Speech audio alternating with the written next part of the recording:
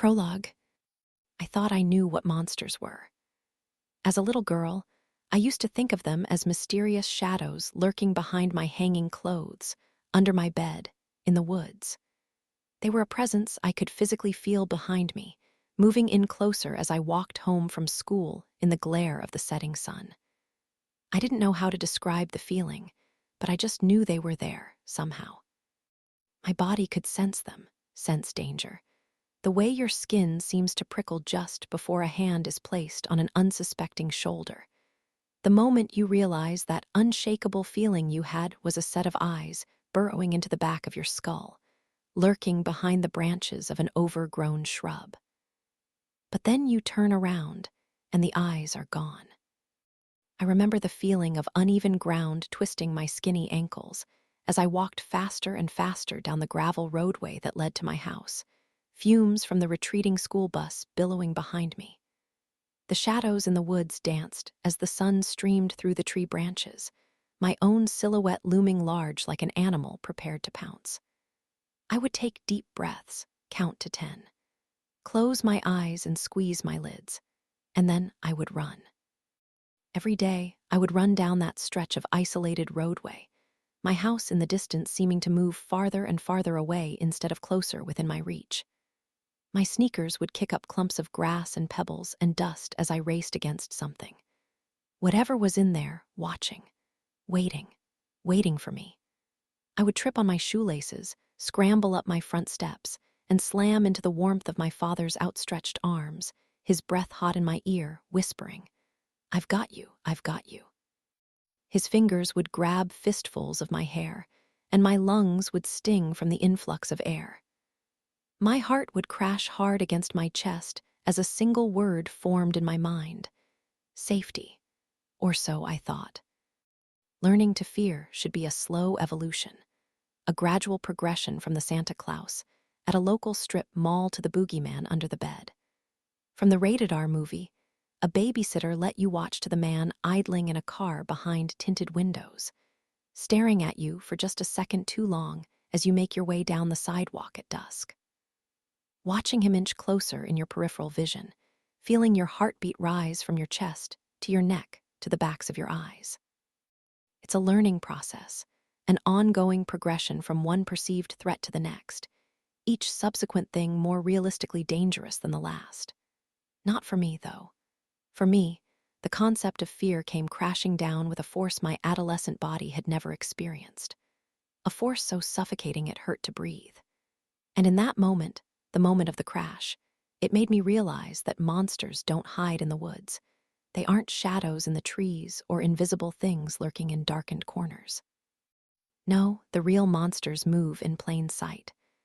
I was 12 years old when those shadows started to form a shape, a face. Started to become less of an apparition and more concrete, more real, when I began to realize that maybe the monsters lived among us. And there was one monster, in particular, I learned to fear above all the rest. May 2019. Chapter 1. My throat tickles. It's subtle at first, the tip of a feather being trailed along the inside of my esophagus, top to bottom. I push my tongue back into my throat and attempt to scratch. It doesn't work. I hope I'm not getting sick. Have I been around a sick person lately? Someone with a cold? There's no way to be sure, really. I'm around people all day. None of them looked sick, but the common cold can be contagious before ever showing any symptoms. I try to scratch again. Or maybe it's allergies. Ragweed is higher than normal. Severe, actually. An 8 out of 10 on the allergy tracker. The little pinwheel on my weather app was solid red. I reach for my glass of water, take a sip. Swish it around a bit before swallowing. It still doesn't work. I clear my throat. Yeah. I look up at the patient before me, stiff as a wooden plank strapped to my oversized leather recliner. Her fingers are clenched in her lap, thin, shiny slits barely visible against the otherwise perfect skin of her hands. I notice a bracelet on her wrist, an attempt to cover the nastiest scar, a deep, jagged purple. Wooden beads with a silver charm in the shape of a cross, dangling like a rosary. I look back at the girl, taking in her expression, her eyes. No tears, but it's still early. I'm sorry, I say, glancing down at the notes before me. Lacey, I just have a little tickle in my throat. Please continue. Oh, she says. Okay. Well, anyway, like I was saying, I just get so mad sometimes, you know. And I don't really know why. It's like this anger just builds and builds, and then, before I know it, I need to. She looks down at her arms, fans her hands. There are tiny cuts everywhere, like hairs of glass, hidden in the webby dips of skin between her fingers. It's a release, she says. It helps me calm down. I nod, trying to ignore the itch in my throat. It's getting worse. Maybe it's dust, I tell myself. It is dusty in here. I glance over to the windowsill, the bookshelf, the diplomas framed on my wall, all of them sporting a fine layer of gray, glinting in the sunlight. Focus, Chloe. I turn back toward the girl. And why do you think that is, Lacey? I just told you, I don't know. If you had to speculate. She sighs, glances to the side, and stares intently at nothing in particular. She's avoiding eye contact. The tears are coming shortly. I mean, it probably has something to do with my dad, she says, her lower lip trembling slightly. She pushes her blonde hair back from her forehead. With him leaving and everything. When did your dad leave? 2 years ago, she says. As if on cue, a single tear erupts from her tear duct and glides down her freckled cheek. She wipes it angrily. He didn't even say goodbye. He didn't even give us a fucking reason why. He just left. I nod, scribbling more notes. Do you think it's fair to say that you're still pretty angry with your dad over him leaving you like that? Her lip trembles again. And since he didn't say goodbye, you weren't able to tell him how his actions made you feel. She nods at the bookshelf in the corner, still avoiding me. Yeah, she says, I guess that's fair. Are you angry with anyone else? My mom, I guess. I don't really know why. I always figured that she drove him away. Okay, I say. Anybody else? She's quiet, her fingernail picking at a chunk of raised skin. Myself, she whispers, not bothering to wipe the puddle of tears pooling in the corners of her eyes. For not being good enough to make him want to stay. It's okay to be angry, I say. We're all angry. And now that you're comfortable verbalizing why you're angry, we can work together to help you manage it a little better. To help you manage it in a way that doesn't hurt you. Does that sound like a plan? It's so fucking stupid, she mutters. What is? Everything, him this, being here. What about being here is stupid, Lacey? I shouldn't have to be here. She's shouting now. I lean back casually and lace my fingers together. I let her yell. Yeah, I'm angry, she says. So what? My dad fucking left me. He left me. Do you know what that feels like? Do you know what it feels like being a kid without a dad? Going to school and having everyone look at you, talk about you behind your back. I actually do, I say. I do know what that's like. It's not fun. She's quiet now, her hands shaking in her lap, the pads of her thumb and pointer finger rubbing the cross on her bracelet. Up and down, up and down. Did your dad leave you too? Something like that. How old were you? 12, I say, she nods. I'm 15. My brother was 15. So you get it then. This time I nod, smile, establishing trust, the hardest part. I get it, I say, leaning forward again, closing the distance between us. She turns toward me now, her tear-soaked eyes boring into mine, pleading. I totally get it. Chapter 2. My industry thrives on cliches. I know it does. But there's a reason cliches exist. It's because they're true. A 15-year-old girl taking a razor to her skin probably has something to do with feelings of inadequacy, of needing to feel physical pain to drown out the emotional pain burning inside her. An 18-year-old boy with anger management issues definitely has something to do with an unresolved parental dispute, feelings of abandonment, needing to prove himself. needing to seem strong when inside he's breaking. A 20-year-old college junior getting drunk and sleeping with every boy who buys her a $2 vodka tonic, then crying about it in the morning, reeks of low self-esteem, a yearning for attention because she had to fight for it at home. An inner conflict between the person she is and the person she thinks everyone wants her to be. Daddy issues, only child syndrome, a product of divorce. They're cliches, but they're true. And it's okay for me to say that, because I'm a cliche too. I glance down at my smartwatch, the recording from today's session blinking on the screen. 1:01:52. I tap send to iPhone and watch the little timer fill from gray to green as the file shoots over to my phone, then simultaneously syncs to my laptop. Technology. When I was a girl, I remember each doctor grabbing my file, thumbing through page after page as I sat in some variation of the same weathered recliner, eyeing their file cabinets full of other people's problems. Full of people like me. Somehow, it made me feel less lonely, more normal. Those 4-drawer metal lockboxes symbolized the possibility of me somehow being able to express my pain one day, verbalize it, scream about it, cry about it. Then, when the 60-minute timer ticked down to 0, we could simply flip the folder closed and put it back in the drawer, locking it tight and forgetting about its contents until another day. 5 o'clock, closing time. I look at my computer screen, at the forest of icons my patients have been reduced to. Now there is no closing time. They always have ways to find me: email, social media. At least before I finally gave in and deleted my profiles, tired of sifting through the panicked direct messages of clients in their lowest moments. I am always on, always ready, a 24-hour convenience store with a neon open sign flickering in the darkness, trying its hardest not to die. The recording notification pops up on my screen, and I click on it, labeling the file, Lacey Deckler, Session 1, before glancing up from my computer and squinting at the dusty windowsill, the dirtiness of this place even more obvious with the glare of the setting sun.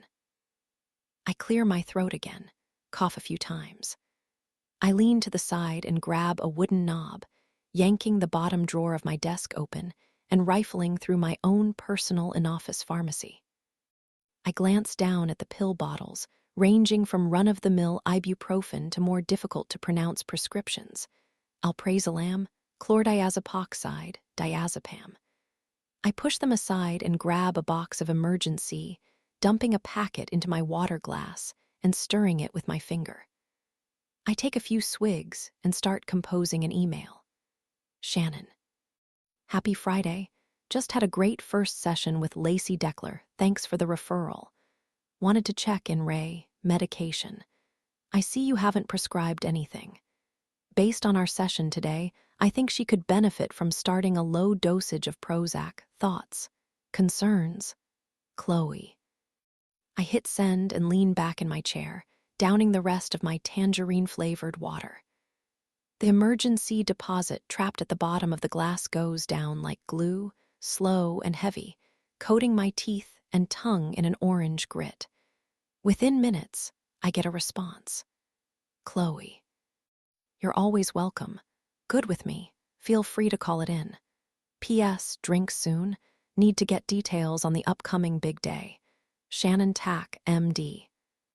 I pick up my office phone and dial into Lacey's pharmacy, the same CVS I frequent, convenient, and am taken straight to voicemail. I leave a message. Hi, yes, this is Dr. Chloe Davis, CHLOEDAVIS, calling in a prescription for Lacey Deckler, LACEYDECKLER, date of birth January 16, 2004. I've recommended the patient start on 10 milligrams of Prozac per day, 8-week supply. No auto refills, please. I pause, tap my fingers on the desk. I'd also like to call in a refill for another patient, Daniel Briggs, DANIELBRIGGS, date of birth May 2, 1982. Xanax, 4 milligrams daily. Again, this is Dr. Chloe Davis. Phone number 555 to 1240 524. Thank you so much.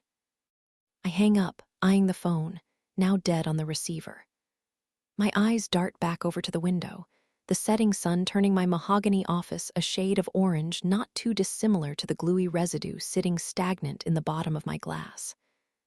I glance at my watch, 7:30, and start to close my laptop, jumping when the phone screeches back to life. I glance at it. The office is closed now, and it's Friday. I continue packing up my things, ignoring the ringing, until I realize it may be the pharmacy with a question about the prescriptions I just called in. I let it ring one more time before I answer. Dr. Davis, I say. Chloe Davis. Dr. Chloe Davis, I correct. Yes, this is she. How can I help you? Man, you are a tough woman to get a hold of. The voice belongs to a man, and it laughs an exasperated kind of laugh, as if I've annoyed it somehow. I'm sorry, are you a patient? I'm not a patient, the voice says, but I've been calling all day. All day. Your receptionist refused to put me through, so I thought I'd try after hours, see if I could be directed straight to your voicemail. I wasn't expecting you to pick up. I frown. Well, this is my office. I don't take personal calls here. Melissa only forwards my patients. I stop, confused as to why I'm explaining myself and the inner workings of my business to a stranger. I harden my voice. Can I ask why you're calling? Who is this? My name is Aaron Jansen, he says. I'm a reporter for the New York Times. My breath catches in my throat. I cough, though it comes out more like a choke. Are you okay? He asks. Yes, fine, I say. I'm getting over a throat thing. I'm sorry, New York Times. I hate myself as soon as the question comes out. I know why this man is calling. To be honest, I had been expecting it. Expecting something. Maybe not the Times, but something. You know, he hesitates. The newspaper. Yeah, I know who you are. I'm writing a story about your father, and I'd love to sit down and talk. Can I buy you a coffee? I'm sorry, I say again, cutting him off. Fuck.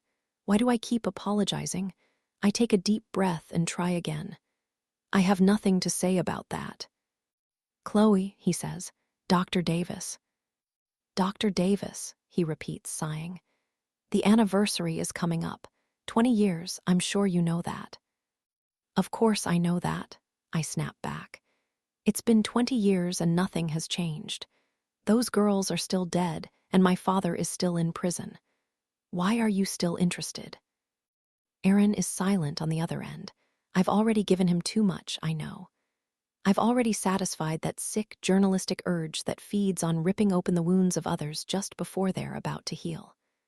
I've satisfied it just enough for him to taste metallic and thirst for more, a shark gravitating toward blood in water. But you've changed, he says. You and your brother. The public would love to know how you're doing, how you're coping. I roll my eyes. And your father, he continues. Maybe he's changed. Have you talked to him? I have nothing to say to my father, I tell him. And I have nothing to say to you. Please don't call here again. I hang up, slamming the phone back into its base harder than I intend to. I look down and notice my fingers are shaking. I tuck my hair behind my ear in an attempt to busy them and glance back at the window, the sky morphing into a deep, inky blue, the sun a bubble on top of the horizon now, ready to burst. Then I turn back to my desk and grab my bag, pushing my chair back as I stand.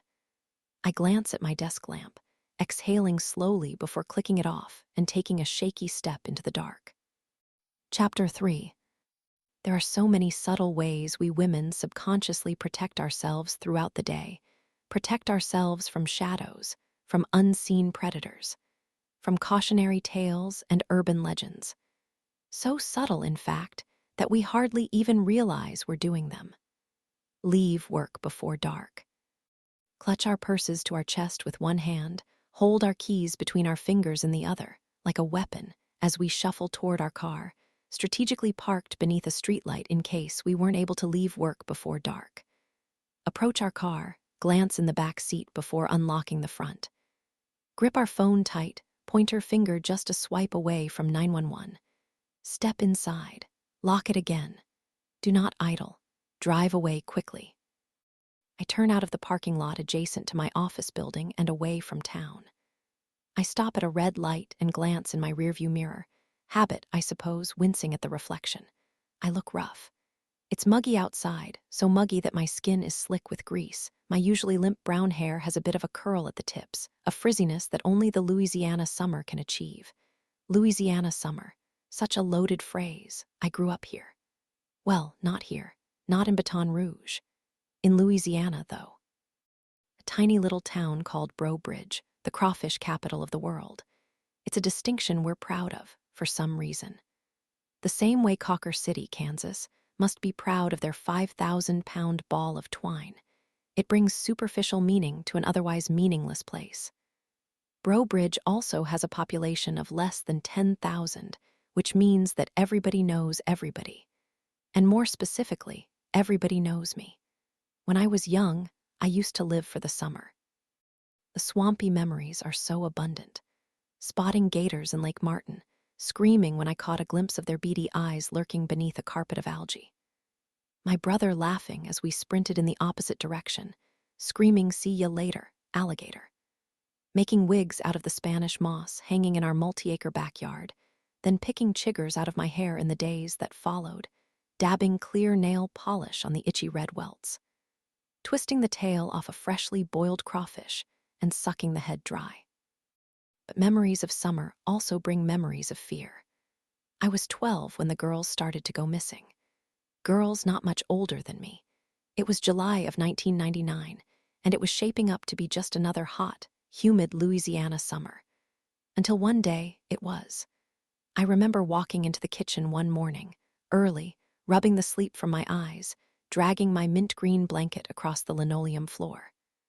I had slept with that blanket ever since I was a baby, loved the edges raw. I remember twisting the fabric between my fingers, a nervous tick, when I saw my parents huddled in front of the TV, worried, whispering, "What's going on?" They turned around, their eyes wide at the sight of me, turning it off before I could see the screen. Before they thought I could see the screen. "Oh, honey," my father said, walking toward me, holding me tighter than normal. "It's nothing, sweetheart." But it wasn't nothing. Even then, I knew it wasn't nothing. The way my father was holding me, the way my mother's lip quivered as she turned toward the window, the same way Lacey's lip quivered this afternoon as she forced herself to process the realization she had known all along. The realization she had been trying to push out, trying to pretend wasn't true. My eyes had caught a glimpse of that bright red headline stamped across the bottom of the screen. It had already been seared into my psyche, a collection of words that would forever alter life as I knew it. Local BREAUX bridge girl goes missing. At 12 years old, girl goes missing doesn't have the same sinister implications as it does when you're older. Your mind doesn't automatically flicker to all those horrible places. Kidnapping, rape, murder. I remember thinking, missing where? I thought maybe she had gotten lost. My family's home was situated on more than 10 acres of land. I had gotten lost plenty of times, catching toads in the swamp, or exploring uncharted patches of woods, scratching my name in the bark of an unmarked tree, or constructing forts out of moss-soaked sticks. I had even gotten stuck in a small cave once, the home of some kind of animal, its puckered entrance somehow both frightening and enticing at the exact same time. I remember my brother tying a piece of old rope to my ankle as I lay flat on my belly, wriggling myself into the cold, dark void, holding a flashlight keychain tight between my lips. Letting the darkness swallow me whole as I crawled deeper and deeper. And finally, the sheer terror that ensued once I realized that I couldn't pull myself back out. So when I saw clips of the search party scouring through overgrown foliage and wading through bogs, I couldn't help but wonder what would happen if I ever went missing myself, if people would come for me the same way they were coming for her. She'll turn up, I thought. And when she does, I bet she'll feel silly for causing such a fuss. But she didn't turn up. And 3 weeks later, another girl went missing. 4 weeks after that, another. By the end of the summer, 6 girls had disappeared. One day they were there, and the next gone. Vanished without a trace. Now, 6 missing girls will always be 6 too many. But in a town like Bro Bridge, a town so tiny that there's a noticeable gap in a classroom when one child drops out, or a quietness to a neighborhood when a single family moves away, 6 girls was a weight almost too heavy to bear. Their goneness was impossible to ignore.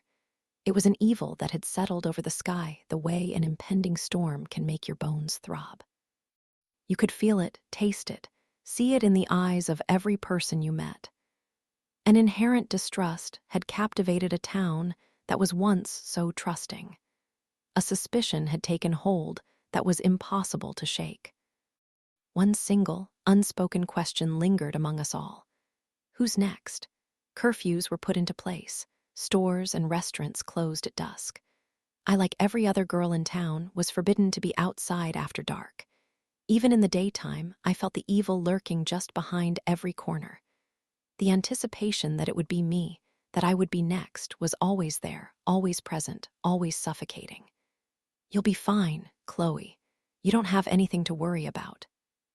I remember my brother hoisting on his backpack one morning before summer camp. I was crying again, too afraid to leave the house. She does have something to worry about, Cooper. This is serious. She's too young, he said. She's only 12. He likes teenagers, remember. Cooper, please. My mother crouched down to the floor, positioned herself at eye level, tucked a strand of hair behind my ear. This is serious, honey, but just be careful. Be vigilant. Don't get into a car with strangers, Cooper said, sighing. Don't walk down dark alleys alone. It's all pretty obvious, Chloe. Just don't be stupid. Those girls weren't stupid, my mother snapped, her voice quiet but sharp. They were unlucky, in the wrong place at the wrong time. I turn into the CVS parking lot now and pull through the pharmacy drive-through. There's a man standing behind the sliding glass window, busying himself with stapling various bottles into paper bags. He slides the window open and doesn't bother to look up. Name: Daniel Briggs. He glances at me, clearly not a Daniel. He taps a few keys on the computer before him and speaks again. Date of birth: May 2, 1982. He turns around, shuffles through the bee basket. I watch him grab a paper bag and walk toward me again, my hands gripped tightly on the wheel to stop them from fidgeting. He aims his scanner at the barcode, and I hear a beep. Do you have any questions about the prescription? Nope, I say, smiling. All good. He pushes the bag through his window and into mine. I snatch it, push it deep into my purse, and roll the window up again, pulling away without so much as a goodbye. I drive for a few more minutes, my purse on the passenger seat radiating from the mere presence of the pills inside. It used to baffle me how easy it was to pick up prescriptions for other people. As long as you know the birthday that matches the name on file, most pharmacists never even ask for a driver's license. And if they do, simple explanations usually work. Oh, shoot, it's in my other purse. I'm actually his fiancée. Do you need me to provide the address on file? I turn into my Garden District neighborhood and start the journey down a mile-long stretch of road that always leaves me disoriented. The way I imagine scuba divers feel when they find themselves completely enveloped in darkness. A darkness so dark even their own hand placed inches from their face would get lost. All sense of direction, gone. All sense of control, gone. Without any houses to illuminate the roadway or floodlights to reveal the twisting arms of the trees that line the street. When the sun goes down, this road gives the illusion of driving straight into a pool of ink, disappearing into a vast nothingness, falling endlessly into a bottomless hole. I hold my breath, push my foot down on the gas just a little bit harder. Finally, I can sense my turn approaching. I flick on my blinker, even though there's nobody behind me, just more black, and veer right into our cul-de-sac, releasing my breath when I pass the first streetlight revealing the road toward home. Home. That, too, is a loaded phrase. A home isn't just a house, a collection of bricks and boards held together by concrete and nails. It's more emotional than that. A home is safety, security. The place you go back to when the curfew clock strikes 9. But what if your home isn't safe, isn't secure? What if the outstretched arms you collapse into on your porch steps are the same arms you should be running from? The same arms that grabbed those girls, squeezed their necks, and buried their bodies before washing their own hands clean. What if your home is where it all started? The epicenter of the earthquake that shook your town to the core. The eye of the hurricane that ripped apart families, lives, you, everything you had ever known. What then? Chapter 4. My car idles in the driveway as I dig into my purse and fish out the pharmacy bag. I rip it open and pull the orange bottle from inside, twisting the cap and dumping a pill into my palm before crumpling the bag in a ball and shoving it, and the bottle, into my glove compartment. I look at the Xanax in my hand, inspecting the little white tablet. I think back to that phone call in my office, Aaron Jansen. 20 years. My chest constricts at the memory, and I pop the pill into my mouth before I can think twice, swallowing it dry. I exhale, close my eyes. Already, I feel the grip in my chest loosening, my airways opening wide. A calmness settles over me, the same sense of calm that follows every time my tongue touches a pill. I don't really know how to describe it, this feeling, other than pure and simple relief.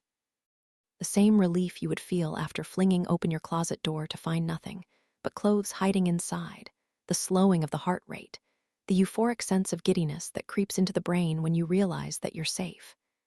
That nothing's going to lunge at you from the shadows. I open my eyes. There's a hint of spice in the air as I step out of my car and slam the door, clicking the lock button twice on my key fob. I turn my nose toward the sky and sniff, trying to place the scent. Seafood, maybe. Something fishy. Maybe the neighbors are having a barbecue, and for a second, I'm offended that I'm not invited. I start the long walk up the cobblestones toward my front door, the darkness of the house looming before me. I make it halfway up the walkway before I stop and stare. Back when I bought this house, years ago, it was just that. A house. A shell of a thing ready to have life blown into it like a saggy balloon. It was a house prepared to become a home, all eager and excited like a kid on the first day of school. But I had no idea how to make a home. The only home I had ever known could hardly be called a home at all. Not anymore, at least. Not in hindsight. I remember walking through the front door for the first time, keys in hand. My heels on the hardwood echoing through the vast emptiness, the bare white walls littered with nail marks from where pictures once hung, proof that it was possible. That memories could be formed here, a life could be made. I opened up my little toolkit, a tiny red Craftsman that Cooper had bought, walking me around Home Depot as I held the lips open, while he dropped wrenches and hammers and pliers inside like he was filling up a bag of sweet and sour gummies at the local candy store. I didn't have anything to hang, no pictures, no decorations, so I hammered a single nail into the wall and hung the metal ring that held my house key. A single key, and nothing. It felt like progress. Now I look all the things that I've done to it, since to make it appear like I have my shit together from the outside. The superficial equivalent of slathering makeup over a marbling bruise, or fastening a rosary on top of a scarred wrist. Why I care so much about the acceptance of my neighbors as they slink past my yard, leashes in hand, I don't really know. There's the swinging bench bolted to the porch ceiling, the always-present layer of buttery yellow pollen, making it impossible to pretend that anybody ever actually sits there. The landscaping I had eagerly purchased and planted, and then subsequently ignored to death. The skinny brown tendrils of my twin hanging ferns resembling the regurgitated bones of a small animal I once found while dissecting an owl in 8th grade biology. The scratchy brown welcome mat that says, "Welcome." The bronze mailbox, shaped like an oversized envelope, bolted to the siding, maddeningly impractical. The slit too tiny to fit an entire hand, let alone more than a couple of postcards mailed to me by former classmates turned realtors, after the promise of their degrees turned out to be not so promising. I start walking again, deciding in this moment that I'm going to throw away the stupid envelope and just use a regular mailbox like everybody else. It is also in this moment when I realize that my house looks dead. It's the only one on the block without lights illuminating the windows, the flicker of a television behind closed blinds. The only one without any evidence of life inside. I walk closer, the Xanax cloaking my mind into a forced calm. But still, something is nagging at me. Something is wrong. Something is different. I look around my yard, small but well kept. A mown lawn and shrubs push against a raw wood fence, an oak tree's mangled limbs casting shadows against a garage I've never once pulled my car into. I glance up at the house, now mere feet before me. I think I catch a glimpse of movement behind a curtain from inside, but I shake my head, force myself to keep walking. Don't be ridiculous, Chloe. Be real. My key is in the front door, already twisting, when I realize what's wrong, what's different. The porch light is off. The porch light I always leave on, even when I'm sleeping, ignoring the beam of light it casts straight across my pillow through the gap in the blinds, is turned off. I never turn the porch light off. I don't think I've ever even touched the switch. That's why the house looks so lifeless, I realize. I've never seen it so dark before, so completely devoid of light. Even with the street lamps, it is dark out here. Someone could come up behind me, and I'd never even. Surprise. I let out a scream and plunge my arm into my purse, searching for my pepper spray. The lights from inside flick on, and I'm staring at a crowd of people in my living room, 30, maybe 40, all staring back, smiling. My heart is slamming inside my chest now. I can barely speak. Oh my. I stutter, look around. I'm searching for a reason, an explanation, but I can't find one. Oh my God. I'm instantly aware of my hand in my purse, clutching the pepper spray with a strength that startles me. A wave of relief washes over me as I release it, wiping the sweat on my palm against the interior fabric. What is this? What does it look like? A voice erupts to my left. I turn to the side and watch the crowd part as a man steps into the opening. It's a party. It's Daniel, dressed in dark-washed jeans and a snug blue blazer. He's beaming at me, his teeth a blinding white against his tanned skin, his sandy hair pushed to the side. I feel my heart start to slow again. My hand moves from my chest to my cheek, and I can feel it growing hot. I crack an embarrassed smile as he pushes a glass of wine toward me. I take it with my free hand. A party for us, he says, squeezing me tight. I can smell his body wash, his spiced deodorant. An engagement party. Daniel, what are you doing here? Well, I live here. A wave of laughter erupts in the crowd, and Daniel squeezes my shoulder, smiling. You're supposed to be out of town, I say. I thought you weren't getting back until tomorrow. Yeah, about that. I lied, he says, eliciting more laughs. Are you surprised? I scan the sea of people, fidgeting in their places. They're still looking at me, expectant. I wonder how loudly I screamed. Didn't I sound surprised? I throw my hands up and the crowd breaks into a laugh. Someone in the back starts to cheer, and the rest follow, whistling and clapping as Daniel pulls me fully into his arms and kisses me on the mouth. Get a room, someone yells, and the crowd laughs again, this time dispersing into various parts of the house, refilling their drinks and mingling with the other guests, scooping heaps of food onto paper plates. The smell from outside finally registers. It's Old Bay. I glimpse a table of crawfish boil steaming on the picnic table on our back porch, and am instantly embarrassed about feeling left out from the fictional party I had invented next door. Daniel looks at me, grinning, holding back a laugh. I hit him on the shoulder. I hate you, I say, though I'm smiling back. You scared the shit out of me. He laughs now, that big, booming laugh that drew me in 12 months ago, still proving to hold a trance over me. I pull him back in and kiss him again, properly this time, without the watching eyes of all of our friends. I feel the warmth of his tongue in my mouth, savoring the way his presence physically calms my body down, slows my heart rate, my breathing, the same way the Xanax does. "You didn't give me much choice," he says, sipping his wine. "I had to do it this way." "Oh, you did," I ask. "And why is that?"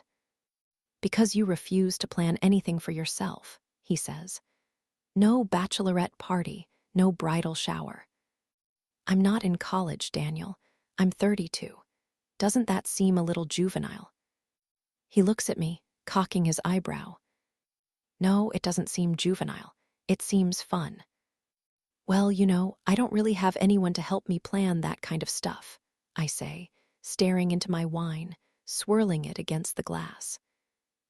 Cooper's not going to plan a shower, and my mom. "I know, Chloe, I'm teasing. You deserve a party, so I threw you a party. Simple as that." My chest surges with warmth, and I squeeze his hand. "Thank you," I say. "This is really something else. I almost had a heart attack." He laughs again, downing the rest of his wine. "But it means a lot. I love you." "I love you too. Now go mingle. And drink your wine," he says, using his finger to tip the base of my untouched glass. "Relax a little." I lift the glass to my lips and down it, too, pushing myself into the crowd in the living room. Someone grabs my drink and offers to refill it, while another person shoves a plate of cheese and crackers in my direction. "You must be starving. Do you always work so late?" Of course she does. She's Chloe. "Is Chardonnay okay, Chloe? I think you were drinking Pinot before, but really, what's the difference?" Minutes pass, or maybe hours. Every time I wander into a new section of the house, someone else walks up with a congratulations and a fresh glass, a different combination of the same questions flowing faster than the bottles piling up in the corner. So, does this count as drinks soon? I turn around and see Shannon standing behind me, smiling wide. She laughs and pulls me in for a hug, planting a kiss on my cheek the way she always does, her lips sticking to my skin. I think back to the email she sent me this afternoon. "P.S. Drink soon. Need to get the details on the upcoming big day." "You little liar," I say, trying to keep myself from wiping the lipstick residue I feel lingering on my cheek. "Guilty," she says, smiling. "I had to make sure you didn't suspect anything." "Well, mission accomplished. How's the family?" "They're good," Shannon says, twirling the ring on her finger. "Bill is in the kitchen getting a refill, and Riley." She scans the room, her eyes flickering past the sea of bodies bobbing together like waves. She seems to find who she's looking for and smiles, shakes her head. Riley is in the corner, on her phone. Shocking. I turn around and see a teenaged girl slumped in a chair, tapping furiously at her iPhone. She's wearing a short red sundress and white sneakers, her hair a mousy brown. She looks incredibly bored, and I can't help but laugh. "Well, she is 15, Daniel says. I glance to my side and Daniel is standing there, smiling. He slides up to me and snakes his arm around my waist, kissing my forehead. I've always marveled at the way he glides into every conversation with such ease, dropping a perfectly placed line as if he'd been standing there all along. "Tell me about it," Shannon says. She's grounded at the moment, hence the reason why we dragged her along. She's not too happy with us, forcing her to hang out with a bunch of old people. I smile, my eyes still glued to the girl, to the way she twirls her hair absent-mindedly around her finger, the way she chews on the side of her lip as she analyzes whatever text just appeared on her phone. What's she grounded for? "Sneaking out," Shannon says, rolling her eyes. "We found her climbing out of her bedroom window at midnight. She did the whole rope made out of bedsheets thing, like you see in the freakin' movies. Lucky she didn't break her neck." I laugh again, clasping my hand to my open mouth. I swear, when Bill and I were dating and he told me he had a 10-year-old girl, I didn't think much of it, Shannon says, her voice low, staring at her stepdaughter. Honestly, I thought I lucked out. A kid on demand, skipping right through the whole dirty diaper screaming at all hours of the night part. She was such a sweetheart. But it is amazing how the second they become teenagers, it all changes. They turn into monsters. It won't be like this for long, Daniel says, smiling. One day, they'll just be distant memories. God, I hope, Shannon laughs, taking another swig of her wine.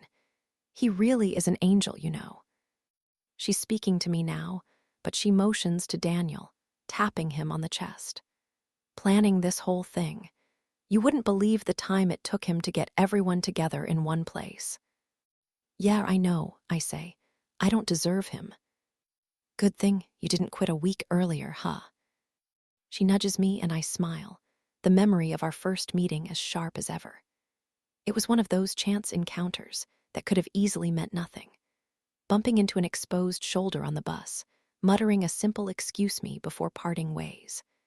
Borrowing a pen from the man at the bar when yours runs dry, or running a wallet left in the bottom of a shopping cart to the car outside before it drives away. Most of the time, these meetings lead to nothing more than a smile, a thank you. But sometimes they lead to something, or maybe even everything. Daniel and I had met at Baton Rouge General Hospital. He was walking in, I was walking out. More like staggering out, really, the weight of the contents of my office threatening to tear through the bottom of a cardboard box. I would have walked right past him, the box obscuring my vision, my eyes downcast, as I followed my own footsteps to the front door. I would have walked right past him had I not heard his voice. Do you need a hand? No, no, I said, shifting the weight from one arm to the other, not even bothering to stop. The automatic door was a yard away, less. My car was idling outside. I got it. Here, let me help you. I heard footsteps running behind me, felt the weight lifted slightly as his arms snaked between mine. Good God, he grunted. What do you have in here? Books, mostly. I pushed a strand of sweaty hair from my forehead as he lifted the box from my grip. And that was the first glimpse I got of his face. Blonde hair and lashes to match, teeth that were the product of expensive adolescent orthodontia, and maybe a bleaching treatment or two. I could see his biceps bulging through his light blue button-up as he hoisted my life into the air and balanced it on his shoulder. You get fired. My neck snapped in his direction. I opened my mouth, ready to set him straight, until he glanced my way and I saw his expression. His tender eyes, the way they seemed to soften as he took in my face, scanning his way from top to bottom. He stared at me as though he were staring at an old friend, his pupils flickering over my skin, searching for a trace of familiarity in my features. His lips curled into a knowing grin. I'm just kidding, he said, turning his attention back to the box. You look too happy to have been fired. Besides, wouldn't there be some guards escorting you out by the armpits before throwing you down on the pavement? Isn't that how it works? I smiled, let out a laugh. We were in the parking lot then, and he placed the box on the roof of my car before crossing his arms and turning toward me. I quit, I said, the words settling over me with a finality that, for a second, almost made me burst into tears. Baton Rouge General had been my first job, my only job. My coworker, Shannon, had become my closest friend. Today was my last day. Well, congratulations, he said. Where to next? I'm starting my own practice. I'm a medical psychologist. He whistled, poking his head into the box on my car. Something caught his eye and he twisted his head distractedly, leaning in to pick up one of the books. Got a thing for murder? He asked, inspecting the cover. My chest constricted as my eyes darted to the box.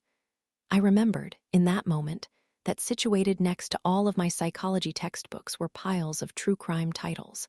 The Devil in the White City, In Cold Blood, The Monster of Florence.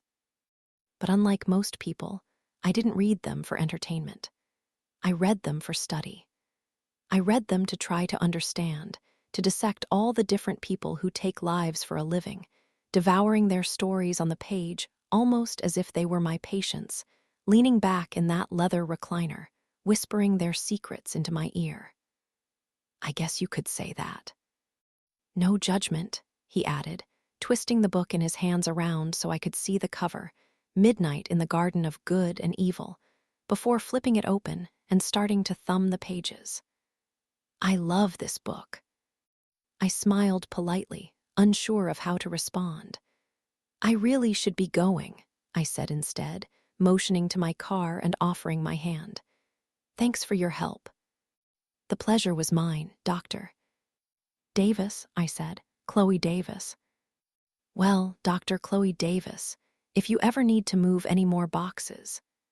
He dug into his back pocket, fishing out his wallet before pulling out a business card and pushing it into the open pages. He flipped the book closed and thrust it in my direction. You know where to find me. He smiled at me, winking in my direction before turning around and walking back into the building. When the automatic doors closed behind him, I looked down at the book in my hands, running my fingers against the glossy cover. There was a tiny gap in the pages where his business card lay wedged, and I stuck my nail into the crack, flipping it back open. I looked down, feeling a foreign twist in my chest as my eyes scanned his name. Somehow, I knew that wasn't the last time I would be seeing Daniel Briggs. Chapter 5. I excuse myself from Shannon and Daniel and slip outside through the sliding door. My mind is spinning by the time I make it to the back porch, my hand clutching my fourth variety of alcoholic beverage. The endless small talk is buzzing in my ears, the bottle of wine I've polished off buzzing in my brain. It's still muggy outside, but the breeze is refreshing. The house was getting stuffy with the drunken body heat of 40 people bouncing off the walls. I wander toward the picnic table, the heap of crawfish, corn, sausage, and potatoes somehow still steaming on the newspaper. I put down my wine glass, grab a crawfish, and twist it, letting the juice from the head drip down my wrist. Then I hear movement behind me, footsteps, and a voice. Don't worry, it's just me. I swing around, my eyes adjusting in the dark to the body before me, the cherry red tip of a cigarette glowing between his fingers. I know you don't like to be surprised. Coop. I drop the crawfish on the table and walk toward my brother, wrapping my arms around his neck and inhaling his familiar scent. Nicotine and spearmint gum. I'm so shocked to see him, I let the jab about the surprise party slide. Hey, sis. I pull back, inspecting his face. He looks older than he did the last time I saw him, but that's normal for Cooper. He seems to age years within months, his hair turning grayer at the temples, the worry lines in his forehead creasing deeper by the day. But still, Coop is one of those guys who seems to get more attractive with age. In college, my roommate had referred to him as a silver fox once when his neck started to grow patchy with salt and pepper stubble. For some reason, that stuck with me. It was a pretty accurate depiction, really. He looks mature, sleek, thoughtful, quiet, like he's seen more of the world in 35 years than most people have seen in their lives. I let go of his neck. I didn't see you in there, I say, louder than I intended. You got mobbed, he answers, laughing, taking a final drag before dropping his cigarette to the ground and stubbing it out with his foot. How does it feel to have 40 people swarm you all at once? I shrug. Practice for the wedding, I guess. His smile wavers a bit, but he recovers quickly. We both ignore it. Where S. Laurel? I ask. He shoves his hands in his pockets and glances behind my shoulder, his eyes growing distant. I already know what's coming next. She's not in the picture anymore. I'm sorry to hear that, I say. I liked her. She seemed nice. Yeah, he says, nodding. She was. I liked her too. We're quiet for a while, listening to the murmur of voices inside. We both understand the complexities of forming relationships after going through what we've been through. We understand that, more often than not, they just don't work out. So, are you excited? He asks, jerking his head in the direction of the house. For the wedding and stuff. I laugh. And stuff. You've got such a way with words, Coop. You know what I mean. Yeah, I know what you mean, I say. And yes, I'm excited. You should give him a chance. Cooper looks at me, his eyes narrowing. I sway a little. What are you talking about? He asks. Daniel, I say. I know you don't like him. What makes you say that? Now my eyes are the ones that narrow. Are we really going to do this again? I like him, he says, holding up his hands in surrender. Remind me what he does again. Farm sales. Farm sales, he scoffs. Really, doesn't strike me as that kind of guy. Pharmaceuticals, I say, with a PH. Cooper laughs, digs the pack of cigarettes out of his pocket, and pops another one between his lips. He offers me the pack, and I shake my head. That makes more sense, he says. Those shoes are a little too shiny to be spending much time around farmers. Come on, Coop, I say, crossing my arms. This is what I'm talking about. I just think it's fast, he says, flicking open his lighter. He lifts the flame to the cigarette and inhales. You've known each other for, what, a couple months? A year, I say. We've been together for a year. You've known each other for a year. And how can you really know someone that well in a year? Have you even met his family? Well, no, I admit. They're not close. But come on, Coop. Are you really going to judge him by his family? You of all people should know better than that. Families suck. Cooper shrugs, takes another drag instead of answering. His hypocrisy is pissing me off. My brother has always had this nonchalant way of getting under my skin, burrowing deep like a scarab and eating me alive. Even worse, he acts like he's not even trying. Like he doesn't even realize how cutting his words are, how badly they hurt. I have the sudden urge to hurt him back. Look, I'm sorry things didn't work out with Laurel, or with anyone, for that matter, but that doesn't give you the right to be jealous, I say. If you just allow yourself to open up to people instead of being a dick all the time, you'd be surprised at what you can learn. Cooper is quiet, and I know I've gone too far. It's the wine, I think. It's making me unusually forward, unusually mean. He sucks on his cigarette hard and exhales. I sigh. I didn't mean it like that. No, you're right, he says, walking toward the edge of the porch. He leans against the railing and crosses one leg in front of the other. I can admit that, but the guy just threw you a surprise party, Chloe. You're afraid of the dark. Shit, you're afraid of everything. I tap my fingers against my wineglass. He turned off all the lights in your house and asked 40 people to scream when you walked in. He scared the living piss out of you. I saw your hand fly into your purse. I know what you were going for. I'm quiet, embarrassed that he picked up on that. If he actually knew how fucking paranoid you are, do you really think he would have done that? He meant well, I say. You know he did. I'm sure he did, but that's not the point. He doesn't know you, Chloe, and you don't know him. Yes, he does, I snap. He knows me, Cooper. He just won't let me be afraid of my own shadow all the time. And I'm grateful for that. That's healthy.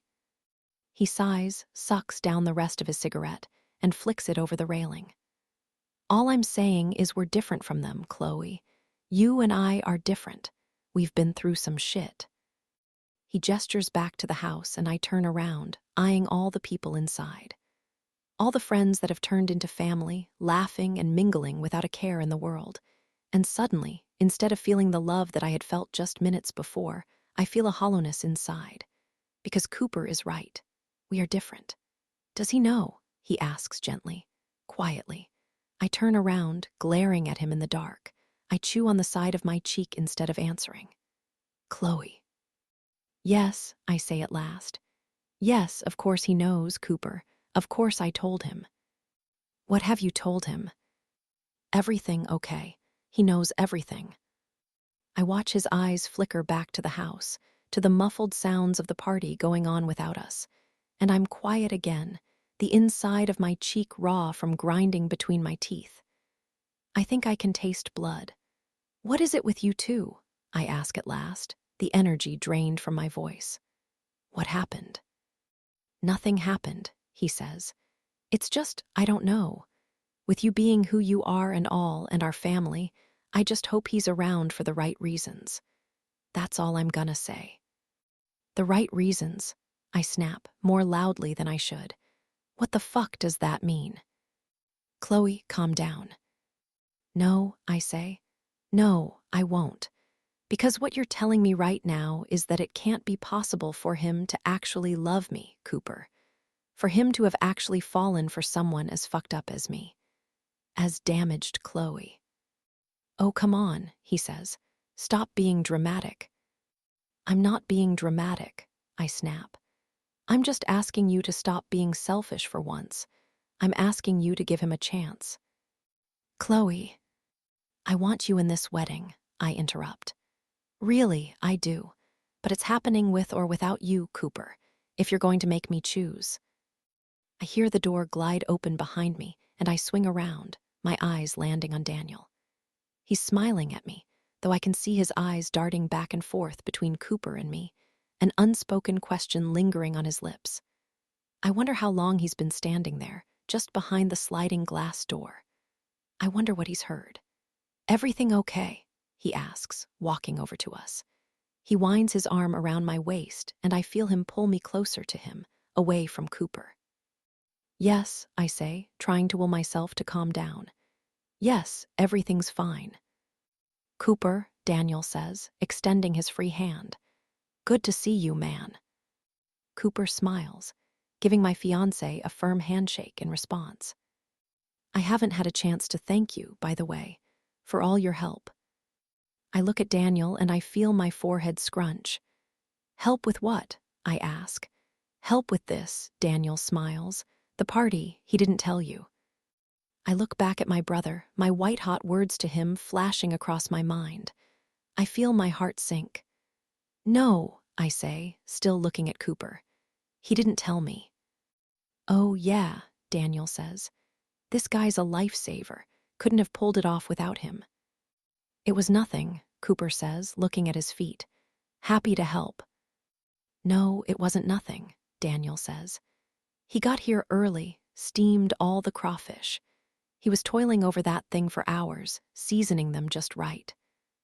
Why didn't you say anything? I ask. Cooper shrugs, embarrassed. It wasn't a big deal. Anyway, we should get back in there, Daniel says, pulling me toward the door. There are a few people here that I'd like Chloe to meet. 5 minutes, I say, planting my feet beneath me. I can't leave my brother on these terms, and I can't apologize in front of Daniel without revealing the conversation we were having just before he walked outside. I'll meet you in there. Daniel looks at me, then back at Cooper. It seems like he's going to object for a minute, his lips parting gently, but instead he just smiles again, squeezing my shoulder. Sounds good, he says, giving my brother one last salute. 5 minutes. The door slides shut, and I wait until Daniel is out of sight before turning back around, facing my brother. Cooper, I say at last, my shoulders sinking. I'm sorry, I didn't know. It's fine, he says, honestly. No, it's not fine, I say. You should have said something. Here I am being such a bitch, calling you selfish. It's fine, he says again, pushing himself up from the railing and walking toward me, closing the distance between us. Enveloping me in a hug. I'd do anything for you, Chloe. You know that. You're my baby sister. I sigh and snake my arms around him too, letting my guilt and my anger melt away. This is our dance, Cooper's and mine. We disagree, we shout, we argue. We don't speak to each other for months on end, but when we finally do, it's like we're kids again, running through the sprinklers barefoot in the backyard, building forts out of moving boxes in the basement, talking for hours on end without even noticing the people around us evaporating into thin air. Sometimes I think I blame Cooper for making me remember myself, who I am, who our parents are. His mere existence is a reminder that the image I project out into the world isn't actually real, but carefully crafted. That I'm one small stumble away from shattering into a million pieces, revealing who I really am. It's a complicated relationship, but we're family. We're the only family we've got. I love you, I say, squeezing harder. I can tell you're trying. I am trying, Cooper says. I'm just protective. I know. I want the best for you. I know. I guess I'm just used to being the man in your life, the one that looks after you. And now that's going to be someone else. It's hard to let go. I smile, squeezing my eyes shut before a tear can escape. Oh, so you do have a heart. Come on, Chloe, he whispers. I'm being serious. I know, I say again. I know you are. I'll be okay. We stand there for a while in silence, hugging, the party that came to see me seemingly oblivious to the fact that I have vanished for God knows how long. Holding my brother in my arms, I think back again to the phone call I received earlier, Aaron Jansen. The New York Times. But you've changed, the reporter had said. You and your brother. The public would love to know how you're doing, how you're coping. Hey, Coop, I ask, lifting my head. Can I ask you something? Sure. Did you get a phone call today? He looks at me, confused. What kind of phone call? I hesitate. Chloe, he says, sensing me backing away. He grips my arms harder. What kind of phone call? I start to open my mouth before he interrupts me. Oh, you know what I did, he says. From Mom's place. They left me a message and I completely forgot. Did they call you too? I exhale, nodding quickly. Yeah, I lie. I missed it too. We're due for a visit, he says. It's my turn. I'm sorry, I shouldn't have put it off. It's fine, I say. Really, I can go if you're too busy. No, he says, shaking his head. No, you've got enough going on. I'll go this weekend, I promise. Are you sure that's all?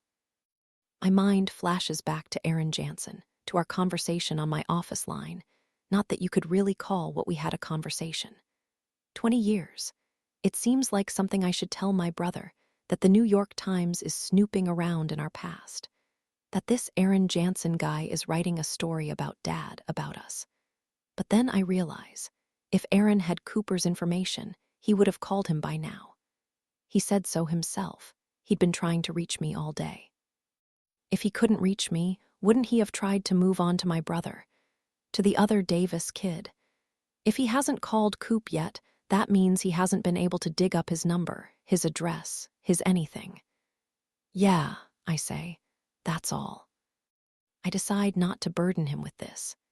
At best, the news of a Times reporter calling me at work to get dirt on our family will piss him off enough to chain-smoke the rest of the pack of cigarettes stuffed in his back pocket.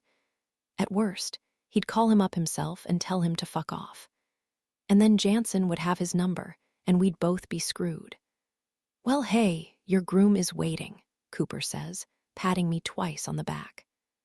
He sidesteps me and starts walking down the porch stairs, toward the backyard. You should get back inside. You're not gonna come in, I ask, although I already know the answer.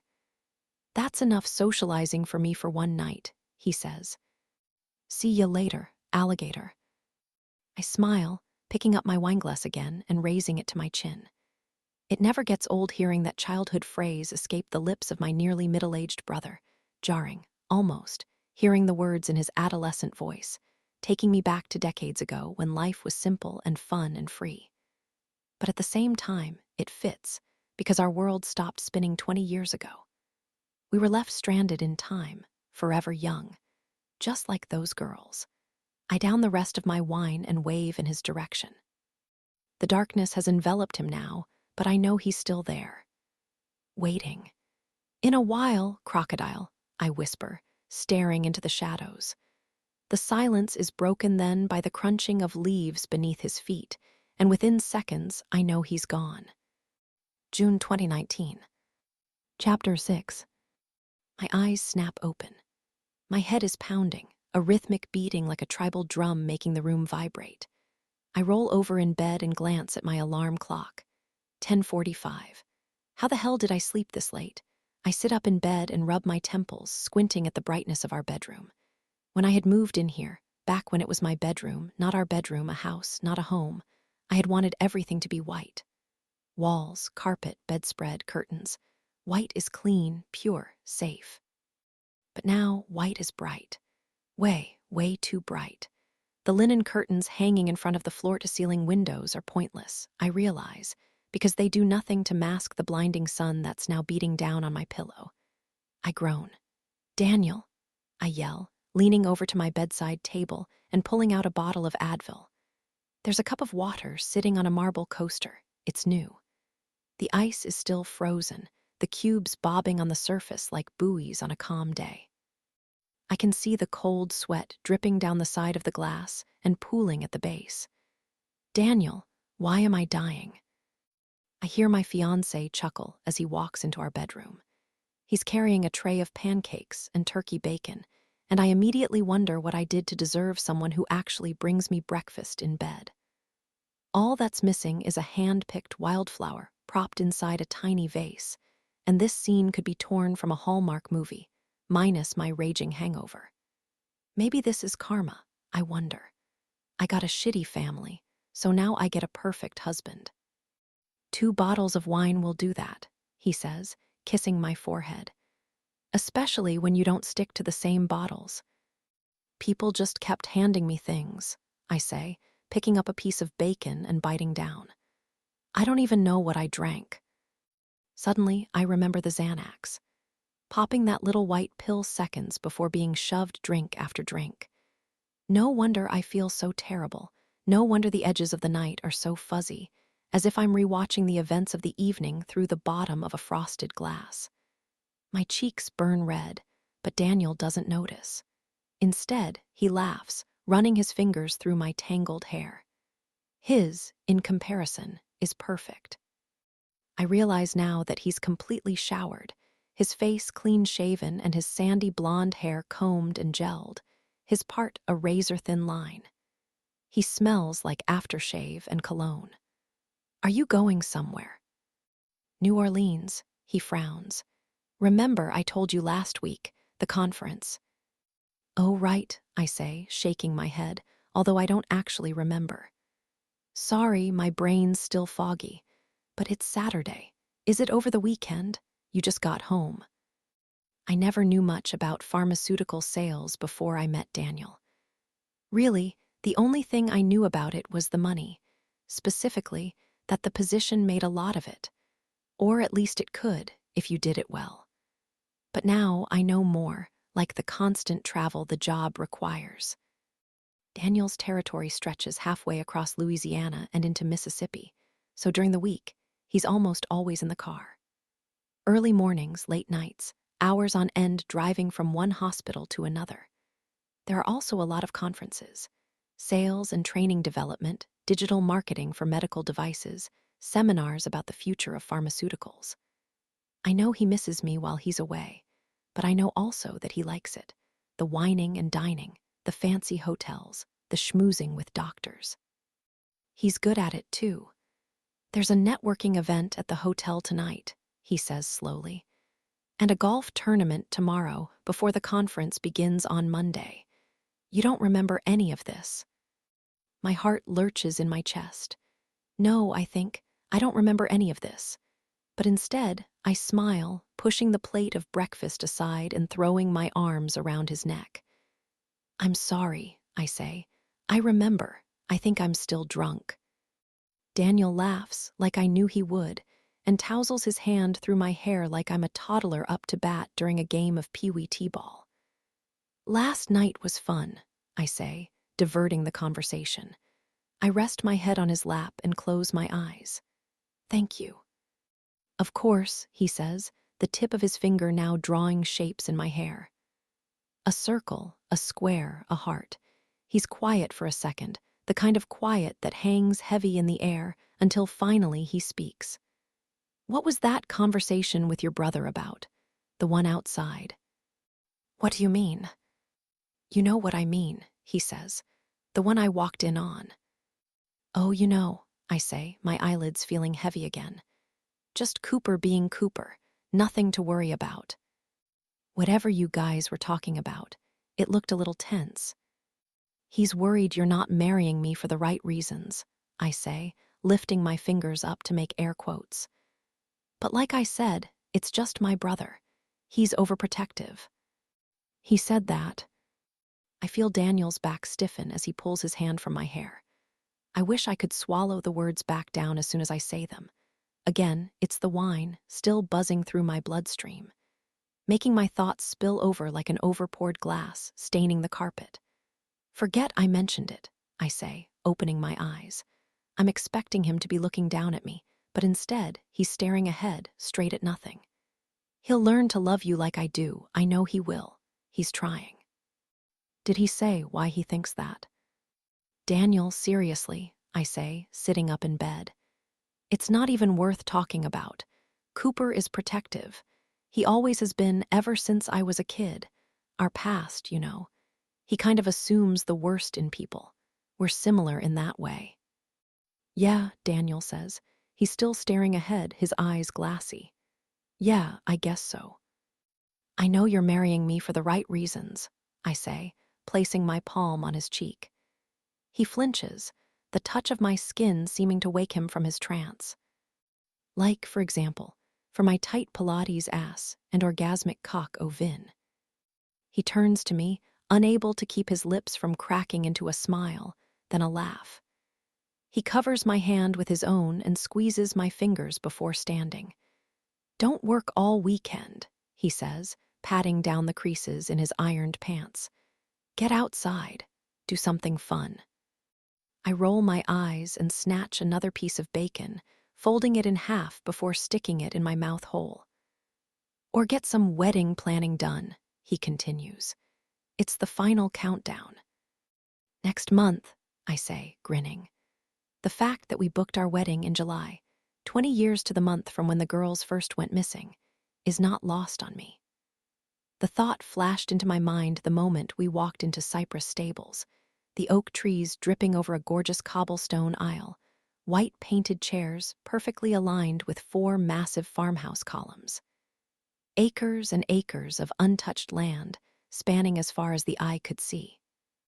I still remember setting my sights on the restored barn at the edge of the property that could be used for a reception space. Giant wooden pillars decorated with string lights and greenery and milky magnolia flowers. A white picket fence corralling horses as they grazed across the pasture. The plain of green broken only by a bayou in the distance, winding gently across the horizon like a thick blue vein. It's perfect, Daniel had said, his hand squeezing mine. Chloe, isn't it perfect? I nodded, smiling. It was perfect, but the vastness of the place reminded me of home. Of my father, covered in mud, emerging from the trees with a shovel slouched over one shoulder. Of the swamp that surrounded our land like a moat, keeping people out but also confining us in. I glanced over to the farmhouse, tried to imagine myself walking across the giant wraparound porch in my wedding gown before descending the stairs toward Daniel. A flutter of movement caught my eye, and I did a double take. There was a girl on the porch, a teenager slouched in a rocking chair, her leg outstretched as brown leather riding boots pushed gently against the porch columns, moving the chair in a lazy rhythm. She perked up when she noticed me staring at her, pulled her dress down and crossed her legs. That's my granddaughter, the woman before us said. I peeled my eyes from the girl and looked in her direction. This land has been in our family for generations. She likes to come here sometimes after school, do her homework on the porch. Beats the hell out of a library, Daniel said, smiling. He lifted his arm and waved at the girl. She dipped her head slightly, embarrassed, before waving back. Daniel directed his attention back to the woman. We'll take it. What's your availability? Let's see, she said, glancing down at the iPad in her hands. She rotated it a few times until she could get the screen upright. So far, for this year, we're almost completely booked. You guys are behind schedule. We just got engaged, I said, twirling the fresh diamond around my finger, a new habit. The ring Daniel had given me was a family heirloom, a Victorian-era jewel handed down by his great-great-grandmother. It was visibly worn, but a true antique, old in a way that couldn't be replicated. Years of familial stories scratched into the oval-cut center stone, surrounded by a halo of rose-cut diamonds, the band a buttery yet slightly cloudy 14-karat yellow gold. We don't want to be one of those couples that waits around for years and just delays the inevitable. Yeah, we're old, Daniel said. Clock's a-tickin'. He patted my stomach, and the woman smirked, swiping her finger across the screen as if flipping pages. I tried not to blush. Like I said, for this year, all my weekends are booked. We can do 2020 if you'd like. Daniel shook his head. Every single weekend. I can't believe that. What about Fridays? Most of our Fridays are booked as well, for rehearsals, she said. But it looks like we do have one. July 26. Daniel glanced at me, raised his eyebrows. Think you can pencil it in. He was joking, I knew, but the mention of July sent my heart into a flurry. July in Louisiana, I said, twisting my expression. Think the guests can handle the heat, especially outside. We can bring in outdoor air conditioning, the woman said. Tents, fans, you name it. I don't know, I said. It gets pretty buggy, too.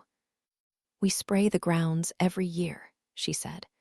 I can guarantee you bugs will not be a problem. We have summer weddings all the time. I noticed Daniel staring at me then, quizzically, his eyes burrowing into the side of my head, as if he stared at it hard enough, he could untangle the thoughts tumbling around inside. But I refused to turn, refused to face him. Refused to admit the completely irrational reason why the month of July morphed my anxiety into something debilitating, a progressive disease that worsened as summer stretched on. Refused to acknowledge the rising sense of nausea in my throat, or the way the sour smell of manure in the distance seemed to mix with the sweet magnolias, or the suddenly deafening sound of flies I could hear buzzing around somewhere, circling something dead. Okay, I said, nodding.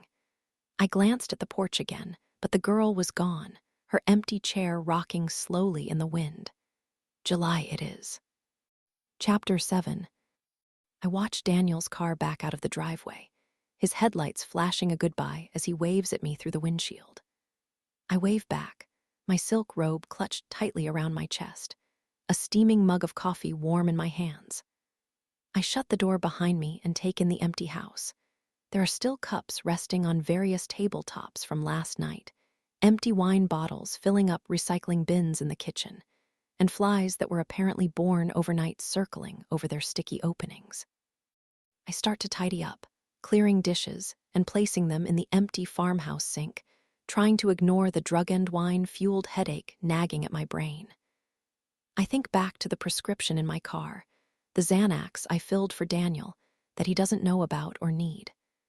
I think about the drawer in my office housing the various painkillers that would almost certainly numb the throbbing in my skull. It's tempting, knowing they're there. Part of me wants to get in the car and drive to them, outstretch my fingers, and take my pick. Curl up in the recliner meant for patients and fall back asleep. Instead, I drink my coffee. Access to drugs is not why I got into this line of work. Besides, Louisiana is one of only 3 states where psychologists can actually prescribe drugs to their patients. Other than here, Illinois, and New Mexico, we typically have to rely on a referring physician or psychiatrist to fill a script. But not here. Here, we can write them ourselves. Here, nobody else has to know. Whether that's a happy coincidence or a stroke of dangerously bad luck, I haven't quite decided. But again, that's not why I do what I do. I didn't become a psychologist to take advantage of this loophole, to sidestep the drug dealers downtown for the safety of the drive-through window, trading in a plastic baggie for a logoed paper bag, complete with a receipt and coupons for half-off toothpaste and a gallon of 2% milk. I became a psychologist to help people, again with the cliches, but it's true. I became a psychologist because I understand trauma. I understand it in a way that no amount of schooling could ever teach. I understand the way the brain can fundamentally fuck with every other aspect of your body, the way your emotions can distort things, emotions you didn't even know you had. The way those emotions can make it impossible to see clearly, think clearly, do anything clearly. The way they can make you hurt from your head down to your fingertips, a dull, throbbing, constant pain that never goes away. I saw plenty of doctors as a teenager. It was an endless cycle of therapists, psychiatrists, and psychologists, all of whom asked the same series of scripted questions, trying to fix the endless slideshow of anxiety disorders flipping through my psyche. Cooper and I were the stuff of textbooks back then, me with my panic attacks, hypochondria, insomnia, and nyctophobia. Every year a new malady added to the list. Cooper, on the other hand, recoiled into himself. I was feeling too much, while he was feeling too little. His loud personality shrunk into a whisper. He practically disappeared. The two of us together were childhood trauma wrapped in a bow and placed delicately on the doorsteps of every doctor in Louisiana. Everybody knew who we were. Everybody knew what was wrong with us. Everybody knew, but nobody could fix it. So I decided to fix it myself. I shuffle through the living room and plop down on the sofa, my coffee sloshing over the side of the mug. I lift it to my mouth and lick the liquid from the side. The morning news is already droning in the background, Daniel's channel of choice, and I reach for my MacBook, repeatedly tapping return as I wake it from a long, groggy sleep. I open my Gmail and scroll through the personal messages in my inbox, almost all of them wedding-related. 2 more months, Chloe. Let's get that cake finalized, shall we? Have you decided between your 2 options, caramel drizzle or lemon curd? Chloe, hi. The florist needs to finalize the table arrangements. Can I tell her to invoice you for 20 tables, or did you want to cut it back to 10? A few months ago, I would have consulted Daniel on everything. Every little detail was a decision meant for the 2 of us together. But as time goes by, the small, intimate wedding I had been envisioning, an outdoor ceremony followed by a private celebration for close friends, one long, slender table with Daniel, and I seated at the head, picking at our favorite foods between sips of rosé and bursts of open-mouthed laughter, has turned into something else entirely. An exotic pet that neither of us knows how to tame. There's the constant decision-making, the endless emails about details that seem so trivial. Daniel has been looking to me to make the ruling on almost everything, a gesture that he probably thinks is the right one, given brides and their reputation for wanting control. But the responsibility has left me feeling more stressed out than ever, the weight of it all placed solely on my shoulders. His only firm opinions revolve around the fact that he hates fondant cake and that he refuses to send an invitation to his parents, 2 demands with which I am eager to comply. I would never admit it to Daniel, but I'm ready for it to be over. The whole thing. I say a silent thank you for a quick engagement and tap out my replies. Caramel is good, thanks. Can we meet in the middle and do 15? I scroll through a few more emails before I click on one from my wedding planner and freeze. Hi, Chloe. I'm sorry to keep asking about this, but we do need to get the ceremony details nailed down so I can finalize a seating chart. Have you decided who you'd like to walk you down the aisle? Let me know when you get a chance. My mouse hovers over delete, but that pesky psychologist voice, my voice, echoes around me. Classic avoidance coping, Chloe. You know that never eliminates the problem, it only postpones it. I roll my eyes at my own internal advice and drum my fingers on the keyboard. The whole idea of a father walking his daughter down the aisle is so outdated, anyway. The thought of somebody giving me away makes my stomach lurch, like I'm a piece of property being sold to the highest bidder. We might as well bring back the dowry. My mind flashes to Cooper, the closest thing to a father figure I've had since age 12. I imagine his hand clutched around mine, his body guiding me down the aisle.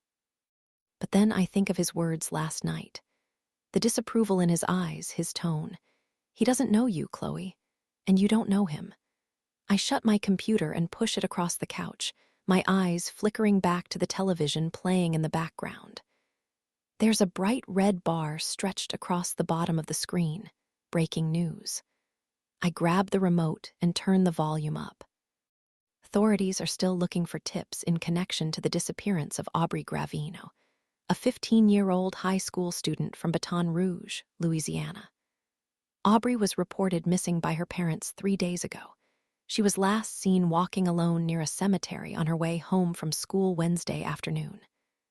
A picture of Aubrey flashes across the screen, and I flinch at the image.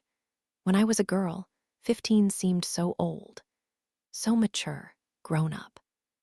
I dreamed about the things I would do when I was 15. But in the years that have followed, I've been forced to realize how painfully young it is. How young she is, they all were. Aubrey looks vaguely familiar, though I assume it's because she looks like every other high school girl I see slumped over in the chair in my office. Skinny in a way only adolescent metabolism can achieve, eyes smudged with black pencil, hair untouched by color or heat, or any of the other destructive things women do to themselves as they age in an effort to look young again. I force myself not to think about how she probably looks now. Pale, stiff, cold.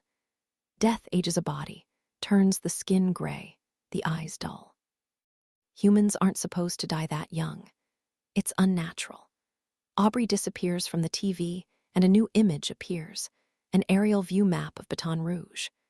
My eyes are immediately drawn toward where my home and office are located, downtown near the Mississippi.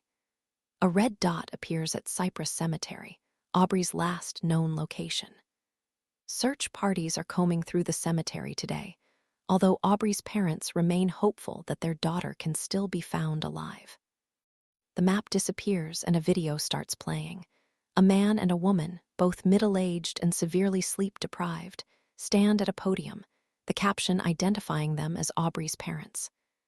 The man stands quietly to the side while the woman, the mother, pleads into the camera. "Aubrey," she says, "wherever you are, we are looking for you, baby. We are looking for you, and we are going to find you." The man sniffles, wipes his eye with his shirt sleeve, smears the snot under his nose on the back of his hand. She pats his arm and continues. "To whoever has her, or has any information about her whereabouts, we are begging you to come forward. We just want our daughter back." The man starts crying now, heaving sobs. The woman presses forward, never peeling her eyes from the lens. "That's a tactic the police teach you, I've learned. Look into the camera. Talk to the camera. Talk to him. We want our baby back." Chapter 8. Lena Rhodes was the first girl, the original, the one that started it all. I remember Lena well, and not in the way most people remember dead girls. Not in the way distant classmates make up stories to seem relevant, the way former friends post old pictures to Facebook, rehashing inside jokes and shared memories, omitting the fact that they haven't actually spoken in years. Bro Bridge remembers Lena solely by the picture chosen for the missing poster, as if that one moment frozen in time was the only moment she ever had. The only moment that mattered. How a family chooses one picture to encapsulate an entire life, an entire personality, I will never understand. It seems too daunting a task, too important, and simultaneously too impossible. In choosing that picture, you are choosing her legacy. You are choosing the solitary moment that the world will remember, that moment, and nothing else. But I remember Lena. Not superficially, I really remember her. I remember all her moments, the good and the bad, her force and her flaws. I remember who she really was.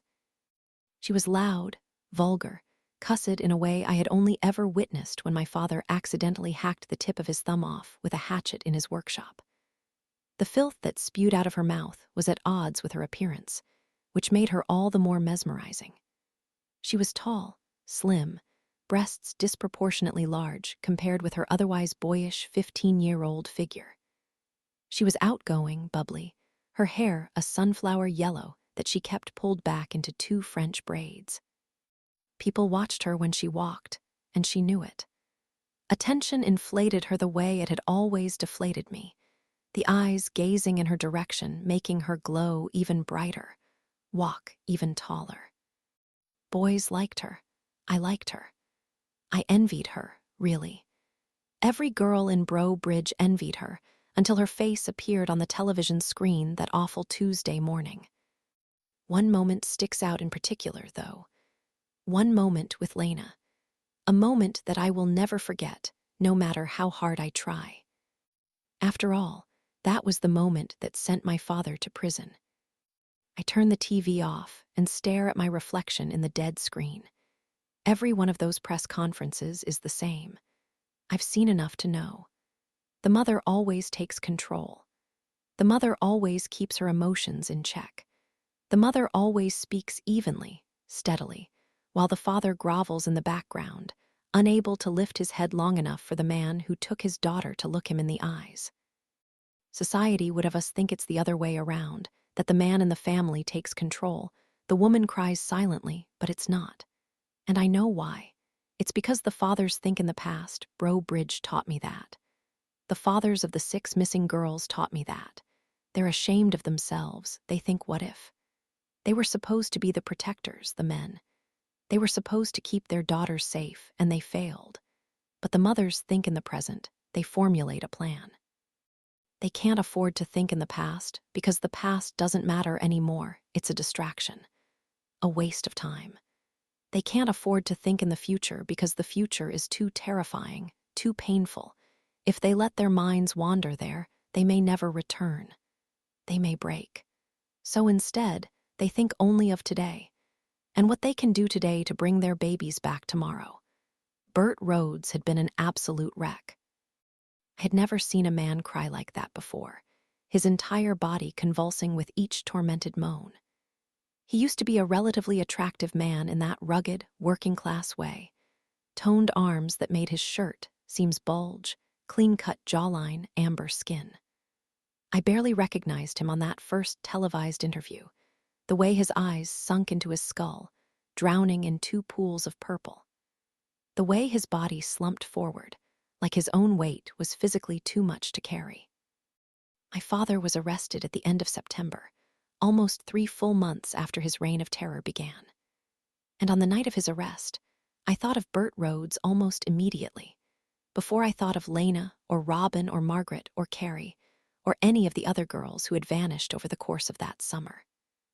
I remember the red and blue lights illuminating our living room, Cooper and I running to the window, peering outside as the armed men barged through the front door and yelled, "Freeze."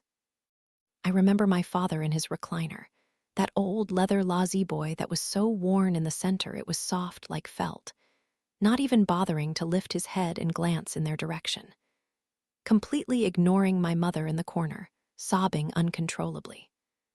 I remember the shells of sunflower seeds, his snack of choice, stuck to his teeth, his lower lip, his fingernails. I remember how they dragged him, his walnut pipe tumbling from his lips and staining the floor black with ash as that slender sleeve of seeds cascaded across the carpet. I remember how his eyes locked intently on mine, unflinching and focused. Mine, then Cooper's. "Be good," he said. Then they dragged him through the door and out into the damp evening air, slamming his head against the cruiser, his thick glasses cracking in protest, the flashing lights turning his skin a sickening shade of crimson. They ducked him inside and shut the door. I watched him sit there, quietly, staring ahead at the mesh metal divider, his body completely still, the only decipherable movement the trickle of blood creeping down the bridge of his nose that he didn't bother to wipe away. I watched him, and I thought of Burt Rhodes. I wondered if knowing the identity of the man who took his daughter would make things better or worse for him, easier or harder. It's an impossible choice to be faced with, but if he had to choose, would he rather his child be murdered by a complete stranger, an intruder in his town, in his life, or a familiar face, one he had welcomed into his home? his neighbor, his friend. In the following months, the only time I got to see my dad was on television. His framed glasses, now fractured, always cast down to the ground below him, his hands cuffed tightly behind his back, the skin on his wrists pinched and pink. I pressed my nose to the screen and watched as people would line the street that led to the courthouse with homemade signs scribbled with horrible, nasty words, hissing as he walked past. Murderer. Pervert. Monster. Some of the signs featured the faces of the girls who had been on the news in a sad, steady stream over the course of that summer. Girls who weren't much older than me. I recognized all of them. I had memorized their features. I had seen their smiles, looked into their eyes, once promising and alive. Lena, Robin, Margaret, Carrie, Susan, Jill. Those faces were the reason I had a curfew at night. They were the reason I was never allowed to walk alone in the dark. My father had been the one to enact that rule, spanking me until my skin was raw when I stumbled home past dusk or forgot to close my window at night. He had injected pure fear into my heart, a debilitating dread of that unseen person who was the cause of their disappearances. That person who was the reason why those girls had been reduced to black and white pictures glued to old cardboard. That person who knew where they were when they took their last breaths, what their eyes looked like when death finally took them. I knew it when he was arrested, of course. I knew it from the moment the police barged into our home, the moment my father looked into our eyes and whispered, "Be good." I had known it before then, really, when I finally allowed the pieces to fall into place. When I forced myself to turn around and face the figure I could feel lurking behind me. But it was in that moment, alone in my living room, my face pressed against the television screen, my mother unraveling slowly in her bedroom, and Cooper shriveling into nothing out back. It was that moment, listening to my father's ankle chains rattle, watching his blank expression as he was moved from cop cars to prisons to courtrooms and back. It was that moment when the weight of it all came crashing down, burying me alive in the debris. That person was him. Chapter 9. All at once, my house seems both too big and too small. It's claustrophobic sitting here, these four walls confining me inside, trapping me with this recycled, stale air. But it's also impossibly lonely, too large to be filled with only the silent thoughts of a single soul. I have the sudden urge to move. I get up from the couch and walk into my bedroom, exchanging my oversized robe for a pair of jeans and a gray t-shirt, pulling my hair into a top knot and foregoing all makeup that takes more effort than swiping my lips with a stick of Blistex. I'm out the door within 5 minutes, my hammering heart slowing considerably once my flats hit the pavement. I get in the car and crank the engine, driving mechanically through my neighborhood and into town. I reach for the radio, but my hand pauses in midair, instead recoiling back to the steering wheel. "It's okay, Chloe," I say out loud, my voice painfully shrill in the otherwise silence of my car. "What's bothering you? Verbalize it." I drum my fingers against the steering wheel, push down my turn signal, and decide to take a left. I'm talking to myself the way I talk to my clients. "A girl is missing," I say. "A local girl has gone missing, and it's upsetting me." If this were an appointment, next I would ask, "Why? Why is this upsetting you?" The reasons are obvious, I know. A young girl is missing. 15 years old. Last seen within jogging distance from my house, my office, my life. "You don't know her," I say out loud. "You don't know her, Chloe. She is Lena. She isn't any of those girls. This has nothing to do with you." I exhale, slowing down at an impending red light as I glance across the road. I watch a mother escort her daughter across the street, hand in hand. A group of teenagers are rollerblading to my left, a man and his dog jogging straight ahead. The light turns green. "This has nothing to do with you," I repeat, pushing through the intersection and taking a right. I've been driving without direction, but I realize I'm close to my office, mere blocks from the safe haven of pills tucked inside my desk drawer. I'm a swallowed capsule away from a decreased heart rate and steady breathing, a giant leather recliner with a locked door and blackout curtains. I shake the thought from my head. I don't have a problem. I'm not addicted or anything. I don't go out to bars and drink myself into a coma or break into clammy night sweats when I deny myself that nightly glass of Merlot. I could go days, weeks, months without a pill or a glass of wine or any kind of chemical substance to numb the constant fear vibrating through my veins. It's like a plucked guitar string reverberating through my bones, making them rattle. But I have it handled. All of my disorders, all of those big words that I've been fighting for so long, insomnia, nyctophobia, hypochondria, they have one common trait, one significant quality that binds them all together, and that's control. I fear all situations where I'm not in control. I imagine the things that can happen to me in my sleep, defenseless. I imagine the things that can happen to me in the dark, unaware. I imagine all the invisible killers that can strangle the life from my cells before I even know they're being suffocated. I imagine surviving what I survived, living through what I lived through, only to die from a case of unwashed hands, a tickle in my throat.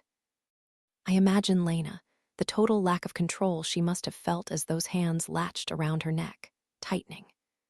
As her windpipe squeezed shut, her eyes started to throb. Her vision began to brighten before taking a sudden turn in the opposite direction, getting dimmer and dimmer until, at last, she saw nothing. My pharmacy is my lifeline. I know it's wrong to write prescriptions that don't need to be written. More than wrong, it's illegal. I could lose my license, maybe even go to jail. But everybody needs a lifeline, a raft in the distance when you feel yourself starting to sink. When I find myself losing control, I know they're there, ready to fix whatever it is inside me that needs fixing. More often than not, it's just the thought of them that calms my nerves. I once told a claustrophobic patient to carry a single Xanax in her purse every time she boards a plane, its mere presence strong enough to elicit a mental reaction, a physical response. She probably wouldn't even need to take it, I told her. Just knowing there was an escape within reach would be enough to ease the suffocating weight from her chest. And it was. Of course it was. I knew from experience. I see my office in the distance now, that old brick building peeking out from behind moss-lined oaks. The cemetery is only a few blocks west. I make a decision and turn toward it, driving in the direction of the wrought iron gate, a yawning mouth inviting me inside. I ease my car into a spot on the street and kill the ignition. Cypress Cemetery. The last place Aubrey Gravino was seen alive. I hear a noise and glance out the window. There's a search party in the distance, scouring the place like ants ambushing a sliver of forgotten meat. They're pushing through the overgrown crabgrass, sidestepping the crumbling headstones, rubbing their sneakers against the dirt pathways that snake their way through the graves. This cemetery spans over 20 acres. It's an impossibly large piece of land. The prospect of finding whatever it is they're hoping to find seems bleak, at best. I get out of the car and walk through the gates, edging closer to the party. The property is dotted with bald cypress trees, the Louisiana state tree, and therefore the cemetery's namesake, their trunks thick and red and ropey like tendons. Veils of Spanish moss dangle from their branches like cobwebs festering in a forgotten corner. I duck under a ribbon of police tape and do my best to blend in, trying to skirt away from the police officers and journalists with cameras hung from their necks, wandering aimlessly among the dozens of volunteers in their hunt to find Aubrey. Or to not find Aubrey. Because the last thing you want to find in a search party is a body, or worse, pieces of one. They hadn't found any bodies in the search parties of Bro Bridge. No pieces, either. I had begged my mother to let me tag along. I saw the hordes of people gathering in town, distributing their flashlights and walkie-talkies and cartons of bottled water, hollering out instructions before dissipating like gnats being swat at with a rolled-up newspaper. She hadn't let me, of course. I was forced to stay home, watching the flicker of lanterns in the distance as they swept their way across the seemingly endless abyss of tall, grassy pastures. It was the most helpless feeling, watching, waiting, not knowing what they'd find. It was even worse when the search party was in my own backyard, my eyes glued to the window as police scoured every inch of our 10 acres after my father had been taken into custody. But that didn't yield anything either. No, those girls are still out there, somewhere, the layers of dirt concealing their bones growing thicker every year. The thought of them never being found is mind-numbing to me, even though I know, by this point, they probably never will be. It isn't the injustice of it, or the lack of closure for the families, or even the concept of those girls decaying in the same way as the dead field rat I once discovered under our back porch. Their humanity being stripped away along with their skin, and their hair, and their tattered clothing. An entire life whittled down to a pile of bones that are no different from yours or mine, or even that field rat's, really. No, it isn't any of those things that keep me up at night, that keep me from ever giving up hope that they might someday be found.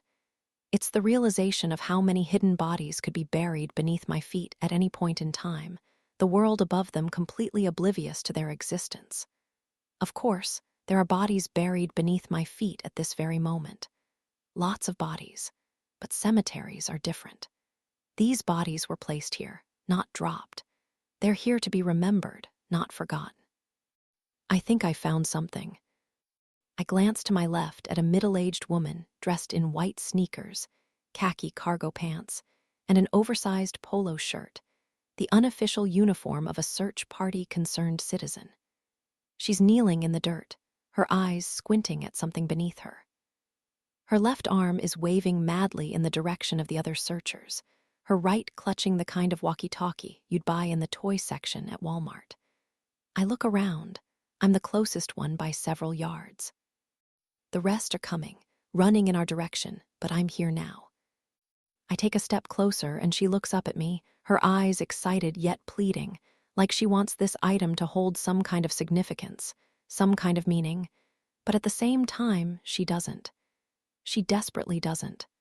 "Look," she says, waving me over. "Look right there." I step closer again and crane my neck, an electric shock jolting through my body as my eyes focus on the object nestled in the dirt. I reach for it, without thinking, a kind of knee-jerk reflex, as if someone had smacked my shin with a mallet, and pluck it from the ground. A police officer runs up behind me, panting. "What it is?" he asks, hovering over me. His voice has a strangled quality to it, like his breath is trying to cut through a forest of phlegm. A mouth breather. His eyes bulge as he sees the item cradled in my hand. "Jesus, don't touch it." "Sorry," I mutter, handing it to him. "Sorry, I wasn't thinking. It's an earring." The woman looks at me as the officer kneels down, chest rattling, one arm jutting out to the side to stop the others from getting too close. He plucks the earring from my palm with his gloved hand and inspects it. It's small, silver, a cluster of 3 diamonds at the top, forming an inverted triangle, the tip of the triangle attached to a single pearl dangling at the bottom. It looks nice, something that would have caught my eye in the window of a local jeweler. Too nice for a 15-year-old. "Okay," the cop says, pushing wisps of hair across his sweat-soaked forehead. He deflates just slightly. "Okay, this is good. We'll bag it, but remember, we're in a public place. There are thousands of graves in here, which means hundreds of visitors daily. This earring could belong to anybody." "No," the woman shakes her head. "No, it doesn't. It belongs to Aubrey." She reaches into her cargo pocket and pulls out a piece of paper, creased into quarters. She unfolds it, Aubrey's missing poster. I recognize the image from the one I saw this morning, plastered across my TV screen. The single image that will define her existence. She's smiling wide, that black eyeliner smeared across her lids, pink lip gloss reflecting the flash of the camera. The picture cuts off just above her chest, but I can see that she's wearing a necklace I didn't notice before, nestled in the puddle of skin between her collarbones, 3 small diamonds attached to a single pearl. And there, fastened to the lobes peeking out from behind the thick, brown hair tucked behind her ears, is a pair of matching earrings. Chapter 10. Lena wasn't a nice girl, but she was nice to me. I won't make excuses for her. I won't sugarcoat the facts. She was a troublemaker, a perpetual pain in the ass who seemed to get off on making other people uncomfortable, watching them squirm. Why else would a 15-year-old wear a push-up bra to school, twirling her French braid around a bitten-down fingernail as she chewed on the side of her pillowy lip? She was a woman in a girl's body, or a girl in a woman's body. Both seemed to make sense. Simultaneously too old and too young, a figure and mind beyond her years. But there were parts of her, somewhere, hidden beneath the depths of her slathered-on makeup, and the cloud of cigarette smoke that seemed to envelope her each day after the ring of the high school bell that reminded you that she was just a girl. Just a lost, lonely girl. Of course, I didn't see that side of her when I was 12. She always seemed like an adult to me, despite the fact that she was the same age as my brother. Cooper never seemed like an adult with his burping and his Game Boy and his stash of dirty magazines he kept hidden under the loose floorboard beneath his bed. I'll never forget the day I found those, snooping through his room in search of a stash of cash. I had wanted to buy myself an eye shadow palette, a nice pale pink I had seen Lena wear. My mother refused to buy me makeup before high school, but I had wanted it. I wanted it badly enough to steal for it. So I crept into Cooper's room, lifted up that creaky plank, and was slapped in the face with a pair of cartoon tits that sent me reeling back so fast I whacked the back of my head on his box spring. Then I immediately told my dad. The Crawfish Festival had been in early May that year, the prologue of summer. It was hot, but not too hot. Hot by the majority of the United States, fragile standards, but not Louisiana hot. That wouldn't come until August, when the damp breath of the bogs wafted through the city streets each morning like a rain cloud searching for drought. Also in August, 3 of the 6 girls would be gone. I joke about Bro Bridge, the crawfish capital of the world, but the Crawfish Festival really is something to brag about. My last festival had been in 1999, but it had also been my favorite. I remember wandering by myself through the fairgrounds, the sounds and smells of Louisiana permeating my skin. Swamp pop leaking from the speakers on the main stage, the scent of crawfish being prepared in every possible way. Fried, boiled, bisque, boudin. I had drifted over to the crawfish race, my head snapping to the right when I noticed Cooper's moppy brown hair peeking out from inside a crowd of other kids, leaning against my father's car. He always seemed to be surrounded by people back then. We were opposites in that way. They swarmed to him, trailing him around like a cloud of gnats on a muggy day. He never seemed to mind, though. Eventually, they just became a part of him, the crowd. Occasionally, he would swat at them, annoyed. And they would obey, scatter, find somebody else to stick to. But they never left for long. They always found their way back. My brother seemed to sense me looking, because before long, I saw his eyes peek above the heads of the others, zeroing in on mine. I waved, smiled meekly. I didn't mind being alone, really, I didn't, but I hated the way it made others see me. Cooper, especially. I watched him push his way through his friends, dismissing some scrawny kid with a wrist flick when he tried to follow. Then he made his way over to me and slung his arm around my shoulder. Bet you a bag of popcorn on number 7. I smiled, grateful for the company, and for the way he never acknowledged that I spent the majority of my life alone. Deal. I looked over at the race, about to begin. I remember the commissioners' scream, "Ils sont parties," the cheering crowds, those little red mudbugs clicking their way across the target spray-painted on a 10-foot wooden board. Within seconds, I had lost and Cooper had won, so we made our way to the concession stand so he could collect his bounty. Standing in line, I had never been happier. Those early days of summer brought so much promise. It was like the red carpet of freedom was being rolled out beneath my feet, stretching so far into the distance it felt like it couldn't possibly end. Cooper grabbed the bag of popcorn and pushed a kernel into his mouth, sucking off the salt as I handed over the cash. Then we turned around, and Lena was there. "Hey, Coop." She smiled at him before fixing her gaze on me. She was holding a bottle of Sprite, twisting the cap on and off between her fingers. "Hey, Chloe." "Hey, Lena." My brother was a popular kid, a jock, wrestling for Bro Bridge High School. People knew his name, and it always confused me, watching him make friends as naturally as I kept to myself. He didn't discriminate when it came to company. He'd hang out with his wrestling buddies one day, make small talk with some stoners the next. Mostly, his attention just seemed to make you feel important, like you were somehow worthy of something valuable and rare. Lena was popular, too, but for the wrong reasons. "Y'all want a sip?" I eyed her carefully, her flat stomach sticking out from beneath a skin-tight Henley that looked 2 sizes too small, pushing her cleavage up through the buttons.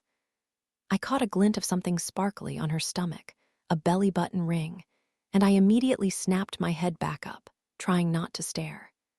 She smiled at me, lifting the bottle to her lips. I watched a bead of liquid dribble down her chin before she wiped it with her middle finger. "Do you like it?" She pulled her shirt up, rolled the diamond between her fingers. There was a charm dangling beneath it, some kind of bug. "It's a firefly," she said, reading my mind. "They're my favorite. It glows in the dark." She cupped her hands around her stomach and motioned for me to peek through. I did, my forehead pressed against the edges of her hands. Inside, the bug had turned a bright, neon green. "I like to catch them," she said, looking down at her stomach. "Put them in a jar." "I do, too," I said, still peeking through the hole in her hands. It reminded me of the fireflies that emerged in our trees at night, the way I would run through the darkness, swatting at them like I was swimming through stars. "And then I take them out and squish them between my fingers. Did you know you can write your name on the sidewalk with their glow?" I winced. I couldn't imagine squishing a bug with my bare hands, listening to it pop. But that did seem kind of cool, getting to rub its liquid between my fingers, watching it radiate up close. "Somebody's staring," she said, dropping her hands. I snapped my head up and looked in the direction of her gaze, directly at my father. He was across the crowd, staring at us. Staring at Lena with her shirt pulled up to her bra. She smiled at him, waved with her free hand. He ducked his head down and kept walking. "So," she said, pushing the Sprite bottle in Cooper's direction and wiggling it in the air. "Do you want a sip?" He glanced over to where my dad once stood, finding a gap instead of his watchful eye, then back at the bottle, snatching it from her hand and taking a fast swig. "I'll take some," I said, grabbing it from him. "I'm so thirsty." "No, Chloe." But my brother's warning came too late. The bottle was on my lips then, the liquid pouring into my mouth and down my throat. I didn't just take a sip, I took a gulp. A gulp of what tasted like battery, acid burning my esophagus the whole way down. I yanked the bottle from my mouth and heaved, the feeling of vomit rising up my throat. My cheeks inflated, and I started to gag, but instead of puking, I forced the liquid down so I could finally breathe. I choked, wiping my mouth on the back of my hand. My throat was on fire, my tongue was on fire. For a second, I started to panic that maybe I had been poisoned. What was that? Lena giggled, taking the bottle from my hand and finishing it off. She drank it like water. It amazed me. "It's vodka, silly. You've never had vodka before." Cooper looked around, his hands shoved deep in his pockets. I couldn't talk, so he talked for me. "No, she's never had vodka before. She's 12. Lena shrugged, unfazed. "Gotta start somewhere." Cooper thrust the popcorn in my direction, and I shoved a handful deep into my mouth, trying to chew away that awful taste. I felt the fire traveling from my throat down to my stomach, blazing in the pit of my belly. My head was starting to spin just slightly. It was weird, but kind of funny. I smiled. "See, she likes it," Lena said, looking at me, smiling back. That was an impressive swig. And not just for a 12-year-old. She pulled her shirt down then, covering her skin, her firefly. She tossed her braids behind her shoulders and turned on her heel, a ballerina-type twirl that sent her whole body into motion. When she started to walk away, I couldn't stop watching her, the way her hips swayed in unison with her hair, the way her legs were skinny but toned in all the right places. "You should pick me up in that car of yours sometime," she yelled back, raising the bottle into the air. I was drunk for the rest of the day. Cooper seemed annoyed at first, annoyed at me. At my stupidity, my naivety. At my slurring words and random giggles and running into light poles. He had left his friends for me, and now he was stuck babysitting me, drunk me. But how was I supposed to know that was alcohol? I didn't know alcohol came in Sprite bottles. "You need to loosen up," I had said, tripping over myself. I looked up at him, registered the shocked expression on his face as he stared down at me. At first I thought he was mad. I started to regret it. But then his shoulders loosened, his hard expression melted into a smile, then a laugh. He rubbed his hand through my hair and shook his head, and my chest swelled with something that felt like pride.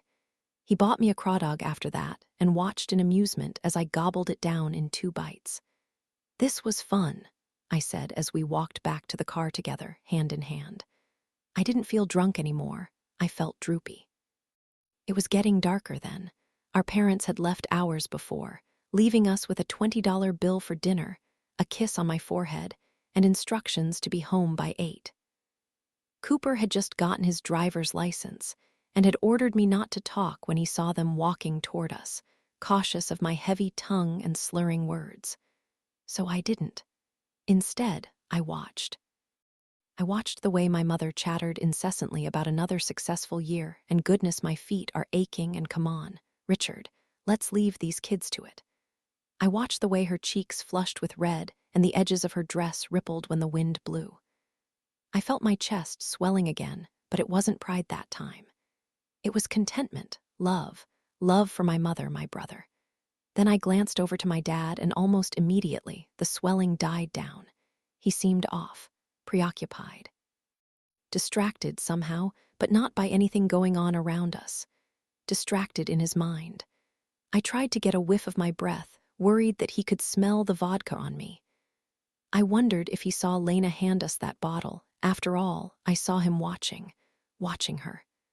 "I bet it was," Cooper said, smiling down at me. "But don't get in the habit of that, okay?"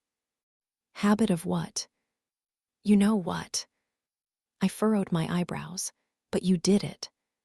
"Yeah, I'm older. It's different." Lena said, "You gotta start somewhere." Cooper shook his head.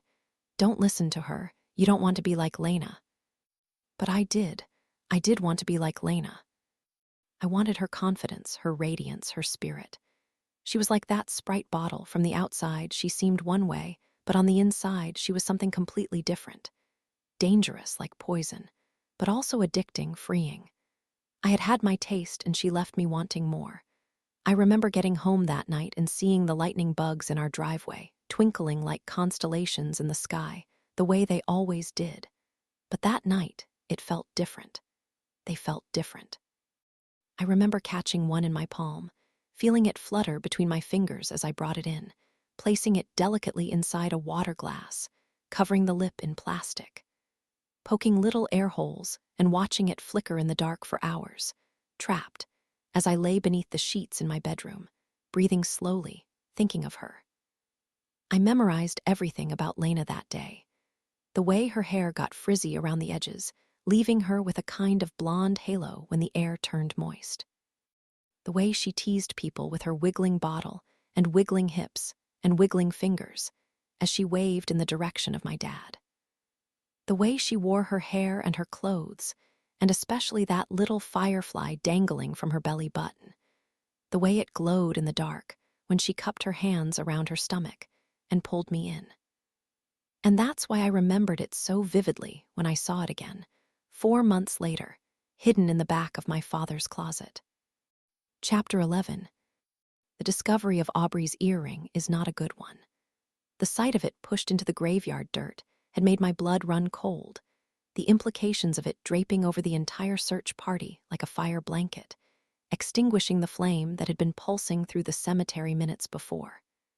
Everyone's shoulders sagged a little more after that, their heads hung a little lower, and I was left thinking of Lena. I drove straight to my office after I left Cypress Cemetery. I couldn't take it anymore. I couldn't take the noises, the screaming cicadas, and the crunching of shoes against dead grass, the occasional snorts and spits of the search party, the buzz of a mosquito followed by a rogue slap of the skin in the distance. Khaki cargo pants seemed to be under the impression that we were now a team after the police officer walked away with her discovery, safely sealed inside an evidence bag. She stood up from her frog-legged squat, hands on hips, and looked at me expectantly, as if I was supposed to tell her where we should go to find the next clue.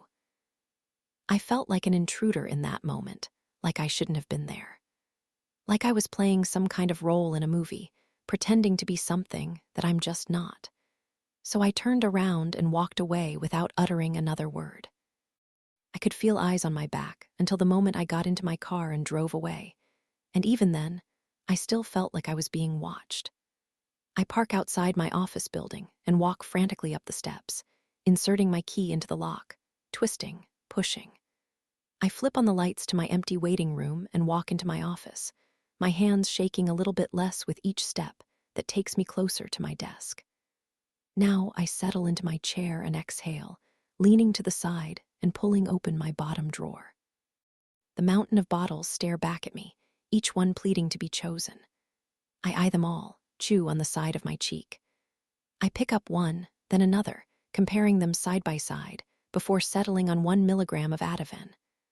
I study the little 5-sided pill in my palm, the powdery white, the raised A, it's a low dose, I reason. Just enough to cloak my body in a sense of calm. I pop it into my mouth and swallow it dry before pushing the drawer closed with my foot. I twist in my office chair, thinking, before glancing over to my phone and noticing a blinking red light. 1 voicemail. I turn on speakerphone and listen to the familiar voice radiate through the room. Dr. Davis, this is Erin Jansen with the New York Times.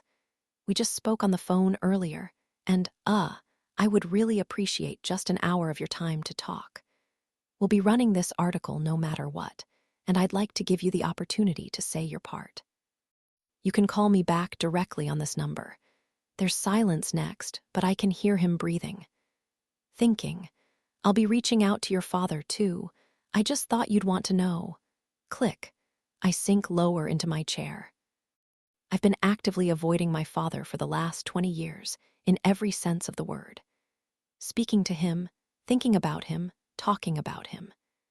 It was hard to do at first, right after his arrest. People harassed us, showed up at our house at night screaming obscenities and waving signs as if we, too, partook in the slaying of those innocent young girls. As if we somehow knew and turned a blind eye.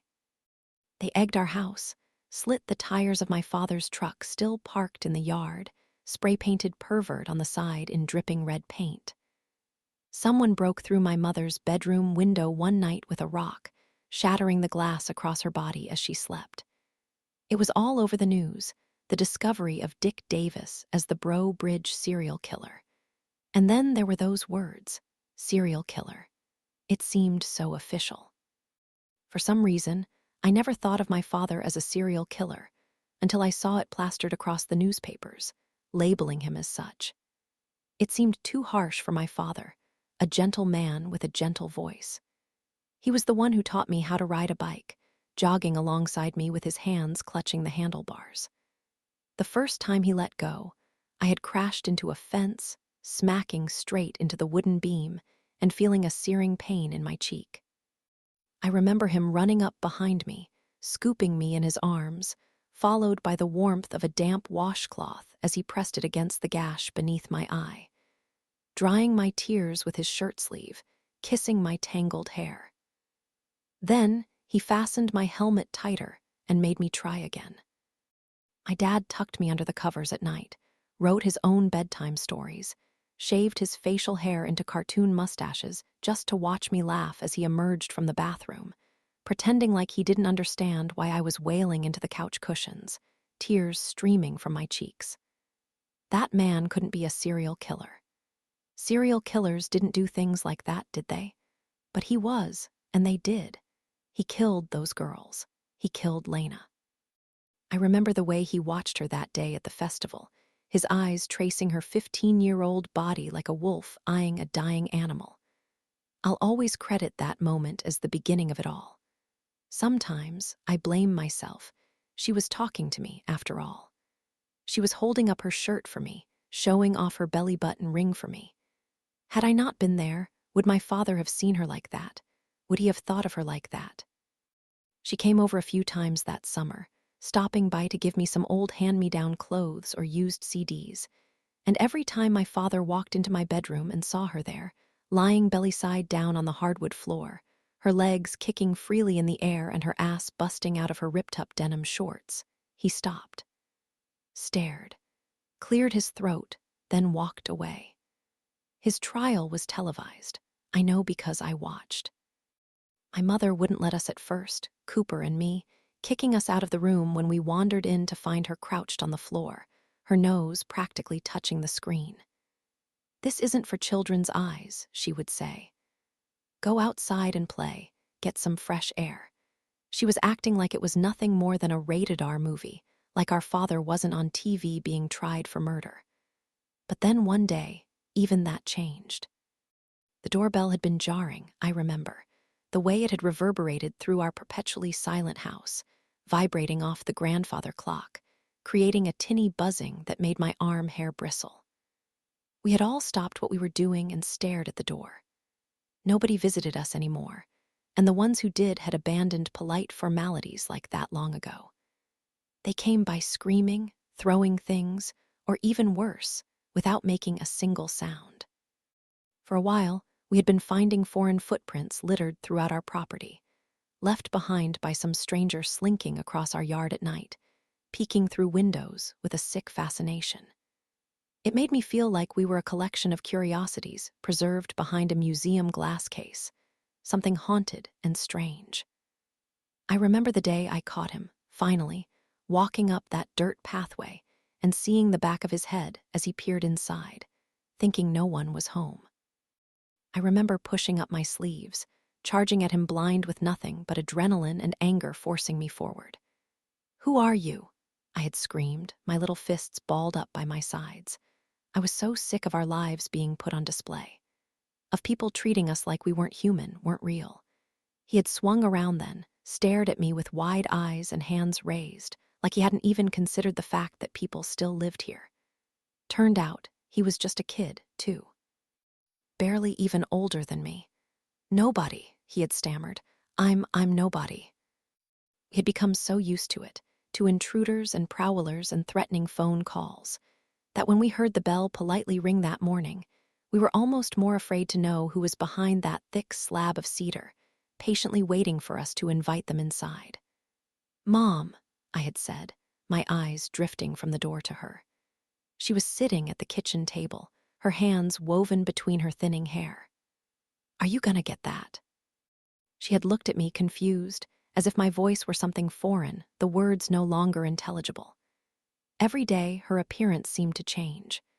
Wrinkles etching themselves deeper into her sagging skin, dark shadows smeared beneath her eyes, bloodshot and worn.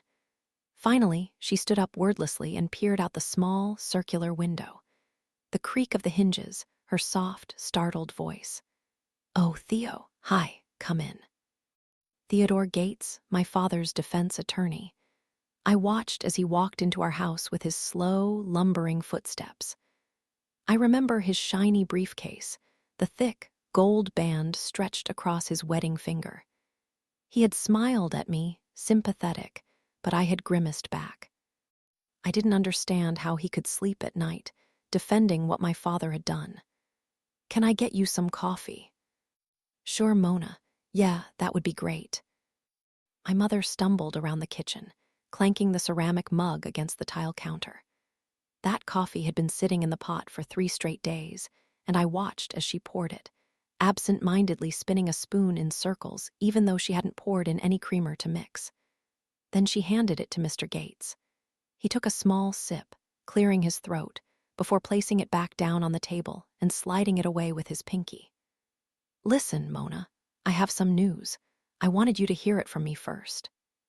She was silent, staring out the small window situated above our kitchen sink, tinted green with mildew. "I got your husband a plea deal. A good one. He's going to take it."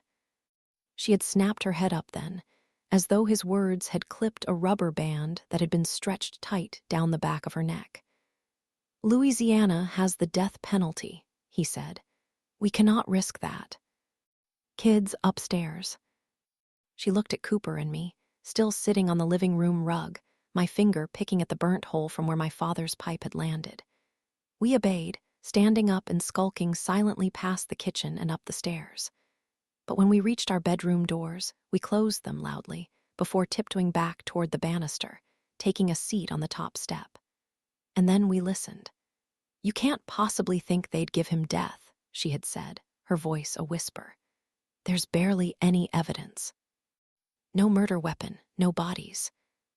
"There is evidence," he had said. "You know that, you've seen it." She sighed, the kitchen chair screeching as she pulled it back and took a seat herself.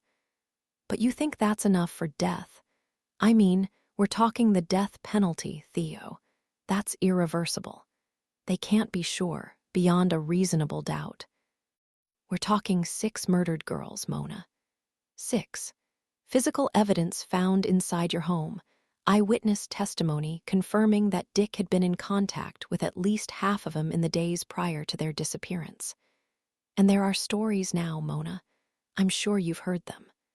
About Lena not being the first one. Those stories are total speculation," she said. "There is no evidence to suggest that he was responsible for that other girl." "That other girl has a name," he spat. "You should say it out loud. Tara King." "Tara King," I had whispered, curious as to how it would feel on my lips. I had never heard of a Tara King before. Cooper's hand shot out to the side, slapping my arm. "Chloe," my name hissed through his teeth. "Shut up." The kitchen was silent. My brother and I held our breath, waiting for my mother to appear at the base of the stairs. But instead, she kept talking. She must not have heard. "Tara King was a runaway," she said at last. "She told her parents she was leaving. She left a note almost a year before any of this started. It doesn't fit the pattern." "That doesn't matter, Mona. She's still missing. Nobody has heard from her, and the jury is seething. They're thinking with their emotions on this one."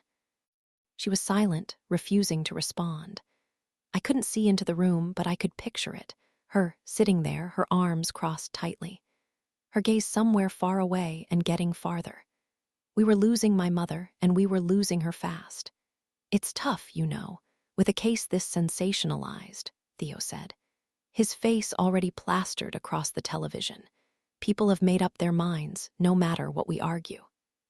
"So you want him to give up?" "No, I want him to live. Plead guilty, and the death penalty is off the table. It's our only option." The house was quiet, so quiet, I started to worry that they would be able to hear our breath, low and slow, as we sat just out of sight. "Unless you have anything else I can work with," he added. "Anything at all you haven't told me." I held my breath again, straining to hear against the deafening silence. My heart pulsing in my forehead, my eyes. "No," she said at last, defeat in her voice. "No, I don't.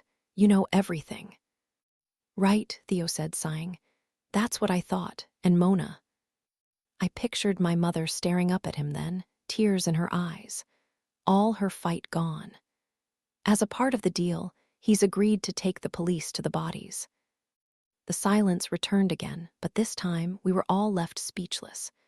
Because when Theodore Gates walked out of our house that day, in an instant, everything changed. My father was no longer presumed guilty. He was guilty. He was admitting it, not only to the jury, but also to us. And slowly my mother stopped trying, stopped caring. The days went by and her eyes turned dull, like they had morphed into glass. She stopped leaving the house, then her room, then her bed, and Cooper and I were left pressing our own noses to the screen. He pled guilty, and when his sentencing finally aired, we watched the entire thing. "Why did you do it, Mr. Davis? Why did you kill those girls?" I watched my father look down at his lap, away from the judge. The room was silent, a collective held breath hanging heavy in the air. He seemed to be considering the question, really thinking about it, chewing it over in his mind as if it were the first time he had ever really stopped to consider the word why. "I have a darkness inside of me," he said at last. "A darkness that comes out at night." I looked at Coop, searching his face for some kind of explanation, but he just kept staring at the TV, mesmerized. I turned back. "What kind of darkness?" the judge asked. My father shook his head, letting a single tear erupt from his eye and drip down his cheek. The room was so quiet, I could have sworn I heard the flick as it landed on the table. "I don't know," he said quietly. "I don't know. It's so strong I couldn't fight it. I tried for a long time.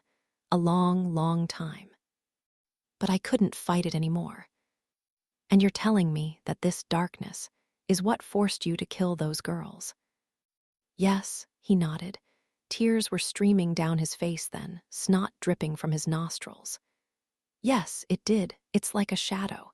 A giant shadow always hovering in the corner of the room. Every room.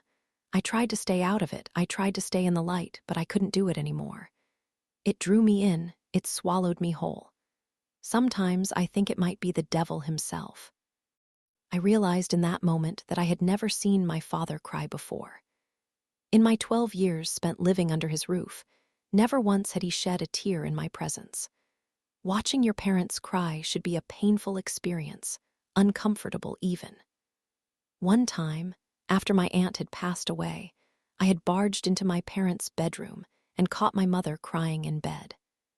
When she lifted her head, there was the imprint of a face on her pillow, her tears, snot and spit marking the very spots where her features had been, like some kind of funhouse smiley face stained into the fabric. It was a jarring scene, otherworldly almost, her splotchy skin and her reddened nose, and the self-conscious way she tried to push back the wet hair stuck to the side of her cheek and smile at me, pretending that everything was okay. I remember standing in the doorframe, stunned, before slowly backing up and shutting it closed without uttering a single word. But watching my father sob on national television, watching his tears pool in the crease above his lip, before staining the notepad positioned on the table below him, I felt nothing but disgust. His emotion seemed authentic, I thought, but his explanation felt forced, scripted. Like he was reading from a screenplay, acting out the role of the serial killer confessing to his sins. He was looking for sympathy, I realized. He was casting the fault in every direction but his own. He wasn't sorry for what he had done. He was sorry he got caught. And the fact that he was blaming this fictional thing for his actions, this devil that lurked in the corners, forcing his hands to squeeze their necks, sent a shot of inexplicable anger through my body. I remember balling my hands into fists, my fingernails drawing blood from my palms. "Fucking coward," I spit. Cooper looked at me, shocked at my language, my rage. And that was the last time I saw my father. His face on my television screen, describing the invisible monster that made him strangle those girls and bury their bodies in the woods behind our 10-acre lot. He made good on his promise to take the police there. I remember hearing the slam of the cruiser doors, refusing to even glance out the window as he led a team of detectives into the trees. They found some remnants of the girls, hairs, clothing fibers, but no bodies. An animal must have gotten to them first, a gator or a coyote or some other hidden creature of the swamp desperate for a meal. But I knew it was the truth because I had seen him one night, a dark figure, emerging from the trees, covered in dirt. A shovel slung across his shoulder as he slumped back to our house, oblivious to me watching from behind my bedroom window. The idea of him burying a body before returning home and kissing me goodnight had made me want to crawl out of my skin and live somewhere else. Somewhere far away. I sigh, the ad event making my limbs tingle. The day I turned off that television screen was the day I decided that my father was dead. He isn't, of course. The plea deal made sure of that. Instead, he's serving 6 consecutive life sentences in Louisiana State Penitentiary without the possibility of parole. But to me, he is dead, and I like it that way. But suddenly, it's getting harder and harder to believe my lie. Harder and harder to forget. Maybe it's the wedding, the thought of him not walking me down the aisle. Maybe it's the anniversary, 20 years, and Aaron Jansen forcing me to acknowledge this horrible milestone I never wanted to be a part of. Or maybe it's Aubrey Gravino, another 15-year-old girl gone too soon. I look back at my desk and my eyes land on my laptop. I open the lid, the screen glowing to life, and launch a new browser window, my fingers hovering over the keys. Then I start to type. First, I Google Aaron Jansen, New York Times. Pages of articles fill the screen. I jump to one, then another. Then another. It's becoming clear now that this man makes his living writing about the murder and misfortune of others. A headless body found in the bushes of Central Park, a string of missing women across the highway of tears. I click over to his bio. His headshot is small, circular, black and white. He's one of those people whose face and voice don't match up, like it was stitched on as an afterthought, 2 sizes too big. His voice is deep, masculine, but his image is far from it. He looks skinny, wears brown, tortoiseshell glasses that don't actually look prescription. They look like blue blockers, glasses made for people who wish they had glasses. Strike 1. He's wearing a fitted, checkerboard button-up shirt with the sleeves rolled to his elbows, a thin knit tie hanging limp against his scrawny chest. Strike 2. I scan the article, looking for a strike 3. For another reason to dismiss this Aaron Jansen as just another journalist prick looking to exploit my family. I've had these interview requests before, lots of them. I've heard the whole "I want to hear your side of the story," and I'd believed them. I'd let them in.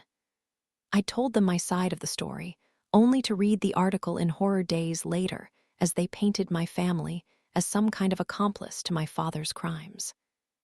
As they blamed my mother for the affairs that were discovered in the wake of the investigation, for cheating on my father and leaving him emotionally vulnerable and angry at women.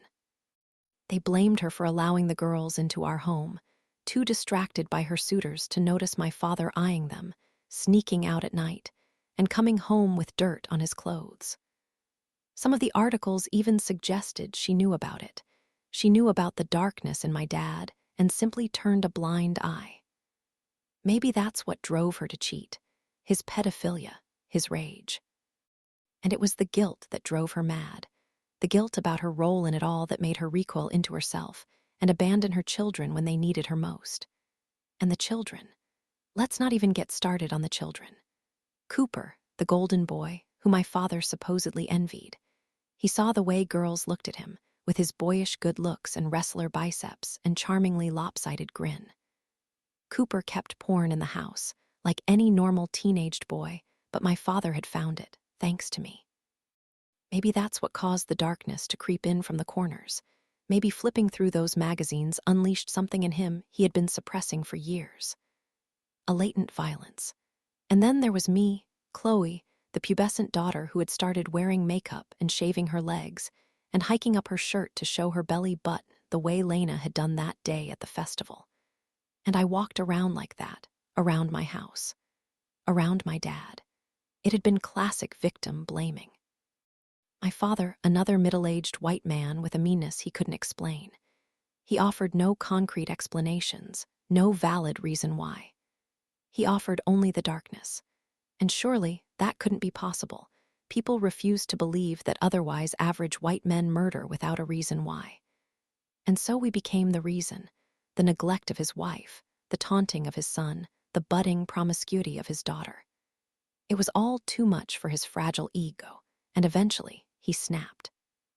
I still remember those questions I had been asked years ago. My answers that were twisted and printed and archived on the internet, to be summoned across computer screens for the rest of time. Why do you think your father did this? I remember tapping my pen against my nameplate, still shiny and scratchless. That interview had taken place during my first year at Baton Rouge General. It was supposed to be one of those feel-good stories they run on Sunday mornings. The daughter of Richard Davis had turned into a psychologist, channeling her childhood trauma to help other young, troubled souls. I don't know, I had said finally. Sometimes these things don't have a clear answer. He obviously had a need for dominance, for control, that I didn't see when I was a child. Should your mother have seen it? I stopped, stared. It wasn't my mother's job to notice every red flag that my father exhibited, I said. Oftentimes, there are no blatant warning signs until it's too late. Just look at Ted Bundy, Dennis Rader. They had girlfriends and wives, families at home completely oblivious to what they were doing at night. My mother wasn't responsible for him, for his actions. She had her own life. It certainly sounds like she had her own life. It came out during the sentencing that your mother had been involved in several extramarital affairs. Yeah, I said. Clearly she wasn't perfect, but nobody is. One specifically with Burt Rhodes, Lena's father. I was silent, that mental image of Burt Rhodes's unraveling still fresh in my mind. Did she neglect your father emotionally? Was she planning on leaving him? No, I said, shaking my head. No, she didn't neglect him. They were happy, or I thought they were happy. They seemed happy. Did she neglect you, too? After the sentencing, she tried to kill herself. With 2 young children still under the age of 18, still dependent on her. I knew in that moment that the story had already been written. Nothing I could have said would have swayed the narrative. Worse, they were using my words as a psychologist, my words as his daughter, to reinforce their blind notion, to prove their point. I click out of the Times' website and open up a new window, but before I can start typing, a breaking news alert chirps across the screen. AUBREYGRAVINOS body found. Chapter 12. I don't even bother to click into the news alert. Instead, I get up from my desk and close my laptop, the Ativan fog lifting me across my office and into my car. I float weightlessly down the road, through town, through my neighborhood, through my front door, and eventually find myself on the couch, my head sinking deep into the cushions as my eyes bore into the ceiling above. And that's where I remain for the rest of the weekend. It's Monday morning now, and the house still smells like chemically produced lemon from the cleaner I used to wipe down the wine-soaked kitchen counters on Saturday morning. My surroundings feel clean, but I do not. I haven't showered since my return from Cypress Cemetery, and I can still see the dirt from Aubrey's earring wedged beneath my fingernails. My roots are damp with grease. When I run my fingers through my hair, the strands remain stuck in one spot instead of cascading across my forehead the way they usually do. I need to shower before work, but I can't find the motivation. What you're experiencing is akin to the symptoms of post-traumatic stress disorder, Chloe. Feelings of anxiety persisting despite the absence of any immediate danger. Of course, it's easier to dole out advice than to actually take it. I feel like a hypocrite, an imposter, reciting the words I would say to a patient while willfully ignoring them when the recipient is myself. My phone vibrates beside me, sending it fluttering across the marble island. I glance at the display, one new text message from Daniel. I swipe at the screen and scan the paragraph before me.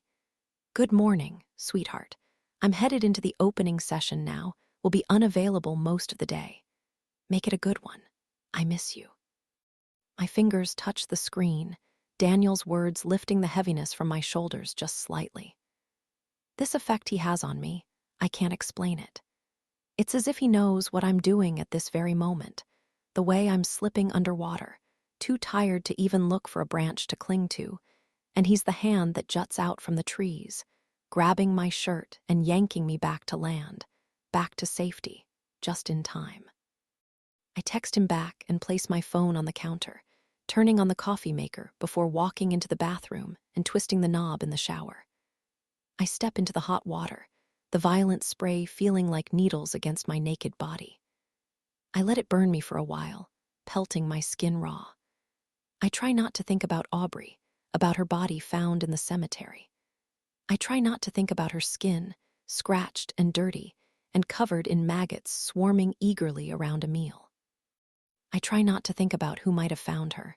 Maybe it was that cop, all nasally and winded as he walked her earring back to the safety of his locked cruiser. Or maybe it was khaki cargo pants, leapfrogging into a ditch or a particularly dense patch of crabgrass, the scream getting caught in her throat, instead coming out like a deep, wet choke. Instead, I think about Daniel. I think about what he's doing right now, walking into a cold auditorium in New Orleans, probably clutching a styrofoam cup of complimentary coffee as he scans the crowd for an empty chair, a lanyard with his name dangling around his neck. He's having no problem meeting people, I imagine. Daniel can talk to anyone. After all, he managed to turn an emotionally guarded stranger he met in a hospital lobby into his fiancée within a matter of months. I had initiated our first date, though. I'll give myself that. After all, it was his business card that was pushed into the pages of my book that day. I had his number, but he didn't have mine. I vaguely remember slipping the book back into the box that was resting on top of my car before loading it into the back seat and driving away, watching him disappear into Baton Rouge General in my rear view. I remember thinking he was nice, handsome. His card said pharmaceutical sales, which explained why he was there. It also made me wonder if that's why he was flirting with me. I could be just another client to him. Another paycheck. I never forgot about the card. I always knew it was there, calling to me quietly from the corner. I left it there for as long as I could, leaving that box of books still untouched until, 3 weeks later, it was the last one left. I remember pulling stacks out by their spines, dusty and cracking, and slipping them into their spots on the bookshelf until finally, there was only one left. I peered down into the empty box, Bird Girl staring back at me with her cold, bronze eyes. Midnight in the Garden of Good and Evil. I bent over and picked it up, turned it to its side. I ran my fingers along the edge of the pages, fingering the gap where his business card still rested. I stuck my thumb inside and flipped it open, once again staring at his name, Daniel Briggs. I picked up the card and tapped it between my fingers, thinking. His number stared back at me, a silent dare. I understood my brother's aversion to dating, to getting too close to anyone. On the one hand, my father had taught me that it's entirely possible to love someone without ever really knowing them, and that thought kept me up at night. Every time I found myself getting interested in a man, I couldn't help but wonder, what are they hiding? What aren't they telling me? Which closet are their skeletons lurking in, buried in the dark? Like that box in the back of my father's, I was terrified of finding them, of learning their true essence. But on the other hand, Lena had taught me that it's also possible to love someone and lose them for no reason at all. To find a perfectly good person and wake up one morning to learn that they're gone without a trace, either by force or by will. What if I did find someone good, and he was taken from me too? Wouldn't it just be easier to go through life alone? So that's what I had done for years. I had been alone. I went through high school in a kind of daze. After Cooper graduated and I was on my own, I started getting jumped in the gymnasium, tough boys trying to prove their disdain for violence against women by taking a switchblade to my forearm, carving zigzags in my skin. This is for your father, they de-spit, the irony lost. I remember walking home, the blood dripping from my fingers like melted wax from a candlestick, a little dotted line snaking through town like a treasure map. X marks the spot. I remember telling myself that as long as I got into college, I could get out of Bro Bridge. I could get away from it all. And that's what I did. I dated boys at LSU, but it was mostly superficial. Drunken hookups in the back of a crowded bar, sneaking into a frat house bedroom, leaving the door cracked to make sure I could still hear the muffled noise of the party going on outside. The shitty music vibrating through the walls, the laughter of girls in packs echoing down the hallway, their open-faced palms slapping the door. Their whispers and their glares when we emerged from the bedroom, hair rumpled, zippers down. The slurring words of the boy I had zeroed in on hours earlier, the target of my meticulous checklist that minimized all risk of him getting too attached or killing me in the darkened corners of his bedroom. He was never too tall, never too muscular. If he got on top of me, I could easily push him off. He had friends, I couldn't risk an angry loner, but he also wasn't the life of the party. I couldn't risk an entitled blowhard, either. A guy who views the body of a female as nothing more than his own plaything.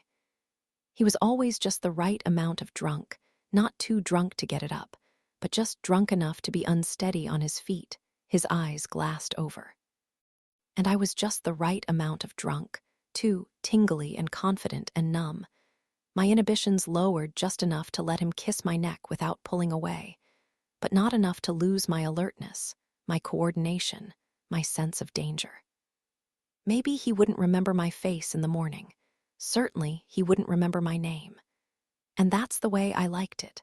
Anonymity, the kind of thing I was never granted in childhood. The luxury of closeness, the beating of another heart against my chest, the trembling of fingers intertwined with mine, without the possibility of getting hurt. My only semi-serious relationship didn't end well. I wasn't ready to date. I wasn't ready to fully trust another person. But again, I did it to feel normal. I did it to drown out the solitude, the physical presence of another body tricking my own into feeling less alone. Somehow, it did the opposite. After graduation, the hospital had given me friends, coworkers, a community I could surround myself with during the daytime hours before retreating home at night and settling into my isolated routine. And it had worked for a while. But ever since I'd launched my own business, I had found myself completely alone. All day and all night. On the day I held Daniel's card again, I hadn't spoken to another human being in weeks, outside of the occasional text message from Coop or Shannon or Mom's place calling to remind me to come visit. I knew that would change once clients started trickling through the doors, but that wasn't the same. Besides, they were supposed to be talking to me for support, not the other way around. Daniel's business card was hot in my hands.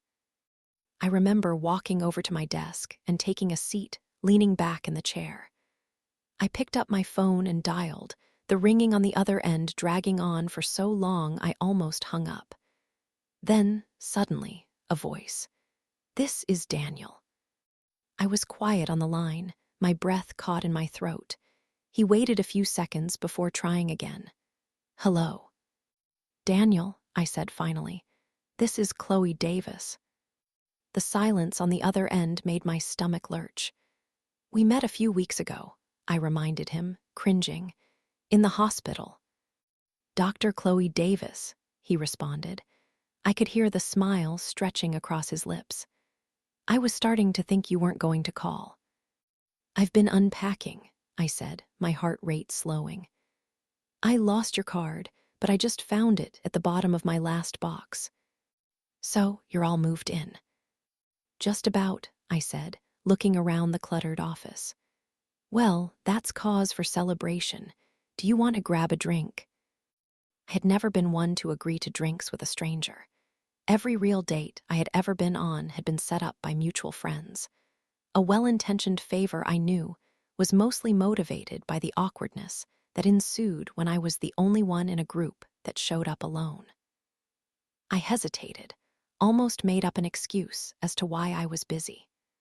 But instead, as if my lips were moving in opposition to the brain that controlled them, I heard myself agree. Had I not been so starved for conversation that day, for any kind of human interaction, that phone call probably would have been the end of it. But it was. An hour later, I was sitting at the bar at the River Room, swirling a glass of wine in my hand. Daniel was on the bar stool next to me, his eyes studying my silhouette. What? I had asked, self-consciously tucking a strand of hair behind my ear. Do I have food in my teeth or something? No, he laughed, shaking his head. No, it's just I can't believe I'm sitting here with you. I had eyed him then, trying to judge his comment. Was he flirting with me, or was it something more sinister?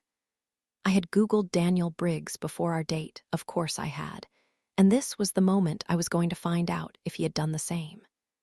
Searching Daniel's name had yielded nothing more than a Facebook page with assorted pictures of him, holding a whiskey at various rooftop bars, one hand clutching a golf club while the other clasped a sweating beer. Sitting cross-legged on a couch, while holding a baby the caption identified as his best friend's son. I had found his LinkedIn profile, confirming his profession in pharmaceutical sales. He was mentioned in a newspaper article from 2015 printing his finishing time for the Louisiana Marathon, 4 hours and 19 minutes. It was all very average, innocent, almost boring, even. Exactly what I wanted. But if he had Googled me, he would have found more. So much more. So, he said, Dr. Chloe Davis, tell me about yourself. You know, you don't have to call me that all the time. Dr. Chloe Davis, so formal. He smiled, took a sip from his whiskey. What should I call you then? Chloe, I said, looking at him. Just Chloe. All right, just Chloe. I smacked his arm with the back of my hand, laughing. He smiled back. Really, though, tell me about yourself. I'm sitting here having drinks with a stranger. The least you could do is assure me that you're not dangerous. I felt the goosebumps prickle across my skin, lifting the hair on my arms. I'm from Louisiana, I said, testing the waters. He didn't flinch. Not Baton Rouge, a small town about an hour from here. Baton Rouge born and raised, he said, tilting his drink toward his chest. What made you move here? School, I said. I got my PhD from LSU. Impressive. Thank you. Any possessive, older brothers I should know about? My chest lurched again. All of these comments could be innocent flirtation, but they could also be perceived as a man trying to coax a truth out of me that he had already learned for himself. All of my other bad first dates came flooding back to me. The moment I had realized that the person I was making small talk with already knew everything there was to know. Some of them had asked me outright, "You're Dick Davis's daughter, aren't you?" Their eyes hungry for information, while others waited impatiently, tapping their fingers against the table while I spoke about other things, as if admitting that I shared DNA with a serial killer was something I should be eager to reveal. How'd you know? I asked, trying to keep the tone light. Is it that obvious? Daniel shrugged. No, he said, turning back toward the bar. It's just that I had a little sister once, and I know I was. I knew every guy who ever looked at her. Shit, if you were her, I'd probably be lurking in the corner of this bar right now. He had Googled me. I would learn on a later date. My paranoia about his line of questioning was just that, paranoia. He had never even heard about Bro Bridge and Dick Davis and all those missing girls. He was only 17 when it happened. He didn't really watch the news. I imagine his mother tried to shield it from him the same way mine had tried to shield it from me. I had told him the story one night as we lay sprawled across my living room couch. I don't know what made me choose that particular moment. I suppose I had realized that, at some point, I had to come clean. That my truth, my history, would be the make or break moment that determined our life together, our future, or lack thereof. So I just started talking, watching as his forehead wrinkled deeper with every passing minute, every gruesome detail. And I told him everything. About Lena and the festival and the way I had watched my father get arrested in our living room, those words he had uttered before being whisked away into the night. I had told him what I had seen through my bedroom window, my father, that shovel, and the fact that my childhood home was still sitting there, empty. Abandoned in Bro Bridge, The memories of my youth twisted into a real-life haunted house, a ghost story. The place kids ran past with their breath held tight for fear of summoning the spirits that surely haunted its walls. I had told him about my father in prison, his plea deal and consecutive life sentences. The fact that I hadn't seen or spoken to him in almost 20 years. I had got completely lost in that moment, letting the memories spill from me like the rancid innards of a gutted fish. I hadn't realized how badly I needed to get them out, how they were poisoning me from the inside. When I was done, Daniel was silent. I picked at a fraying thread on the couch, embarrassed. "I just thought you needed to know," I had said, my head downcast. "If we're gonna be, dating or something. And I completely understand if this is too much. If it freaks you out, trust me, I get it." I felt his hands on my cheeks then, gently pushing my head higher, forcing me to meet his gaze. "Chloe," he said softly, "it's not too much. I love you." Daniel then went on to tell me that he understood my pain, not in the artificial way friends and family claim to know what you're going through, but really understood it. He had lost his sister when he was 17.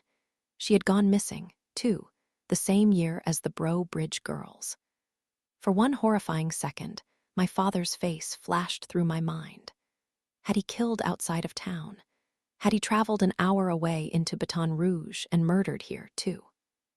I thought briefly of Tara King, the other missing girl who was not like the rest, the break in the pattern, the one that didn't fit, still a mystery decades later. And although Daniel shook his head, he provided little explanation other than her name. Sophie. She was 13. "What happened?" I finally asked, my voice a distant whisper. I had been praying for a resolution, for concrete evidence that my father couldn't have possibly been involved, but I never got it. "We don't really know," he had said. "That's the worst part. She was at a friend's house one night and was walking home in the dark.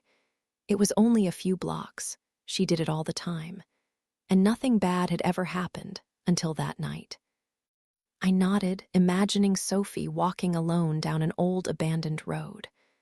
I had no idea what she looked like, so her face was blacked out. It was just a body. A girl's body. Lena's body. My skin is scalding now, an unnatural bright red as my toes find their way to the bath mat. I wrap myself in a towel and walk into my closet, my fingers flipping between a handful of button-up blouses before selecting a hanger at random and hooking it on the doorknob. I drop my towel and start to dress, remembering Daniel's words. "I love you." I had no idea how starved I had been for those words, how glaringly absent they had been from my life up until that moment. When Daniel had said them only a month into our courtship, for a fleeting second I had racked my brain to try to remember the last time I had heard them, the last time they had been uttered to me and me alone. I couldn't remember. I walk into the kitchen and pour a cup of coffee into my to-go mug, scratching my fingers through my still damp hair, trying to dry the strands. You would think that strange coincidence between Daniel and me would have wedged distance between us. My father was a taker, and his sister had been taken, but it did the opposite. It brought us closer, gave us an unspoken bond. It made Daniel possessive of me almost, but in a good way, a caring way. The same way Cooper is possessive, I suppose, because they both understand the inherent danger of existing as a woman, because they both understand death and how quickly it can take you, how unfairly it can claim possession over its next victim, and they both understand me. They understand why I am the way that I am. I walk toward the door with my coffee in one hand and purse in the other, stepping outside into the humid morning air. It's amazing what a single text message from Daniel can do to me, how thinking about him can alter my entire mood, my outlook on life. I feel invigorated, as if the shower water had washed not only the dirt from my nails, but the memories that had come with it. For the first time since seeing Aubrey Gravino's picture on my TV screen, that sense of impending dread that has been hovering over me has all but evaporated. I'm starting to feel normal. I'm starting to feel safe. I get into my car and crank the engine. The drive to work is automatic. I keep the radio off, knowing I'll be too tempted to flip to the news and listen to the grisly details of Aubrey's recovered body. I don't need to know that. I don't want to know that. I imagine it's front-page news. Avoiding it will be impossible. But for now, I want to stay clean. I pull into my office and swing open the front door, the light from inside indicating that my receptionist has already arrived. I walk into the lobby and turn toward the center of the room, expecting to see the regular venti Starbucks cup perched on top of her desk, hear her sing-song voice greeting me hello. But that's not the scene before me. "Melissa," I say, stopping abruptly. She's standing in the middle of the office, her cheeks patchy and red. She's been crying. "Is everything okay?" She shakes her head no, buries her face into her hands. I hear a sniffle before she starts wailing into her palms, the tears dripping to the ground from between her fingers. "It's so awful," she says, shaking her head over and over again. "Did you see the news?" I exhale, relax slightly. She's talking about Aubrey's body. For a second, I'm irritated. I don't want to talk about this right now. I want to move on. I want to forget. I keep walking, pushing toward my closed office door. "I did," I say, inserting my keys into the lock. "You're right, it's awful, but at least her parents have some closure now." She lifts her head from her hands and stares at me, her face confused. "Her body," I clarify. "At least they found it. That's not always the case." Melissa knows about my father, my history. She knows about the Bro Bridge girls and how those parents weren't lucky enough to get their bodies back. If murder was judged on a sliding scale, presumed dead would be the furthest to the end. There's nothing worse than a lack of answers, a lack of closure. A lack of certainty despite all the evidence pointing squarely in the face of the horrible reality you know in your heart to be true, but without a body, can't possibly prove. There's always that shred of doubt, that sliver of hope, but false hope is worse than no hope at all. Melissa sniffs again. What are you talking about?" "Aubrey Gravino," I say, my tone harsher than I intend it to be. "They found her body on Saturday in Cypress Cemetery." "I'm not talking about Aubrey," she says slowly. I turn toward her, my face the one twisted now. My key is still stuck in the lock, but I haven't turned it yet. Instead, my arm hangs limp in the air. She walks to the coffee table and grabs a black remote, pointing it to the television mounted on the wall. I usually keep the TV off during office hours, but now she turns it on, the black screen coming alive to reveal another bright red headline. "Breaking. Second Baton Rouge girl goes missing." Above the marquee of scrolling information is the face of another teen girl. I take in her features, sandy blonde hair obscuring her blue eyes and white lashes, muted freckles cascading across her pale, porcelain skin. I'm mesmerized by her perfectly clear complexion. Her skin looks like a doll S, untouchable, when the air exits my lungs and my arm falls to my side. I recognize her now. I know this girl. "I'm talking about Lacey," she says, a tear gliding down her cheek as she stares into the eyes of the girl who sat in this very lobby 3 days ago. Lacey Deckler is missing. Chapter 13. Robin McGill was my father's second girl, his sequel. She was quiet, reserved, pale, and rail-thin, with hair the color of a fiery sunset, something of a walking matchstick. She was not like Lena in any conceivable manner, but that didn't matter. It didn't save her. Because 3 weeks after Lena went missing, Robin did, too. The fear that followed Robin's disappearance had doubled in size from the fear that followed Lena's. When a single girl goes missing, you can blame it on a lot of things. Maybe she was playing by the bog and slipped underwater, her body pulled down by the jaws of a creature lurking somewhere beneath the surface. A tragic accident, but not murder. Maybe it was a crime of passion. Maybe she pissed off one too many boys. Or maybe she got pregnant and ran, a theory that had floated through town as thick and foul as marsh fog up until the day Robin's face started appearing on the TV screen, and everybody knew Robin didn't get pregnant and run. Robin was smart. She was bookish. Robin kept to herself and never wore a dress shorter than mid-calf. Until Robin's disappearance, I had actually believed those theories. A runaway teen didn't seem that unlikely, especially for Lena. Besides, it had happened before. It had happened with Tara. In a town like Bro Bridge, murder seemed far more outlandish. But when two girls go missing within the course of a month, it's not a coincidence. It's not an accident. It's not circumstance. It's calculated and cunning and far more terrifying than anything we had ever experienced before. Anything we thought possible. Lacey Deckler's disappearance is not a coincidence. I know it in my bones. I know it the way I knew it 20 years ago when I saw Robin's face on the news. Right now, standing in my office with my eyes glued to the television screen as Lacey's freckled face stares back. I might as well be 12 again, getting off the school bus from summer camp as dusk approaches, running down that old dusty road. I see my father, crouching for me on the porch. I'm running toward him when I should have been running away. Fear grips me like a squeezing hand against my throat. Someone is out there. Again, "Are you okay?" Melissa's voice shakes me from my stupor. She's looking at me, a worried expression cloaking her features. "You're looking kind of pale." "I'm fine," I say, nodding my head. "It's just memories, you know." She nods. She knows not to press it. "Can you cancel my appointments today?" I ask. "Then you can head home, get some rest." She nods again, looking relieved, before shuffling behind her desk and picking up her headset. I turn back toward the television and raise the remote to the air, turning up the volume. The anchor's voice fills the room like a gradient, soft to loud.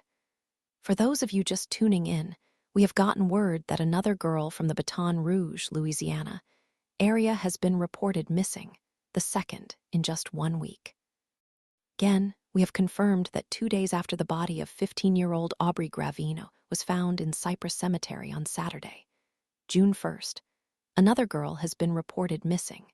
This time, it's 15-year-old Lacey Deckler, also from Baton Rouge. Our very own Angela Baker is live now at Baton Rouge Magnet High School. Angela. The camera cuts away from the news desk, and Lacey's picture disappears from the green screen. I'm now staring at a high school situated mere blocks from my office. The reporter on camera nods along, her finger pushed to her earpiece, before she begins to speak. "Thank you, Dean. I'm here at Baton Rouge Magnet High School, where Lacey Deckler is currently wrapping up her freshman year." Lacey's mother, Jeanine Deckler, told authorities that she picked her daughter up from this school on Friday afternoon after track practice, before bringing her to an appointment just a few blocks away. My breath catches in my throat. I glance over at Melissa to see if she registered the comment, but she isn't listening. She's on the phone, tapping away on her laptop as she reschedules the day's appointments. I feel bad for canceling an entire day on her like this, but I can't imagine seeing clients right now.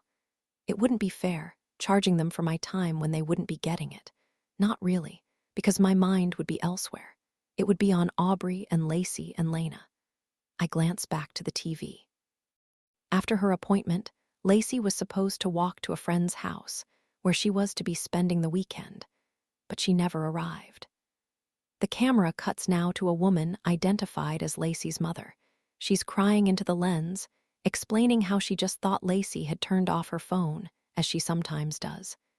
She's not like the other kids, glued to their Instagram. Lacey needs to disconnect sometimes. She's sensitive.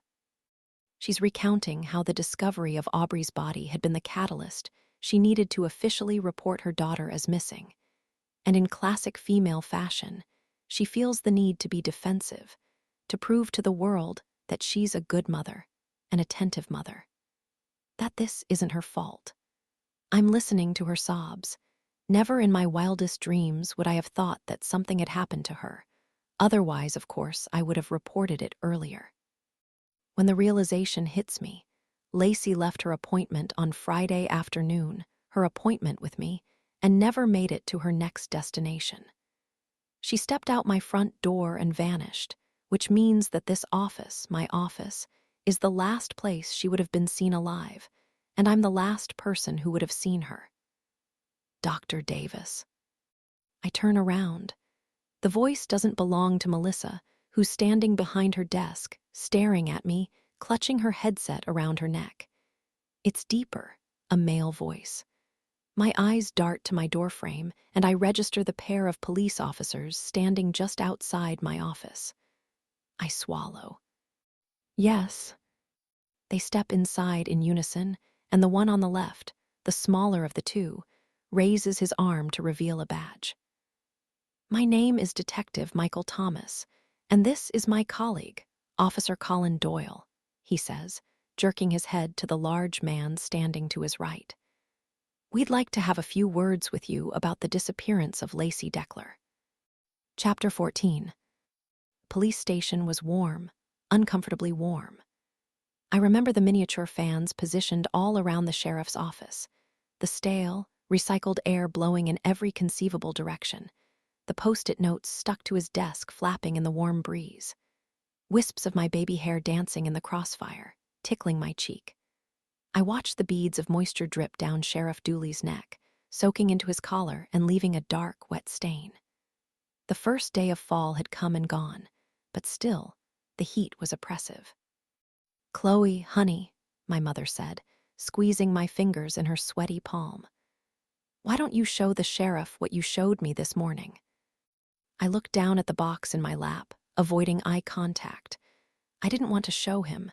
I didn't want him to know what I knew. I didn't want him to see the things that I had seen, the things in this box, because once he did, it would all be over. Everything would change. Chloe.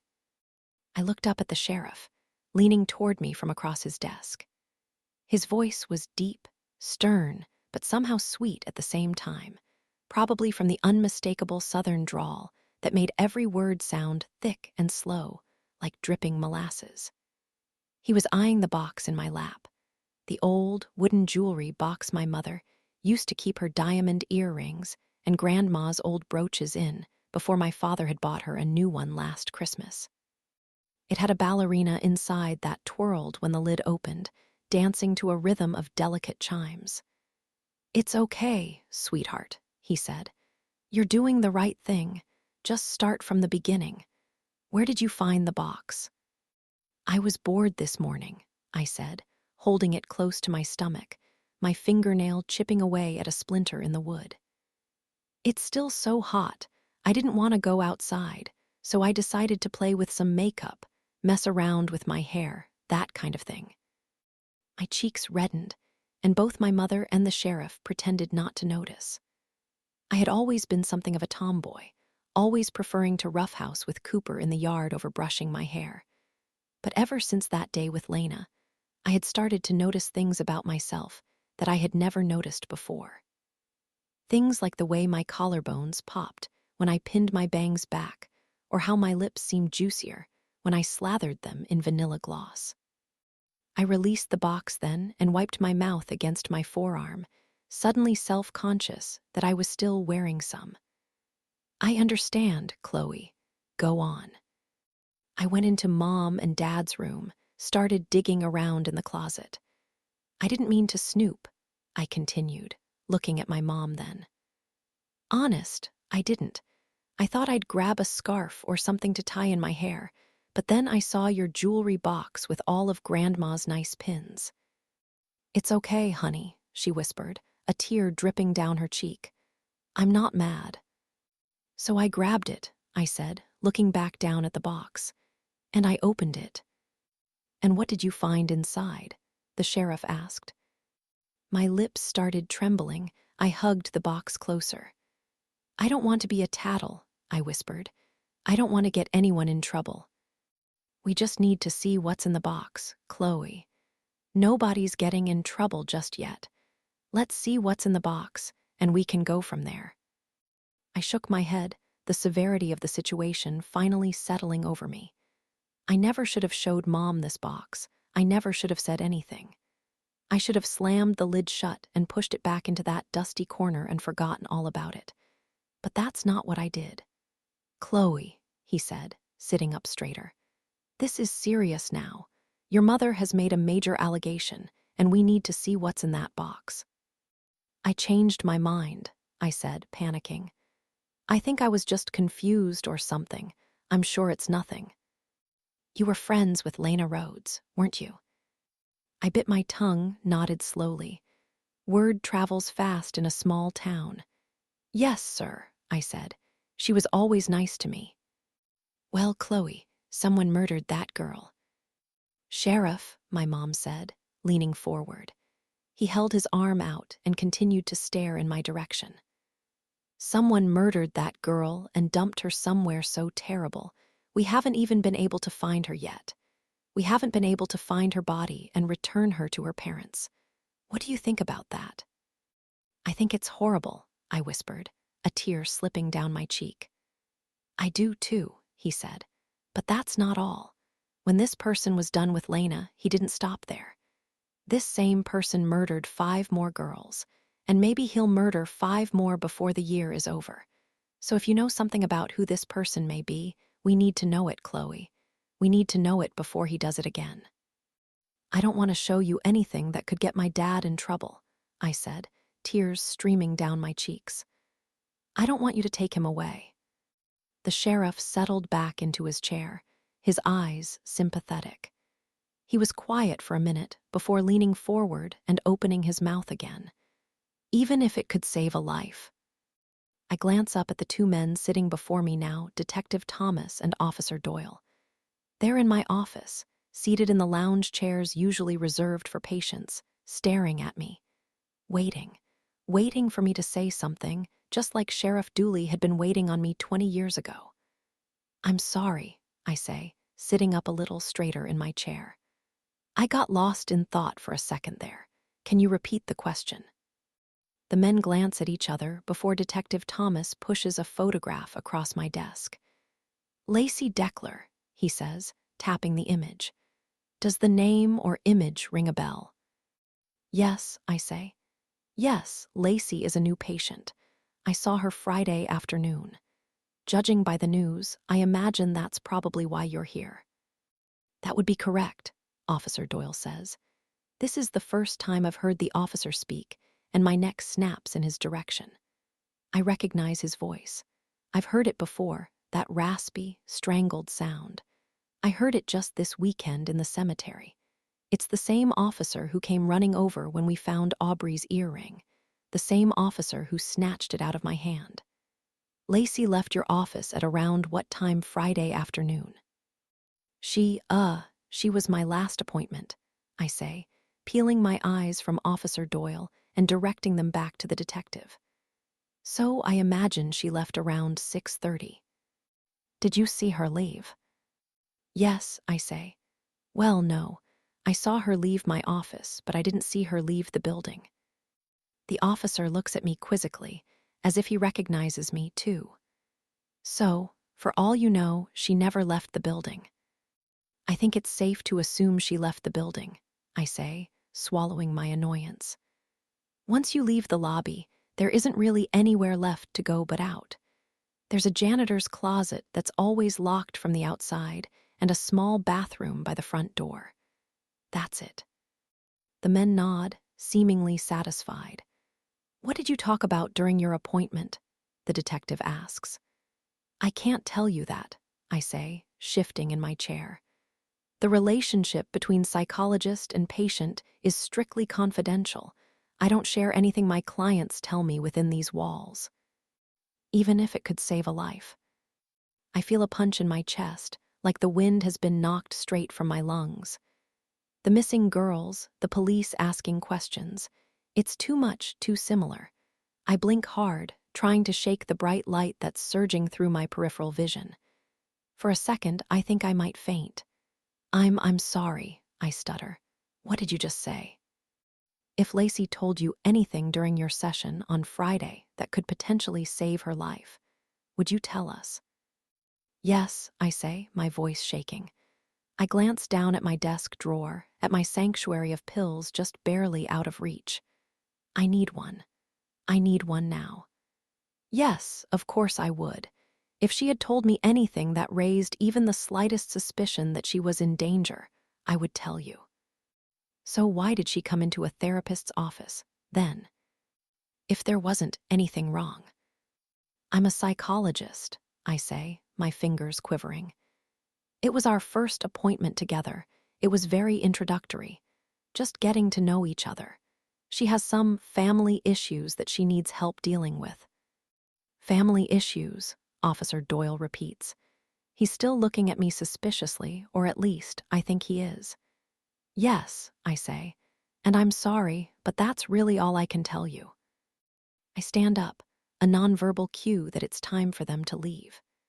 I was at the crime scene where Aubrey's body was found.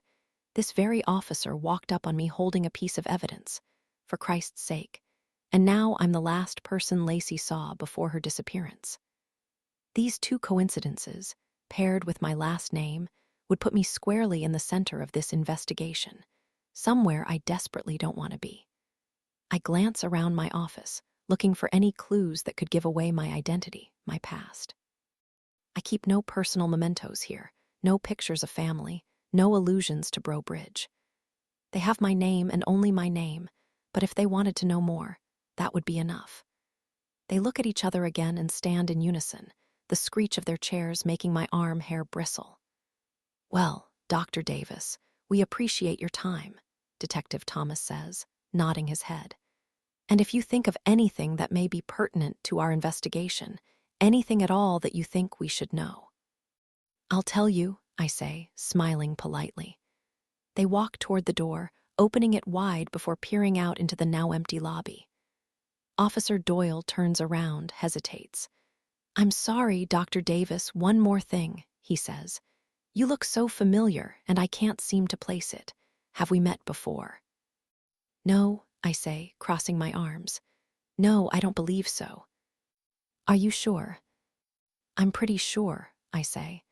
Now, if you'll excuse me, I have a day full of appointments. My 9 o'clock should be here any minute. Chapter 15. I step into my lobby, the quiet stillness amplifying the sound of my own breath. Detective Thomas and Officer Doyle have left. Melissa's purse is gone, her computer black. The TV is still blaring, Lacey's face haunting the room with her invisible presence. I lied to Officer Doyle. We have met before in Cypress Cemetery as he lifted the earring of a dead girl out of my palm. I also lied about having appointments today. Melissa cleared them. I explicitly asked her to, and now it's 9:15 on a Monday morning, and I have nothing to do but sit in an empty office and let the darkness of my own thoughts devour me whole before regurgitating my bones. But I know I can't do that. Not again. I hold my phone in my palm, thinking about who I can talk to, who I can call. Cooper is out of the question. He would worry too much. Ask me questions that I don't want to answer, jump to conclusions that I'm actively trying to avoid. He would look at me with concern, his eyes flickering to my desk drawer and back up again, silently wondering what kind of remedies I have in there, hidden in the dark. What kind of twisted thoughts they're creating, swirling in my mind. No, I need calm, rational, reassuring. My next thought is Daniel, but he's at a conference. I can't bother him with this. It's not that he would be too busy to listen to me. That's the opposite of the problem. It's that he would drop everything and rush to my aid, and I can't let him do that. I can't drag him into this. Besides, what is this anyway? It's nothing more than my own memories, my own unresolved demons bubbling to the surface. There's nothing he could do to fix the problem, nothing he could say to me that hasn't been said before. That's not what I need right now. I just need someone to listen. My head jerks up. Suddenly, I know where I need to go. I grab my purse and keys, locking my office door before jumping back in my car and heading south. Within minutes, I'm pulling past a sign that reads Riverside Assisted Living, a familiar collection of pollen-colored buildings looming in the distance. I always assumed the color choice was meant to mirror sunshine, happiness, feel-good things like that. At one point, I actually believed it, convincing myself that a paint color could artificially lift the mood of the residents trapped inside. But the once bright yellow is faded now, the siding perpetually discolored with the merciless effects of weather and age. missing blinds turning the windows into gap-toothed grins, weeds peeking through the sidewalk cracks like they, too, are struggling to escape. I approach the buildings now, and I no longer see sunshine gleaming back in my direction, the color of warmth and energy and cheer. Instead, I see neglect, like a stained bedsheet or the yellowing of forgotten teeth. If I were a patient, I already know what I'd say to myself. You're projecting, Chloe. Is it possible that you sense neglect in these buildings because you feel as if you've neglected someone inside? Yes, yes. I know the answer is yes, but that doesn't make it any easier. I swerve into a parking spot near the entrance and slam my door a little too hard before walking through the automatic entryway and arriving in the lobby. Well, hello there, Chloe. I turn toward the front desk and smile at the woman waving in my direction. She's big, busty, her hair pulled back into a tight bun, her patterned scrubs faded and soft.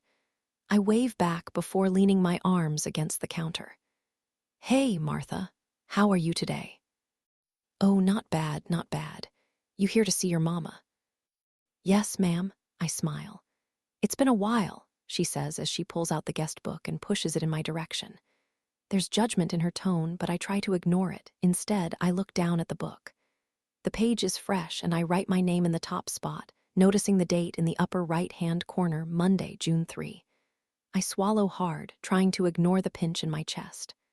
I know, I say at last. I've been busy, but that's no excuse. I should have come sooner.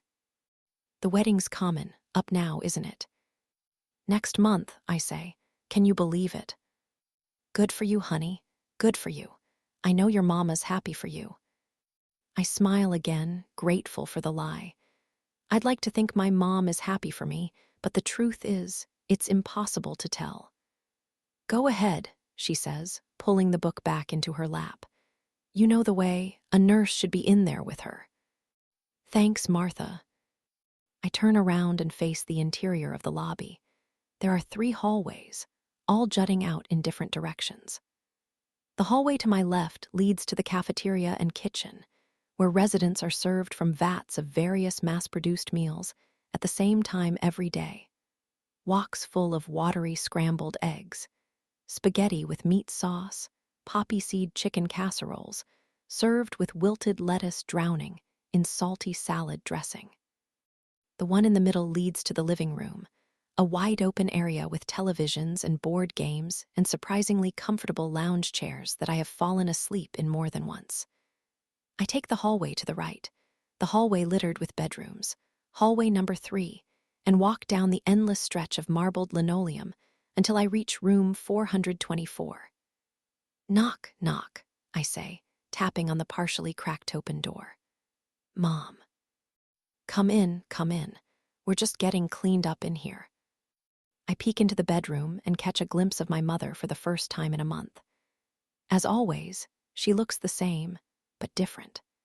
The same as she has looked for the last 20 years, but different from the way my mind still chooses to remember her, young, beautiful, full of life. Colorful sundresses that grazed her tan knees, her long, wavy hair clipped back at the sides, her cheeks flushed from the summer heat. Now I see her pale, frail legs peeking out from behind the opening of a robe as she perches in her wheelchair, expressionless. The nurse is brushing her hair, now cut to her shoulders, as she stares out a window overlooking the parking lot. Hey, Mom, I say, moving closer. I sit on the side of the bed and smile. Good morning. Good morning, honey, the nurse says. This one is new. I don't recognize her. She seems to sense that and continues talking. My name's Cheryl. Your mama and I have been getting close over these last few weeks, haven't we, Mona? She taps my mother's shoulder and smiles, brushes a few more times before placing the comb on her bedside table and wheeling her around to face me. My mother's face still comes as a shock, even after all these years. She isn't disfigured or anything. She isn't maimed beyond recognition. But she is different. The little things that made her have changed. Her once perfectly manicured eyebrows are overgrown, giving her face a more masculine appearance. Her skin is waxy and devoid of all makeup, her hair washed with cheap store-brand shampoo that leaves the ends wiry and wild. And her neck, that long, thick scar that still rests across her neck. "I'll leave y'all to it," Cheryl says, walking toward the door. "If you need anything, just holler." "Thank you." I'm alone with my mother now, her eyes boring into mine, and those feelings of neglect come raging back. Mom was placed in a home in Breaux Bridge after her suicide attempt. We were still too young to care for ourselves. At 12 and 15, we were sent to live with an aunt on the outskirts of town. But the plan was to take her out when we could, care for her when we could. Then Cooper turned 18, and it was clear that she couldn't go with him. He couldn't stay put for long enough. Couldn't sit still. She needed routine. Clean, simple routine. So we decided to move her to Baton Rouge when I got into LSU, and I would take over after I finished college. But then we came up with excuses for that, too. How would I get my PhD caring for a dependent and disabled mother? How would I ever meet someone, date someone, get married? Although I had been doing a pretty good job of sabotaging my chances of that without her help, anyway. So we kept her here, in Riverside, still telling ourselves it was temporary. After graduation, after we had enough savings, after I opened my own practice, the years stretched on, and we quieted our guilt by visiting every weekend. Then we started taking turns, Cooper and I, going every other week, rushing through each visit, checking our phones because we crammed it between other obligations. Now we mostly visit when the nurses call and ask us to. They're good people, but I'm sure they talk about us when we're not around. Judge us for abandoning our mother, leaving her fate in the hands of strangers. But what they don't understand is that she abandoned us, too. "Sorry I haven't come to visit in a while," I say, my eyes searching her face for any sign of movement, any sign of life. The wedding's in July, so we've got a lot of last-minute planning to do. The silence between us stretches out, lazy, though I'm used to it by now. Talking to myself, I know she won't respond. "I promise I'll bring Daniel by to meet you soon," I say. "You'd like him. He's a really good guy." She blinks a few times, taps her finger against her armrest. My eyes dart over to her hand. Staring, I ask again, "Would you like to meet him?" She taps her finger again, gently, and I smile. I found our mother sprawled across the floor of her bedroom closet shortly after Dad was sentenced, the closet where I found that box that sealed his fate. The poetic symbolism was not lost on me, even at 12. She had tried to hang herself using one of his leather belts until the wooden beam snapped, sending her crashing to the ground. By the time I had found her face was purple, her eyes bulging, her legs twitching. I remember screaming for Cooper, screaming for him to say something, to do something. I remember him standing in the hallway, stunned, motionless. Do something. I screamed again, and I had watched him blink, shake his head, then run into the closet and attempt to perform CPR. At some point, it dawned on me to call 911, so I did. And we were able to save some of her, just not all of her. She was in a coma for a month. Cooper and I weren't old enough to make any medical decisions, so that decision rested on our father from prison. He didn't want to pull the plug. He wasn't able to come visit her, but her condition was made clear she would never be able to walk again, talk again, do anything on her own again. But still, he refused to give up on her. That poetic symbolism wasn't lost on me, either, that he spent his days outside of a cell taking lives. But once he was incarcerated, he was apparently determined to save them. We watched for weeks on end as our mother lay motionless in a hospital bed, her chest rising and falling with the help of a machine, until one morning she made a movement on her own, her eyes fluttered open. She never regained movement. She never regained speech.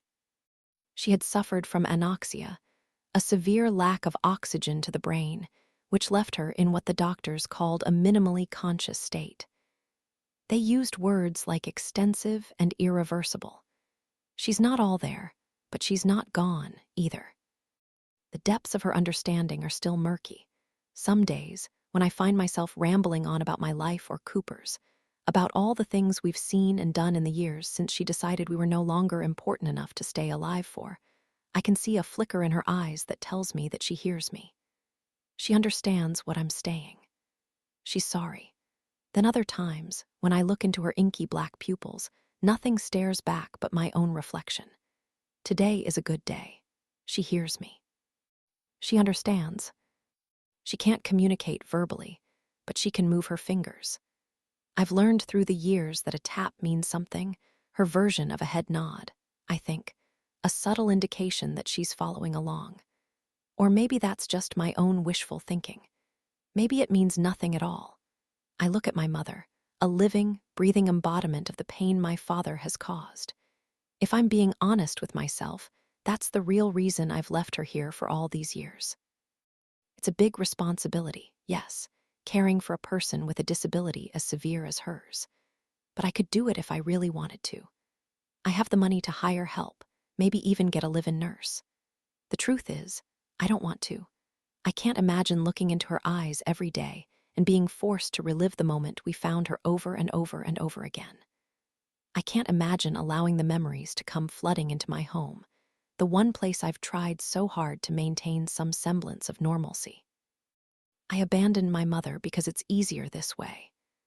Just like I abandoned our childhood home, refusing to dig through our belongings and relive the horrors that took place there, instead just letting it sit and rot, as if refusing to acknowledge its existence would somehow make it less real. I'll bring him by before the wedding, I say, actually meaning it this time. I want Daniel to meet my mother, and I want my mother to meet him. I rest my hand on her leg. It's so frail I almost recoil, 20 years of immobility deteriorating the muscles and leaving nothing but skin and bone. But I force myself to hold it there, squeezing her gently. But actually, Mom, that's not what I wanted to talk about. That's not why I'm here.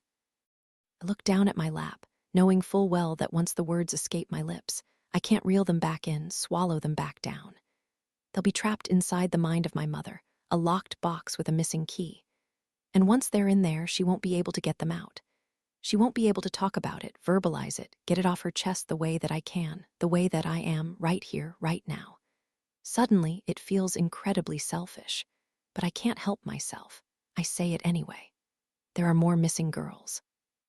Dead girls, here in Baton Rouge. I think I see her eyes widen, but then again, I could be wishing. They found the body of a 15-year-old in Cypress Cemetery on Saturday. I was there with the search party. They found her earring. Then this morning, another one was reported missing. Another 15-year-old. And this time I know her. She's a patient of mine. Silence settles over the room, and for the first time since I was 12, I yearn for my mother's voice. I desperately need her practical yet protective words to drape over my shoulders like a blanket in winter, keeping me safe. Keeping me warm. This is serious, honey, but just be careful, be vigilant. It feels familiar, I say, gazing out the window. Something about it all just feels, I don't know, the same. It's like I'm having déjà vu. The police came to speak with me at my office, and it reminded me of. I stop, look at my mother, wonder if she, too, can still remember our conversation in Sheriff Dooley's office. The humid air, the post-it notes flicking in the breeze, the wooden box resting on my lap. Entire conversations are bubbling back to the surface, I say, like I'm having the exact same ones all over again. But then I think about the last time I felt this way. I stop again, remembering that this memory is one my mother certainly doesn't share. She doesn't know about the last time, the time in college when the memories came flooding back again, memories so realistic that I couldn't separate the past from the present, the then from the now, the real from the imagined. With the anniversary coming up, I know I'm probably just being paranoid, I say. You know, more than usual, I mean. I laugh, lifting my arm from her leg to stifle the noise. My hand brushes up against my cheek, and I feel wetness, a tear running down my face. I hadn't realized I was crying. Anyway, I just needed to say it out loud, I guess. Say it to someone to help me hear how stupid it sounds. I wiped the tear from my cheek and rubbed my hand against my pants. God, I'm glad I came to you before I said it to anyone else. I don't know what I'm so worried about. Dad's in prison. It's not like he can be involved or anything. My mother stares at me, her eyes filled with questions I know she wants to ask. I glance down at her hand, at the imperceptible twitch of her fingers. I'm back. My body jumps as I twist around to face the voice behind me. It's Cheryl, standing in the doorframe. I lift my hand to my chest and exhale. Didn't mean to scare you, baby, she laughs. Y'all having a good time? Yes, I say, nodding. I glance back at my mother. Yes, it's nice catching up. You're just getting all kinds of visitors this week. Arantxa, Mona. I smile, relieved to hear that Cooper made good on his promise to visit. When did my brother swing by? No, not your brother, Cheryl says. She walks behind my mother and puts her hands on the back of her wheelchair, her foot releasing the brake on her wheels. It was another man. A family friend, he said he was. I look at her, my eyebrows furrowed. What other man? Kind of trendy looking, not from around here. Said he was visiting from the city. Something in my chest squeezes. Brown hair, I ask. Tortoiseshell glasses. Cheryl snaps before pointing her finger at me. That's the one. I stand up, grabbing my purse from the bed. I have to go, I say, walking briskly over to my mom and hugging her around the neck. I'm sorry, Mom, for everything. I run out her open door and down the long hallway, the anger in my chest building with every strike of the heel. How dare he? How dare he? I reach the front desk and slam into the counter, panting. I have an idea who this mystery visitor may be, but I need to know for sure. Martha, I need to see the guest book. You already signed it, sweetie. Remember when you came in. No, I need to see past visitors. From this weekend. I'm not sure I can let you do that, honey. Someone in this building let a man in to see my mother who is not authorized. He said he's a family friend, but he is not a friend. He's dangerous, and I need to know if he was here. Dangerous? Sweetheart, we don't let people in who aren't.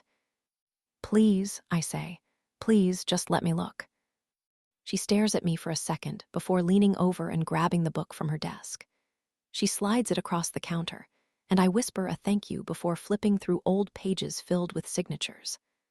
I come across yesterday's section, the day I spent wasting away on my living room couch, and skim down the list of names, my heart stopping when I glimpse the one I was desperately hoping not to see. There, in messy script, is the proof I have been looking for. Aaron Jansen was here. Chapter 16. The phone rings twice before that familiar voice greets me. Aaron Jansen. You asshole, I say, not bothering with an introduction. I'm storming through the parking lot in the direction of my car. I had called into my office voicemail the second I handed over the guest book and replayed Aaron's last message to me from Friday night. You can call me back directly on this number. Chloe Davis, he responds, the hint of a smile in his voice. I thought I might hear from you today. You visited my mother. You had no right. I told you I'd be reaching out to your family in my voicemail. I gave you fair warning. No, I say, shaking my head. No, you said my father. I don't give a fuck about my father, but my mother is off limits. Let's meet. Obviously, I'm in town. I'll explain everything. Fuck you, I spit. I am not meeting with you. What you did was unethical. You really want to talk to me about ethics? I stop, inches from my parked car. What's that supposed to mean? Just meet me today. I'll make it quick. I'm busy, I lie, unlocking my car and easing inside. I have appointments. I'll come to your office, then. I'll wait in the lobby until you have an opening. No, I exhale, closing my eyes. I lean my forehead against the steering wheel.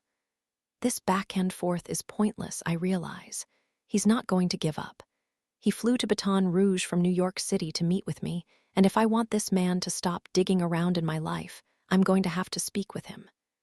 Face to face. No, please don't do that. I'll meet you, okay? I'll meet you right now. Where do you want to go? It's still early, he says. How about coffee, my treat? There's a place on the river, I say, pinching the skin between my eyes. Brew House. Meet me there in 20 minutes. I hang up on him before slamming my car into reverse and driving in the direction of the Mississippi. I'm only 10 minutes from the cafe, but I want to make it there before him. I want to be sitting at a table of my choosing the moment he walks through the doors. I want to be in the driver's seat for this conversation, not riding along as a powerless passenger. Not on the defensive, caught off guard the way I was just now. I pull into a nearby spot and duck into the little cafe. A hidden gem on River Road, partially cloaked by live oaks dripping in gray-green foliage. It's dim inside, and I order a latte, my eyes landing on a bulletin board of flyers by the cream and sugar stand. Wedged between violin lessons being advertised with those little paper flaps and an upcoming concert poster is Lacey Deckler's face, missing scrawled across the top in Sharpie. It's stapled on top of another piece of the paper, the corners peeking out. I reach over and push the picture aside with my finger, revealing Aubrey's poster behind it. Already, she's been replaced, taped over like a broken vending machine. I slide into a table in the corner, choosing the seat that faces the front door.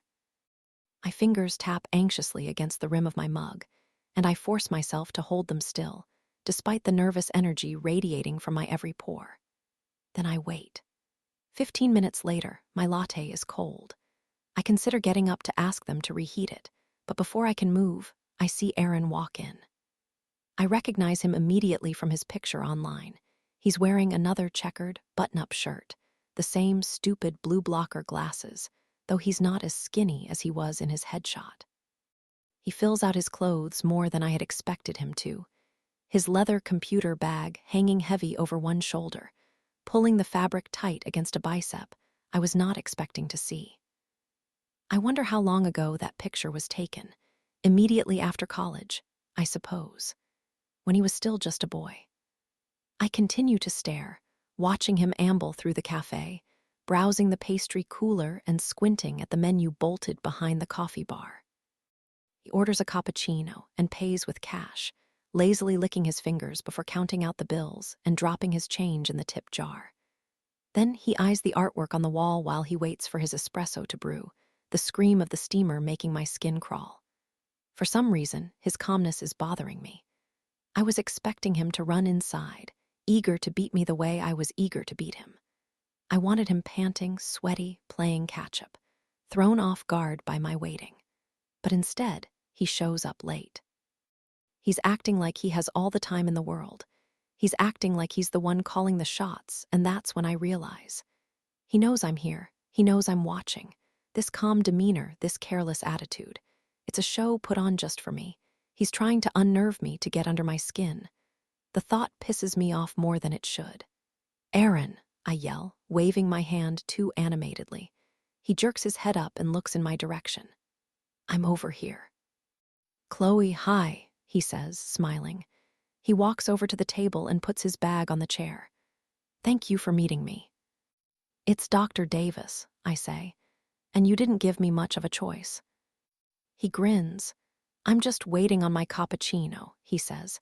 "Can I buy you anything?" "No," I say, motioning to the mug in my hands. "I'm good, thanks." "You been here long?" he asks. "Your drink looks cold." I eye him, wondering how he could possibly know that. I must look confused, because I see him smirk just slightly before motioning to the condensation beading along the inner rim of my glass. No steam. "Just a couple minutes," I say. "Huh," he says, eyeing my drink. "Well, if you want me to have that warmed up for you."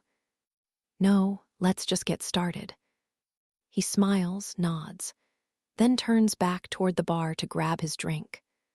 Well, it's confirmed, I think, bringing my latte to my lips and wincing at the room temperature liquid, forcing myself to drink. He's an asshole. Aaron slides into the chair opposite me and pulls a notebook from his bag as I set my mug down.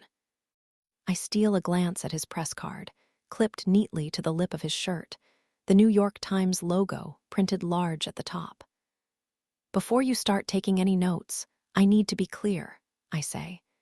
This is not an interview. This is a very frank conversation of me telling you to stop harassing my family.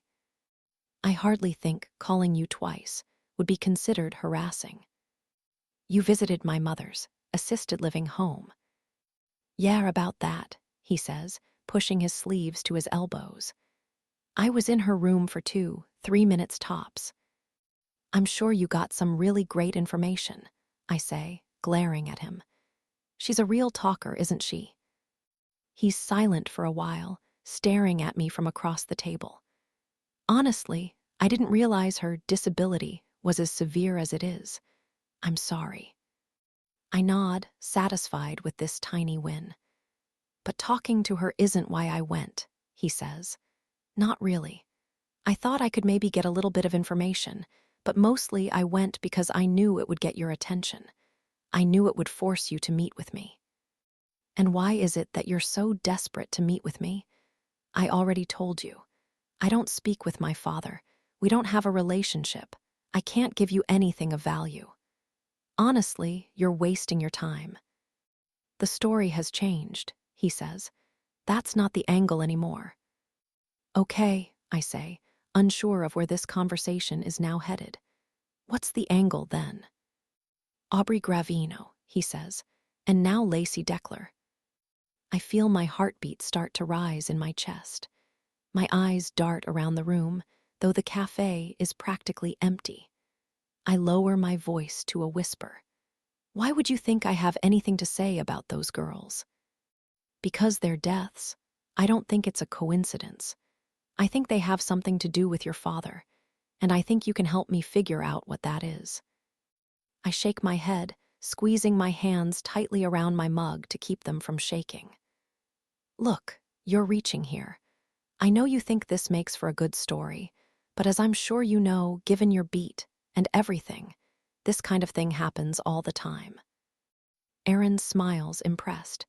You've researched me, he says. Well, you know everything about me. That's fair, he says.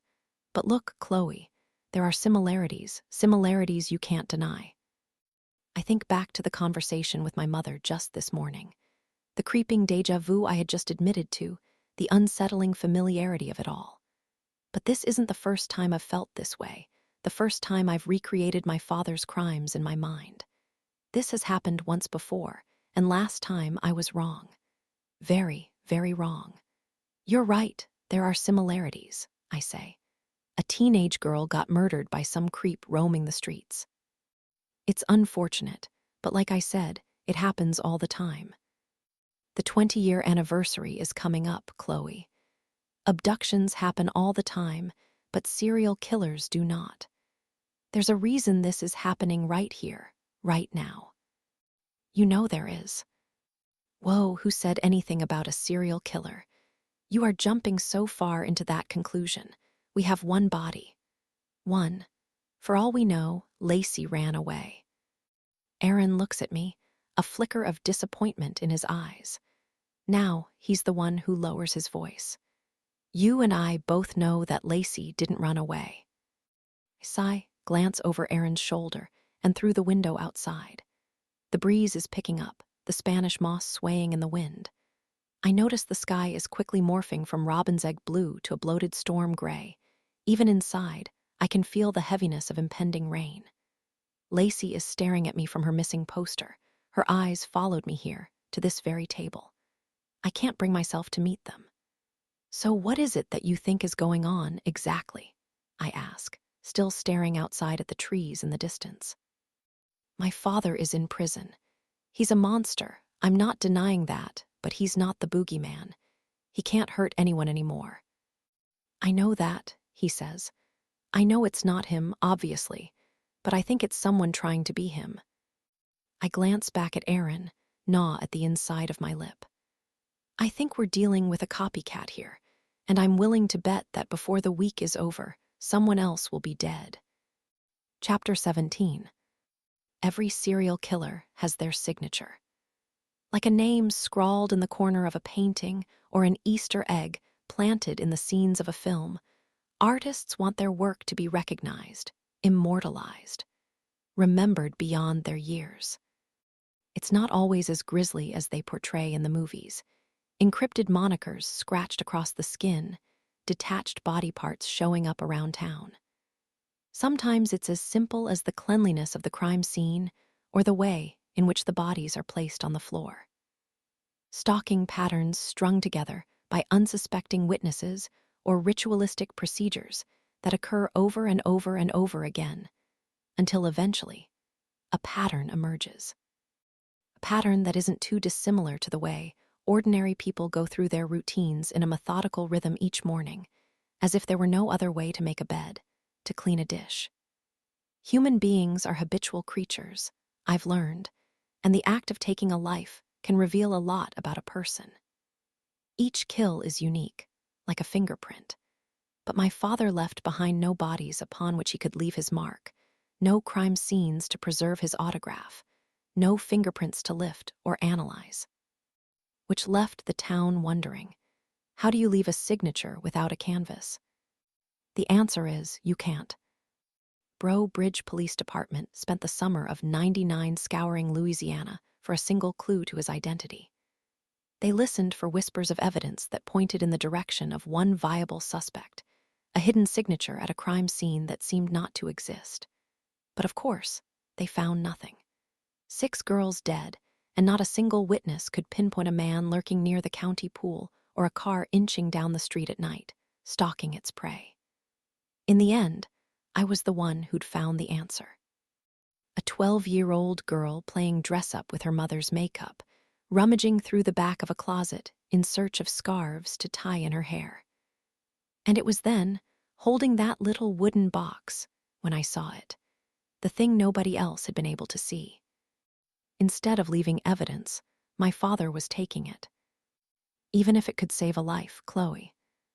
I watched the sweat drip down Sheriff Dooley's neck. He was staring at me with an intensity I had never seen before. He was staring at me, and he was staring at the box clutched in my hands. If you hand over that box, you could save a life. Think about that. What if someone could have saved Lena's life, but chose not to because they were afraid of stirring up trouble? I looked down at my lap, nodded slightly. Then I thrust my arms forward before I had time to change my mind. The sheriff wrapped his gloved hands around mine, the rubber slippery, but warm, before pulling the box gently from my grip. He looked down at the lid before placing his fingers on the lip and opening it wide, the sound of chimes filling the room. I avoided his expression, instead choosing to stare at the ballerina, twirling in slow, perfect circles. "It's jewelry," I said, my eyes still on the dancing girl. It was mesmerizing, watching her spin in that faded pink tutu, her arms raised high. She reminded me of Lena, the way she twirled at the festival. "I see that. Do you know who it belongs to?" I nodded. I knew he was looking for more of an answer, but I couldn't bring myself to say it. Not voluntarily, at least. "Who does the jewelry belong to, Chloe?" I heard a sob erupt from my mother beside me, and I glanced in her direction. Her hand was clamped over her mouth, her head shaking violently. She had already seen the contents of this box. I had shown it to her, back home. I had wanted her to give me an explanation other than the one that was forming in my own mind. The only explanation that made sense. But she couldn't. Chloe. I looked back at the sheriff. "The belly button ring is Lena S., I said, right there in the middle." The sheriff reached into the jewelry box and plucked out the small, silver firefly. It looked dead, having spent weeks in the dark. No sunshine to fuel its glow. "How do you know that?" "I saw Lena wearing it at the Crawfish Festival. She showed it to me." He nodded, lowering it back into the box. And the others? I know that pearl necklace, my mother said, her voice wet. The sheriff glanced at her before reaching into the box again and lifting up a string of pearls. They were large, pink, and tied together in the back with a ribbon. That belongs to Robin McGill. I saw her wearing it at church one Sunday. I commented on how much I liked it, how unique it was. Richard was with me. He saw it too. The sheriff exhaled, nodding again before placing it back inside. Over the next hour, the rest of the jewelry would come to be identified. Margaret Walker's diamond earrings, Carrie Hollis's sterling silver bracelet, Jill Stevenson's sapphire ring, Susan Hardy's white gold hoops. There was no DNA found on anything. They had been meticulously cleaned, the box wiped down, but their parents confirmed our suspicions. They had been presents for 8th grade graduations, confirmations, birthdays. Tokens meant to celebrate the milestones of their girls growing up, instead forever memorialized by their untimely deaths. This is helpful, Chloe. Thank you. I nodded, the rhythm from the chimes soothing me into a kind of stupor. Sheriff Dooley slapped the lid closed, and I jerked my head up, the trance broken. He was staring at me again, his hand placed on top of the closed box. Did you ever witness your father interacting with Lena Rhodes or any of the other missing girls? Yes, I said, my mind flashing back to the festival. The way he was staring at her and her long, smooth stomach. The way he ducked his head when he realized he was caught. I saw him watching her once at the Crawfish Festival, when she was showing me her belly button ring. What was he doing? Just staring, I said. She had her shirt pulled up. She caught him looking, and she waved. My mother scoffed beside me, shook her head. Thank you, Chloe, the sheriff said. I know this wasn't easy for you, but you did the right thing. I nodded. Before we let you go, is there anything else you'd like to tell us about your father? Anything that might be important for us to know? I exhaled, held myself tightly in my own arms. It was hot in there, but suddenly I felt myself shiver. I saw him with a shovel once, I said, avoiding my mother's stare. This was news to her. He was walking across our yard, coming from the swamp behind our house. It was dark, but he was there. Everyone was silent, this new revelation settling over the room like a heavy morning fog. Where were you when you saw him? In my room. I couldn't sleep, and I have this bench right below my window where I like to read. I'm sorry I didn't say anything sooner, I said. I didn't know. Of course you didn't, sweetheart, Sheriff Dooley said. Of course you didn't. You've done more than enough. A roll of thunder shudders through my house now, making the wineglasses hanging upside down from our liquor cabinet rattle like chattering teeth. Another summer storm is rolling through. I can feel the electric charge in the air, taste the impending rain. Chloe, did you hear me? I glance up from my wineglass, half full of Cabernet. The memory of Sheriff Dooley's office starts melting away slowly. Instead, I see Daniel, standing at our kitchen counter, sleeves rolled up to his elbows and a butcher knife in one hand. He got back from his conference earlier this afternoon. When I arrived home from the office, I found him dancing to Louis Armstrong through the kitchen in my gingham apron, the ingredients for tonight's dinner spread across the island. The image makes me smile. Sorry, no, I say. What was that? I said you've done more than enough. I squeeze my glass a little more tightly, the delicate stem threatening to snap from the pressure between my fingers. I rack my brain, trying to remember what we were just talking about. I've been so lost in thought these last few days, so consumed in memories. Especially with Daniel being gone and the house being empty, it's almost felt as if I've been living in the past again. When the words escape Daniel's lips, I can't tell if they actually came from him or if I imagined them, conjured them up from the recesses of my mind, and placed them into his mouth to regurgitate back to me. I open my lips to speak, but he cuts me off. Those cops had no right to show up at your office like that, he continues, his eyes focused on the cutting board beneath him. He chops some carrots, moving the blade in quick, fluid motions before scraping them to the side of the board and moving on to the tomatoes. Thank God you didn't have any clients in there yet. That could have really hurt your reputation, you know. Oh, yeah, I say. I remember now. We had been talking about Lacey Deckler, about Detective Thomas and Officer Doyle questioning me at work. It felt like something I should tell him in case her last known location ever became public knowledge. Well, I was the last person to see her alive, I guess. She might still be alive, he says. They haven't found her body yet.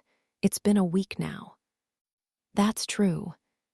And the other girl, she was missing for, 3 days before they found her? Yeah, I say, swirling the wine in my glass. Yeah, 3 days. So it sounds like you've been following all of this then. Yeah, it's been on the news. Kind of hard to avoid. Even in New Orleans. Daniel keeps chopping, the tomato juice running across the cutting board and pooling onto the counter. Another roll of thunder vibrates the house. He doesn't reply. Does it sound like it could have been the same person to you? I ask, trying to keep my tone light. Do you think they're, related? Daniel shrugs.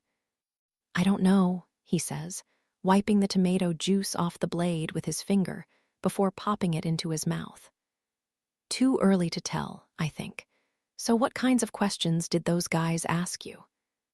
Not much, really. They were trying to get me to tell them what we talked about in our session. Obviously, I wouldn't, which kind of bothered them. Good for you. They asked if I saw her leaving the building. Daniel glances at me, his brows furrowed. Did you? No, I say. I saw her leave my office, but I didn't see her leave the building. I mean, I assume she did. There really isn't anywhere else to go, unless she was grabbed from inside, but... I stop, look down at the ruby red liquid, coloring the sides of my glass. That seems kind of unlikely. He nods and looks back down at the cutting board before scooping up the chopped vegetables and placing them in a searing pan. The scent of garlic fills the room.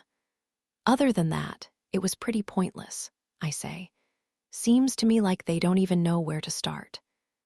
Steady sheet of rain erupts outside, and the house is filled with the sound of millions of fingers tapping on the roof, eager to get in.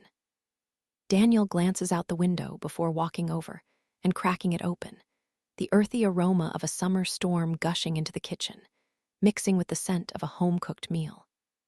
I stare at him for a while, the way he glides around the kitchen so naturally, cracking pepper into the skillet of sautéing vegetables, rubbing Moroccan spices across a slab of pink salmon. He flings a dish towel over one husky shoulder, and my heart surges with warmth at the perfection of it all. The perfection of him. I'll never understand why he chose me, damaged Chloe. He acts as though he's loved me since the moment he met me, the moment he knew my name. But there's still so much about me that he doesn't know, so much that he doesn't understand. I think about the small pharmacy hidden in my office, my lifeline, that collection of faked prescriptions that I used his name to obtain. I think about my childhood, my past, the things I've seen, the things I've done. He doesn't know you, Chloe. I try to shake Cooper's words out of my mind, but I know he's right. Excluding my family, Daniel knows me more than anyone else in the world, but that isn't saying much. It's still surface level. It's still staged. Because I know if I were to show him all of me, if I were to show him damaged Chloe, expose my rancid, pulsing core, he would take one whiff and recoil. He couldn't possibly like what he'd see. Enough about all of that, he says, leaning over the counter as he fills up my diminishing glass. How was the rest of your week, then? Did you get any wedding planning done? I think back to Saturday morning, the morning Daniel left for New Orleans. I had intended on getting some wedding planning done. I had opened my laptop and responded to some emails before the news of Aubrey Gravino filled my living room, the memories trapping me inside my own mind like a car submerged in water. I remember leaving the house and driving mindlessly through town, coming across the search party in Cypress Cemetery, finding Aubrey's earring, leaving minutes before her body was discovered. I think about Aaron Jansen visiting my mother, the theory he shared with me that I've been actively trying to deny all week. It's Friday now. Aaron predicted another body would turn up by Monday. So far, it hasn't, and every day that goes by, a small weight is lifted from my shoulders, a moment of relief that he might be wrong. I think, for a second, about what I should tell Daniel, and I decide that I'm not ready for him to know me yet, not this side of me, at least.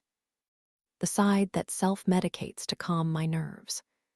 The side that joins a cemetery search party in an attempt to find the answers to questions I've been asking myself for the last 20 years. Because Daniel doesn't let me hide. He doesn't let me be afraid. He throws me surprise parties and plans a wedding in July, spitting in the face of all my irrational fears. If he knew what I had spent my week doing while he was away, drugging myself into a stupor, entertaining a reporter's fictional scenario, dragging my mother into it all despite her inability to protest, to talk back, he would be ashamed. I'm ashamed. It was fine, I say at last, taking a sip from my glass. I decided on caramel cake. Progress, Daniel shouts, before leaning farther over the counter and kissing me on the lips. I return the kiss before pulling back slightly, taking in his features. He analyzes my face, his eyes searching every surface of my skin. "What is it?" he asks, dipping his hand into my hair. He cradles my skull, and I lean into his outstretched palm. "Chloe, what's wrong?" "Nothing's wrong," I say, smiling. A band of thunder rolls gently through the room, and I feel my skin prickle. I can't tell if it's reacting to the bolt of lightning that flashes outside or the way Daniel's fingers are caressing my neck, making slow circles in the spot of delicate skin just beneath my ear. I close my eyes. I'm just happy you're home. Chapter 18. It's still raining when I wake up, the kind of slow, lazy rain that threatens to pull you back to sleep. I lie in the dark, feeling the warmth of Daniel beside me, his bare skin pressed against mine, his breath rhythmic and slow. I listen to the drizzle outside, to the low rumbles of thunder. I close my eyes and imagine Lacey, her body half buried in the mud somewhere, the rain washing away any traces of evidence that might have been left behind. It's Saturday morning. 1 week from the discovery of Aubrey's body. 5 days since the news of Lacey's disappearance and my face-to-face meeting with Aaron Jansen. "What makes you think this is the work of a copycat?" I had asked, hunched over my cold coffee. We hardly know anything about these cases at this point. The location, the timing. 2 15-year-old girls who fit the profile of your father's victims show up missing and dead weeks before the 20th anniversary of Lena Rhodes's disappearance. Not only that, but they happen in Baton Rouge, the city where Dick Davis's family now lives. Okay, but there are differences, too. They never found the bodies of my dad's victims. "Right," Aaron said, "but I think this copycat wants the bodies to be discovered. He wants credit for his work. He dumped Aubrey in a cemetery in her last known location. It was just a matter of time before she was found." Yeah, but that's what I'm saying. That doesn't sound like he's copying my dad. It sounds like he selected Aubrey at random, killed her on the spot, and left her body there in a hurry. This wasn't a calculated crime. Or the spot where he dumped her has some sort of significance. It holds special meaning. Maybe there are clues on her body that he wanted to be found. Cypress Cemetery does not hold any special meaning to my dad, I said, getting agitated. The timing of her murder, it's just a coincidence. So, it's also just a coincidence that Lacey was snatched next, minutes after walking out of your office. I hesitated. I wouldn't be surprised if you've seen this guy around before, Chloe. Copycats, they copy for a reason. Maybe they revere the guy they're trying to emulate, or maybe they revile him, but either way, they copy their style. They're victims. They try to become the killer that came before them, maybe even beat them at their own game. I raised my eyebrows, took another sip of my coffee. Copycats murder because they're obsessed with another murderer, Aaron continued, placing his arms on the table and leaning in. They know everything about them, which means that this person could very well know you. He could be watching you. He could have seen Lacey walking out of your office. I'm just asking you to trust your gut here. Pay attention to what's going on and listen to your instincts. I thought back to Cypress Cemetery, to the feeling of eyes on my back as I walked to my car and drove to my office. I shifted in my chair, growing more uncomfortable by the minute. Talk of my dad always left me feeling guilt-ridden, but I could never tell where the guilt was supposed to be aimed. Did I feel guilty for betraying him, for being the sole finger pointed in his direction and locking him in a cage for the rest of his days? Or did I feel guilty for sharing his blood, his DNA, his last name? So many times, when talk of my father came up, I felt the overwhelming need to apologize. I wanted to apologize to Aaron, to Lena's parents, to the town of Bro Bridge. I wanted to apologize to everyone for simply existing. There would be so much less pain in the world if Richard Davis had never been born. But he was, and because of that, so was I. I feel a movement next to me and glance over toward Daniel, lying awake and staring in my direction. He's watching me, watching my eyes flicker across the ceiling as I replay that conversation with Aaron in my mind. Good morning. He sighs, his voice thick with sleep, as he wraps his arms around me and pulls me closer. His skin is warm, safe. What are you thinking about? Nothing, I say, moving deeper into his arms. I brush against his hips and smile, the bulge in his boxers rubbing against my leg. I twist around so I'm facing him before gripping my legs tightly around his hips, and soon we begin to make love in mutual, somnolent silence. Our bodies are pressed together, slightly damp with early morning sweat, and he kisses me hard, his tongue down my throat, his teeth on my lip. His hands start to snake across my body, up my legs and across my stomach, before passing my chest and working their way toward my throat. I continue kissing him, trying to ignore the feeling of his hands around my neck, waiting for him to move them somewhere else, anywhere else. But he doesn't. He keeps going, his hands still resting there as he pumps harder and harder, faster and faster. He starts to squeeze, and I let out a scream before shooting backward, moving as far away from him as I can. What? He asks, sitting up. He's staring at me with a startled look. Did I hurt you? No, I say, my heart pounding in my chest. No, you didn't. It's just that. I look at him, at the confused look on his face, at the concern in his eyes over causing me pain, the hurt he must feel at the prospect of me physically recoiling from his touch, his fingers like matches, leaving burn marks on my skin.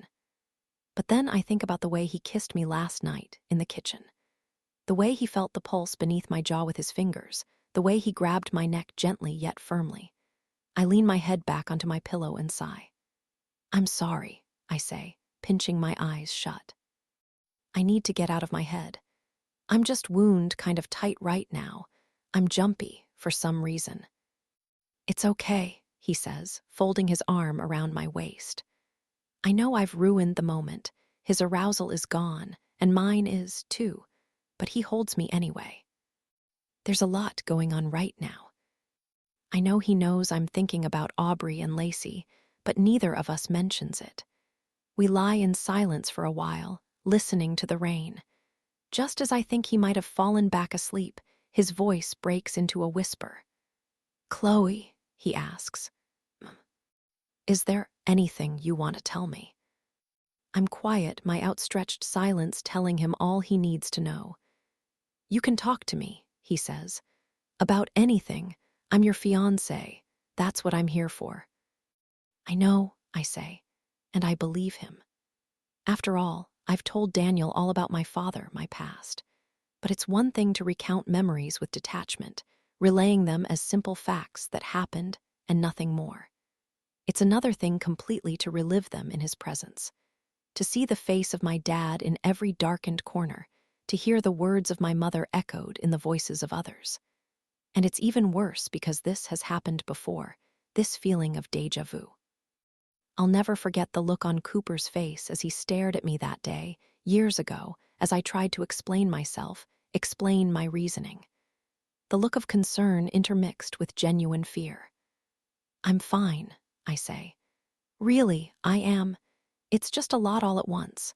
Those girls disappearing, my dad's anniversary coming up." My phone vibrates violently across my bedside table, the light from the screen partially illuminating our still dark bedroom. I lean on my elbow and squint at the unknown number trying to reach me. "Who's that?" "I'm not sure," I say. "It shouldn't be for work this early on a Saturday morning." "Go ahead and answer it," he says, rolling over. "You never know." I pick up my phone and let it vibrate in my hand before swiping the screen and lifting it to my ear. I clear my throat before answering. "This is Dr. Davis."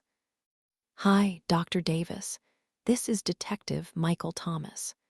We met at your office on Monday regarding the disappearance of Lacey Deckler."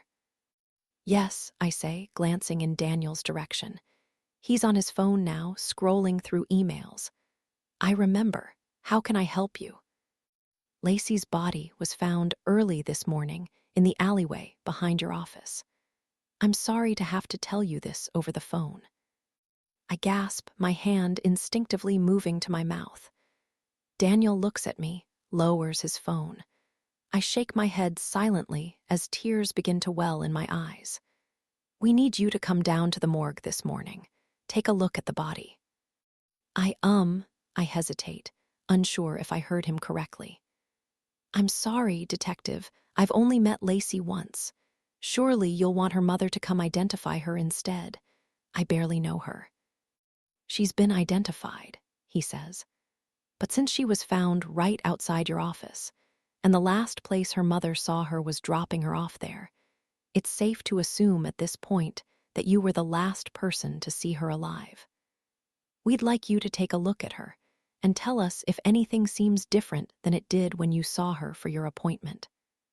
If anything looks out of place."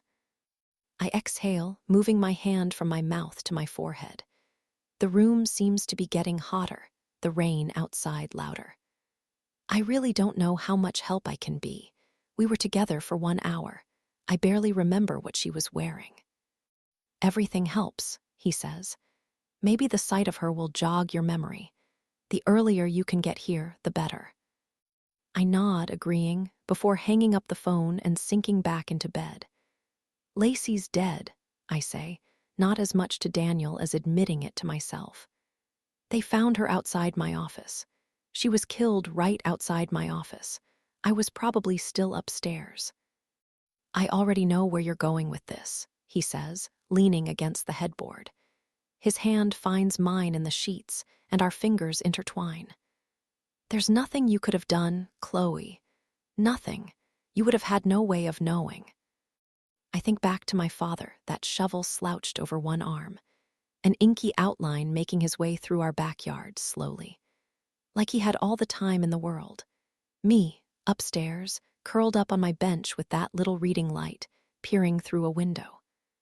Present for the entire thing, yet completely unaware of what I was witnessing. I'm sorry I didn't say anything sooner. I didn't know. Had Lacey told me something that could have saved her life? Had I seen someone that day that looked suspicious? Someone lingering around the office, but failed to notice? Just like before, Aaron's words echo through my mind. This person could very well know you. He could be watching you. "I should go," I say, releasing Daniel's hand before swinging my legs out of bed. I feel exposed, sliding out of the sheets, my nakedness no longer the powerful, intimate thing it was just minutes before. Now it reeks of vulnerability, of shame. I feel Daniel's eyes watching me as I walk across the bedroom and into the bathroom, moving quickly in the dark before closing the door behind me. Chapter 19. Cause of death was strangulation. I'm hovering over Lacey's body, the pallor of her face an icy blue. The coroner stands to my left, clutching a clipboard. To my right, Detective Thomas hovers too close. I don't know what to say, so I say nothing, my eyes flickering over the girl that I had just barely known. The girl who had wandered into my office 1 week ago and told me about her problems. Her problems that she had trusted me to solve. You can tell by the bruising, just there, the coroner continues, pointing to her neck with a pen. You can see the finger marks, same size and spacing as the ones found on Aubrey. Same ligature marks on the wrists and ankles, too. I glance at the coroner and swallow. So, you're thinking they're related then? It's the same guy. That's a conversation for another time, Detective Thomas interrupts. Right now, we're focusing on Lacey. Like I said, she was found in the alley behind your office. You ever go back there? No, I say, staring down at the body before me. Her blonde hair is wet from the rain, sticking to her face like a web of spider veins. Her pale skin is even paler now, somehow, making her collection of scars even more visible. Those thin, red slits checkered across her arms and chest and legs. No, I rarely go back there. It's really just for the garbage trucks to empty the dumpster. Everyone parks out front. He nods, exhaling loudly. We stand in silence for a minute as he allows me to take it all in, to process the grisly sight before me. I realize, in this moment, that although I've been surrounded by death my entire life, this is the first time I've ever actually seen a dead body. The first time I've actually looked one in the eye. I imagine I'm supposed to be remembering right now, remembering Lassay's face, the way it looked in my office that afternoon, the way it looked before this. But my mind is a blank slate. I can't conjure up any images of Lacey with pink skin and twitchy fingers and tears welling in her eyes as she sits in my leather recliner, talking about her dad. All I can see is this Lacey. Dead Lacey. Lacey on a medical table being poked at by strangers. Does anything look different to you? He asks finally, nudging me along. Missing any clothes? I really can't say, I respond, scanning her body.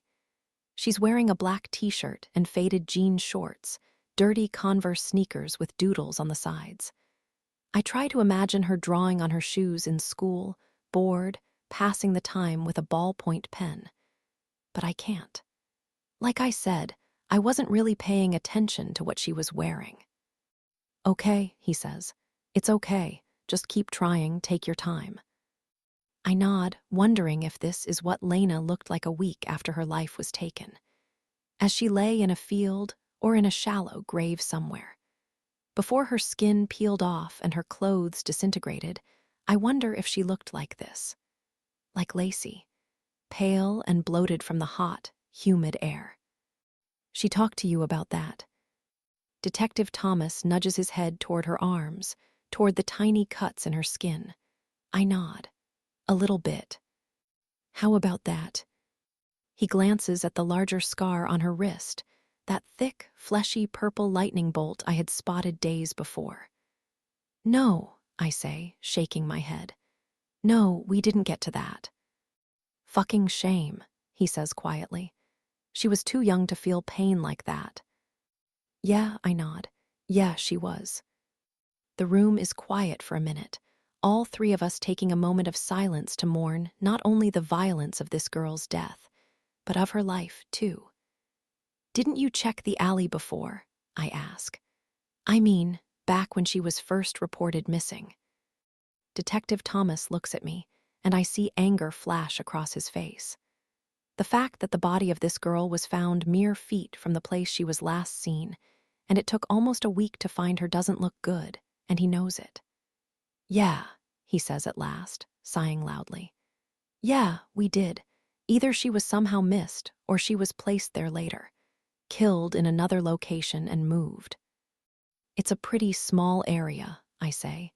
Narrow. The dumpster takes up most of the space. If you checked back there, I can't imagine you would have missed her. There aren't many places to hide. How do you know all this? if you rarely go back there. I can see it from my lobby, I say. My window points in that direction. He stares at me for a second, and I can tell he's trying to make an assessment, determine if he's just caught me in a lie.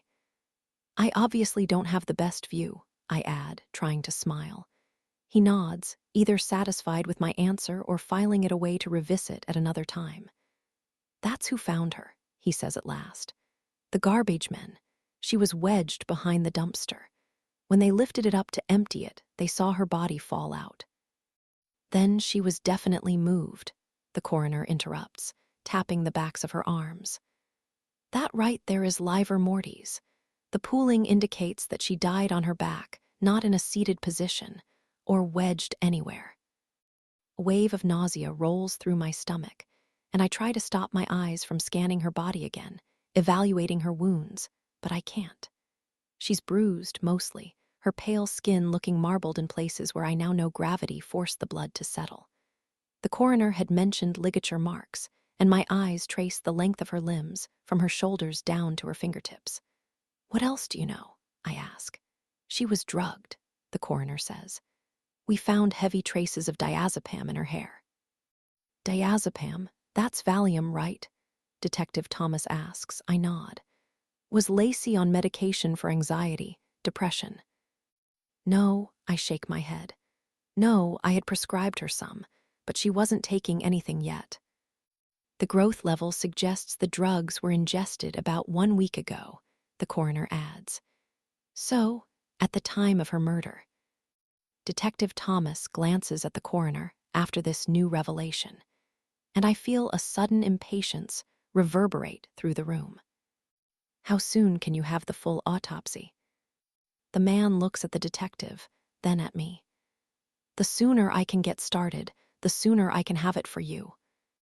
I feel both men glance over at me, a nonverbal cue that I've been less than helpful. But my eyes are still glued to Lacey's arm, to the tiny cuts littering her skin, to the ligature marks on her wrist, and the jagged purple scar stretching across her veins. Well, no offense, Dr. Davis, but I really didn't bring you here for small talk, Detective Thomas says. If there's nothing else that you can remember, you're free to go. I shake my head, my eyes boring into her wrist. No, I remembered something, I say, tracing the path her razor must have taken to make such a crooked mark. It must have been messy. Something about Lacey that day, something that's different. Okay, he says, shifting his weight. He eyes me carefully. Let's hear it. Her scar, I say. I noticed her scar on Friday. I noticed she was trying to cover it up with a bracelet, wooden beads with a little silver cross on it. The detective looks down at her arm now, her wrist bare. I remember that rosary dangling there in front of her veins, maybe a reminder for the next time she felt the urge to cut into her skin. It was definitely there on her wrist when she was sitting in my office that afternoon, fidgeting in my leather recliner. And it was there when she got up and left, when she was grabbed outside my front door, when she was drugged, when she was killed. But now it's not. Someone took it. Chapter 20. My breath is ragged when I finally reach my car, parked outside the morgue. I'm inhaling massive, unsteady gulps of air, trying to wrap my mind around the implications of what I just saw. Lacey's bracelet is gone. I try to tell myself that it could have fallen off, just like Aubrey's earring was found mashed into the dirt in Cypress Cemetery.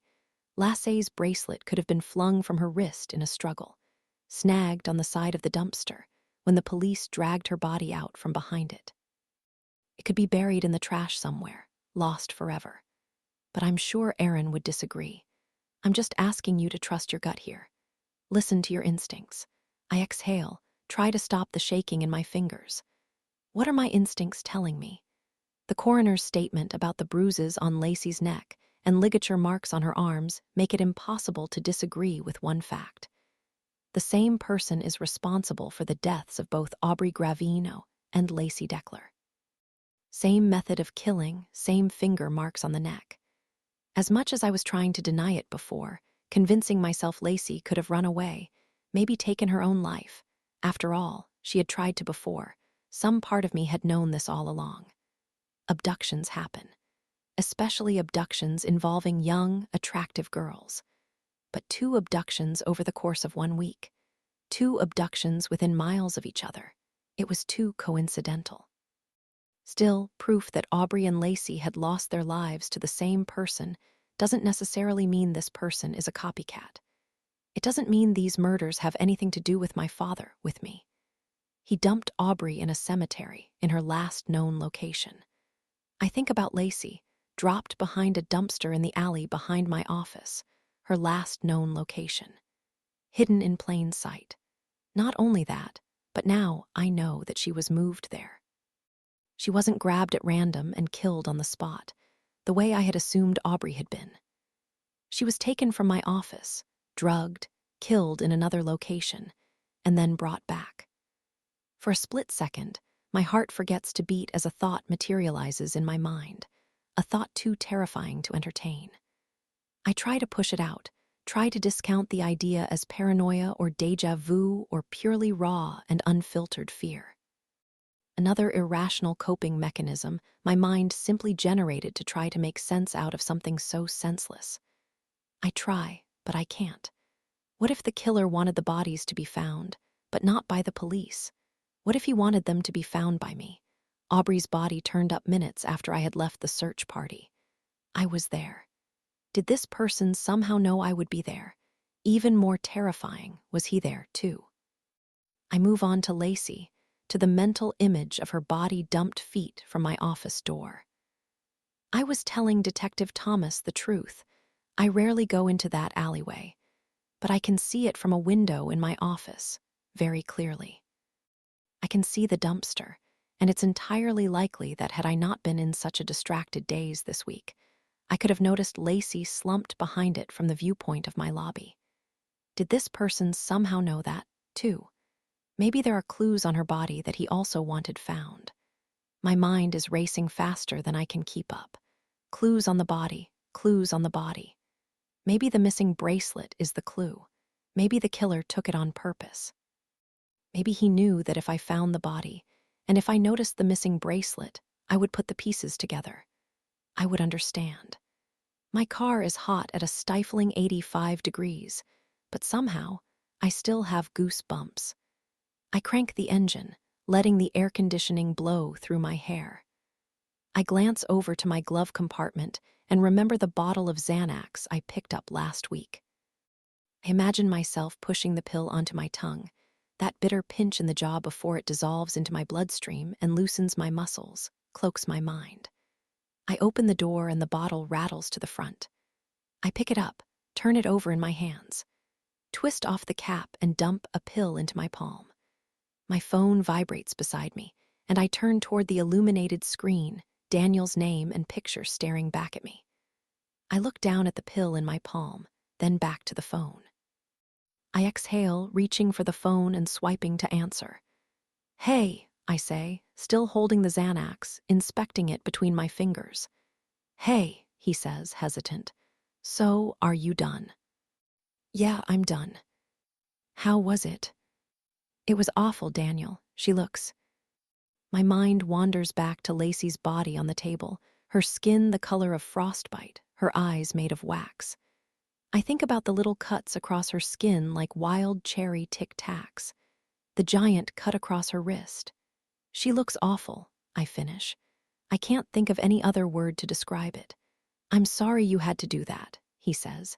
"Yeah, me too." "Did you find anything helpful?"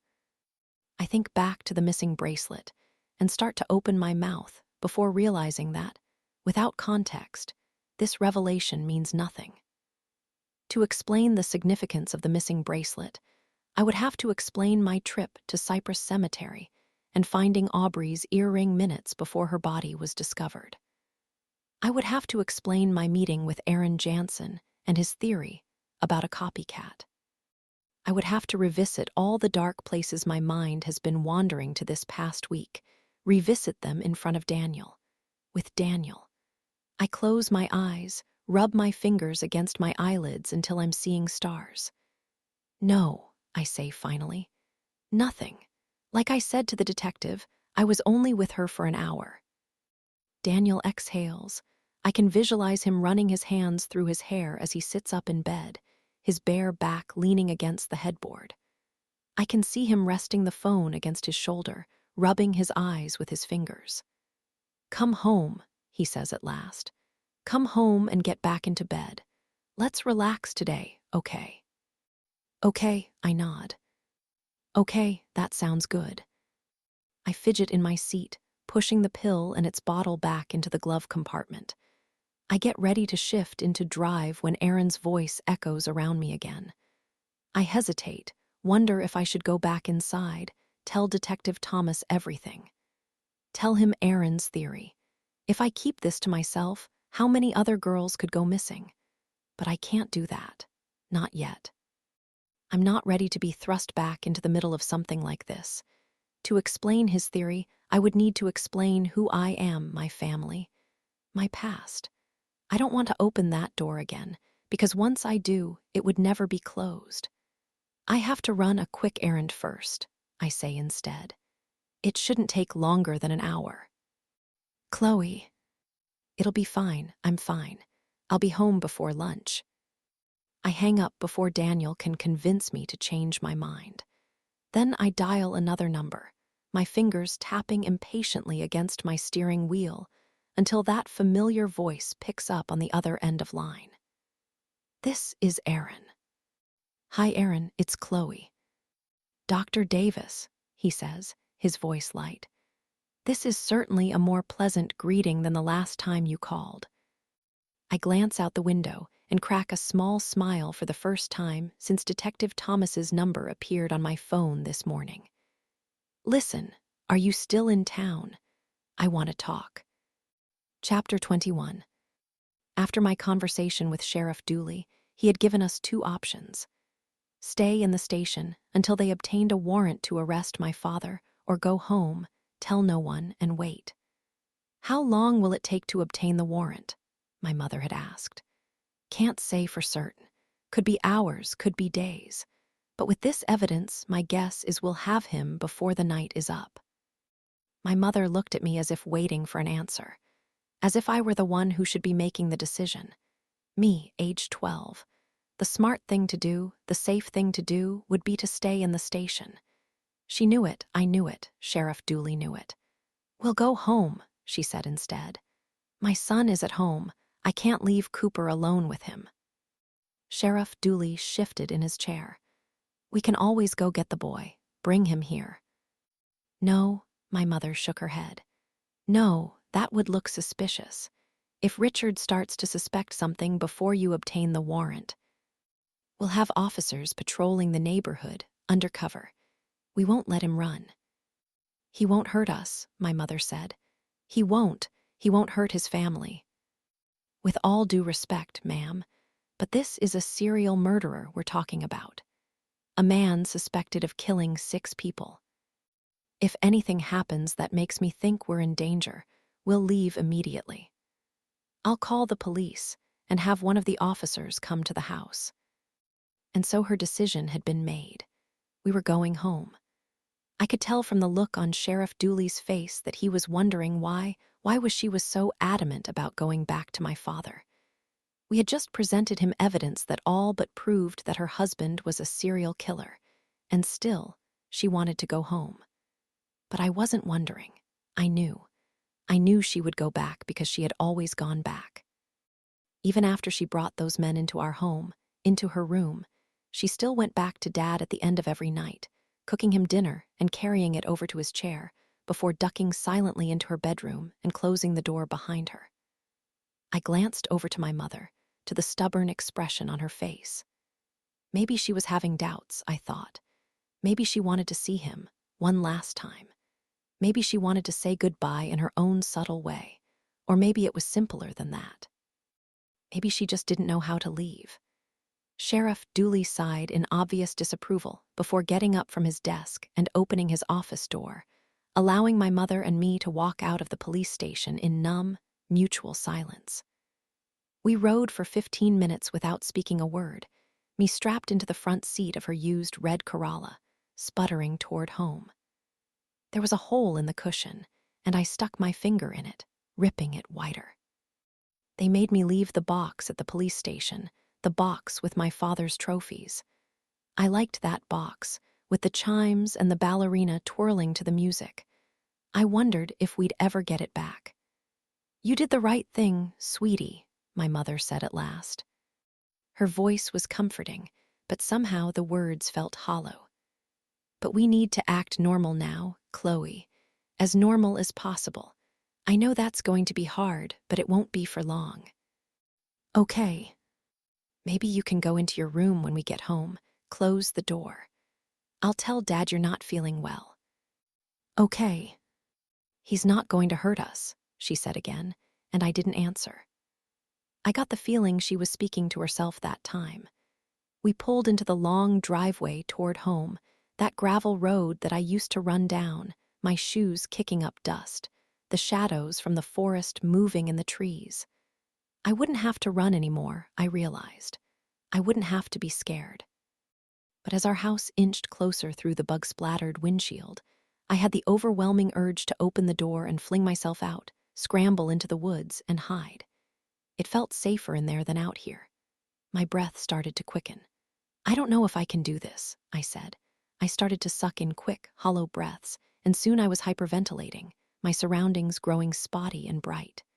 For a second, I thought I might die right there in the car. "Can I at least tell Cooper?" "No," my mother said. She looked at me, the way my chest was rising and falling at an alarming speed. She released the wheel with one hand and turned my face toward hers, rubbing my cheek with her fingers. "Chloe, breathe. Can you breathe for me? Breathe in through your nose." I closed my lips and inhaled deep through my nostrils, letting my chest fill with air. "Now out through your mouth." I pursed my lips and pushed it out slowly, feeling my heartbeat slow just slightly. "Now do it again." I did it again, in through the nose, out through the mouth. With each successful breath, my vision started to return, until finally, once our car pulled up to our porch and my mother killed the engine, I found myself breathing normally as I stared at our home looming before us. "Chloe, we tell no one," my mother said again. "Not until the police are here. Do you understand?" I nodded, a tear dripping down my cheek. I turned toward my mother and saw the way she was staring, too, staring at our house as if it were haunted. And it was then, looking at her hardened features, the feigned confidence masking the terror I could see in the depths of her eyes, that I realized her true intentions. I understood why we were here, why we had come back. It wasn't because she felt like she had to. We didn't come back because she was weak. We came back because she wanted to prove to herself that she could stand up to him.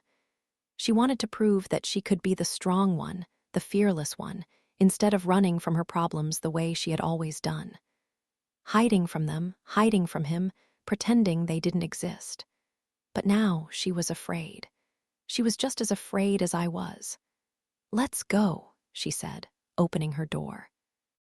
I did the same, slamming it shut before walking toward the front of the car and staring at our wraparound porch, at the rocking chairs creaking in the breeze, at my favorite magnolia tree casting shade across the hammock my dad had tied to its trunk years ago.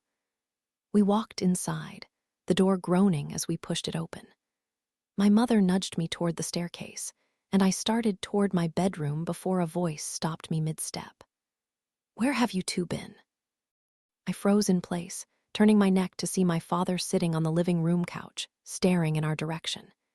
He was holding a beer, his fingers ripping at the damp label, a little pile of paper scraps collecting on the television tray.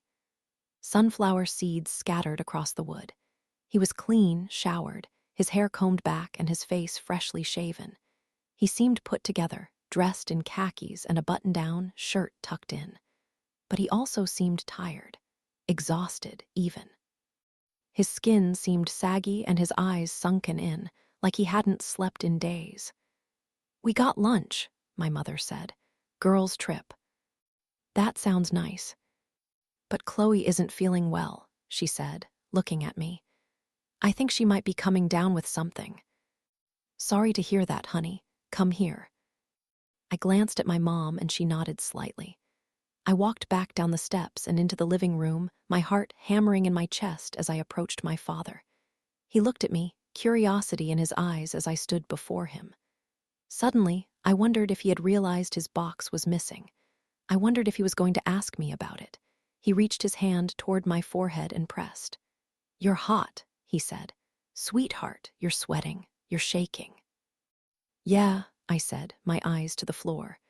"I think I just need to lie down." "Here." He grabbed his beer and pushed it against my neck, and I flinched, the cold glass numbing my skin, its sweat dripping down my chest and dampening my shirt. I felt my pulse, hard against the bottle, a cool beating. "Does that help?" I nodded, forcing myself to smile. "I think you're right," he said. "You should lie down, take a nap." "Where Coop?" I asked, suddenly aware of his absence. "He's in his room." I nodded. His room was on the left side of the stairs, mine the right. I wondered if I could sneak in there without my parents noticing, curl into his bed, and pull the covers over my eyes. I didn't want to be alone. "Go ahead," he said. "Go lie down. I'll come get you in a few hours, take your temperature." I turned on my heel and started walking back toward the stairs, the bottle still pressed to my neck. My mother followed me, her closeness comforting, until we hit the hallway. "Mona," my dad called out. "Hang on a second." I felt her turn around, face his direction. She was silent, so my father spoke again. "Is there something you need to tell me?" Aaron's eyes are drilling into my skull as I gaze out toward the river. I turn to him, unsure if I heard him correctly, or if my memories are flooding my subconscious again, clouding my judgment, confusing my brain. "Well," he asks again, "is there?" "Yeah," I say slowly. "That's why I called you here. This morning, I got a call from Detective Thomas." "No, before we get to that, something else. You lied to me." I look back toward the river and lift a coffee to my lips. We're sitting on a bench by the water, the bridge in the distance, looking even more industrial and bleak with the settling fog. "About what?" "About this." He holds his phone in front of me, and I grab it with my free hand. I'm looking at a picture of myself, wandering amidst a crowd of people. Immediately, I know where this was taken. My gray t-shirt and top-knotted hair, the mangled trees dripping in Spanish moss, the yellow police tape blurry in the distance. This picture was taken 1 week ago in Cypress Cemetery. "Where did you find this?" "There's an article online," he says. "I was looking in the local paper, trying to identify some people to talk to, when I came across images from the search party. Imagine my surprise when I saw that you were there." I sigh, silently berating myself for not paying closer attention to those journalists I had seen walking around with cameras slung from their necks. "I hope Daniel doesn't see this article, or worse, Officer Doyle." "I never told you I wasn't there." "No, but you told me Cypress Cemetery held no special meaning to your family. That there would be no reason to think dumping Aubrey's body there would be suspicious." "It doesn't," I say. "There's not. I just stumbled across the search party, okay? I was driving around, trying to clear my head. I saw it in the distance and decided to look around." He stares at me, his eyes narrowing. "In my line of work, trust is everything. Honesty is everything. If you lie to me, I can't work with you." "I'm not lying," I say, holding up my hands. "I swear." "Why did you decide to look around?" "I don't really know," I say, taking another sip of my coffee. "Curiosity, I guess. I was thinking about Aubrey and Lena." Aaron is quiet, his eyes trained on me. "What was she like?" he asks at last, curiosity creeping into his voice. He can't help it, I know he can't. Nobody ever can. "Were you friends with her?" "Something like that. I thought we were when I was little, but now I see it for what it really was." "And what is that?" "She was an older, cool kid looking out for a younger nerd," I say. "She was nice to me. She gave me hand-me-downs, taught me how to put on makeup. That's a friend, Aaron says. The best kind if you ask me. Yeah, I say, nodding. Yeah, I guess you're right. There was something about her that was just, I don't know, magnetic, you know.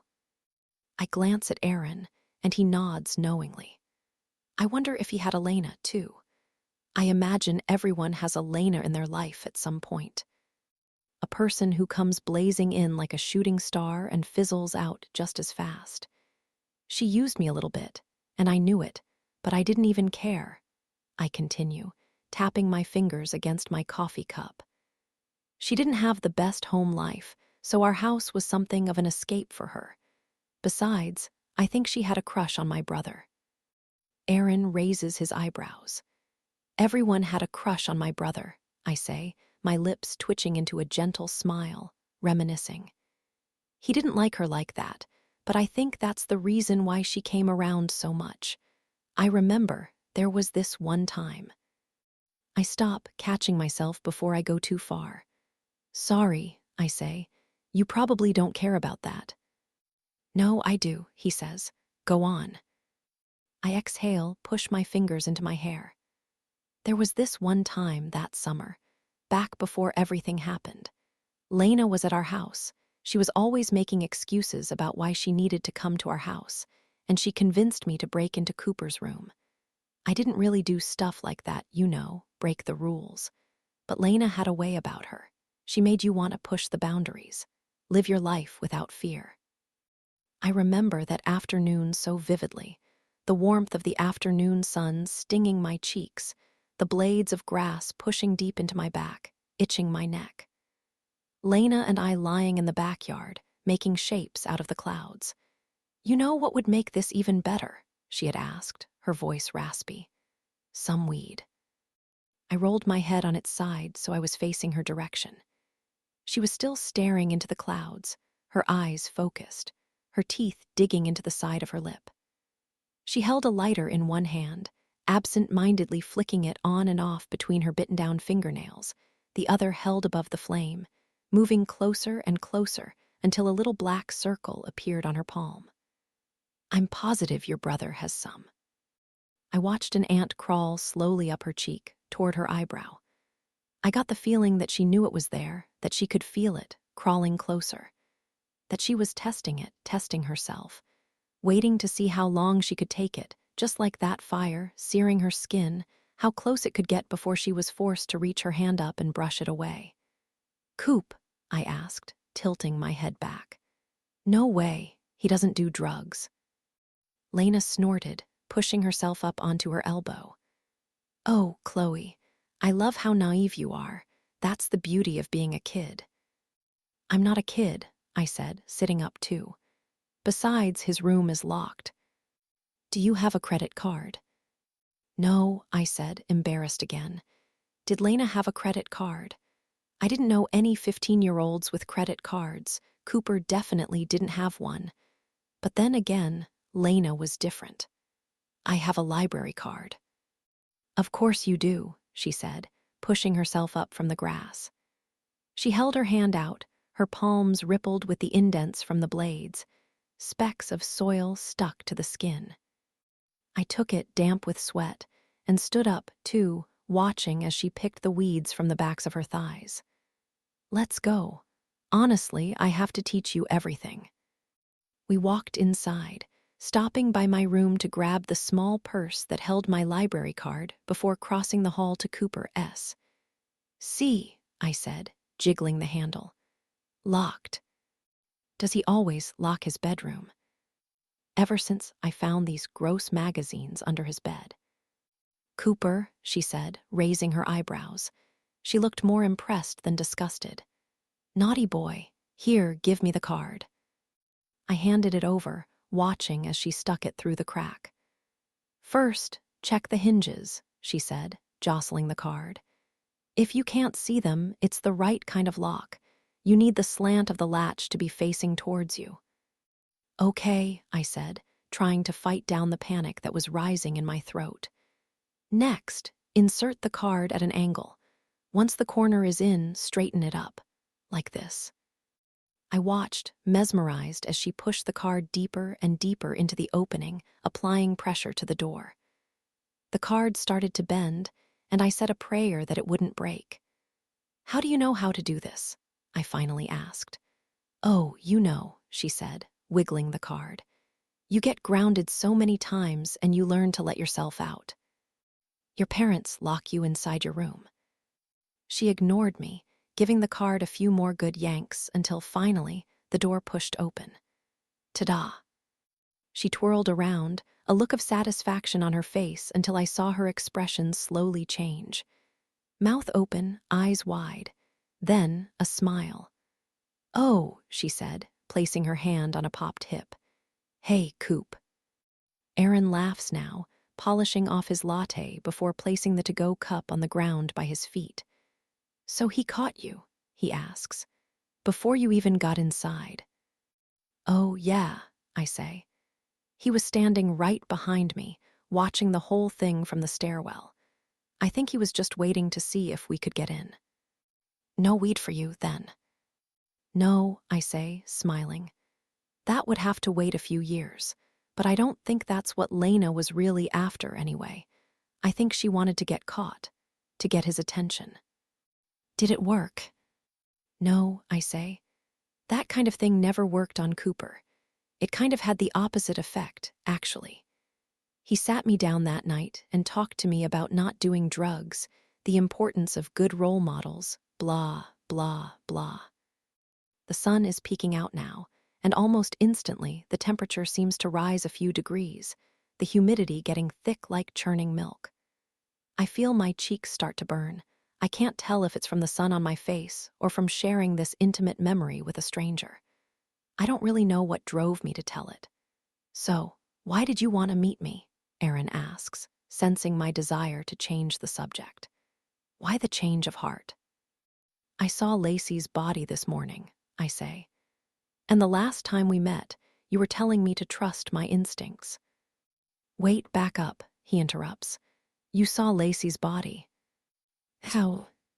"She was found in the alleyway behind my office, stashed behind a dumpster." "Jesus."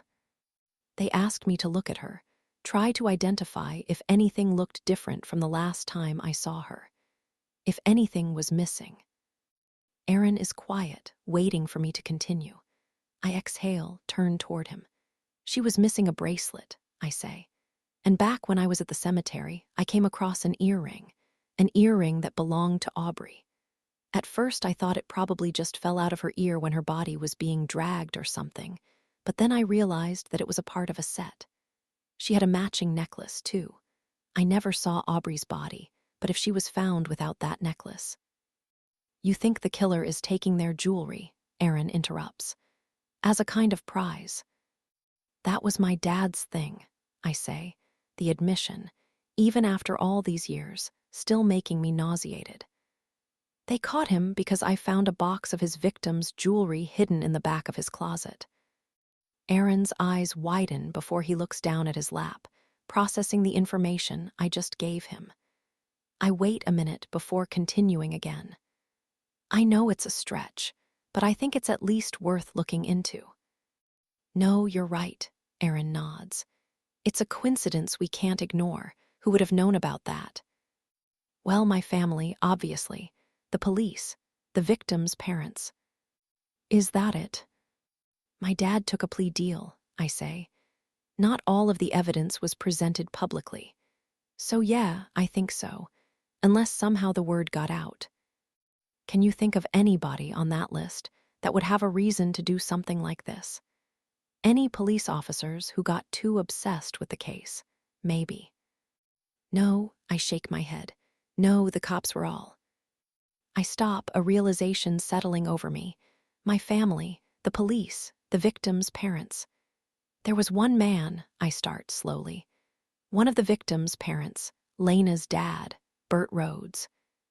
Aaron looks at me, nods for me to continue. "He didn't handle things well. His daughter was murdered. I don't think most people would." "No, this wasn't normal grief," I say. "This was something different. This was rage. And even before the murders, there was something about him that was just off. I think back to Lena, jimmying my brother's locked door. Her involuntary admission, that slip of the tongue. Pretending not to hear when I pressed her for more. Your parents lock you inside your room. Aaron nods, blows a steady stream of air through his pursed lips. What did you say the other day about copycats? I ask. They can either revere or revile. Yeah, Aaron says. There are two different categories of copycats, generally speaking. There are people who admire a murderer and want to mimic their crimes as a form of respect. And then there are people who disagree with a murderer in some way. Maybe they have an opposing political belief, or just think they're overhyped and want to do it better. So they mirror their crimes as a way to draw attention away from their predecessor and toward themselves. But either way, it's a game. Well, Bert Rhodes reviled my father, for good reason, but still. It seemed unhealthy, like an obsession. Okay, Aaron says at last. Okay, thanks for telling me this. Are you going to bring it to the police? No, I say, probably too quickly. Not yet, at least. Why is there more? I shake my head, deciding not to mention the other part of my theory, that the person taking these girls is talking to me, specifically. Taunting me. Testing me. Wanting me to put pieces together. I don't want Aaron to start to doubt my sanity here, to discount everything I just said if I take it a step too far. I want to do some research of my own first. No, I'm just not ready for that yet. It's too soon. I stand up, pushing a wisp of hair from my forehead that the wind has loosened from my bun. I exhale, turning toward Aaron to say goodbye, when I notice him looking at me in a way I've never seen from him before. There's concern in his eyes. Chloe, he says, hang on a second. Yeah. He hesitates, as if trying to decide if he should continue. He makes up his mind and leans toward me, his voice low and steady. Just promise me you'll take care of yourself, okay? Chapter 22. I remember seeing Lena's parents once, Bert and Annabelle Rhodes, sitting in the audience of Bro Bridge High School's annual end-of-year play. That year, the year of the killings, they were putting on Grease, and Lena was Sandy, her tight-as-skin pleather pants shimmering every time the fabric caught the glare of the auditorium lights at just the right angle. Her usual French braids were replaced with a perm, a fake cigarette peeking out from behind one ear, although I very much doubted it was fake. She probably smoked it in the parking lot after the curtain had dropped. Cooper was in it, too, which was why we were there. He was good at sports, but acting, not so much. The pamphlet identified him as some tertiary role like Student 3, but not Lena. Lena was the star. I was with my parents, sliding through the rows of seats looking for 3 empty chairs together, apologizing as we knocked into the knees of the other already seated parents. Mona, my dad called, waving his hand. This way. He motioned toward 3 chairs in the center of the room, situated right next to the Rhodes. I watched my mother's eyes bulge for a fraction of a second before she plastered a smile on her face and put her hand on my back, pushing me forward with too much force. Hey, Bert, my father said, smiling. Annabelle, these seats taken. Bert Rhodes smiled at my father and gestured to the open seats, ignoring my mother completely. In the moment, it struck me as rude. He had met my mother. I had seen him at our house, just weeks before. He installed security systems for a living. I remember his tanned, leathery arms as he knelt outside in the dirt of our backyard before she tapped him on the shoulder and invited him inside. I watched through my window as he looked up at her, his arm wiping the moisture from his forehead, the unnatural loudness of her laugh as she pulled him in. They went into the kitchen, where I heard them talking in hushed voices. From the banister on the stairs, I saw her lean over the counter, her chest pushed together as she cradled a glass of sweet iced tea. We took our seats just before the lights dimmed, and Lena pranced across the stage, her twirling hips making her white hoop skirt fly around her waist. My father shifted in his chair, crossed his legs. Bert Rhodes cleared his throat. I remember looking over at him then, at the stiffness in his posture, at my mother's eyes glued to the stage, and at my father in between them, oblivious to it all. Bert Rhodes wasn't rude, I realized. He was uncomfortable. He was hiding something, and my mother was too. The news of their affair came as a shock to me after my father's arrest. I suppose all children think of their parents as perfectly happy people, some kind of subhuman life form devoid of feelings and opinions and problems and needs. At age 12, I didn't understand the complexities of life, of marriage, of relationships. My father was at work all day, while my mother was home alone. Cooper and I were at school, or wrestling practice, or camp most of the time, and I never really stopped to wonder what she did all day.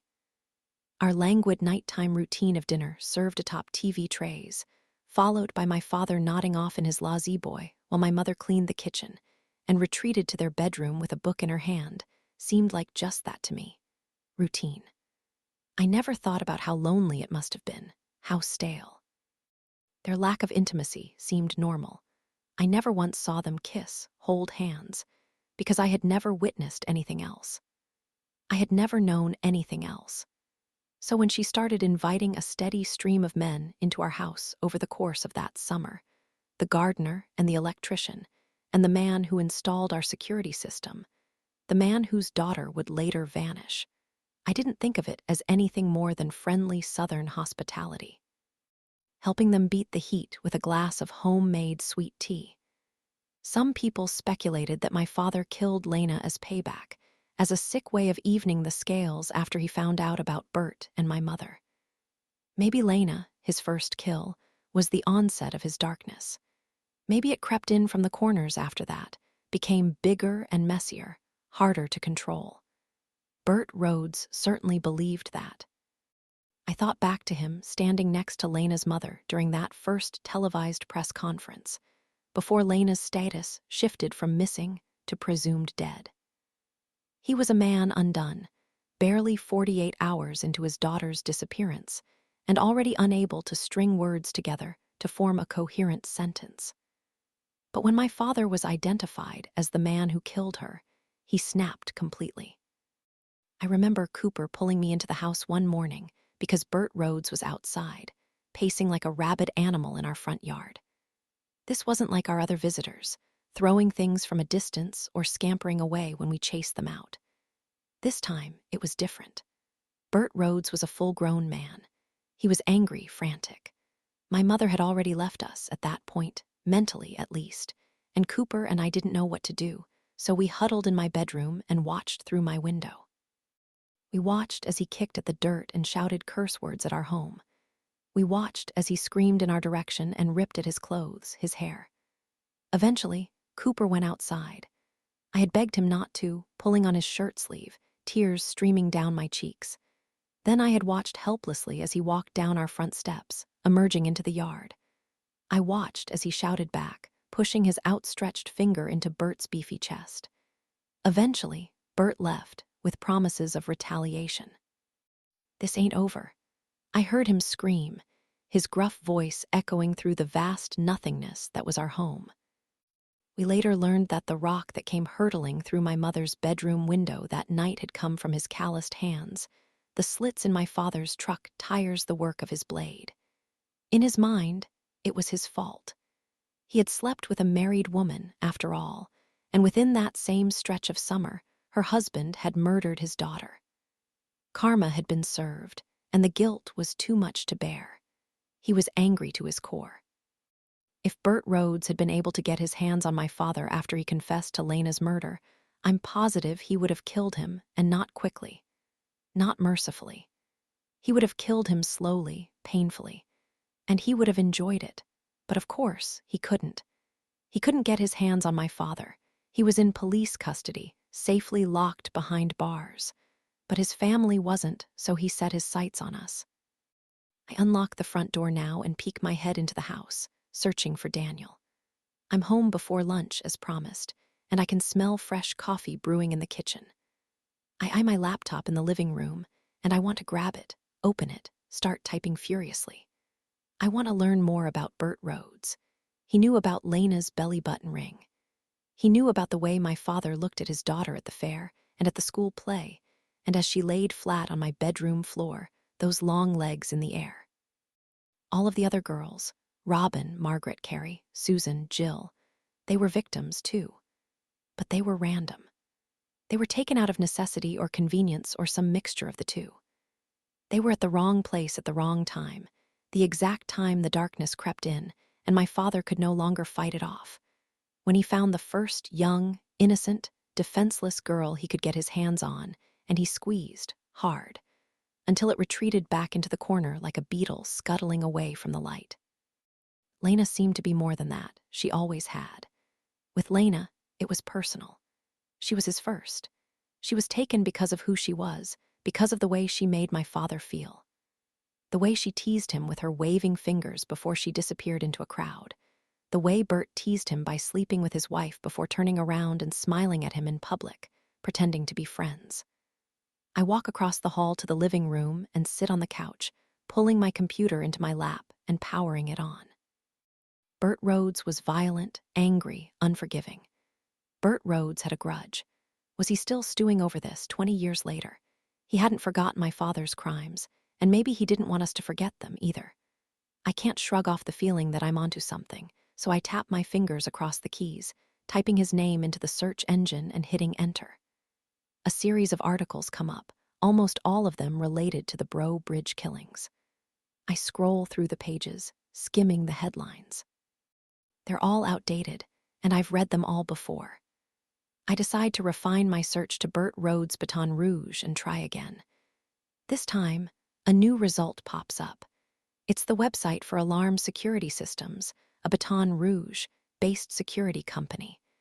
I click on the link and watch as the website loads, reading the homepage. Alarm Security Systems is a locally owned and operated on-demand security company. Our trained installation experts will personally install and monitor your home 24/7 to keep you and your family protected. I click on a tab titled Meet the Team and watch as Bert Rhodes' face loads onto the screen. My eyes drink in his picture, his once sharp jawline now padded with excess fat and saggy skin, stretched like pizza dough and left to hang. He looks older, fatter, balder. He looks terrible, to be honest. But it's him. It's definitely him. Then the realization hits me. He lives here. Bert Rhodes lives here, in Baton Rouge. I'm engrossed in his image, in the way he stares at the camera, the way his face completely lacks an expression. He's neither happy nor sad, nor angry, nor irritated. He just is, a shell of a human. Empty inside. His lips droop into a gentle frown, his eyes emotionless and black. They seem to suck the light from the camera flash deep into their center instead of reflecting it back, the way the other pictures do. I lean closer to the monitor, so absorbed in the image on my screen, in this face from my past, that I don't notice the sound of footsteps walking toward me. Chloe. I jump, my hand shooting to my chest. I look up to see Daniel hovering above me, and instinctively, I shut my computer. He glances at it. What are you looking at? Sorry, I say, my eyes darting from my computer and back to him. He's fully dressed and holding a giant mug in his hands, staring at me. He pushes it in my direction, and I take it reluctantly, even though I just downed a venti with Aaron 30 minutes before, and the caffeine, or at least, I think it's the caffeine, is already making me jittery. I don't answer, so he tries again. Where were you? Just running an errand, I say, pushing my laptop to the side. I was already in town, so I figured I might as well knock it out.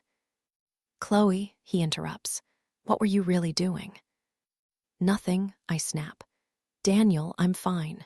Really. I just needed to drive around for a little bit, okay? Okay, he says, holding up his hands. Okay, I get it. He turns around, and a wave of guilt washes over me. I think of every other relationship I've had, all over before they even began because of my inability to let people in, to trust them. Because of my paranoia and my fear silencing every other emotion in my body screaming to be acknowledged.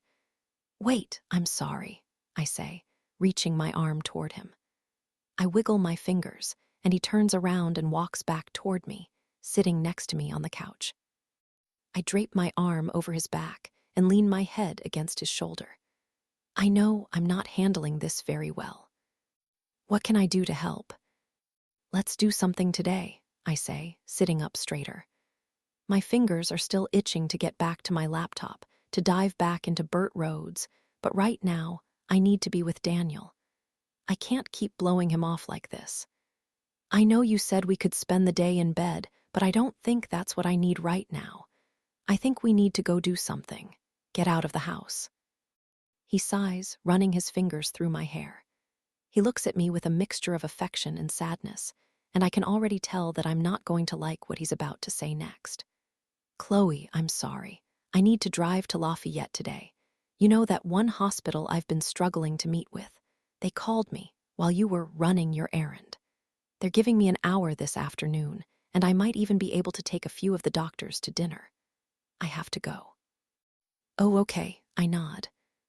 For the first time since I walked in, his appearance really registers. He isn't just dressed, he's dressed well. He's dressed for work. Okay, of course that's fine. Do what you need to do. But you should get out of the house, he says, poking me in the chest. You should go do something.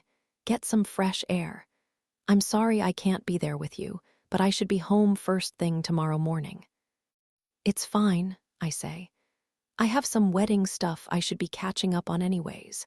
Emails to answer. I'll settle in here and knock it out, maybe grab a drink with Shannon later. Ada girl, he says, pulling me in and kissing me on the forehead. He pauses for a minute, and I can feel his eyes drilling into the laptop behind me, still closed shut. He keeps me tight against his chest with one arm as his free hand snakes across the couch and reaches for the computer, pulling it closer.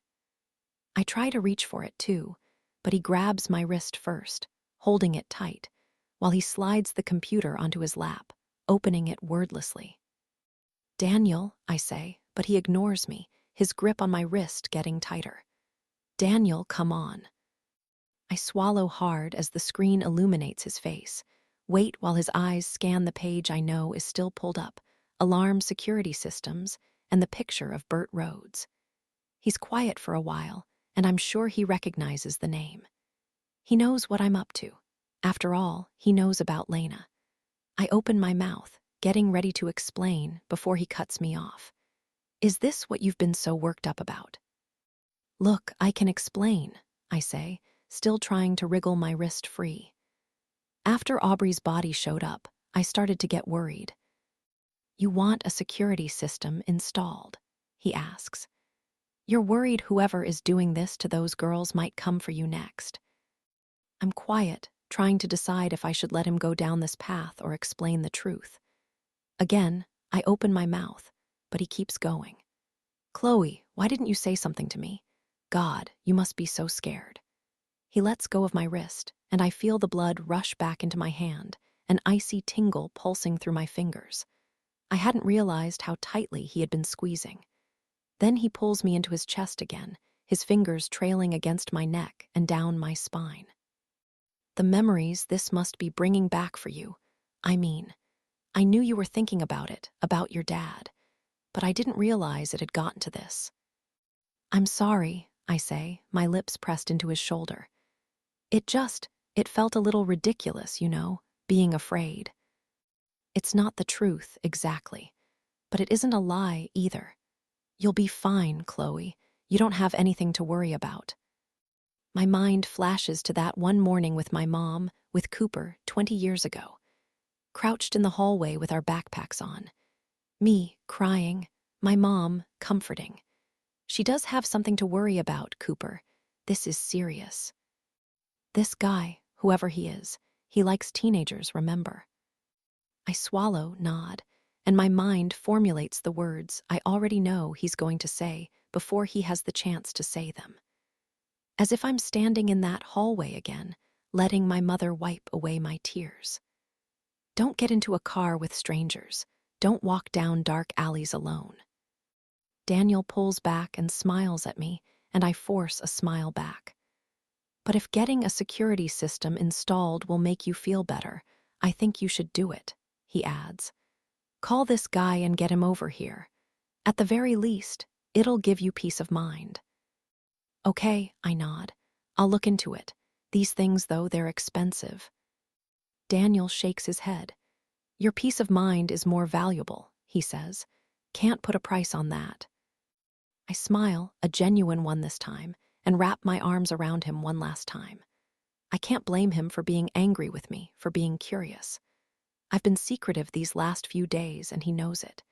He still has no idea I'm not actually shopping for security systems, that I'm investigating the man on the screen and not the piece of equipment he installs, but still. I can tell that the emotion in his voice is authentic. He means it. Thank you, I say. You're amazing. As are you, he says, kissing my forehead before standing up. Now I've got to go, get some work done, and I'll text you when I get there. Chapter 23. As soon as I see Daniel's car pull out of the driveway, I run back to my computer and grab my phone, starting a new text to Aaron. Bert Rhodes lives here, in Baton Rouge. I don't know what to do with this information. It's a lead, definitely. It has to be more than coincidence, but still, it's not enough to approach the police with. For all I know, they haven't made the connection with the missing jewelry on their own, and I still don't want to be the one to bring that up. Seconds later, my phone vibrates with Aaron's response. Looking into it. Give me 10 minutes. I put the phone down and glance back at my computer, at Bert's image still glowing on my screen, his own face proof of the trauma he has experienced. When people get hurt physically, you can see it in the bruises and the scars, but when they're hurt emotionally, mentally, it runs deeper than that. You can see every sleepless night in the reflection of their eyes. You can see every tear stained into their cheeks, every bout of anger etched into the creases in their foreheads. The thirst for blood cracking the skin on their lips. I hesitate for a minute as my eyes drink in the face of this broken person. I start to empathize, and I start to wonder, how could a man who lost his daughter in such a tragic way turn around and take a life in the exact same manner? How could he subject another innocent family to the exact same pain? But then I remember my clients, the other tortured souls I see day in and day out. I remember myself. I remember that statistic I learned in school, the one that made my blood run cold.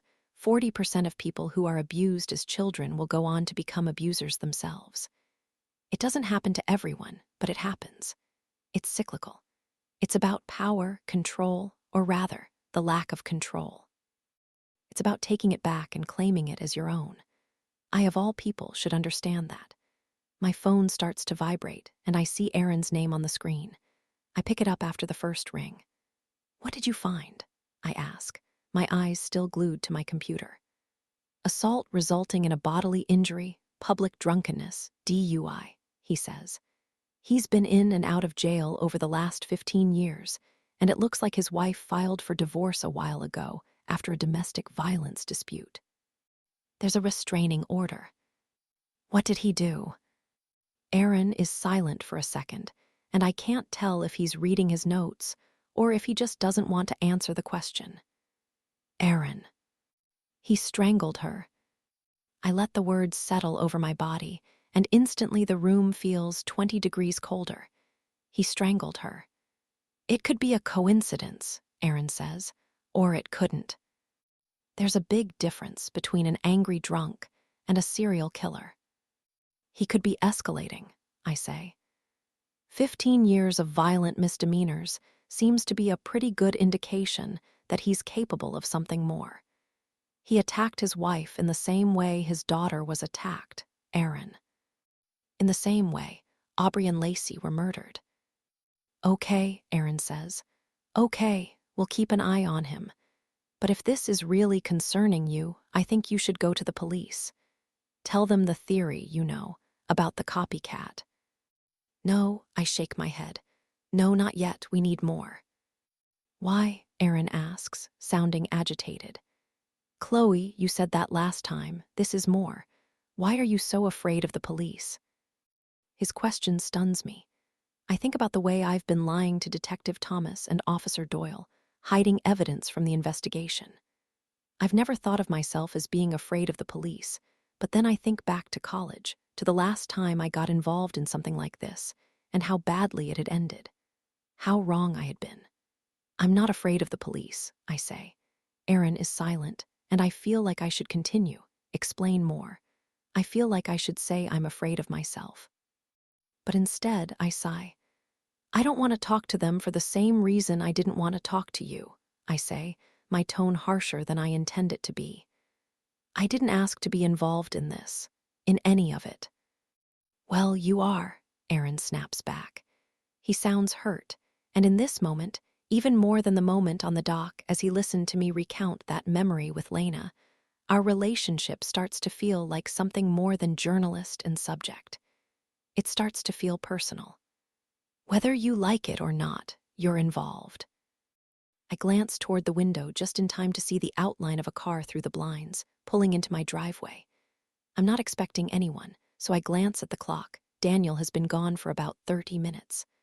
I look around the house, wondering if he forgot something and had to turn around and drive back.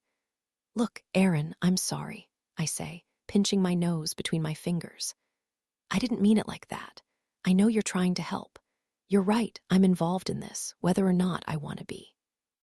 My dad made sure of that.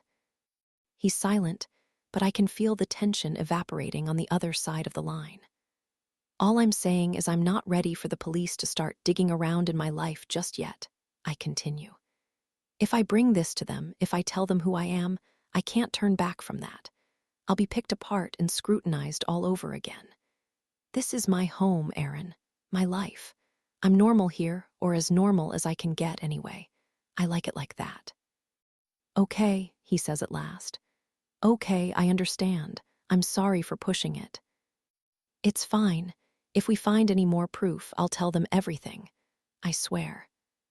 I hear the slam of a car door outside and turn to see the silhouette of a man walking up my driveway, approaching my home. But hey, I need to go. I think Daniel's home. I'll call you later. I hang up and toss my phone on the couch before walking toward the front door. I can hear the sound of footsteps on the stairs, and before Daniel can come inside, I swing open the door and place a hand on my hip. You just couldn't stay away, could you? My eyes register the man before me, and my smile fades, my playful expression replaced with one of horror. This man is Daniel. My hand drops to my side as I look him up and down, his husky frame and dirty clothes, his wrinkled skin and dark, dead eyes. They're even darker than they were in his picture, still pulled up on my laptop screen. My heart starts to accelerate, and for one terrifying second, I grasp the doorframe to stop myself from passing out. Burt Rhodes is standing on my doorstep. Chapter 24. We stare at each other for what seems like forever, each one silently daring the other to speak first. Even if I had something to say, I wouldn't be able to say it. My lips are frozen in place, the sheer terror of Burt Rhodes in the flesh rendering me immobile. I can't move, I can't speak. All I can do is stare. My gaze travels down from his eyes to his hands, calloused and dirty. They're large. I imagine them gripping my neck easily, squeezing gently at first before increasing the pressure with every gag. My nails clawing at his grasp, my eyes bulging as they stare into his, searching for a hint of life in the darkness. His cracked lips snaking into a smile. The finger-shaped bruises Detective Thomas would find on my skin. He clears this throat. Is this the residence of Daniel Briggs? I stare at him for another second, blinking a few times, as if my mind is trying to shake itself from a stupor. I don't know if I heard him correctly. He's looking for Daniel. When I don't answer, he speaks again. We got a call from Daniel Briggs about 30 minutes ago asking to install a security system at this address. He looks down at his clipboard before glancing at the street sign behind him, as if checking to make sure he's at the right place. Said it was urgent. I glance behind him at the car parked in my driveway, the alarm security system's logo printed across the side. Daniel must have called the company himself as soon as he got in the car. It was a sweet gesture, well-intentioned, but one that also lured Bert Rhodes directly to me. Daniel has no idea of the danger he's just put me in. I look back at this man from my past, lingering on my doorstep, waiting politely to be invited inside. The realization dawns on me slowly. He doesn't recognize me. He doesn't know who I am. I hadn't noticed it before, but I'm breathing rapidly, my chest rising and falling violently with each desperate inhale. Bert seems to notice at the same moment I do. He's eyeing me suspiciously, rightfully curious as to why his presence is making a stranger hyperventilate. I know I need to calm myself down. Chloe, breathe. Can you breathe for me? Breathe in through your nose. I imagine my mother and close my lips, inhaling deep through my nostrils and letting my chest fill with air. Now out through your mouth. I purse my lips and push out the stale air slowly, feeling my heartbeat slow. I clench my hands to stop them from shaking. Yes, I say, stepping to the side and gesturing for him to come in. I watch as his foot crosses the threshold of my home, my sanctuary. My safe haven and my escape, carefully crafted to exude normalcy and control. An illusion that instantly shatters the moment this presence from my past steps inside. There's an atmospheric shift in the air, a buzzing of particles that makes my arm hair bristle. Standing closer to me now, inches from my face, he seems even larger than I remembered, despite the fact that the last time I was in a room with this man, I was 12 years old. But he doesn't seem to know that. He doesn't seem to have any idea that I am the 12-year-old girl who shares blood with the man who murdered his daughter. I am the girl who screamed when the rock he threw came crashing through my mother's window. I am the girl who hid beneath my bed when he showed up on our doorstep, stinking of whiskey and sweat and tears. He doesn't seem to have any idea of the history we share. And now, with him standing in my home, I wonder if I can use this to my advantage. He steps farther into the house and looks around, his eyes scanning the hallway, the attached living room, the kitchen, and the staircase that leads to the second floor. He takes a few steps and peeks into each room, nodding to himself. Suddenly, a terrifying thought washes over me. What if he does recognize me? What if he's just checking to see if I'm alone?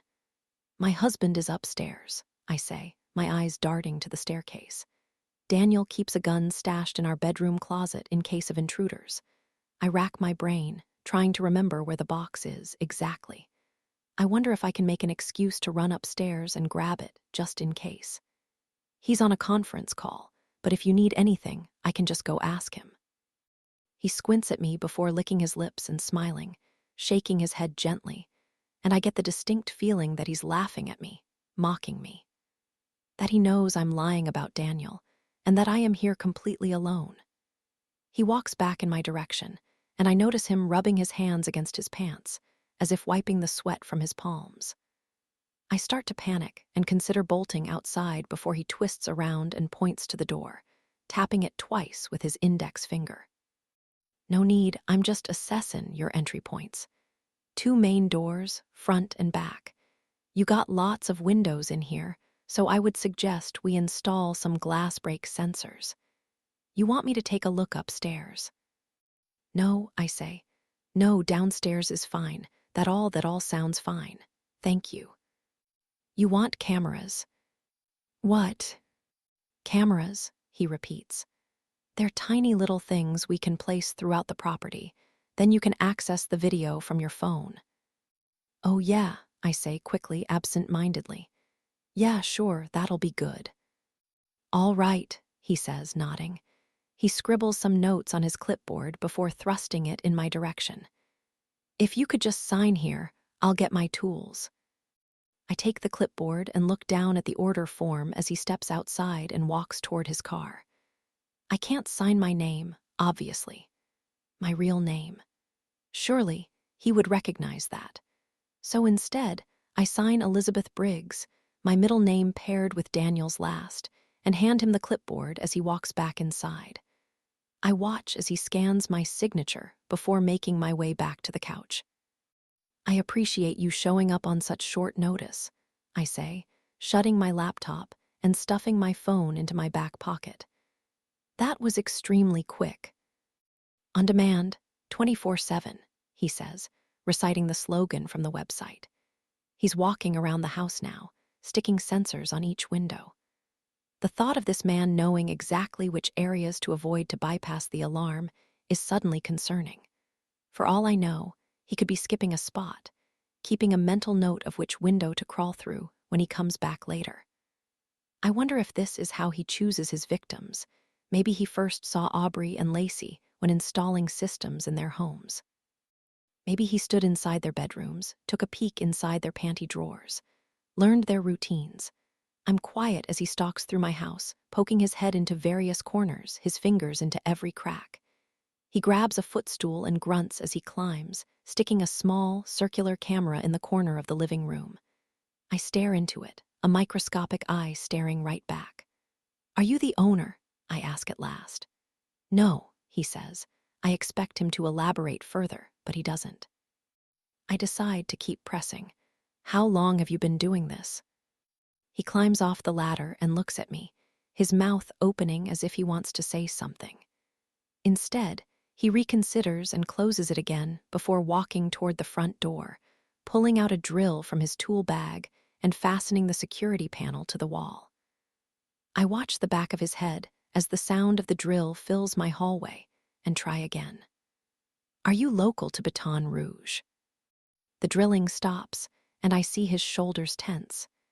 He doesn't turn around, but now the sound of his voice is what fills the empty room. "Do you really think I don't know who you are, Chloe?" I freeze, his response stunning me into silence. I keep watching the back of his head until, slowly, he turns around. "I recognized you the second you answered the door." "I'm sorry," I swallow. "I don't know what you're talking about." "Yes, you do," he says, taking a step closer, still clutching the drill. "You're Chloe Davis. Your fiancé gave me your name when he called. He's on his way to Lafayette, and he said you'd let me in." My eyes grow wide as I register what he just admitted. He knows who I am. He has this whole time, and he knows I'm here alone. He takes another step closer. "And the fact that you lied about your name on the order form tells me that you know who I am, too, so I really don't know what you're playing at, asking me these questions." My phone is hot in my back pocket. I could pull it out, call 911. But he's right in front of me now, and I'm terrified that any movement on my part will send him hurtling in my direction. "You want to know what brought me to Baton Rouge?" he asks. He's getting angry now. I can see his skin reddening, his eyes getting darker. Little bubbles of spit multiplying on his tongue. "I've been here for a while, Chloe. After Annabelle and I got divorced, I needed a change of scenery. A fresh start. I was in a dark place for a while there, so I picked up and moved, got the fuck out of that town and all the memories that come with it. And I was doing okay, all things considered, until a few years ago, I opened the Sunday paper, and guess who I saw staring right back at me?" He waits for a second, his lip curling into a smile. "It was a picture of you," he says, pointing the drill in my direction. "A picture of you beneath some cheeky little headline about you channeling your childhood trauma or some bullshit like that right here in Baton Rouge." I remember that article, that interview I had granted the paper when I started working at Baton Rouge General. I thought that article would be a redemption piece of sorts, a chance to redefine myself, to write my own narrative. But of course, it was. It was just another exploration of my father, another gaudy glorification of violence masquerading under the facade of journalism. "I read that article," he continues. "Every fucking word. And you know what? It just pissed me off all over again. You mackin' excuses about your dad, capitalizing on what he did for the good of your own career.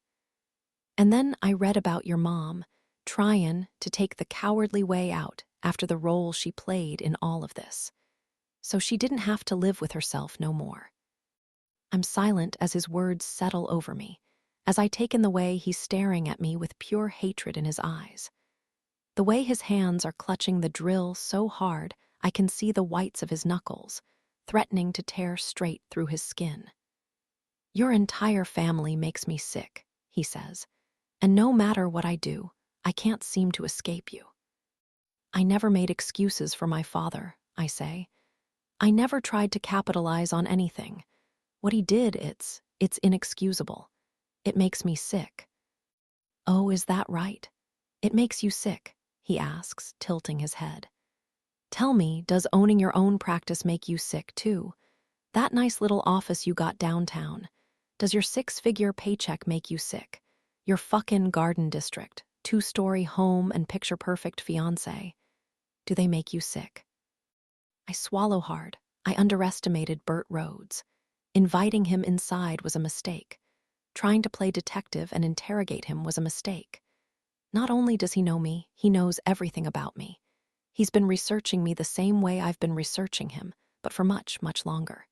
He knows about my practice, my office. Maybe that means he knows that Lacey was a patient, and he was there, waiting, the day she stepped outside and disappeared. "Now, tell me," he growls. "Why is it fair that Dick Davis's daughter gets to grow up and live a perfect life, while mine is rotting in the ground wherever that fucker dumped her body?" "I am not living a perfect life," I say. Suddenly, I'm angry too. "You have no idea what I've been through, how fucked up I am after what my father did." "What you've been through?" he yells, pointing the drill at me again. "You want to talk about what you've been through? How fucked up you are? What about my daughter? What about what she went through?" "Lena was my friend. Mr. Rhodes, she was my friend. You are not the only one who lost someone that summer." His expression shifts slightly, a softening of the eyes, a loosening of the forehead, and suddenly, he's looking at me like I'm 12 again.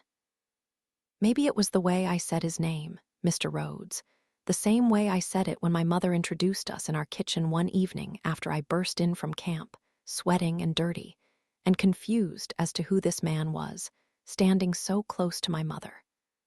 Or maybe it was the mention of her name, Lena. I wonder how long it's been since he's heard it spoken out loud, a name so sweet it tastes like sap dripping down a piece of bark on the tongue.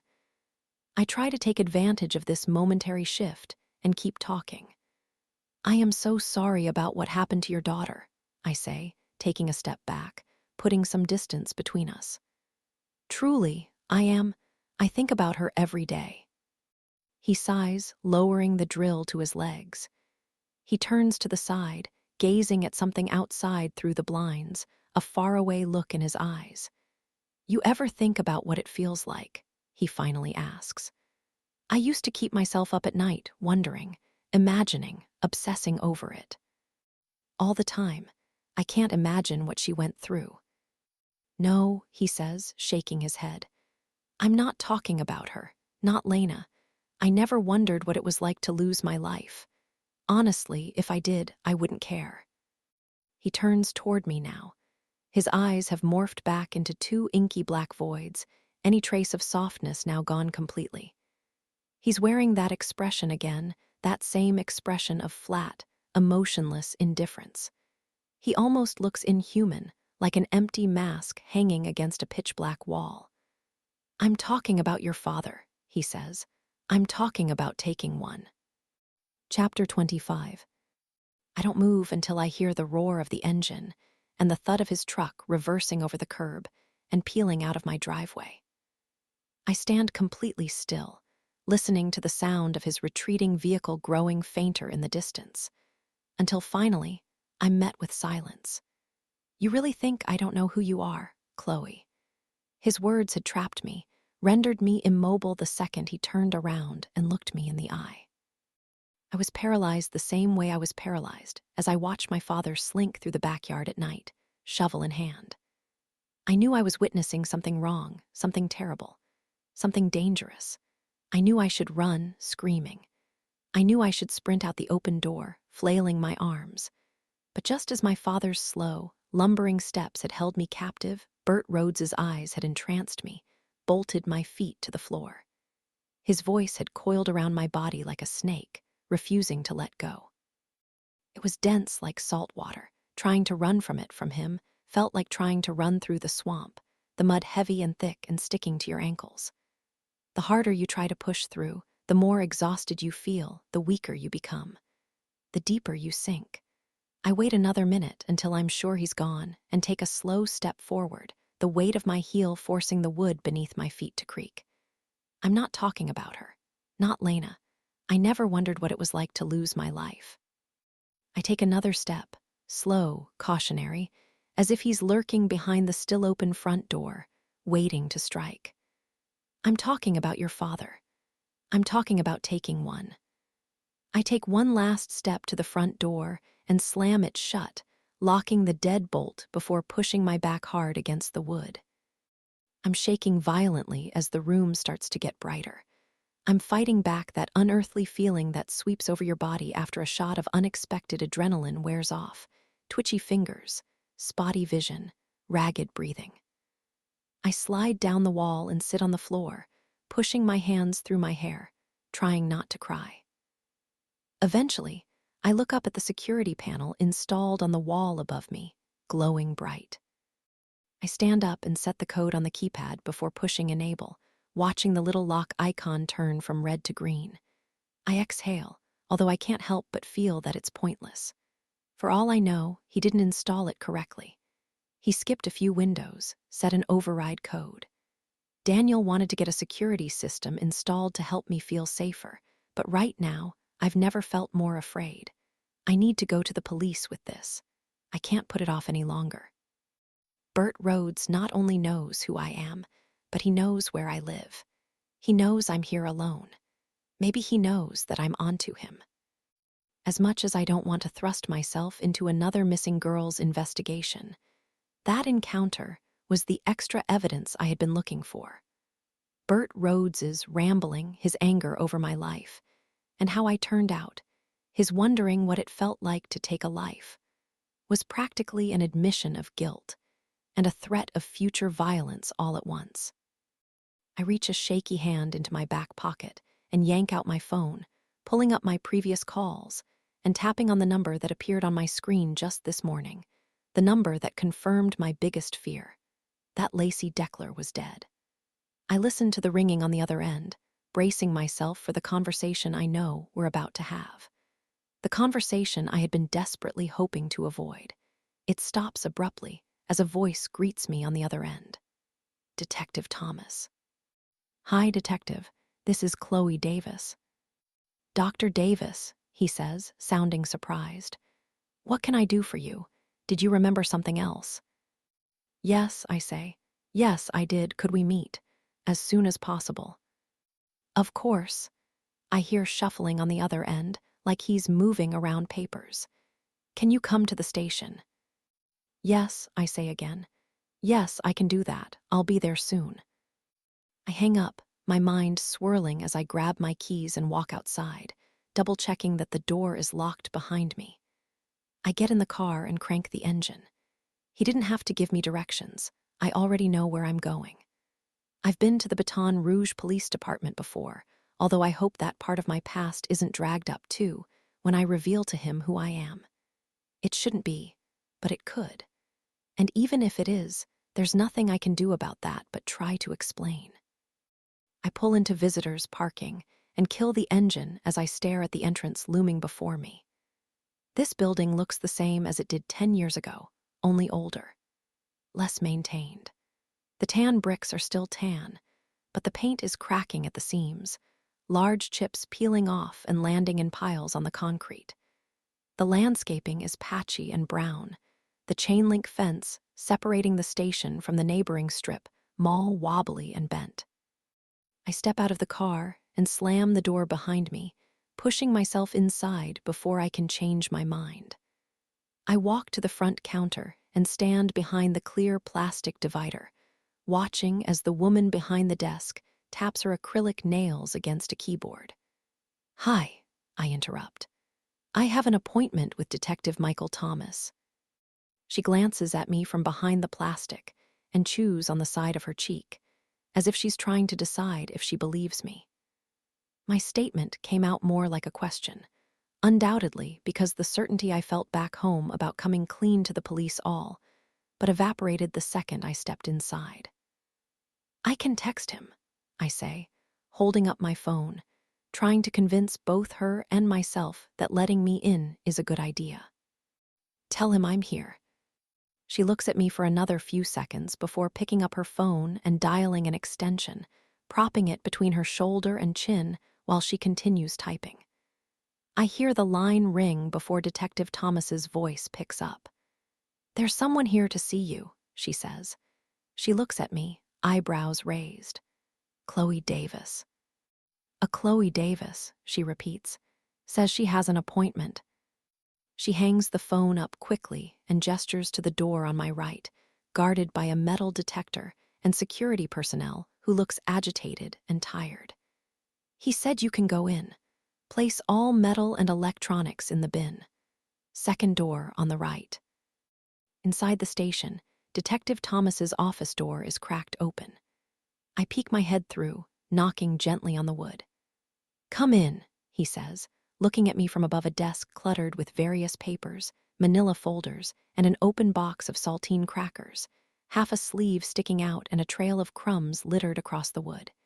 He follows my gaze and ducks his head, shoving the sleeve back into the box and closing the flap. "Sorry for the mess." "It's fine," I say, walking inside and pushing the door shut behind me. I linger for a second before he points to the chair opposite him. I take a seat, my mind flashing back to earlier this week when the roles were reversed. When I was seated behind my desk in my office, gesturing for him to sit where I commanded. I exhale. "So," he says, folding his hands on the table. "What is it that you remembered?" "First, I have a question," I say. "Aubrey Gravino, was she found wearing any jewelry?" "I don't really see how that's relevant." "It is. I mean, depending on what the answer is, it could be." "Why don't you tell me what you remember first, and then we can look into that?" "No," I shake my head. "No, before I share this, I need to know for certain. I promise it matters." He looks at me for another few seconds, weighing his options. He sighs loudly, trying to convey his annoyance, before shuffling through the folders on his desk. Then he grabs one, opens it, and flips through a few pages. "No, she wasn't found with any jewelry," he says. "One earring was found near the body in the cemetery, sterling silver with a pearl and 3 diamonds." He looks up at me, his eyebrows raised as if to question, "Are you happy now?" "So, no necklace." His eyes linger on mine for another few seconds before looking back down. "No, no necklace, just the earring." I exhale, pushing my hands into my hair. He's looking at me carefully again, waiting for me to say something, to do something. I lean back into my chair and spit it out. "That earring was a part of a set," I say. "There's a matching necklace she would have been wearing at the time of her abduction. She wears them together in all of her pictures. On the missing poster, her yearbook photos, tagged pictures on Facebook. If she was wearing the earrings, she was also wearing the necklace." He lowers the folder to his desk. "How do you know this?" "I checked," I say. "Before I came to you with this, I wanted to be sure." "Okay, and why do you think this matters?" "Because Lacey was wearing a piece of jewelry, too. Remember?" "That's right," he says. "You mentioned a bracelet." "A beaded bracelet with a metal cross. I saw it on her wrist in my office. She wore it to cover her scar. But when I looked at her body this morning, it wasn't there." The room is uncomfortably quiet. Detective Thomas continues to stare, and I can't tell if he's actually considering what I'm telling him or if he's concerned about my well-being. I talk faster. "I think the killer is taking his victim's jewelry as mementos," I say. "And I think he's doing that because my father used to do that. Richard Davis, you know, from Bro Bridge." I watch his reaction as the pieces fall into place. It's always the same, every time someone realizes who I am. A visible loosening of the face before the jaw gets tight, like they have to physically restrain themselves from lunging at me from across the table. Our last names are similar features. I've always been told that I have my father's nose, oversized and slightly crooked, by far my least favorite thing on my face, not because of vanity, but because of the constant reminder of our shared DNA every time I look in the mirror. "You're Chloe Davis," he says. "Dick Davis's daughter." "Unfortunately, yes. You know, I think I read an article about you." He's pointing at me now, waving his finger as he allows the memory to take over. I didn't put it together." "Yeah, that ran a few years ago. I'm relieved to hear you forgot." "And you think these murders are somehow related to the ones your father committed?" He's still staring at me with that look of disbelief, as if I'm an apparition hovering above the carpet, unsure if I'm real. "At first, I didn't," I say. "But the 20-year anniversary is coming up next month, and I recently discovered that the father of one of my father's victims lives here in Baton Rouge, Burt Rhodes, and he's angry. He has a record. He tried to strangle his wife." "You think this is a copycat?" he interrupts. "That the victim's father has turned into a copycat?" "He has a record," I repeat. "And my family. He hates my family. I mean, understandably so, but he showed up to my house today, and he was very angry, and I felt very unsafe." "He came to your house unannounced." He sits up straighter and reaches for a pen. "Did he threaten you in any way?" "No, it wasn't really unannounced.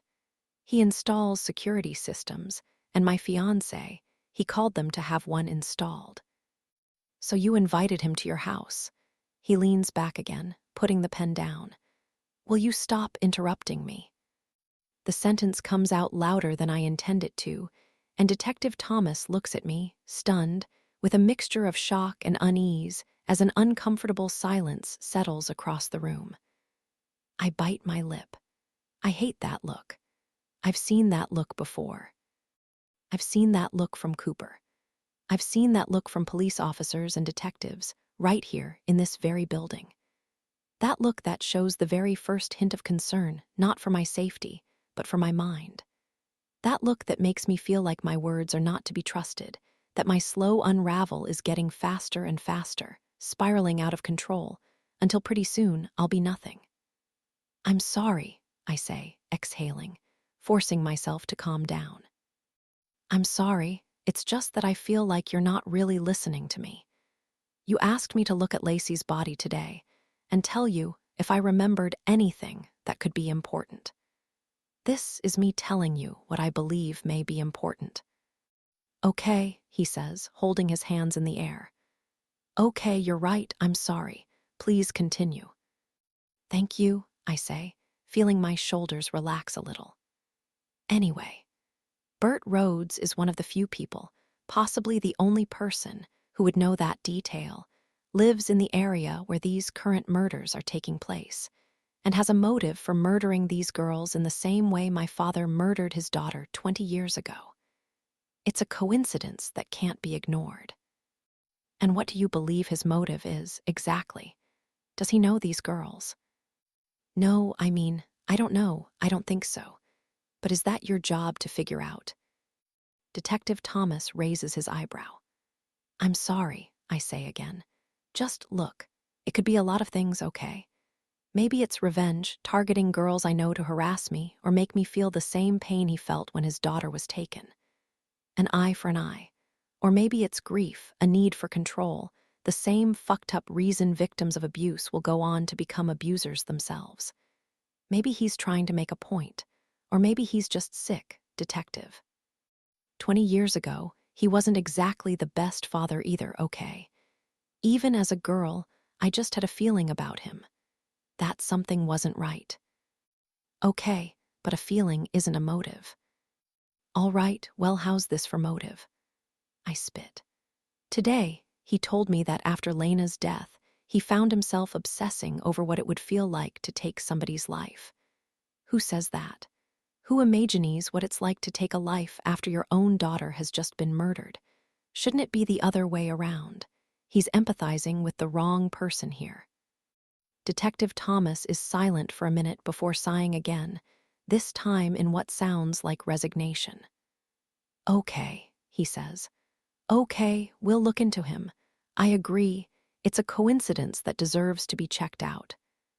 Thank you. I get ready to stand from the chair before the detective looks at me again, a question forming on his lips. Real quick, Dr. Davis, you said that maybe this man, this. He looks down at the paper below him, devoid of any notes. I feel irritation gurgling up my throat like bile. Burt Rhodes, you should write it down. Write Burt Rhodes, he says, scribbling the name in the corner, circling it twice. You said he might be targeting girls, you know specifically. Yeah, maybe. He admitted to knowing where my office was, so maybe that's why he took Lacey. Maybe he was watching me, and he saw her walking out.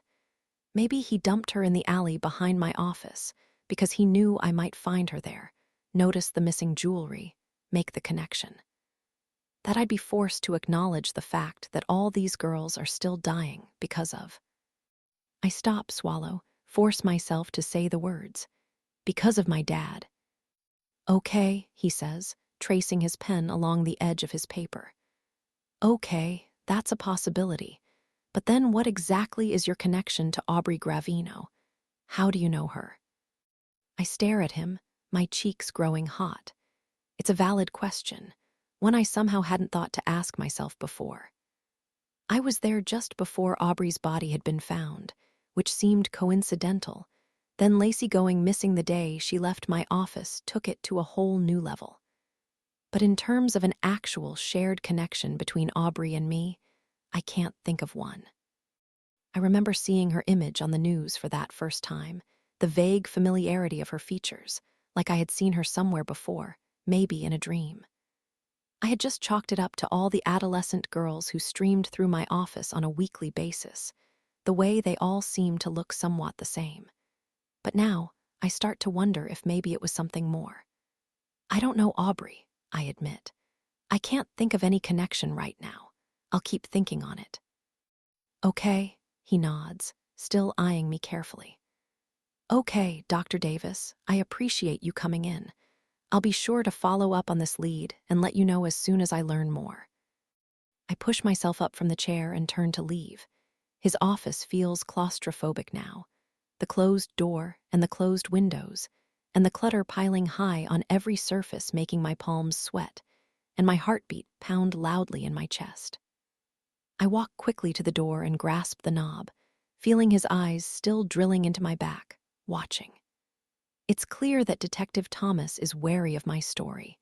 With something this shocking, I had suspected that might be the case. But in coming here and revealing my theory, I had hoped to at least point the spotlight on Burt Rhodes, to get the police to start watching him closely, making it harder for him to lurk in the dark. But instead, I feel like it's pointed directly at me. Chapter 26. It's late afternoon by the time I make it back home. When I enter the hallway, our new alarm system beeps twice, sending a jolt of panic through my chest at the sound. I immediately re-engage it once I close the door behind me, increasing the sound to the highest setting. Then I look around my house, quiet and still. Despite my best efforts, Burt Rhodes's presence is everywhere I look. The sound of his voice seems to echo across the empty halls, his dark eyes peering at me from behind every unturned corner. I can even smell him, that musky scent of sweat mixed with a hint of alcohol that trailed him around as he wandered through my home, touching my walls, inspecting my windows, injecting himself into my life once again. I walk into the kitchen and take a seat at the island, placing my purse on the counter, and fishing out the Xanax bottle I retrieved from my glove compartment. I twist it in my hands, shaking the bottle slightly and listening to the rattle of the pills as they tumble around inside. I've been craving a Xanax since the second I left the morgue this morning. That was only a matter of hours ago, sitting in my car, the mental image of Lacey's blue body making my fingers shake as I held the pill in my palm. But given all that's happened since, it feels like a lifetime ago. I twist open the cap and dump one in my hand, tossing it back and swallowing it dry before another phone call can interrupt me. Then I glance at the refrigerator, realizing that I've barely eaten all day. I jump up from the island and walk over to the fridge, opening the door and leaning against the cool stainless steel. Already, I'm starting to feel better. I told the police about Burt Rhodes. Detective Thomas didn't seem very convinced, but I did what I could. He'll be looking into him now. Surely, he'll be watching him, watching his movements, his patterns. He'll be noting which houses he visits, and if another girl goes missing from one of those houses, then he'll know. He'll know I was right, and he'll stop looking at me as if I'm the crazy one, as if I'm the one with something to hide. My eyes land on the leftover salmon from last night, and I pull the Pyrex container out, removing the lid before placing it in the microwave, the kitchen quickly filling with the smell of spices mixing in the air. It's too late for lunch, so I'll call it an early dinner, which means it's entirely within my rights to enjoy a glass of that Cabernet that paired so well with it last night. I walk over to the wine cabinet and retrieve a glass, pouring the ruby red liquid to the brim and taking a long drink before dumping the rest of the bottle into the glass, and then tossing it into the recycling bin. Before I can pull out my bar stool, there's a knock at the door, a loud, closed-fist pounding that sends my hand to my chest, followed by a familiar voice. "Chloe, it's me." I'm common in. I hear the sound of a key in the lock, a quiet clicking as the latch slips out of place. I watch the doorknob begin to turn when I remember the alarm. "No, wait," I yell, jogging to the door. "Coop, don't come in, hang on a second." I reach the keypad and punch in the code just before the door swings open. When it does, I turn to face the porch, my brother's surprised eyes staring in my direction. "You got an alarm?" he asks, his feet planted on the welcome. Matt, a bottle of wine clutched in his hand. "If you wanted your key back, you could have just asked." "Very funny," I smile. "You're going to have to start giving me a heads up when you're coming over. This thing will call the cops on you." I tap the keypad and gesture for him to come inside, walking back to the island and leaning against the cool marble. "And if you try to break in, I'll see you on my phone." I lift up my cell phone and wiggle it in the air before pointing at the camera in the corner. "Is that actually recording?" he asks. "Sure is." I open up the security app on my phone and turn it around so Cooper can see. He's standing in the center of my cell phone screen. "Huh," he says, turning back around and waving into the camera. He looks back at me and grins.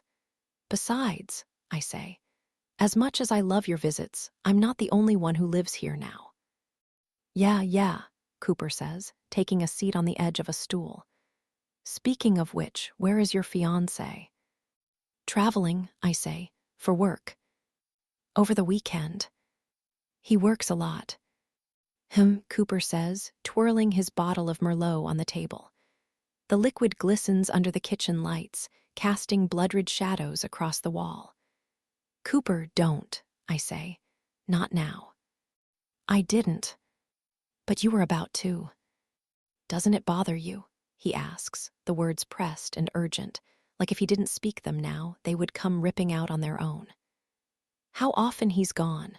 I mean, I don't know, Chloe.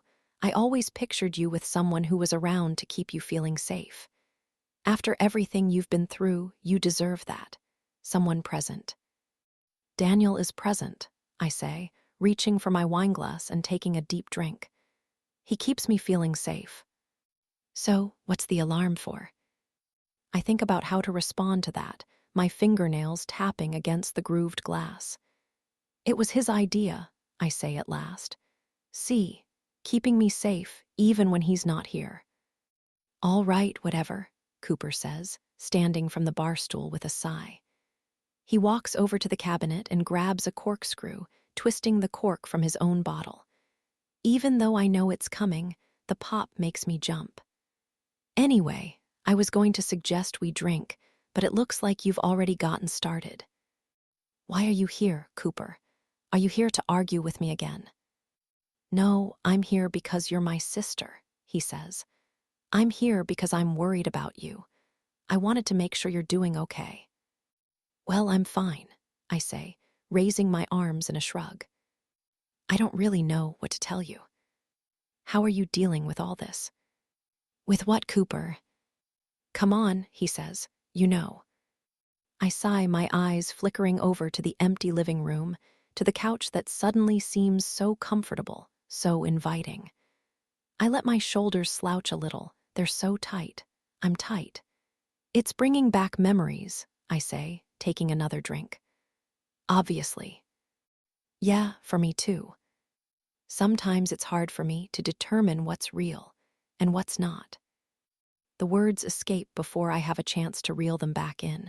I can still taste them on my tongue, that admission I had been trying so hard to just swallow down. Forget was ever there.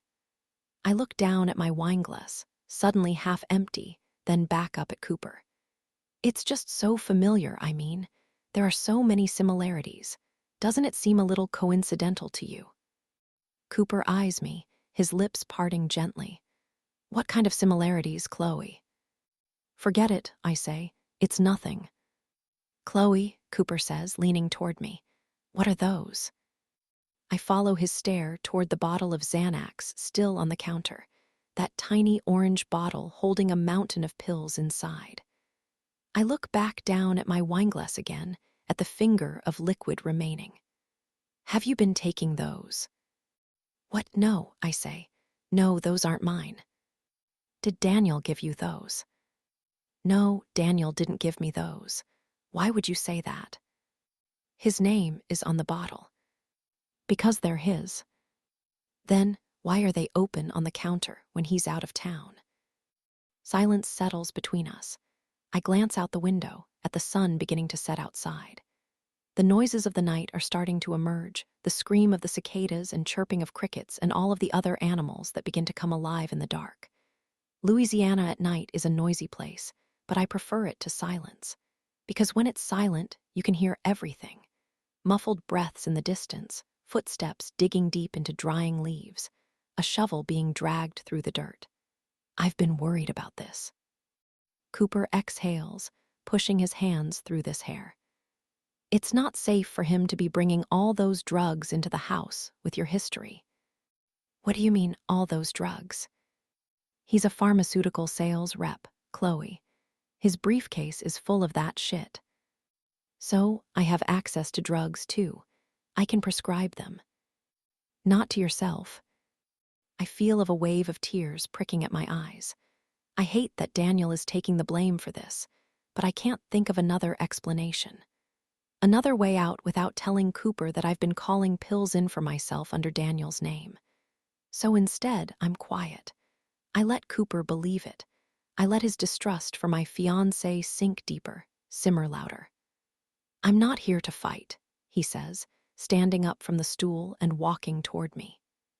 He wraps my body in a deep hug, his arms thick and warm and familiar. I love you, Chloe, and I know why you do it. I just wish you would stop. Get some help. I feel a tear escape, gliding down my cheek and leaving a trail of salt in its wake. It lands on Cooper's leg, leaving a small, dark stain. I bite my lip, hard, trying to stop the rest from falling. I don't need help, I say, pushing down on my eyes with my palms. I can help myself. I'm sorry I upset you, he says. It's just this relationship you're in. It doesn't seem healthy.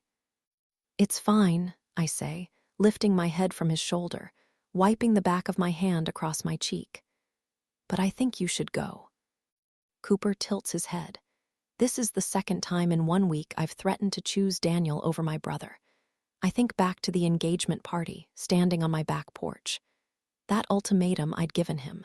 I want you in this wedding, but it's happening with or without you. But I can see now, from the hurt in his eyes, that he hadn't believed me.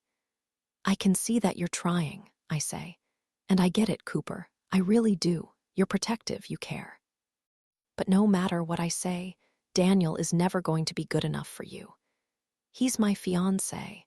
I'm marrying him next month. So if he's not good enough for you, I guess I'm not either. Cooper takes a step back, his fingers curling into his open palm. I am just trying to help you, he says. To look after you. That's my job. I'm your brother. It's not your job, I say. Not anymore, and you need to leave.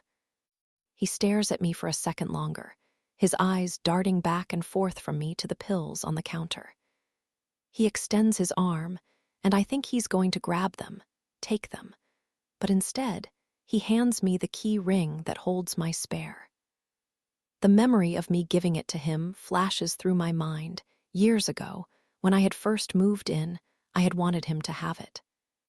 You're always welcome here, I had said as we sat cross-legged on the mattress in my bedroom, foreheads damp with sweat from assembling my headboard, Chinese takeout cartons spilling onto the floor, the oily noodles leaving greasy smears on the hardwood.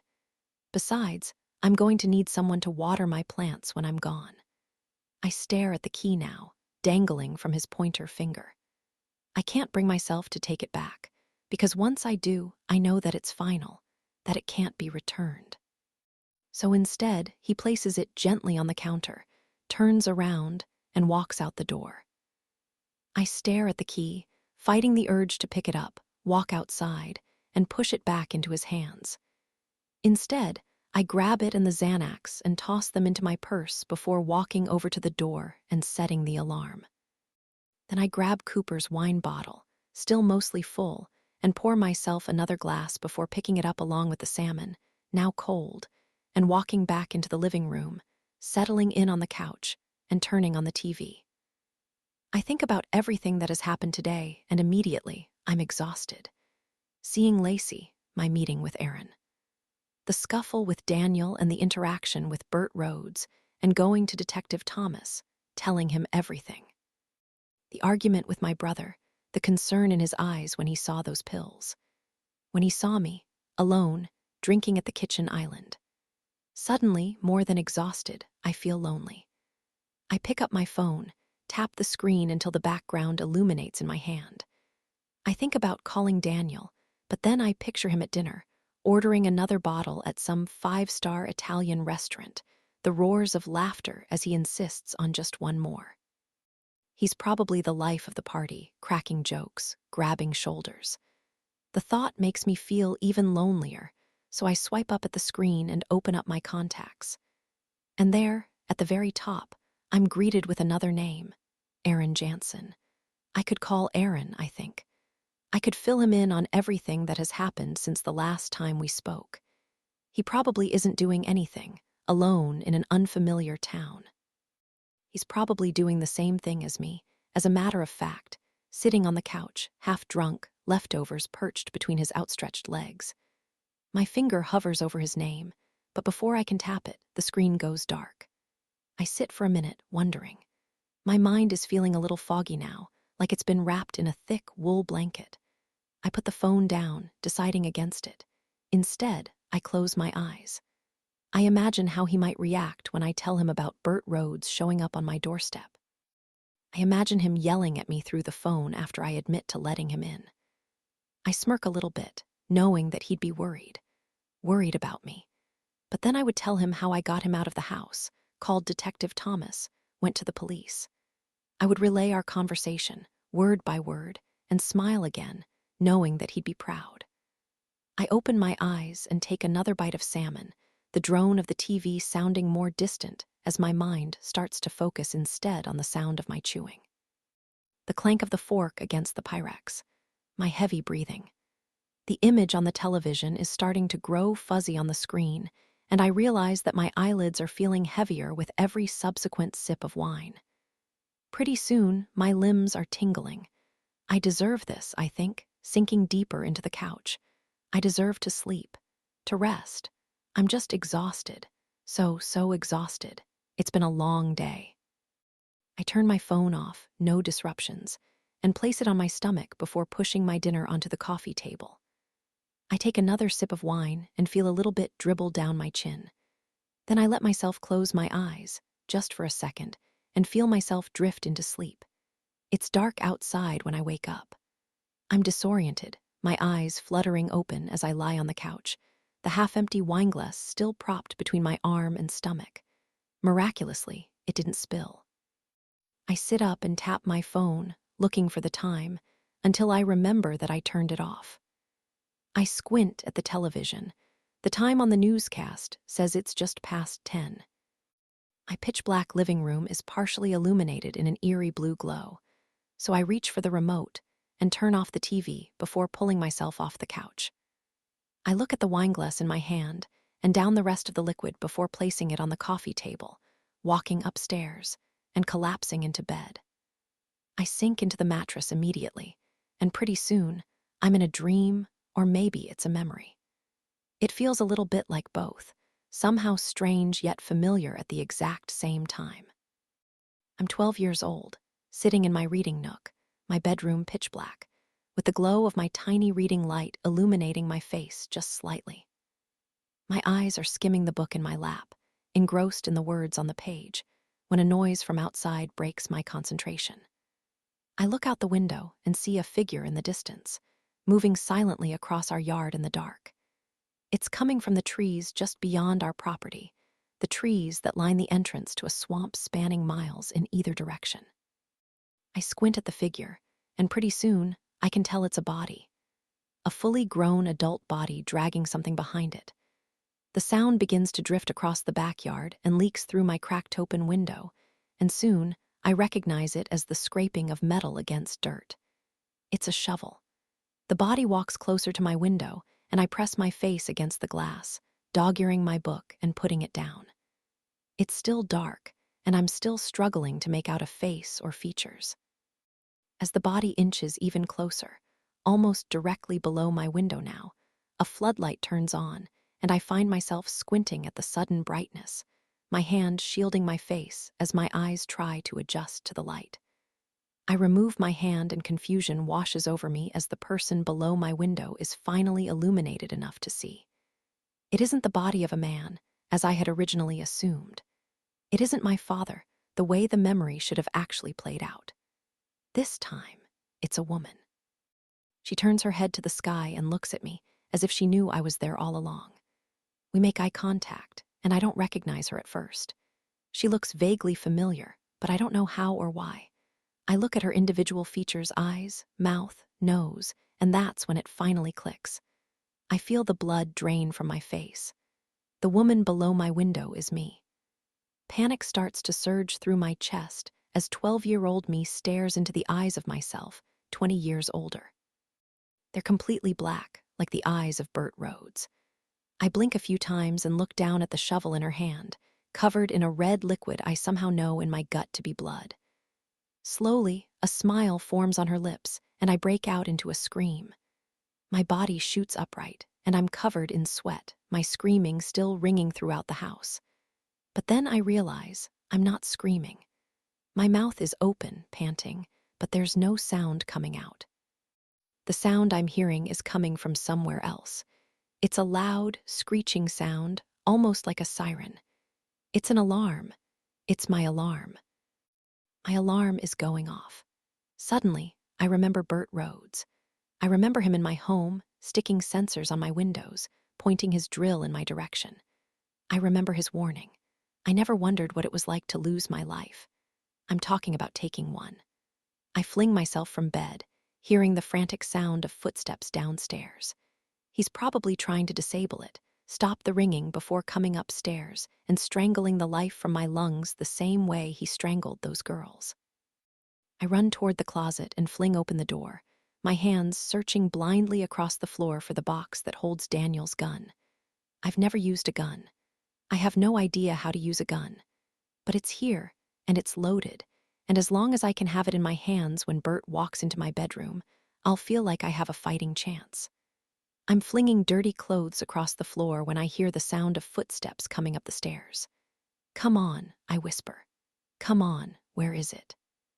I grab a couple of shoeboxes, opening them up before tossing them to the side when I see nothing but boots nestled inside. The footsteps are closer now, louder. The alarm is still blaring through the house.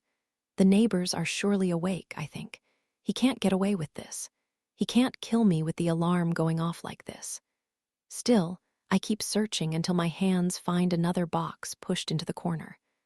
I grab it, yank it closer, inspect it in my grip. It looks like a jewelry box. Why would Daniel have a jewelry box?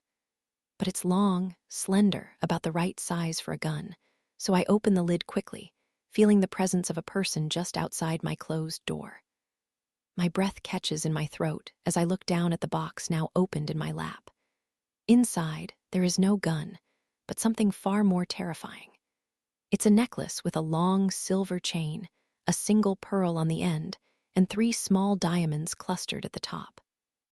Chapter 27. Chloe. I hear a voice outside my bedroom door, barely audible above the shrieking of the alarm. It's calling my name, but my eyes are still glued to the box in my hands. The box I found pushed to the back of the closet. The box that holds Aubrey Gravino's necklace draped gently inside. All of a sudden, the sounds swirling around me evaporate away, and I'm 12 again, sitting in my parents' bedroom, watching that tiny ballerina twirl. I can almost hear the chimes, that rhythmic lullaby lulling me into a trance as I stare at the pile of jewelry ripped from dead skin. CHLOE. My eyes glance up just as my bedroom door starts to creak open.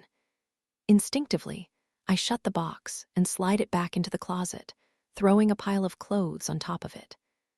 I look around, looking for something, anything, to arm myself with when I see a man's leg step into the bedroom, followed by a body. I'm so sure I'm about to see Burt Rhodes's dead eyes and outstretched arms come barreling toward me that I barely even register Daniel's face as he turns the corner and stares at me, huddled on the floor. "Chloe, my God," he says. "What are you doing?" "Daniel." I push myself up from the floor and start to run toward him until I stop in my tracks, remembering the necklace. Wondering how the hell that could have found its way into our closet unless someone put it there, and I know I didn't put it there. I hesitate. "What are you doing here?"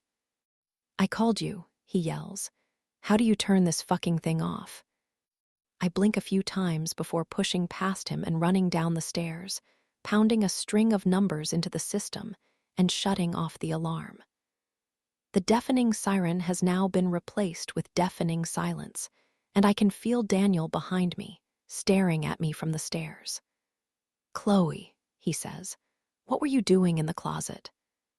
"I was looking for the gun," I whisper, too afraid to turn around. "I didn't know you were coming home tonight. You said tomorrow." "I called you," he says again. "Your phone was off. I left a message." I hear him walk down the stairs and make his way over to me. I know I should turn around. I know I should face him. But right now, I can't look at him. I can't bring myself to look at his expression because I'm too terrified of what it might reveal. "I didn't want to stay away all night," he says. "I wanted to get home to you." I feel his arms snake around my waist, and I bite my lip as he pushes his nose into my shoulder, inhaling slowly before kissing the side of my neck. He smells different, like sweat mixed with honey and vanilla perfume. "I'm sorry if I scared you," he says. "I missed you." I swallow, my body tense against his. The medicated calm I felt earlier tonight has evaporated completely, and I can feel my heart crashing against my chest with startling force. Daniel seems to feel it too and squeezes me tighter.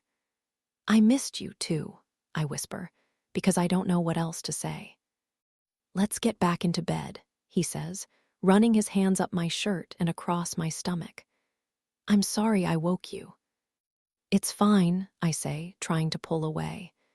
But before I can, he flips me around so I'm facing him, and his arms hug me tighter, his lips pressing hard against my ear. I feel his breath hot on my cheek. "Hey, you don't have to be afraid," he whispers, his fingers combing my hair. "I've got you."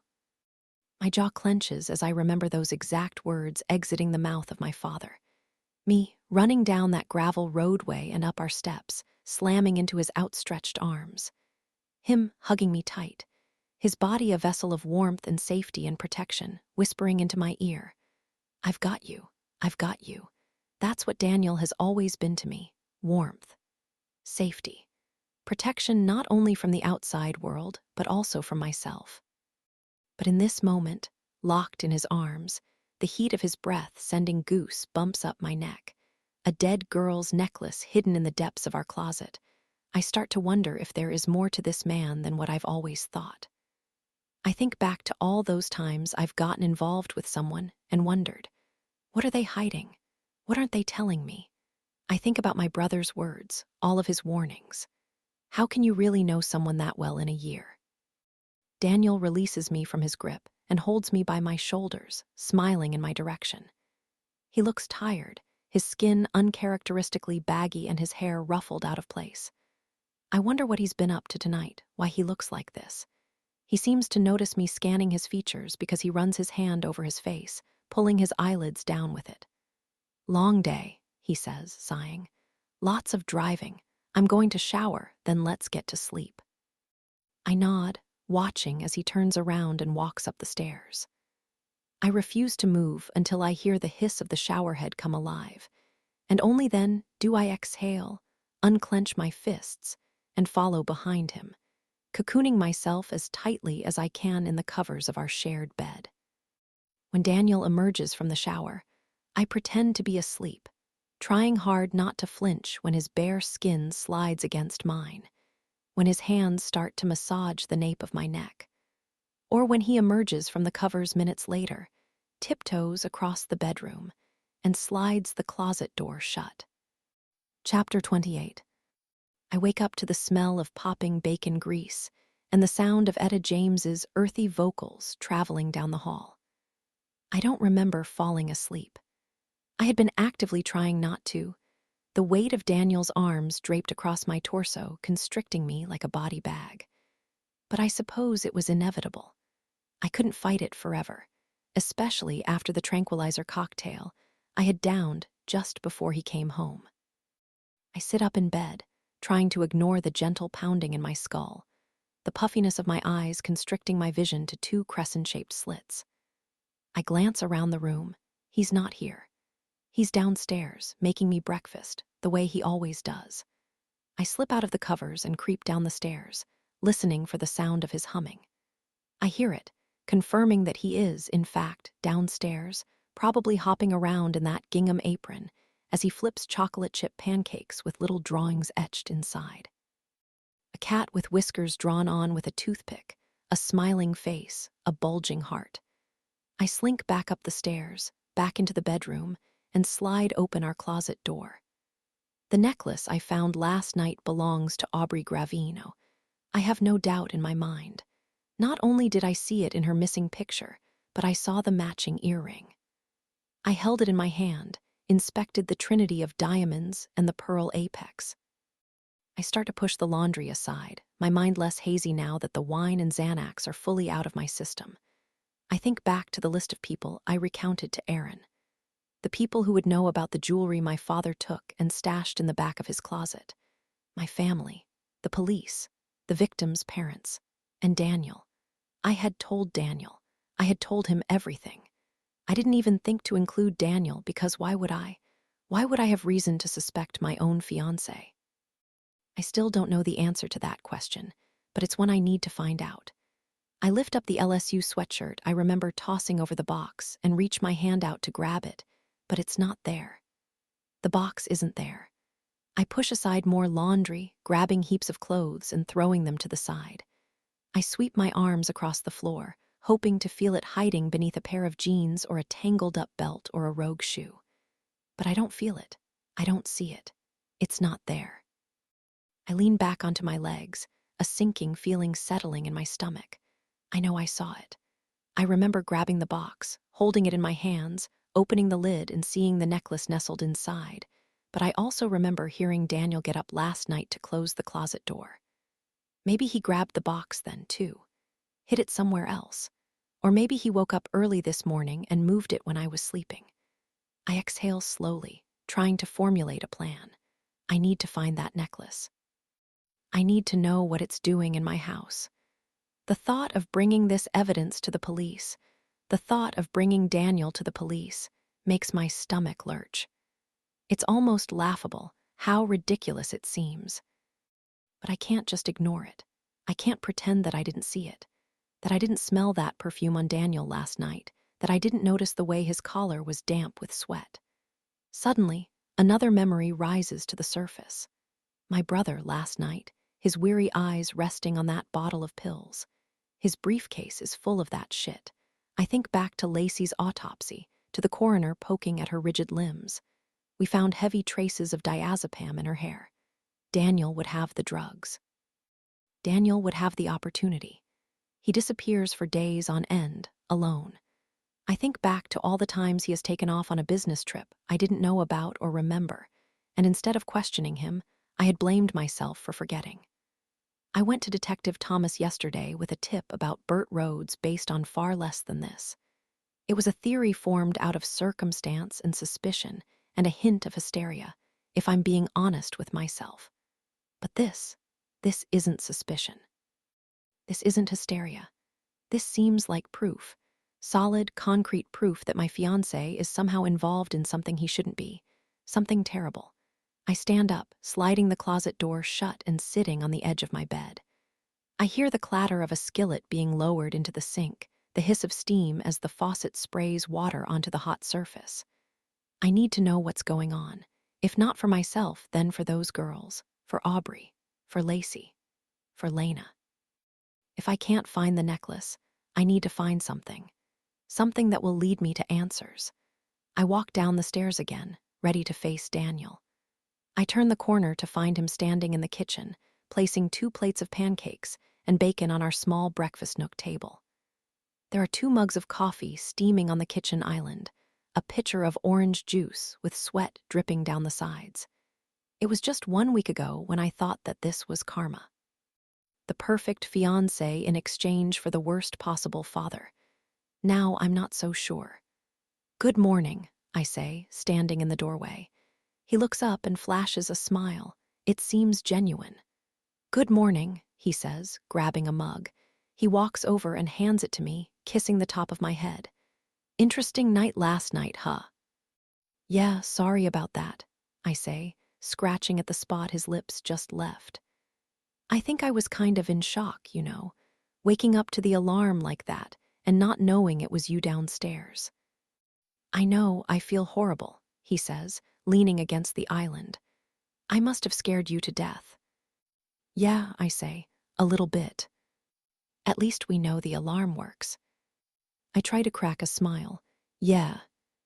This isn't the first time I've struggled to find the words to say to Daniel, but usually it's because nothing ever seems good enough to say.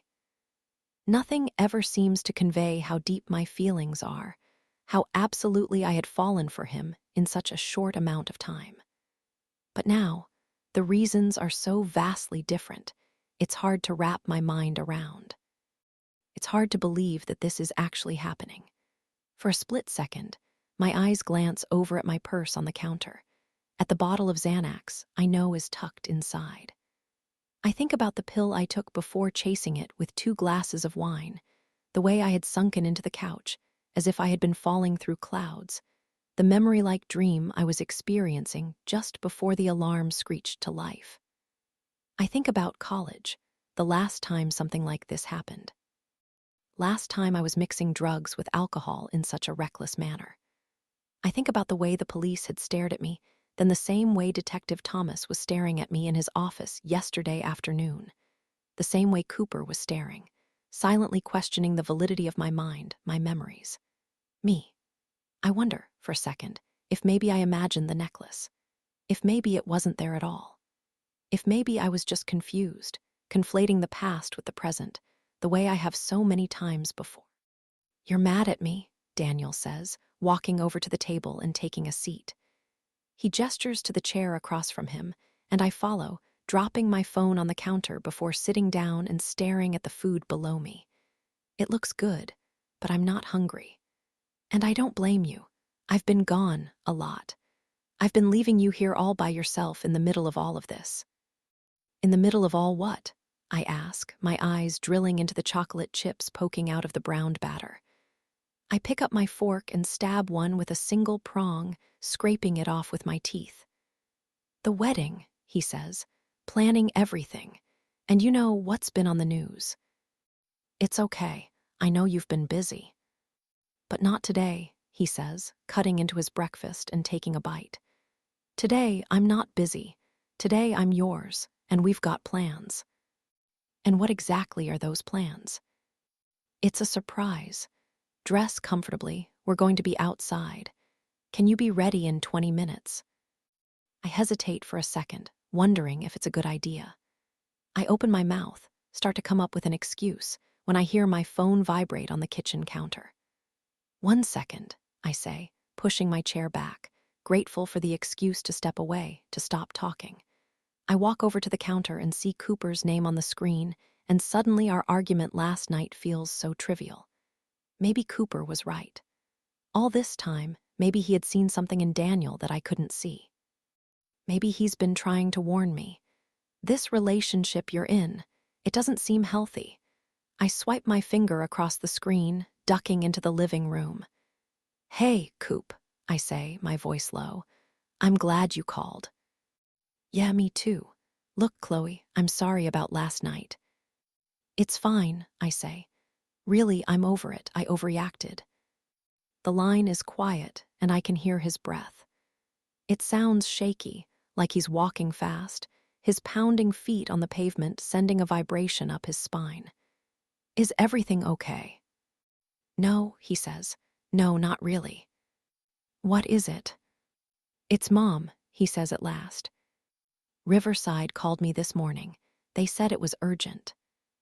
What was urgent? Apparently she's been refusing to eat, he says. Chloe, they think she's dying. Chapter 29. I'm out the front door in less than 5 minutes. My shoes are barely on, the fabric on the back of my sneakers digging blisters into my heels as I run across the driveway. Chloe, Daniel calls after me, his open hand slapping the door, pushing it back open. Where are you going? I have to go, I yell back. It's my mom. What about your mom? He's rushing out of the house now, too, tugging a white t-shirt over his head. I'm fumbling through my purse, trying to find the keys to unlock my car. She isn't eating, I say. She hasn't eaten in days. I have to go, I have to. I stop, drop my head in my hands. All these years, I've been ignoring my mother. I've been treating her like an itch that I refused to scratch. I guess I thought that if I focused on her, it would be overbearing, impossible to focus on anything else. But if I ignored it, eventually the pain would just subside on its own. It would never be gone. I knew it would still be there, it would always be there, ready to begin prickling across my skin as soon as I would let it. But it would be less noticeable, like background noise. Static. Just like my father, the reality of what she is, what she did to herself, to us, had been too much to handle. I had wanted her gone. But never, not once, did I stop to think about how I would feel if she actually were gone. If she passed away, by herself in that musty room in Riverside, unable to express her final words, her dying thoughts. The realization I have always known settles over me. It's thick and suffocating, like trying to breathe through a damp towel. I have abandoned her. I have left my mother to die alone. Chloe, hang on a second, Daniel says. Talk to me. No, I say, shaking my head, digging my hands back into my purse again. Not now, Daniel. I don't have time. Chloe. I hear the jangling of metal behind me, and I freeze in place, turning around slowly. Daniel is behind me, holding my keys in the air. I grab for them, and he yanks them back out of my reach. I'm coming with you, he says. You need me for this. Daniel, no. Just give me my keys. Yes, he says. God damn it, Chloe, it's non-negotiable. Now get in the car. I look at him, shocked at this sudden flare of anger, at his flush-red skin and bulging eyes. Then, almost as suddenly, his expression shifts back. I'm sorry, he says, exhaling and reaching out toward me. He puts his hands on mine and I flinch.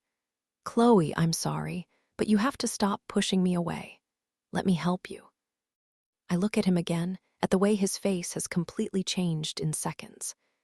At the concern bunching his eyebrows now, the folds in his forehead, shiny and deep. I drop my hands in surrender. I don't want Daniel there. I don't want him in the same room as my mother, my dying, vulnerable mother, but I don't have the energy to fight. I don't have the time to fight. Fine, I say. Drive fast. I recognize Cooper's car as soon as we pull into the lot. I jump out before Daniel can even put ours in park, running through the automatic doors. I can hear Daniel behind me, his sneakers squeaking on the tile, trying to catch up, but I don't wait.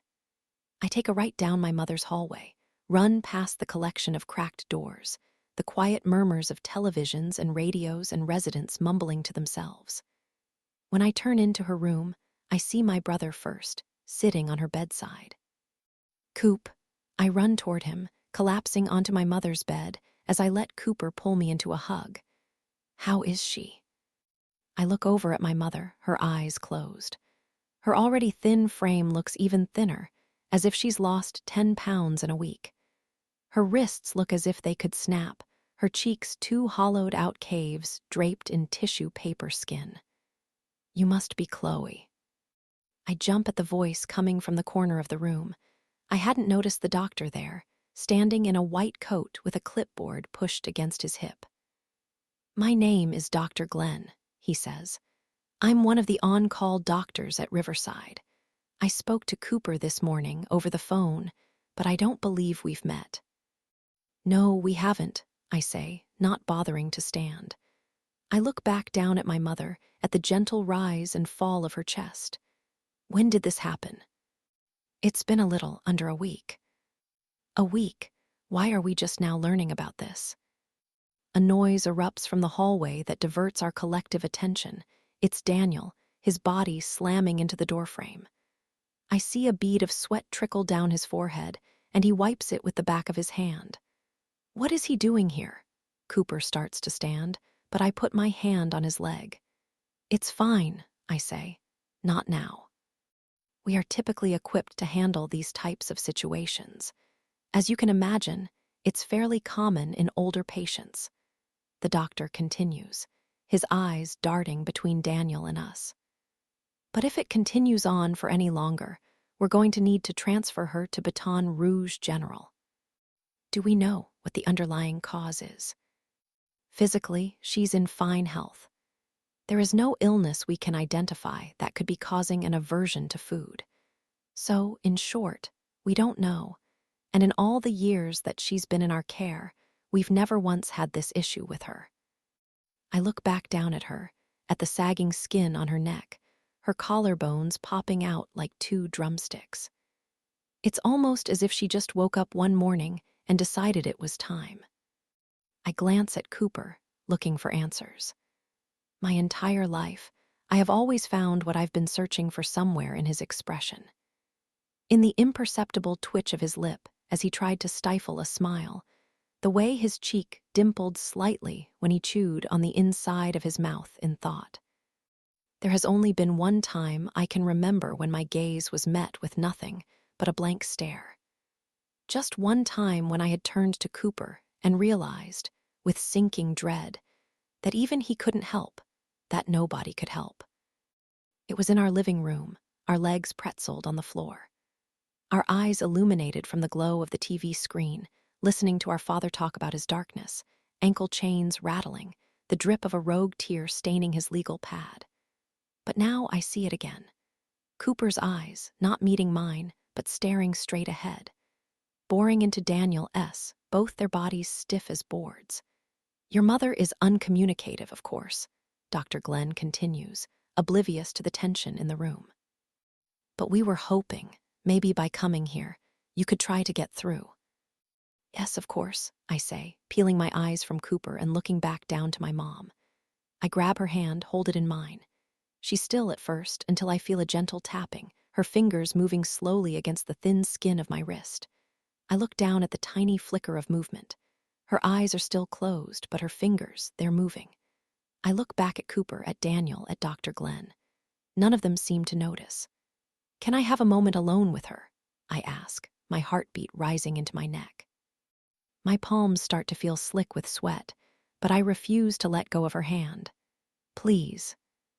Dr. Glenn nods, walking silently past her bed and out the door. You, too, I say, looking first at Daniel and then at Cooper. Both of you. Chloe, Cooper starts, but I shake my head. Please, just a couple minutes. I'd like to, just in case. Sure, he nods gently, placing his hand on top of mine and squeezing. Whatever you need. Then he stands up, pushes past Daniel, and walks into the hallway without another word. I'm alone with my mother now, and memories of our last meeting start rushing through my mind. The way I had told her about the missing girls, the similarities of it all, the déjà vu.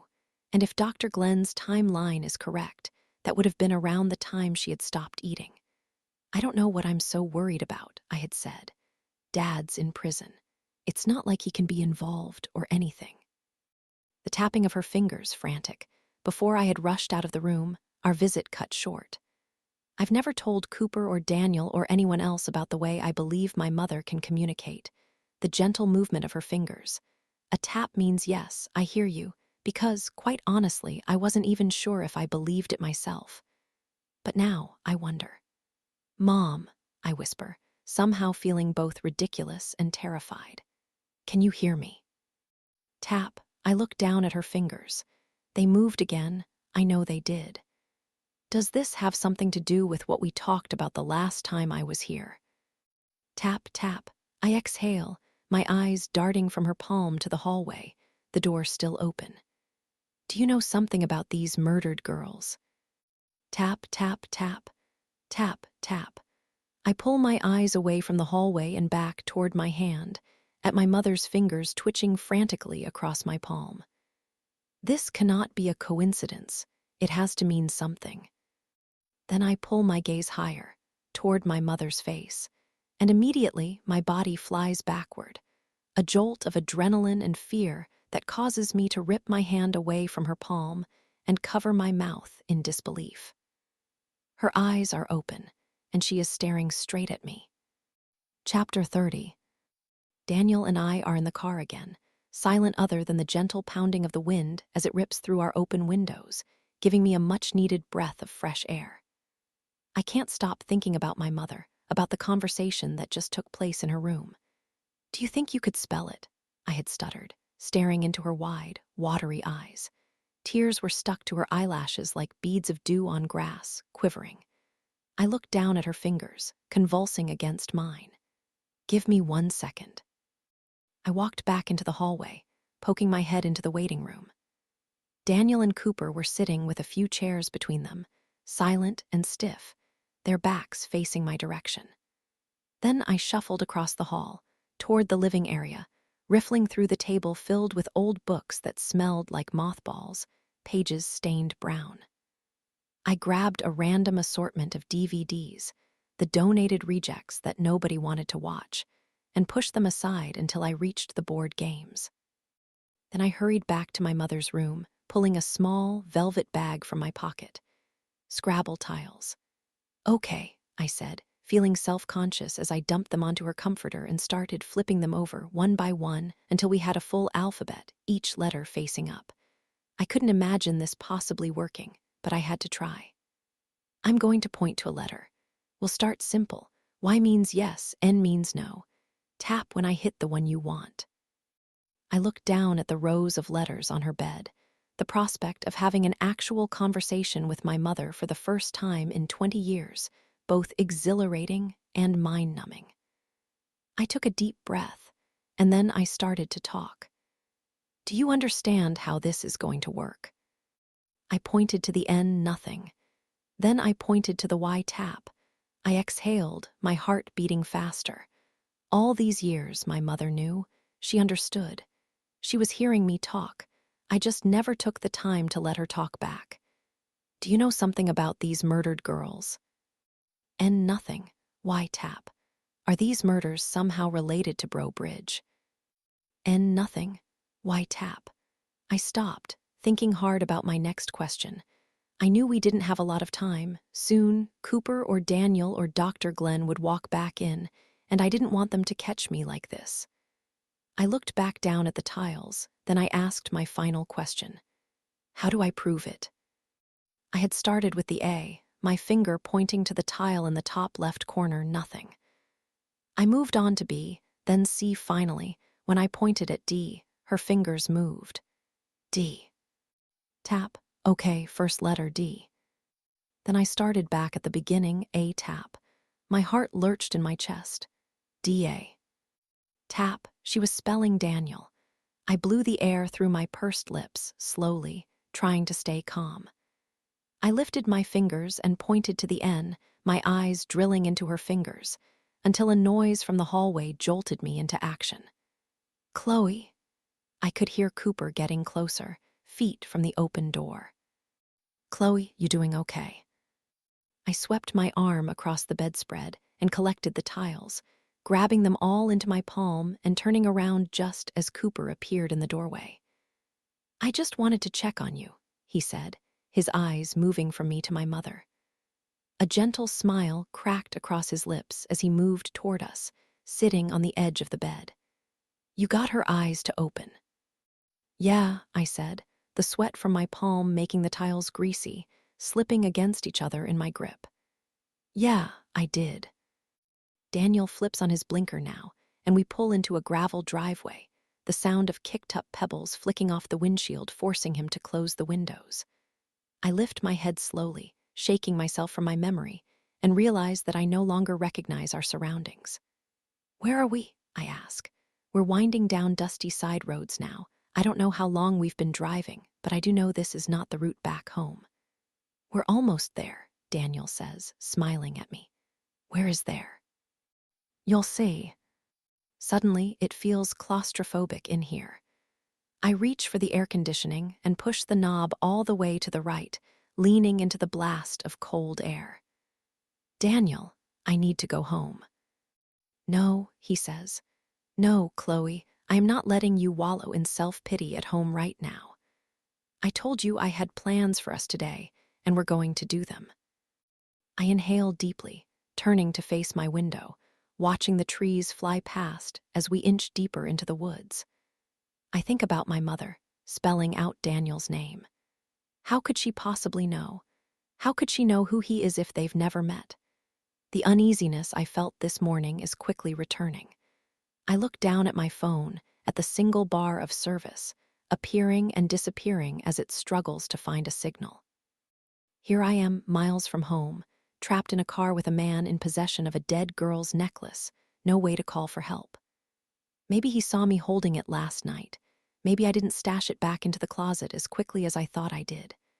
My feet graze my purse, and I think about my pepper spray, dutifully tucked into the bottom. At least I have that. Don't be ridiculous, Chloe. He won't hurt you. He won't. A shock wave jolts through my body, and I realize that I sound just like my mother. I am my mother.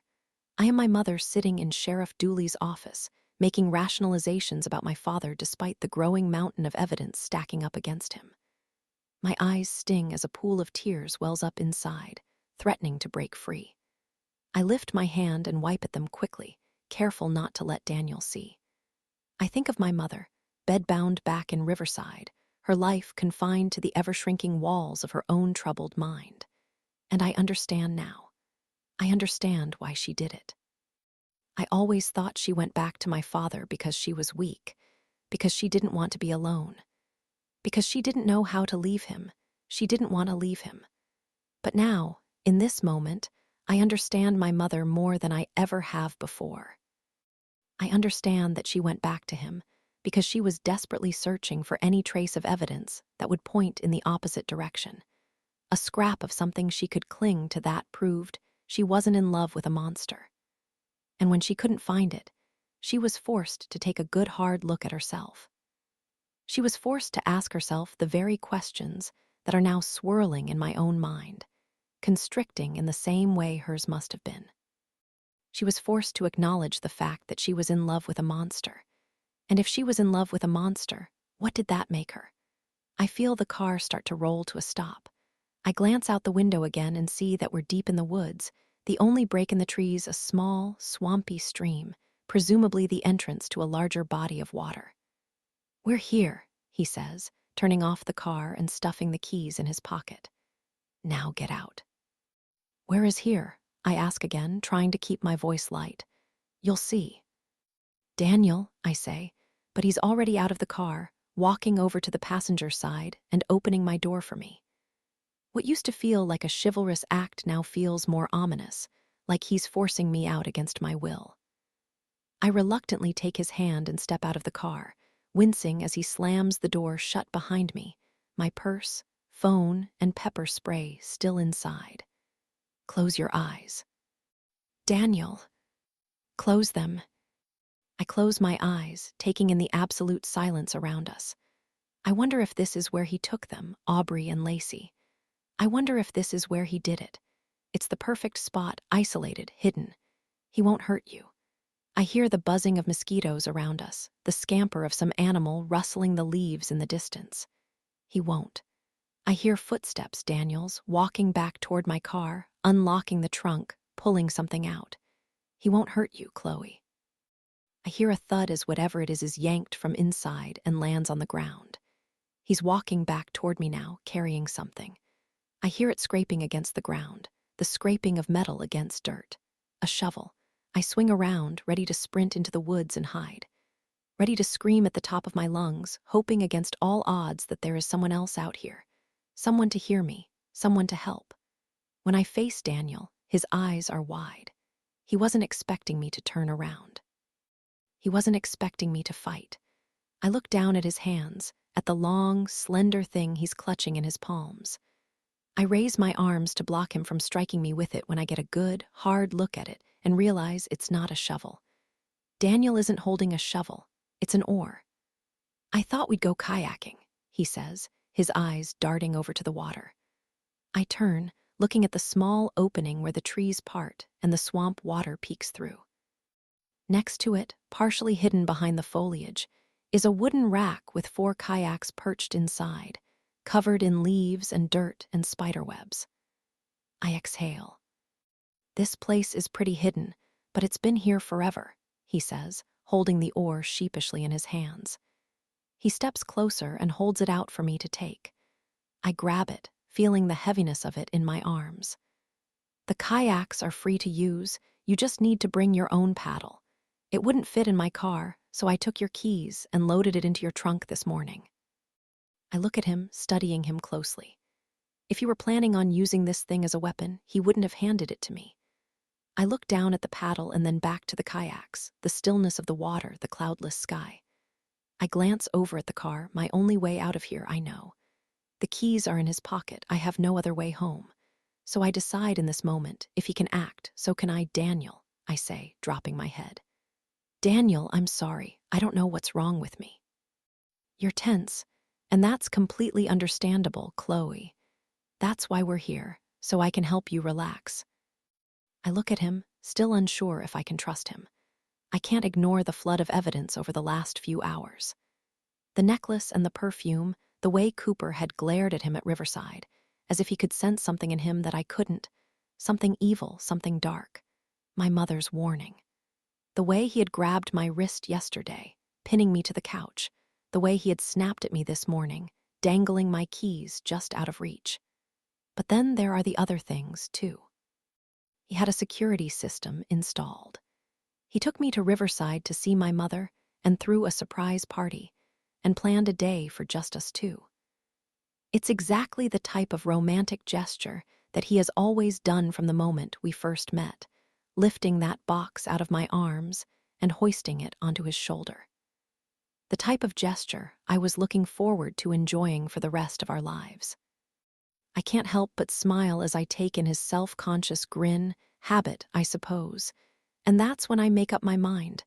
Daniel may hurt people, but I don't yet believe that he would hurt me. "Okay," I say, nodding. "Okay, let's go." Daniel's smile grows wider, forging ahead to the kayak stand and lifting one down from the wooden pegs. He drags it across the forest floor and brushes off the debris, clearing out the cobwebs that have collected in the center before pushing it into the water.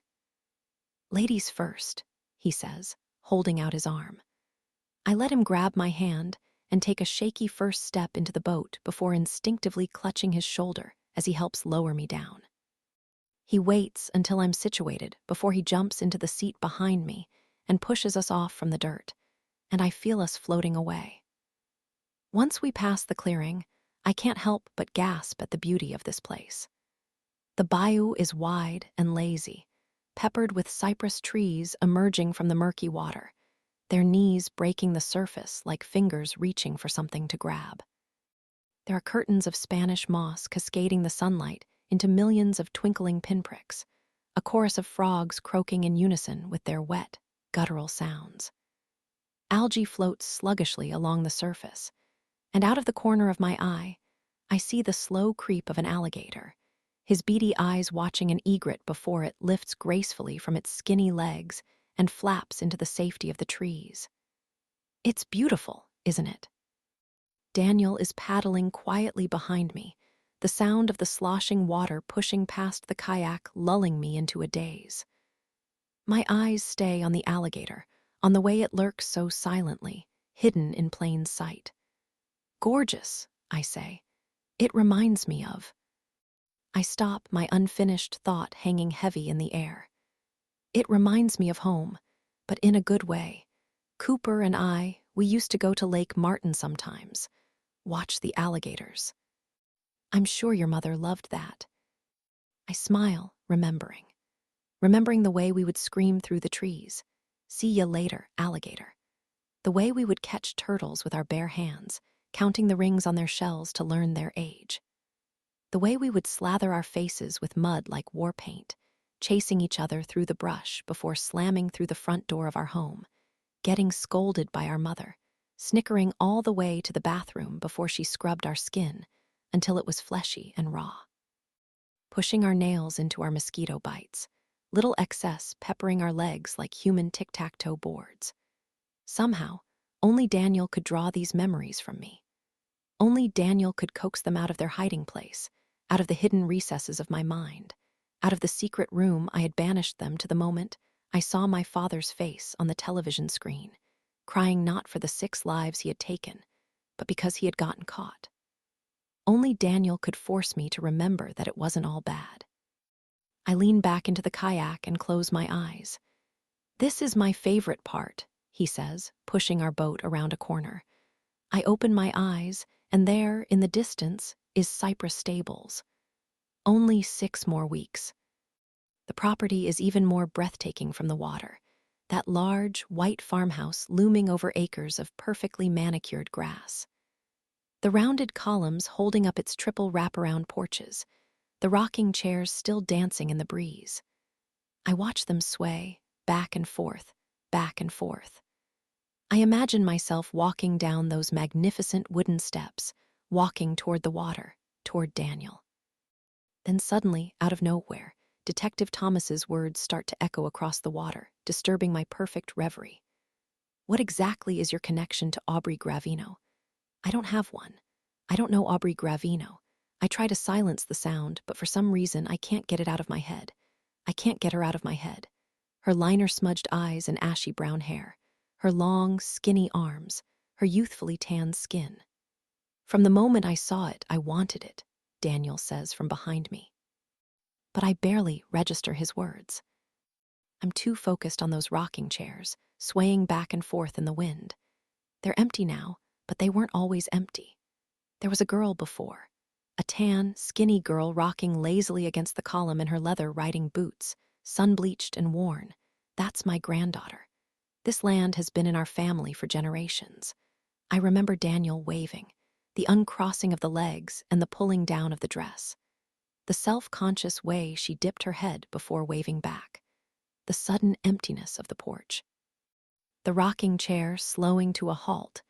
She likes to come here sometimes after school, do her homework on the porch, until 2 weeks ago when she didn't make it. Chapter 31. I'm staring at a picture of Aubrey on my laptop, a picture I've never seen before.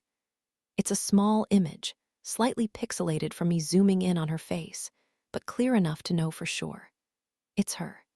She's seated on the ground with her legs tucked under a white dress, those same leather riding boots hiked up to her knees, her hands resting on a perfectly manicured lawn of pristine green grass. It's a family portrait, and she's surrounded by her parents, her grandparents, her aunts and her uncles and her cousins. The image is framed with the same moss-draped oak trees I had envisioned framing the aisle of my wedding. In the background, those same white stairs I had imagined myself walking down, with my veil trailing behind me, are ascending to that giant wraparound porch, to those chairs that never seem to stop moving. I lift a cardboard cup of coffee to my lips, my eyes still scanning the image. I'm on the official Cypress Stables website, reading about its owners. It really has been in the Gravino family for centuries. What started as a sugarcane farm built in 1787 had gradually transitioned into a horse farm, then eventually an event venue. 7 generations of Gravinos had lived there, producing some of Louisiana's best cane syrup. Once they realized they were sitting on such a desirable piece of land, they renovated the farmhouse and decorated the barn. The immaculately ornamented inside and meticulously pruned outside, providing the perfect Louisiana backdrop for weddings, corporate events, and other celebrations. I remember the vague familiarity of seeing Aubrey's missing picture, that nagging feeling that I knew her somehow. And now I know why. She was there the day we visited the stables. She was there when we had toured the grounds, when we had booked the venue for our wedding. I had seen her. Daniel had seen her. And now she's dead. My eyes move from Aubrey's face to the face of her parents. The parents I had seen on the news almost 2 weeks ago. Her father had been crying into his hands. Her mother had been pleading into the camera, "We want our baby back." Next, I look at her grandmother. That same sweet woman struggling with that iPad, trying to calm my fabricated fears with promises of air conditioners and bug spray. I imagine the fact that Aubrey Gravino came from a locally famous family was mentioned in the news at some point, but I hadn't known that. After the discovery of her body, I had been deliberately avoiding the news. I had been driving around town with the radio turned off, and once her headshot was replaced by Lacey's, that detail no longer mattered. The media had moved on. The world had moved on. Aubrey was just another vaguely familiar face lost in a sea of other faces, of other missing girls just like her. Dr. Davis. I hear a knock and look up from my laptop, at Melissa peering at me from behind the cracked door. She's in running shorts and a tank top, her hair pulled back into a bun, and a gym bag flung over one shoulder. It's 6:30 a.m., the sky outside my office just barely starting to morph from black to blue. There's something inherently lonely about a morning spent awake when nobody else seems to be, being the one to turn on the coffee, the only car on an abandoned highway, arriving to an empty office building and flipping on the lights. I had been so engrossed in Aubrey's image, so deafened by the absolute silence surrounding me, I hadn't even heard her come in. "Good morning." I smile, waving her inside. "You're here early. I could say the same for you." She steps inside and closes the door behind her before wiping a bead of sweat trickling down her forehead. "Do you have an early appointment today?" I sense a panic in her expression, a fear that she had overlooked something on my calendar, and now, here she was, showing up to work in gym clothes. I shake my head. "No, I'm just trying to catch up on some work. Last week was, well, you know how it was. I was distracted." Yeah, we both were. Truth is, I couldn't stand to be in the same house as Daniel for a minute longer than necessary. Sitting in that kayak, the water bobbing us gently as I stared at Cypress Stables in the distance, I had finally allowed myself to be scared. Not just suspicious, scared. Scared of the man who was sitting right behind me, my neck within grabbing distance of his hands. Scared of sharing a roof with a monster that hid in plain sight, like that alligator gliding across the surface of the water. Like my father 20 years ago. Not only did I have the necklace nagging at my conscience, Cooper's distrust, and my mother's warning, but now I had this. I had another dead girl linked to me, linked to Daniel. And just like I had been keeping secrets from Daniel, in that moment, I was positive that he had been keeping them from me, too. Cooper was right. We don't know each other. We're engaged to be married. We're living under the same roof, sleeping together in the same bed. But we're strangers. This man and I don't know him. I don't know what he's capable of. I'm getting a bit of a headache, I had said to him then, not exactly lying. A wave of nausea was rolling through my stomach as I stared at that house in the distance, at those empty rocking chairs being pushed by phantom legs. I wondered if Aubrey had been wearing the necklace at that very moment, the necklace that was now tucked away somewhere in my home. Can we turn back? Daniel was quiet behind me. I wondered what he was thinking. Why did he take me there? Was he gauging my reaction? Was this part of the fun for him, dangling the truth in front of me, just barely out of reach? Was he warning me? Does he know I know? I thought back to my conversation with Aaron about Cypress Cemetery holding some kind of special meaning. I should have put it together sooner. I first saw Aubrey at Cypress Stables, and her body was found in Cypress Cemetery. I didn't think anything of it before. That name is so common. But now, like Lacey's body showing up behind my office, it seems too coincidental. Too perfect to have been left to chance. Did Daniel want me to recognize Aubrey when her body was found?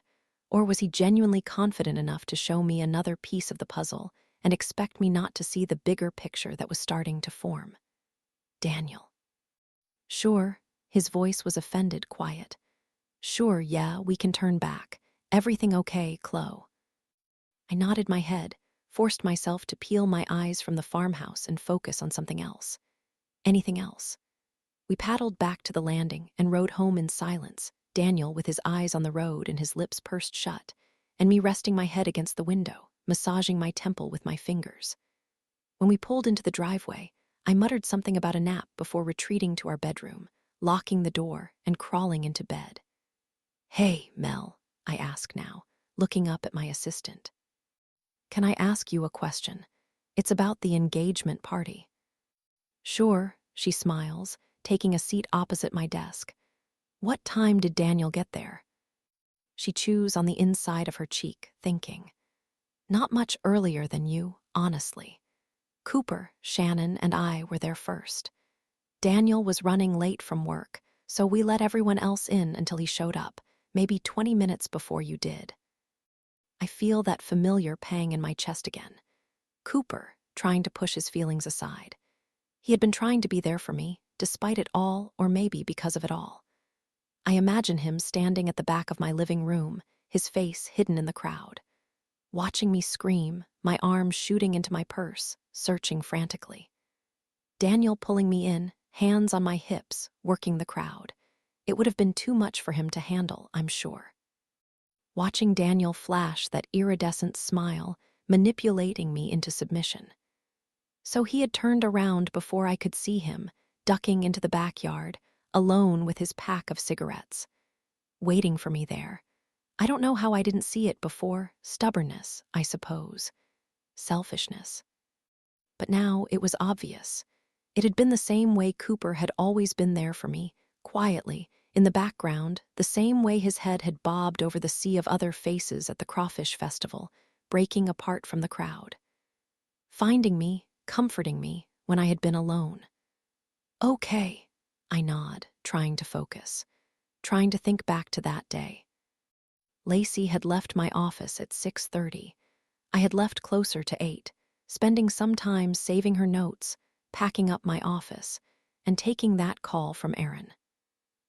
Then, I had made a stop at the CVS before pulling into my driveway, probably around 8:30. That would have given Daniel 2 hours to grab Lacey from outside my office building, take her to wherever he was keeping her before he stashed her behind the dumpster, and get to the house before I made it home. Was it possible? What did he do when he got there? Melissa shifts in her chair, hooking one foot behind the other. She's tenser than she was when she walked in. She knows there's something about these questions that's personal.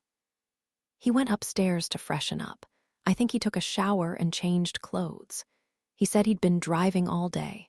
Then he came back down just as we saw your headlights pull into the driveway.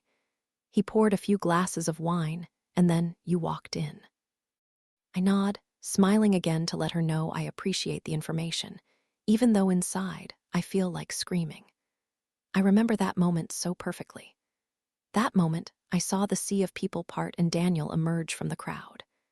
That moment, he started walking toward me, wineglasses in hand, and the wave of relief that washed over my panic-stricken body the instant he snaked his arm around my waist and pulled me in. I remember the smell of his spiced body wash, his bleached white grin. I remember feeling so lucky, so goddamn lucky, in that exact moment with him by my side. But now, I can't help but wonder what he had been doing immediately before that moment. If his soap smelled so strong because he had intentionally lathered it up to wash away the scent of something else. If the clothes he had been wearing before he changed were even in our house anymore. Or if he had dumped them somewhere on the side of the road, or burned them with matches, incinerating any evidence that could link him to his crimes. Were there traces of her somewhere on his skin as our naked bodies lay intertwined in bed that night? A strand of her hair, a drop of her blood, a ripped-out fingernail embedded somewhere that had yet to be found. I wonder about Aubrey, about the night she went missing, and about what we might have done together after he got home. Did Daniel jump into the shower the same way he always did after returning home from a long, lonely drive? Did I decide to join him that night, peeling away his clothes for him as the bathroom fogged up with steam? Did I help him wash her away? I pinch my nose, closing my eyes. The thought of it makes me sick. "Chloe," I hear Melissa's voice, a soft, concerned whisper. "Are you okay?" "Yeah," I say, lifting my head, smiling weakly. The heaviness of the situation settles over my shoulders. My inexplicit involvement reminds me of 20 years ago, of seeing and not realizing, of unknowingly leading girls to a predator, or rather, leading a predator to them. I can't help but wonder, if it weren't for me, would they still be alive? All of them. Suddenly, I feel tired. So tired. I barely slept at all last night. Daniel's skin radiating like a furnace, warning me not to get too close. I glanced down at my desk drawer, at the collection of pills waiting to be beckoned from the dark. I could tell Melissa to leave. I could close the curtains, escape it all. It's not even 7 a.m. yet, plenty of time to cancel the day's appointments. But I can't do that. I know I can't. What does my calendar look like? Melissa reaches into her purse and pulls out her phone, navigating to her calendar app and skimming the day's appointments. "You're pretty full," she says. "Lots of reschedules from the other week." "Okay, what about tomorrow?" "Tomorrow, you're booked until 4. I sigh, massaging my temples with my thumbs. I know what I need to do, I just don't have the time to do it. I can't keep canceling on my clients, or else pretty soon there won't be any left. But still, I picture my mother's fingers dancing madly across my palm. How do I prove it? Daniel. The answer is Daniel. "You're pretty open on Thursday," Melissa offers, using her forefinger to swipe at her screen. "Appointments in the morning, then nothing afternoon." "Okay," I say, sitting up straighter. "Block the rest of that day off for me, please. Friday, too. I need to take a trip." Chapter 32. I'm proud of you, babe. I glance up from our bedroom floor at Daniel leaning against the doorframe, smiling at me. He's fresh out of the shower, a crisp white towel knotted around his waist and his arms crossed against his bare torso. He walks across the bedroom and starts flipping through a line of pressed white button-ups hanging in the closet.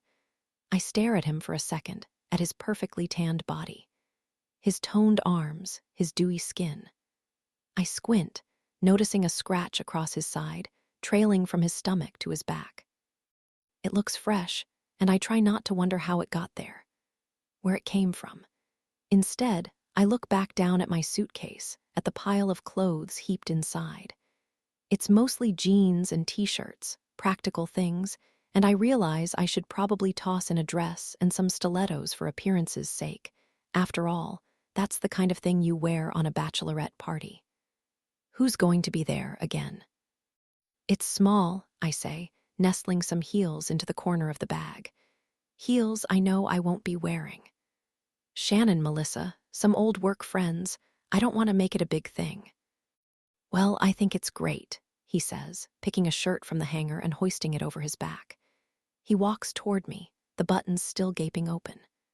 Normally, I would have stood up, wound my arms around his bare skin, pressed my fingers into the muscles in his back. Normally, I would have kissed him, maybe led him back to bed before we both left for the day, no longer smelling like body wash, but instead like each other. But not today. I can't today. So instead, I smile at him from the floor, then look back down at the clothes in my lap, focusing intently on the shirt I was folding. It was your idea, I say, trying to avoid his eyes. I can feel them burrowing into my temple, trying to wade through the coils. At the engagement party, remember? I remember. I'm glad you listened. And when you went to New Orleans, I thought that could be fun, I say, glancing up at him. An easy drive, not too expensive. I see his lips twitch, an invisible flicker I never would have noticed had I not already known the truth, that he was never in New Orleans. That the conference he had told me about in such detail, networking on Saturday followed by golfing on Sunday and sessions for the rest of the week, had never actually taken place. Actually, that's a lie. It had taken place. Pharmaceutical sales reps had flocked to the city from all across the country, but not Daniel. He wasn't there. I know because I had found the conference website, called the hotel, and asked them to send over a copy of his invoice, claiming to be his assistant filing an expense report. And he wasn't there. No Daniel Briggs had checked in or out of the hotel, let alone registered for the conference. I had no way to confirm his recent trip to Lafayette, but I had a hunch that was a lie, too. That all of these trips he took, all of these long weekends and overnight drives that brought him home deliriously tired, yet somehow more alive than ever, were just a cover-up for something else. Something dark. And there was only one way to find out for sure. There are so many things I don't know about my fiancé, but living together has made one thing clear. He is a creature of habit. Every day, when he gets home, he tucks his briefcase neatly into the corner of the dining room, locked and ready for his next trip. And every morning, he goes for a run, 4, 5, 6 miles around the neighborhood, followed by a long, hot shower. And so, every day this week, after he kissed my forehead and stepped out of our house, I had crept into the dining room, my fingers pushing the digits back and forth on the combination lock, trying to crack the code. It had been easier than I had expected. He's predictable, in a way. I had tried to think about all the numbers in Daniel's life that could hold some type of meaning. His birthday, my birthday. The address of our home. After all, if Aaron had taught me anything, it's that copycats are sentimental. Their lives revolve around hidden messages, secret codes. After days of no luck, I sat down on the dining room floor, thinking, my eyes darting back and forth between his briefcase and our dining room window, just waiting for him to appear. But then I stood back up, a thought creeping into my mind. I glanced out the window again before trying one more combination, 72,619. I remember lining the numbers up against the little tick marks etched into the lock side. I remember pushing the slider, hearing that click as the latch unlocked. The creak of the hinges as the satchel fell open, its contents organized neatly inside. It had worked. The code had worked. 72,619. July 26, 2019. Our wedding day. I'm going to text Shannon and make sure she sends me pictures, Daniel says now, turning toward the dresser and opening his underwear drawer. He steps into his boxers, a pair of red and green flannel ones I bought him for Christmas, and laughs. I want photo evidence of you straddling those bartenders on Bourbon Street, You know, the ones with the little test tube shots. No, I say, probably too fast. I turn toward him, watch as his eyes narrow a fraction, then scramble to come up with an excuse believable enough to convince him not to text Shannon or Melissa, or anyone for that matter, because none of them are going on my bachelorette party. I'm not even going on my bachelorette party, because it doesn't exist. Please don't, I say, lowering my eyes. I mean, it's my bachelorette party, Daniel. I don't want to be self-conscious the entire time, worried about making a fool out of myself and having it wind up on your phone. Oh, come on now, he says, putting his hands on his hips. Since when are you insecure about having a few too many drinks? We're not supposed to be communicating, I say, trying to make it playful. It's just one weekend. Besides, I doubt they'll even respond. I've already been read the rules: no calls, no texts. We're being cut off. Girls' weekend. Fine, he says, holding his hands up in surrender. What happens in New Orleans stays in New Orleans. Thank you. You'll be home Sunday then. I nod, the prospect of 4 full, uninterrupted days enough to make me melt into the carpet. It's a relief, really, getting away. Getting to stop the pretending, the constant acting that's required of me every time I step foot in my own home.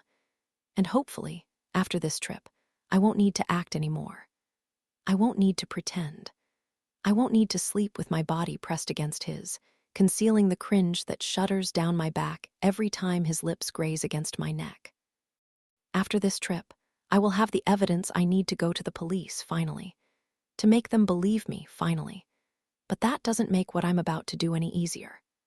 I'll miss you, he says, sitting on the edge of the bed. I've been distant since the night of the alarm, and he knows it. He can sense me pulling away.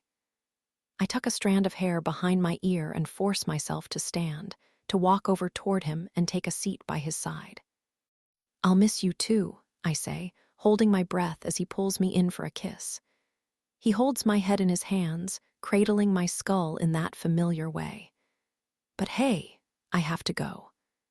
I pull back, standing up and walking to my suitcase, closing the flap and zipping it shut. I have a few appointments this morning, then I'm leaving straight from the office. Melissa and I are riding together, and we'll pick up Shannon on the way. Have fun, he smiles. For a brief second, watching him sit on the edge of the bed by himself, his fingers laced together as his palms rest heavy in his lap, I sense a sadness that I've never seen in him before. The kind of desperate longing that I had once recognized in myself, before Daniel, when I felt the loneliest in the company of others. Just weeks ago, I would have felt guilty, that familiar pang in the chest when you lie to someone you love. I am sneaking around behind his back, digging into his past the way I have always chastised others for doing to me. But this is different, I know. This is serious. Because Daniel isn't me, I know he's not me. But I'm becoming increasingly certain that he may be just like my father. I arrive at my office 30 minutes before my first appointment, duffel bag slung over one shoulder. I walk quickly past Melissa's desk, waving at her as she takes a sip of her latte, trying to avoid lengthy conversation about my upcoming trip. I told her it was for wedding planning, but beyond that very vague description, I'm lacking any legitimate details. My primary concern had been providing a believable alibi to Daniel, and so far, I think I've done pretty well. Dr. Davis, she says, placing her cup on the desk. I'm halfway through my office door before turning toward the sound of her voice. Sorry, but you have a visitor. I told him you have an appointment, but he's been waiting. I turned toward my waiting room, glancing at the cluster of couches in the corner that I had completely ignored on my way in, and there, sitting on the far edge of one of them, is Detective Thomas. He's holding a magazine open in his lap and smiles in my direction before flipping it closed and tossing it back on the coffee table. Good morning, he says, standing up to greet me. Going somewhere. I look down at my duffel bag, then back up to the detective, who has already halved the distance between us. Just a little trip. Where to? I chew on the side of my cheek, very aware of Melissa's presence behind me. New Orleans, I say. I'm running some last-minute wedding errands. They have some boutiques there, different vendors I wanted to check out. When I find myself caught up in a lie, I've found it's always best to simplify it, to stick to the same version as often as possible. If Daniel thinks I'm in New Orleans, then Melissa and Detective Thomas might as well think the same thing. I catch Detective Thomas's eyes glancing down at the ring on my finger before looking back up, nodding gently. This will just take a few minutes. I extend my arm to my office, turning around and smiling at Melissa as I lead him across the waiting room, attempting to convey a sense of calm and control despite the panic rising in my chest. The detective follows me inside and shuts the door. So, what can I do for you, detective? I walk behind my desk and set my bag on the ground, pulling out my chair and taking a seat. I hope he'll follow my lead and do the same, but he remains standing. I wanted to let you know that I spent the week following up on your lead, Burt Rhodes. I raise my eyebrows. I forgot about Burt Rhodes. So many things have happened over the past week that have shifted my focus. The necklace in our closet, and the revelation about Aubrey Gravino, the perfume on Daniel's shirt, and the lying about the conference and the scratch across his side.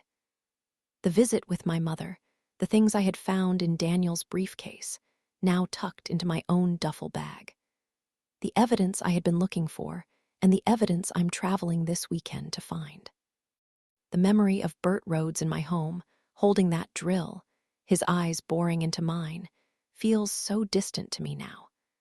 But I still remember that feeling of paralysis, of fear, of my feet firmly planted on the ground despite the mounting sense of danger. But now danger has taken on a whole new meaning.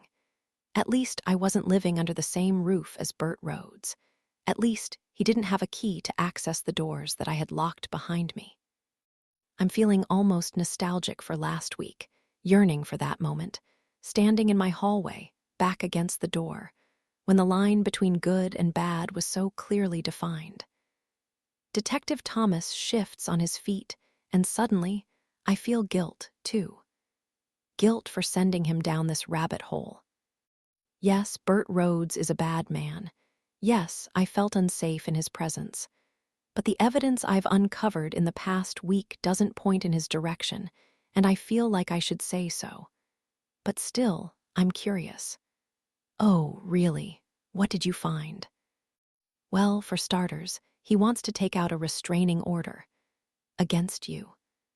What?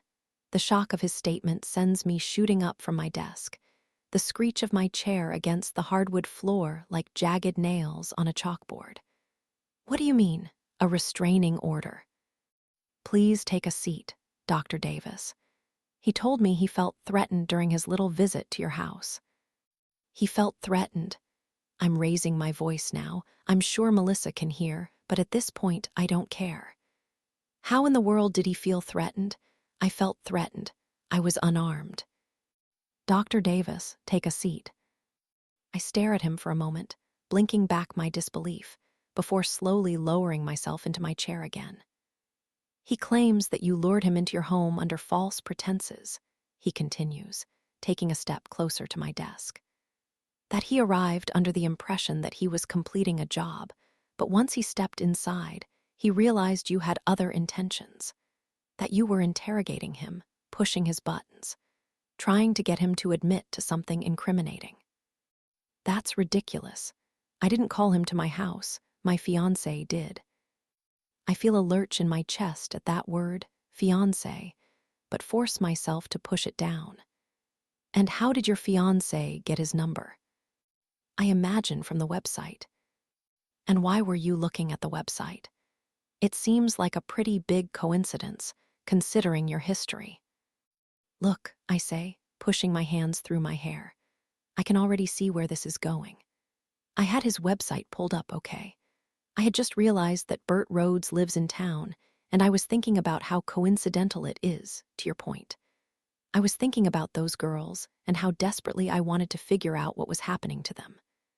My fiancé saw it pulled up on my laptop and called him without me knowing. It was just a stupid misunderstanding. Detective Thomas nods in my direction. He doesn't believe me, I can tell. Is that all? I ask, irritation dripping from my tongue. No, that's not all, he says. We also discovered that this isn't the first time this has happened with you. It sounds eerily familiar, actually. The stalking, the conspiracy theories, even the restraining order. Does the name Ethan Walker ring a bell? Chapter 33. I first saw him at a house party, dipping a plastic cup into a cooler of neon red liquid. He had a certain quality about him that I couldn't quite define, ethereal, almost, like everyone else in the room had dimmed, and he stood there glowing, drawing all the light to his center. I took a drink out of my own cup and winced. Frat party liquor was never of the highest quality, but that wasn't really the point. I was drinking just enough to feel a little tingly, a little numb. The Valium coursing through my veins had already helped to quiet my nerves, to cloak my mind in a sense of chemically induced calm. I looked down into my cup, at the last remaining finger of liquid, and knocked it back. His name, S. Ethan. I looked over to my left. My roommate, Sarah, was standing next to me, nodding in the direction of the boy I had been staring at. Ethan. He's cute, she said. You should go talk to him. Maybe. You've been staring at him all night. I shot a look in her direction as heat rose to my cheeks. No, I haven't. She smirked, twirled the liquid in her own cup before taking a sip herself. Well, fine, she said. If you won't talk to him, I will. I watched Sarah saunter over in his direction, pushing through the haze of drunken body heat and noise with a certain determination, a woman on a mission. I stayed firmly planted in my usual spot against the wall, a spot that allowed me to survey the room, always aware of my surroundings, never in a position to be approached from behind, surprised in any way. This was so typical of Sarah. Our entire college friendship had been dominated by her taking the things I so clearly wanted. The bottom bunk in our dorm, followed by the bedroom with the walk-in closet in our current apartment, the last open spot in an abnormal psych lecture, the only size medium beige top left hanging in the boutique window. A top she was currently wearing. And now, Ethan. I watched her approach him, tap him on the shoulder. He glanced over at her, smiling wide before wrapping her in a friendly hug. It's fine, I thought. He doesn't fit the checklist anyway. And it was true. He was a little too big for my liking, the muscles in his arms bulging as he squeezed Sarah against his chest. He could have held her there if he had wanted to. He could have kept squeezing, like a boa constrictor, until she snapped. He seemed too popular, too used to getting what he wanted. I never got involved with a guy who seemed entitled, who would get angry if I suddenly changed my mind. I looked over at the front door, a portal away from the stuffy house, and back into the cool, crisp air of LSU in fall. I always made it a point never to walk home alone, but now it seemed like Sarah was going to be here for a while, and I didn't have much of a choice. I had a pepper spray keychain dangling from my apartment key, and it was only a couple of blocks, after all. I hesitated in my spot, wondering if I should walk over to her and tell her goodbye, or if I should just turn around and leave. I doubted anyone would notice anyway. I had made my decision, turning back from the door to the party to take one last look around before I made my exit, when I noticed them looking at me. Both Ethan and Sarah, staring in my direction. Sarah was whispering into his ear, a dainty hand cupped over her lips, and Ethan, smiling, nodding along gently. I felt my heartbeat rise into my throat. I looked down into my empty cup, desperately wishing there was something there for me to sip on, if only to give my hands something to do instead of hanging limply by my side. Before I could move from my spot, Ethan started to walk toward me, zeroing in on my eyes as if there were nobody else in the room. Something about him made me nervous, and not in the way men usually made me nervous, guarded, on edge. He made me nervous in a good way, an excited way. I gripped the cup in my hands so hard I heard the plastic crack. When he approached me, finally, he brushed his thick arms against mine so I could feel the soft cotton of his Henley shirt against my skin. "Hi," he said, smiling wide. His teeth were so white, so straight. He smelled like that cool blast of fragrance that hits you when you walk past a store in a shopping mall. Clover and sandalwood. I didn't know it then, but I would come to know that smell so well over the next couple of months. The way it would linger on my pillow for weeks on end, long after the warmth of his body had left. The way I would recognize it anywhere, in the places that he had been, in the places that he shouldn't have been. "So, you're Sarah's roommate?" he asked, nudging me along. "We know each other from class." "Yeah," I said, glancing over at my friend, who had now partially vanished into the crowd. I shot her a silent apology in my mind for automatically assuming the worst. "I'm Chloe." "Ethan," he said, thrusting a drink in my direction as opposed to a handshake. I took it, slipping the heavy cup into my empty one and drinking from the double-stacked lip. "Sarah mentioned that you're pre-med." "Psychology," I said. "I'm hoping to pursue my PhD here next fall, then, eventually, my Master.S." "Wow," he said. "That's amazing. Hey, it's kind of loud in here. Do you want to find somewhere quiet to talk?" I remember the distinct drop of my chest in that moment, the realization that he was just like the rest. I felt like I couldn't judge him, though. I had done it, too. Used people. Used their bodies to feel less alone. But this time, it felt different. I was on the receiving end.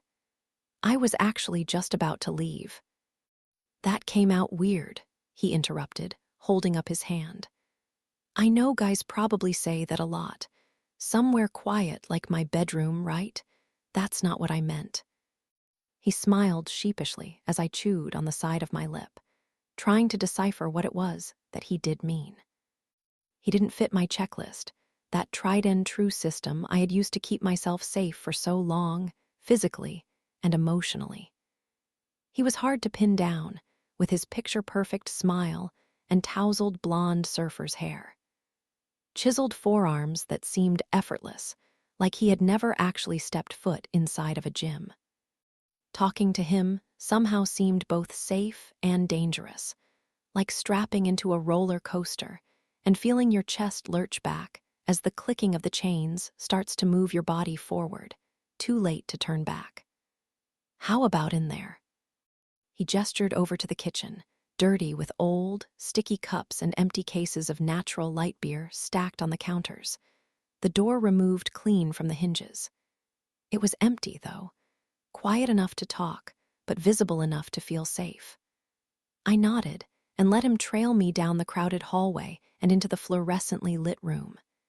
He grabbed a towel and wiped down a counter, patting it twice with a grin. I walked over and leaned against it, placing my hands on the surface and hoisting myself up until I was sitting on the edge, my feet dangling in the air. He sat down next to me and tipped his old plastic cup against mine. We each took a sip, staring at each other from above the plastic, and that's where we sat for the next 4 hours. Chapter 34. "Dr. Davis, can you answer the question, please?" I look up at Detective Thomas and attempt to blink away the memory. I can still feel the stickiness on my hands from the spilt drinks on the counter, the tingling in my legs from sitting there, motionless, for so many hours. So deep in conversation, oblivious to the world outside of that dilapidated old kitchen. The buzz of the party around us evaporating until suddenly we were the last ones left. The quiet walk home in the dark, Ethan's finger hooked gently around mine as the fall wind trickled through the trees on campus. The way he led me up the sidewalk to my apartment, waited on the street corner until I unlocked my front door and waved him good night. "Yes," I say quietly, the knot in my throat tightening. "Yes, I know Ethan Walker, but it sounds like you know that already." "What can you tell me about him?" "He was my boyfriend in college. We dated for 8 months. And why did you split up? We were in college, I repeat. It wasn't that serious. It just didn't work out. That's not what I heard. I'm glaring at him now, a hatred boiling in my chest that momentarily startles me. Clearly, he knows the answer already. He just wants to hear me say it. Why don't you tell me the whole story in your words? Detective Thomas says. Start from the top. I sigh, glancing at the clock hanging above my office door. 15 minutes before my first appointment is supposed to arrive. I've told my version of this story 100 times before. I know he can just look at the department records, probably listen to a recording of me recounting the exact same thing. But I desperately want this man out of my office by the time my appointment arrives. Ethan and I dated for 8 months, like I said. He was my first real boyfriend, and we got close fast. Too fast for a couple of kids. He was over at our apartment all the time, almost every night. But at the start of that summer, right after classes ended, he started to distance himself. It was also right around that time that my roommate, Sarah, went missing. Was it reported as a missing persons case? No, I say. Sarah was spontaneous, a free spirit. She was known to take off on weekend trips and things of that nature, but something about it didn't feel right to me. I hadn't heard from her in 3 days, so I started to get concerned. That seems normal, Detective Thomas says. Did you go to the police? No, I say again, knowing how it sounds. You have to remember, this was in 2009. People weren't attached to their cell phones like they are today. I tried to tell myself that maybe she just took a last-minute trip and left her phone behind. But then I noticed that Ethan was starting to act strange. Strange how, exactly? Every time I mentioned her name, he got flustered. Kind of rambled a little bit and changed the subject. He didn't even seem concerned that she was gone. He just offered up vague ideas about where she could be. He would say something like, "It's summer break. Maybe she went home to visit her parents." But when I said I wanted to call them and make sure she was there, he told me I was overreacting and needed to stop inserting myself into other people's business. I started to think that the way he was acting, it was like he didn't want her to be found. Detective Thomas nods in my direction. I wonder if he really has heard this all before, from the recording at the police station, but his expression gives away nothing. I went into her room one day and started poking around, trying to see if I could find a clue or something as to where she had gone. Like a note or something, I don't know. The memory is so vivid, pushing her bedroom door open with one finger, listening to it creak. Stepping inside, quiet, like I was breaking some kind of unspoken rule. Like she could come barreling in at any moment, catch me digging through her laundry or reading her diary. I ripped her comforter off her bed, and I noticed that there was a bloodstain on her mattress. I continue. A big one. I can still see it so clearly. The blood. Sarah's blood. The spot taking up almost the entire bottom half of her bed, no longer bright but a burnt, rusty red. I remember pushing my hand into it, feeling the moisture seep up from somewhere deep inside. Smears of scarlet on my finger pads, still wet, still fresh.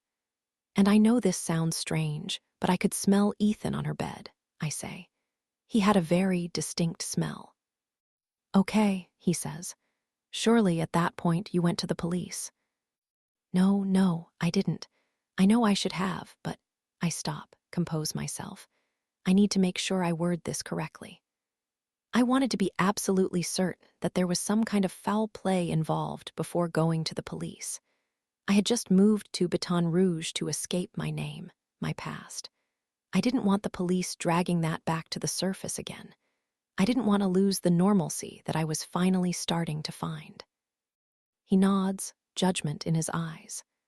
But just like I had invited Lena into my house and introduced her to my father, I was starting to feel the same way about Sarah and Ethan. I continue. I had given him a key to our apartment, and now she was missing, and it was starting to feel like maybe she was in trouble. and if Ethan had something to do with it, I felt obligated to do everything I could to figure that out. I was starting to feel responsible. "Okay," he says, "what happened next?" "Ethan broke up with me that week. It came out of nowhere. I was blindsided, but the fact that this was happening right around the time of Sarah's disappearance felt like proof to me. Proof that he was hiding something. He told me he was getting out of town for a few days, heading home to his parents' house to work through everything. So I decided to break into his place." Detective Thomas raises his eyebrows, and I force myself to keep talking, to push on, before he can interrupt me again. "I thought I could get some evidence to take to the police," I say, my mind on the jewelry box in my father's closet, the physical embodiment of undeniable proof. I knew from my father's murders that evidence was critical. Without it, there's just suspicion, not enough to make an arrest or to even take an accusation seriously. I don't know what I was expecting to find exactly. Just something I could put my hands on, something to make me feel like I wasn't going crazy. I flinch slightly at my own choice of words, crazy, and continue. So I broke in through a window I knew he kept unlocked and started looking around. But pretty soon, I heard a noise coming from his bedroom, and I realized that he was home. "And what did you find when you went into his bedroom?" "He was there," I say, my cheeks flushing at the memory. And so was Sarah. In that moment, standing in Ethan's bedroom doorway, staring at him, and Sarah tangled between his ratty sheets, I remembered their hug at that party, the night we met. I remembered the way she cupped her hand over her lips and leaned in close, whispering into his ear. Ethan and Sarah had known each other from class. That much was true. But I would later find out that wasn't the extent of their relationship. They had hooked up the previous year, and after a few months of us dating, they started it back up again, behind my back. Turns out I had been right about Sarah. Always taking what I wanted. Introducing us had been a game to her, a way to dangle herself in front of Ethan and then swoop in and reclaim him, once again proving that she was better than me. And how did he react to you barging in like that, breaking into his apartment? "Not well, obviously," I say. "He started screaming at me, saying he had been trying to break up with me for months, but I was being clingy, refused to listen. He painted me as the crazy ex-girlfriend breaking into his apartment, and he took out a restraining order. And the blood stain on Sarah's mattress. Apparently, she had accidentally gotten pregnant," I say in a matter-of-fact numbness. "But she had a miscarriage. She was pretty upset about it, but she wanted to keep it a secret. For starters, she didn't want anyone to know she had gotten pregnant, but she especially didn't want them to know it had been with her roommate's boyfriend. She had been holing up at Ethan's apartment for the week, trying to work through it. That's why Ethan didn't want me to freak out about it and call her parents. Or, God forbid, report her missing." Detective Thomas sighs, and I can't help but feel stupid, like a teenager being scolded for trying to get drunk off mouthwash. I'm not mad, I'm disappointed. I wait for him to say something, anything, but instead, he just continues to stare in my direction, scrutinizing me with those questioning eyes. "Why are you making me tell you this story?" I ask finally, my irritation from before creeping back in. "You obviously know it already. How is it relevant to this case at all?" "Because I was hoping that recounting this memory would help you see what I see," he says, taking a step closer to me. "You have been hurt in your life by people you loved, people you trusted. You have an inherent distrust in men, that much is clear. And who can blame you, after what your father did? But just because you do know where your boyfriend is every second of the day doesn't mean that he's a murderer. You learned that the hard way."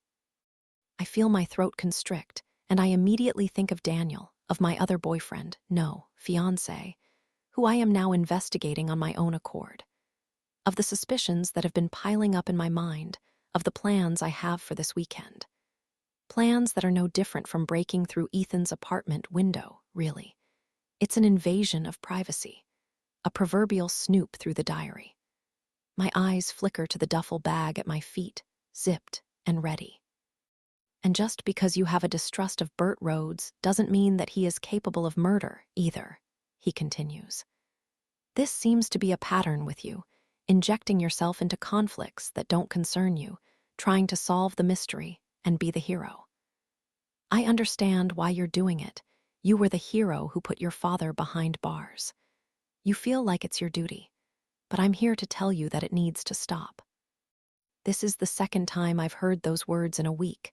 The last was with Cooper, back in my kitchen, his eyes on my pills. I know why you do it. I just wish you would stop. I'm not injecting myself into anything, I say, my fingers digging deep into my palms. I'm not trying to be the hero, whatever that means. I'm trying to be helpful. I'm trying to give you a lead. False leads are worse than no leads at all, Detective Thomas says. We spent close to a week on this guy. A week we could have spent on someone else. Now, I don't necessarily believe that you have malicious intentions here. I do believe that you are trying to do what you think is best. But if you ask my opinion, I think that you need to consider getting some help. Cooper's voice, pleading. Get some help. I'm a psychologist, I say, my eyes trained on his, regurgitating the same words I had spit back at Cooper, the same words I have been reciting in my own mind my entire adult life. I know how to help myself. A silence settles over the room, and I can almost hear Melissa's breathing outside, her ear pushed against the closed door. Surely, she heard our entire conversation. As did my next patient, probably sitting outside in the waiting room now. I imagine her eyes widening as she overhears a detective telling her psychologist that she needs help. Ethan Walker's restraining order, the one he filed after you broke into his apartment. He mentioned that you had some substance abuse problems in college. You were reckless with prescription diazepam, mixing it with alcohol. I don't do that anymore, I say, my pill drawer radiating against my leg. We found heavy traces of diazepam in her hair. I'm sure you know that those drugs can have some pretty serious side effects. Paranoia, confusion. It can be tough to separate reality from fantasy. Sometimes it's hard for me to determine what's real and what's not. I don't have a prescription for any drugs, I say, not exactly a lie. I'm not paranoid. I'm not confused. I'm just trying to help. Okay, Detective Thomas nods. I can tell he feels bad for me. He's pitying me, which means he's never again going to take me seriously. I didn't think it was possible to feel more alone than I did before, but right now I do. I feel completely alone. Okay, well, I think that means we're done here. Yes, I think so. Thank you for your time, he says, walking toward the door. He reaches for the handle and hesitates, turning around again. Oh, one more thing. I raise my eyebrows, a silent cue for him to continue. If we see you at any more crime scenes, we will take the appropriate disciplinary actions. Tampering with evidence is a criminal offense. What? I ask, genuinely stunned. What do you mean tampering with? I stop mid-sentence, realizing what he's talking about. Cypress Cemetery, Aubrey's earring. The officer plucking it out of my palm. You look so familiar, and I can't seem to place it. Have we met before? Officer Doyle recognized you from Aubrey Gravino's crime scene the minute we stepped into your office. We were waiting to see if you would say anything to us. Mention that you were there. It's a pretty big coincidence. I swallow, too stunned to move. But you never did. So when you came to the station because you had remembered something, that's what I thought you were going to tell me, he continues, shifting. But instead, you had a theory about a copycat. Stolen jewelry, Burt Rhodes. Only you told me that seeing Lacey's body had been the catalyst of that theory. But I had a hard time wrapping my mind around that, because that was after Officer Doyle saw you holding that earring. It didn't make sense. I think back to that afternoon in Detective Thomas's office, to the way he had been looking at me, uneasy, unbelieving. How would I have gotten Aubrey's earring? I ask. If you genuinely think that I planted it there, that must mean you think that I stop, unable to speak the words. He can't possibly think that I have something to do with all of this, can he? There are different theories floating around. He digs a pinky nail into his teeth, inspects it. But I can tell you that her DNA wasn't on it. Anywhere. Only yours. What are you trying to say? I'm saying we can't prove how, or why that earring got there. But the common thread binding all this together seems to be you. So, don't make yourself look any more suspicious than you already do. I realize now, even if I do find Aubrey's necklace hidden somewhere in my home, that the police will never believe me.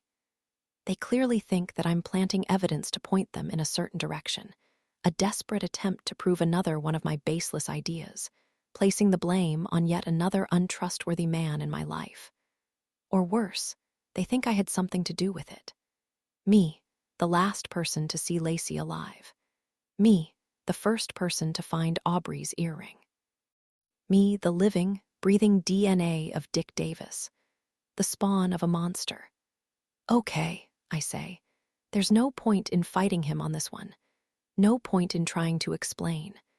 I watch Detective Thomas nod again, satisfied with my response, before turning around and disappearing behind my office door. Chapter 35. The rest of the morning goes by in a daze. I have 3 appointments, back to back, none of which I remember very clearly. For the first time, I'm thankful for the little icons on my desktop.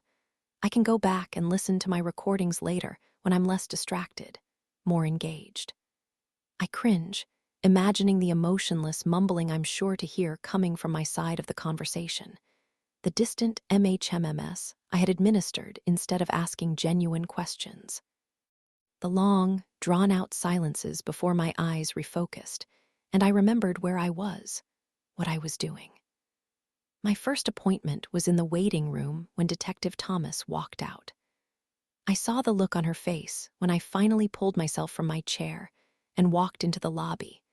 The way her eyes darted from me to the door, as if she were trying to decide whether or not she wanted to come into my office or just get up and leave.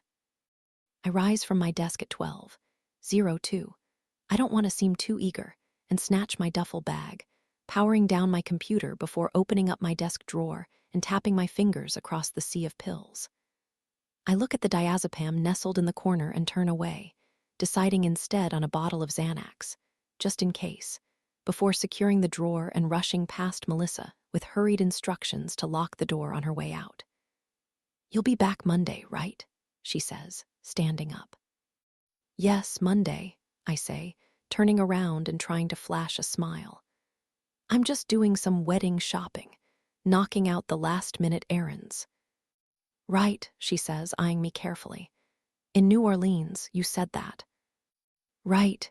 I try to think of something else to say, something normal, but the silence stretches between us, awkward and uncomfortable. "Well, if that'll be all." "Chloe," she says, picking at her cuticle. "Melissa never uses my first name in the office. She always keeps distinct boundaries between personal and professional." Clearly, what she's about to say to me now is personal. "Is everything okay? What's been going on with you?" "Nothing," I say, smiling again. "Nothing's going on, Melissa. I mean, other than my patient being murdered and my wedding coming up in a month." I try to laugh at my pathetic attempt at a joke, but it comes out strangled. Instead, I cough. Melissa doesn't smile. "I've just had a lot of stress lately," I say. It feels like the first honest thing I've said to her in a while. "I need a break, a mental health break." "Okay," she says, hesitating. "And that detective?" "He was just asking some follow-up questions about Lacey, that's all. I was the last one to see her alive. If I'm their strongest witness, they obviously don't have much to go on at the moment." "Okay," she says again, this time more confidently. "Okay, well, enjoy your break. I hope you can come back refreshed." I walk out to my car. tossing my duffel bag into the passenger seat like junk mail before getting into the driver's seat and cranking the engine. Then I pull out my phone, navigate to my contacts, and start typing a message. On my way. The drive to the motel is quick, only 45 minutes from my office. I reserved the room on Monday, immediately after I told Melissa to block my calendar. I had found the first cheap all-nighter I could find on Google with a rating over 3 stars. I wanted to pay in cash, and I knew I wouldn't be spending much time in the room anyway. I pull into the parking lot and walk into the lobby, avoiding small talk with the clerk while retrieving my key. "Room 12, he says, dangling it in front of me. I grab it, shoot him a weak smile, almost like I'm apologizing for something. "You're right next to the ice machine, lucky you." I feel my phone vibrate in my pocket as I'm unlocking the door. I dig it out, read the message "I'm here," and shoot off a text with the room number before tossing my bag onto the single queen bed. Then I glance around the room. It's bleak in that fluorescently lit way only highway motels can be. The efforts at Dacre almost make the place sadder, with its mass-produced beach scene hung crookedly over the bed, the chocolate placed delicately on my pillow, warm and slightly squishy between my fingers. I look at the bedside table, open the drawer. There's a Bible inside with the cover ripped off. I walk into the bathroom and splash water on my face before twisting my hair into a topknot. There's a knock at the door, and I exhale slowly, stealing one final glance at myself in the mirror, trying to ignore the bags under my eyes that seem amplified in the harsh light. I force myself to flip the switch and walk back toward the door, a silhouette looming outside the closed curtains. I grasp the knob firmly and swing the door open. Aaron is standing on the sidewalk, his hands shoved deep into his pockets. He looks uncomfortable, and I don't blame him. I try to smile in an attempt to lighten the mood, to draw attention away from the fact that we're meeting each other in a nondescript motel room on the outskirts of Baton Rouge. I haven't told him why he's here, what we're really doing. I haven't told him why I can't sleep in my own home tonight when we're within an hour's drive of my neighborhood. All I said when I called him on Monday was that I had a lead he wouldn't want to ignore, a lead I needed his help to follow. "Hey," I say, leaning against the door. It groans under my body weight, so I straighten back up, crossing my arms instead. "Thanks for coming. Let me just grab my purse." I motion for him to come inside, and he does, stepping self-consciously across the threshold of the door. He looks around, unimpressed with my new digs. We've barely spoken since I asked him to look into Burt Roads last weekend, and that seems like a lifetime ago. He has no idea about the confrontation I had with Burt, my trip to the police station, and the subsequent threat from Detective Thomas to stay out of the investigation, the exact opposite of what I am doing right now. He also has no idea that my suspicions have shifted from Burt Roads to my own fiancé, and that I am enlisting his help to prove my theory right. "How's the story coming?" I ask, genuinely curious if he's been able to uncover anything more than me. "My editor is giving me until the end of next week to dig something up," he says, sitting on the edge of the mattress with a creak. "Otherwise, it's time to pack it up and head home." Empty-handed. "That's right. But you came all this way. What about your theory, the copycat?" Aaron shrugs. "I still believe it," he says, his fingernail picking at the seam of the comforter. "But honestly, I'm getting nowhere." "Well, I may be able to help." I walk over to the bed and sit down next to him, the slouch of the mattress bringing our bodies closer together. "And how is that? Does it have to do with this mysterious lead of yours?" I look down at my hands. I need to word my response carefully, giving away only the information that Aaron needs to know. "We're going to speak with a woman named Diane," I say. "Her daughter went missing around the time of my father's murders, another young, attractive teenager, and just like his victims, her body was never found." "Okay, but your dad never confessed to her murder, right? Only the 6. No, he didn't, I say. And there was no jewelry of hers either. She doesn't really fit the pattern, but since her abductor was never found, I think it's worth looking into. I was thinking that maybe he could be the copycat, whoever he is. That maybe he started mimicking my father's crimes way earlier than we thought, maybe even while they were still happening. He went dark for a while, and maybe now, for the 20th anniversary, he's popping back up again. Aaron looks at me, and I half expect him to stand up and walk back outside, insulted that I brought him all the way out here for such a half-assed clue. But instead, he slaps his hands on his legs, exhaling loudly before standing up from the sunken bed. Well, okay, he says, offering his hand to help me up. I can't tell if he's actually sold on my story, if he's desperate enough for a lead that he's willing to follow me blindly, or if he's just going along with it to make me happy. Either way, I'm grateful. Let's go talk to Diane. Chapter 36. Aaron drives as I navigate the directions on my phone, taking us deeper into a part of town that slowly morphs from middle-class modular homes into a dilapidated corner of Baton Rouge, barely recognizable.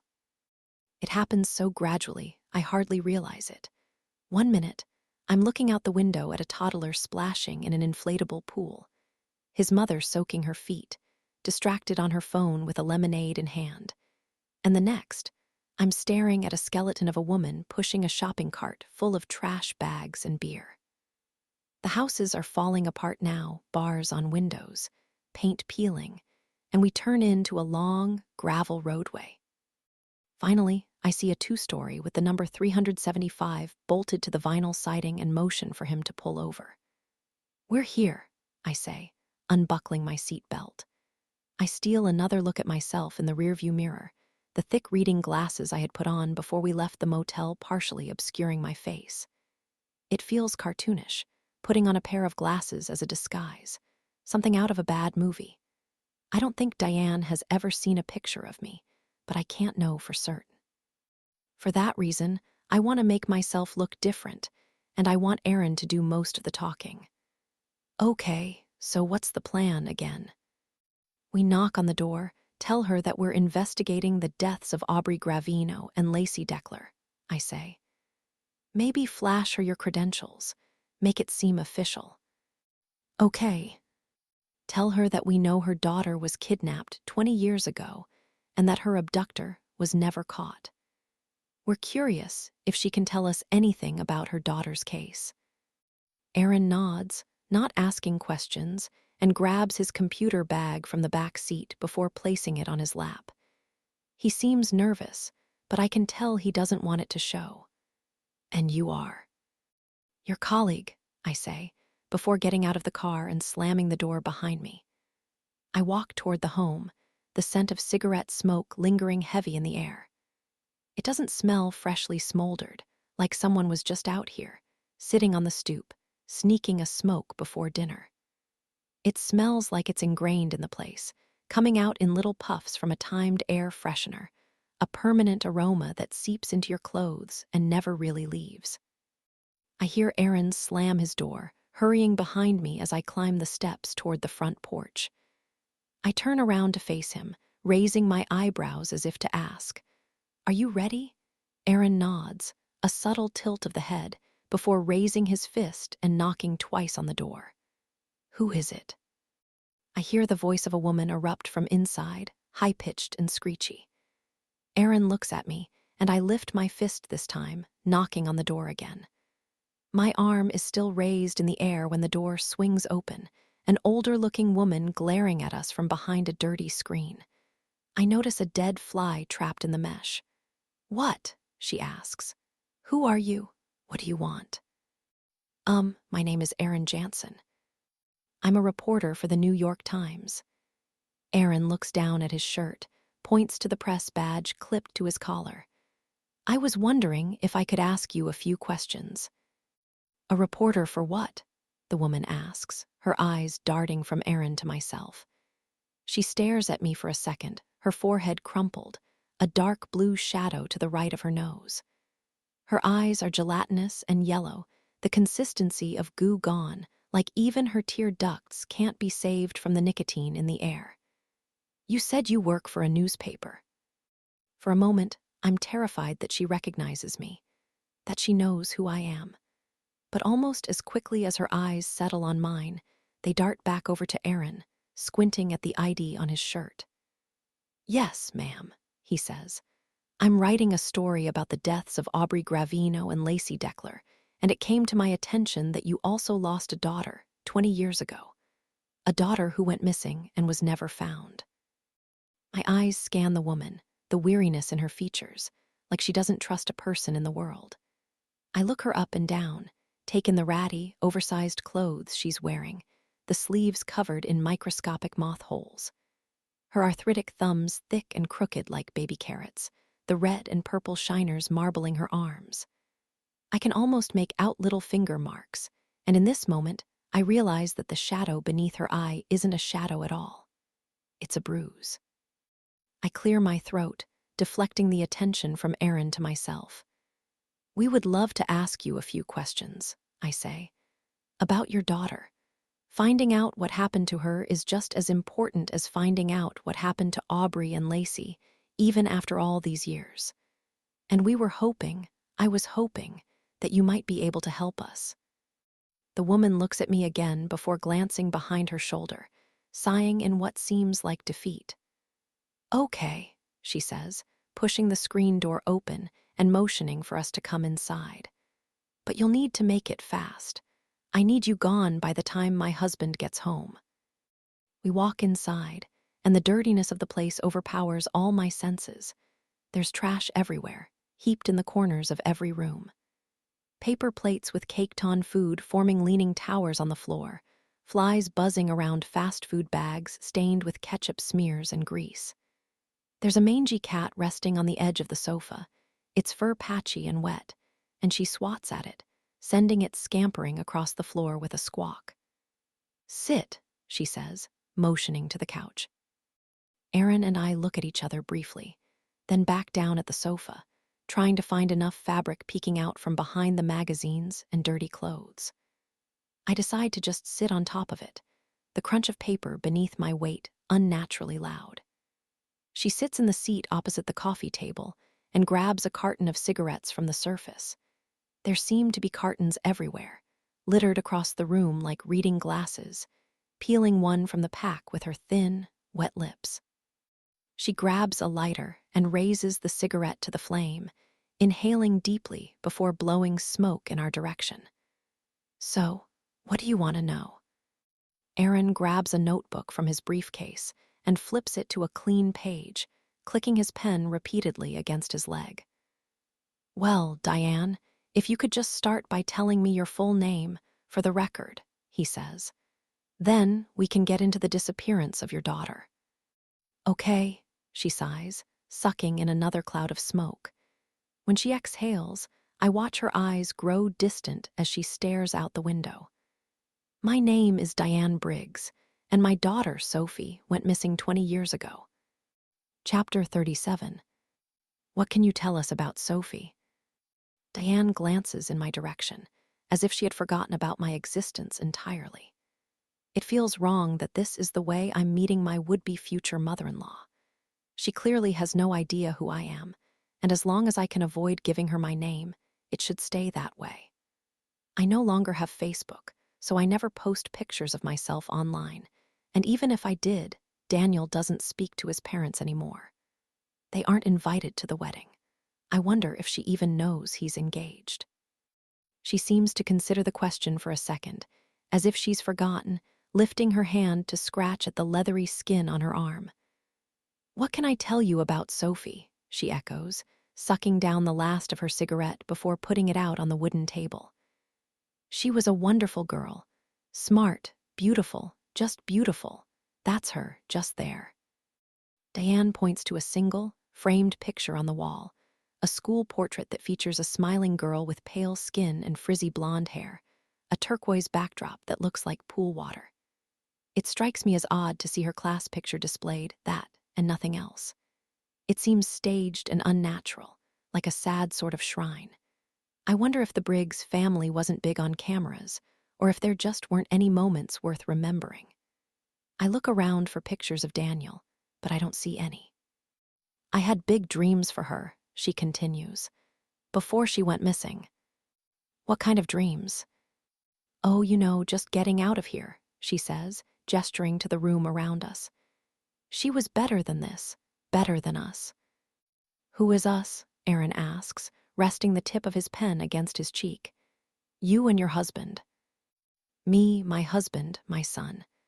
I just always thought she would be the one to get out of here, to make something of herself. My chest lurches at the mention of Daniel. I try to imagine him growing up here, getting buried alive in the clouds of cigarette smoke and mountains of trash. I've been wrong about him, I realize. His perfect teeth, his smooth skin, his expensive education and high-paying job. I had always assumed those things were a product of his upbringing, of his privilege, that he is inherently better than me, than damaged Chloe. But it isn't, he is. He's damaged, too. He doesn't know you, Chloe. And you don't know him. It's no wonder he's so meticulously clean now, so immaculately put together. He's been trying so hard to become the exact opposite of this. Or maybe he's been trying to hide who he really is. What can you tell us about your husband and son? My husband, Earl, he's got a temper, as I'm sure you've noticed. She looks at me, smirks a little, as if we share some kind of unspoken bond over men. The things they do. Boys will be boys. I divert my gaze from the bruise beneath her eye, but this woman isn't stupid. She must have caught me looking. And my son, well, I don't know much about him anymore. But I've always worried that the apple doesn't fall too far from the tree. Aaron and I glance at each other, and I nod at him to go on. What do you mean by that? I mean that he's got a temper, too. I think of Daniel's hand on my wrist, squeezing. He used to try to fight off his daddy, protect me when he came home after a night of drinking, she continues. But as he got older, I don't know. He stopped trying, just let it happen. I think he got desensitized. I guess I can blame myself for that. Okay, Aaron nods, scribbling notes in his notebook. And how did your son, I'm sorry, what did you say his name was? Daniel, she says. Daniel Briggs. I feel a squeeze in my stomach as I rack my brain to remember if I've ever mentioned Daniel's full name to Aaron. I don't think I have. I glance over at him, at the concentration warping his forehead as he scrawls the name on his notepad. It doesn't seem to register. Okay, and how did Daniel react to Sophie's disappearance? Honestly, he didn't seem to care, she says, reaching for the pack of cigarettes and lighting another. I know it's not very maternal of me to say things like that, but it's true. A little part of me always wondered. She stops, stares into the distance, then shakes her head gently. Wondered what? I ask. She looks at me now, her daze broken. There's a certain intensity in her eyes, and for a second I'm convinced that she knows who I am. That she's speaking to me, Chloe Davis, the woman engaged to her son. That she's trying to warn me. Wondered if he had something to do with it. What makes you say that? Aaron asks, his voice growing more urgent with each question. He's writing faster now, trying to remember every detail. That's quite the accusation. I don't know, just a feeling, she says. I guess you could call it a mother's instinct. When she first went missing, I would ask Daniel if he knew where she was, and I could always tell he was lying. He was hiding something. And sometimes, when we were watching the news, listening to them report on her disappearance, I would catch him smiling. No, like smirking, like he was laughing at some secret that the rest of the world didn't know. I can feel Aaron looking at me, but I ignore him, keeping my focus on Diane. And where is Daniel now? I ain't got a fucking clue, Diane says, leaning back into the sofa. He moved out the day after he graduated high school, and I haven't heard from him since. Do you mind if we look around? I ask, suddenly eager to cut this conversation short before Aaron uncovers too much. Maybe poke around in Daniel's room, see if we can find anything that may point us in the right direction.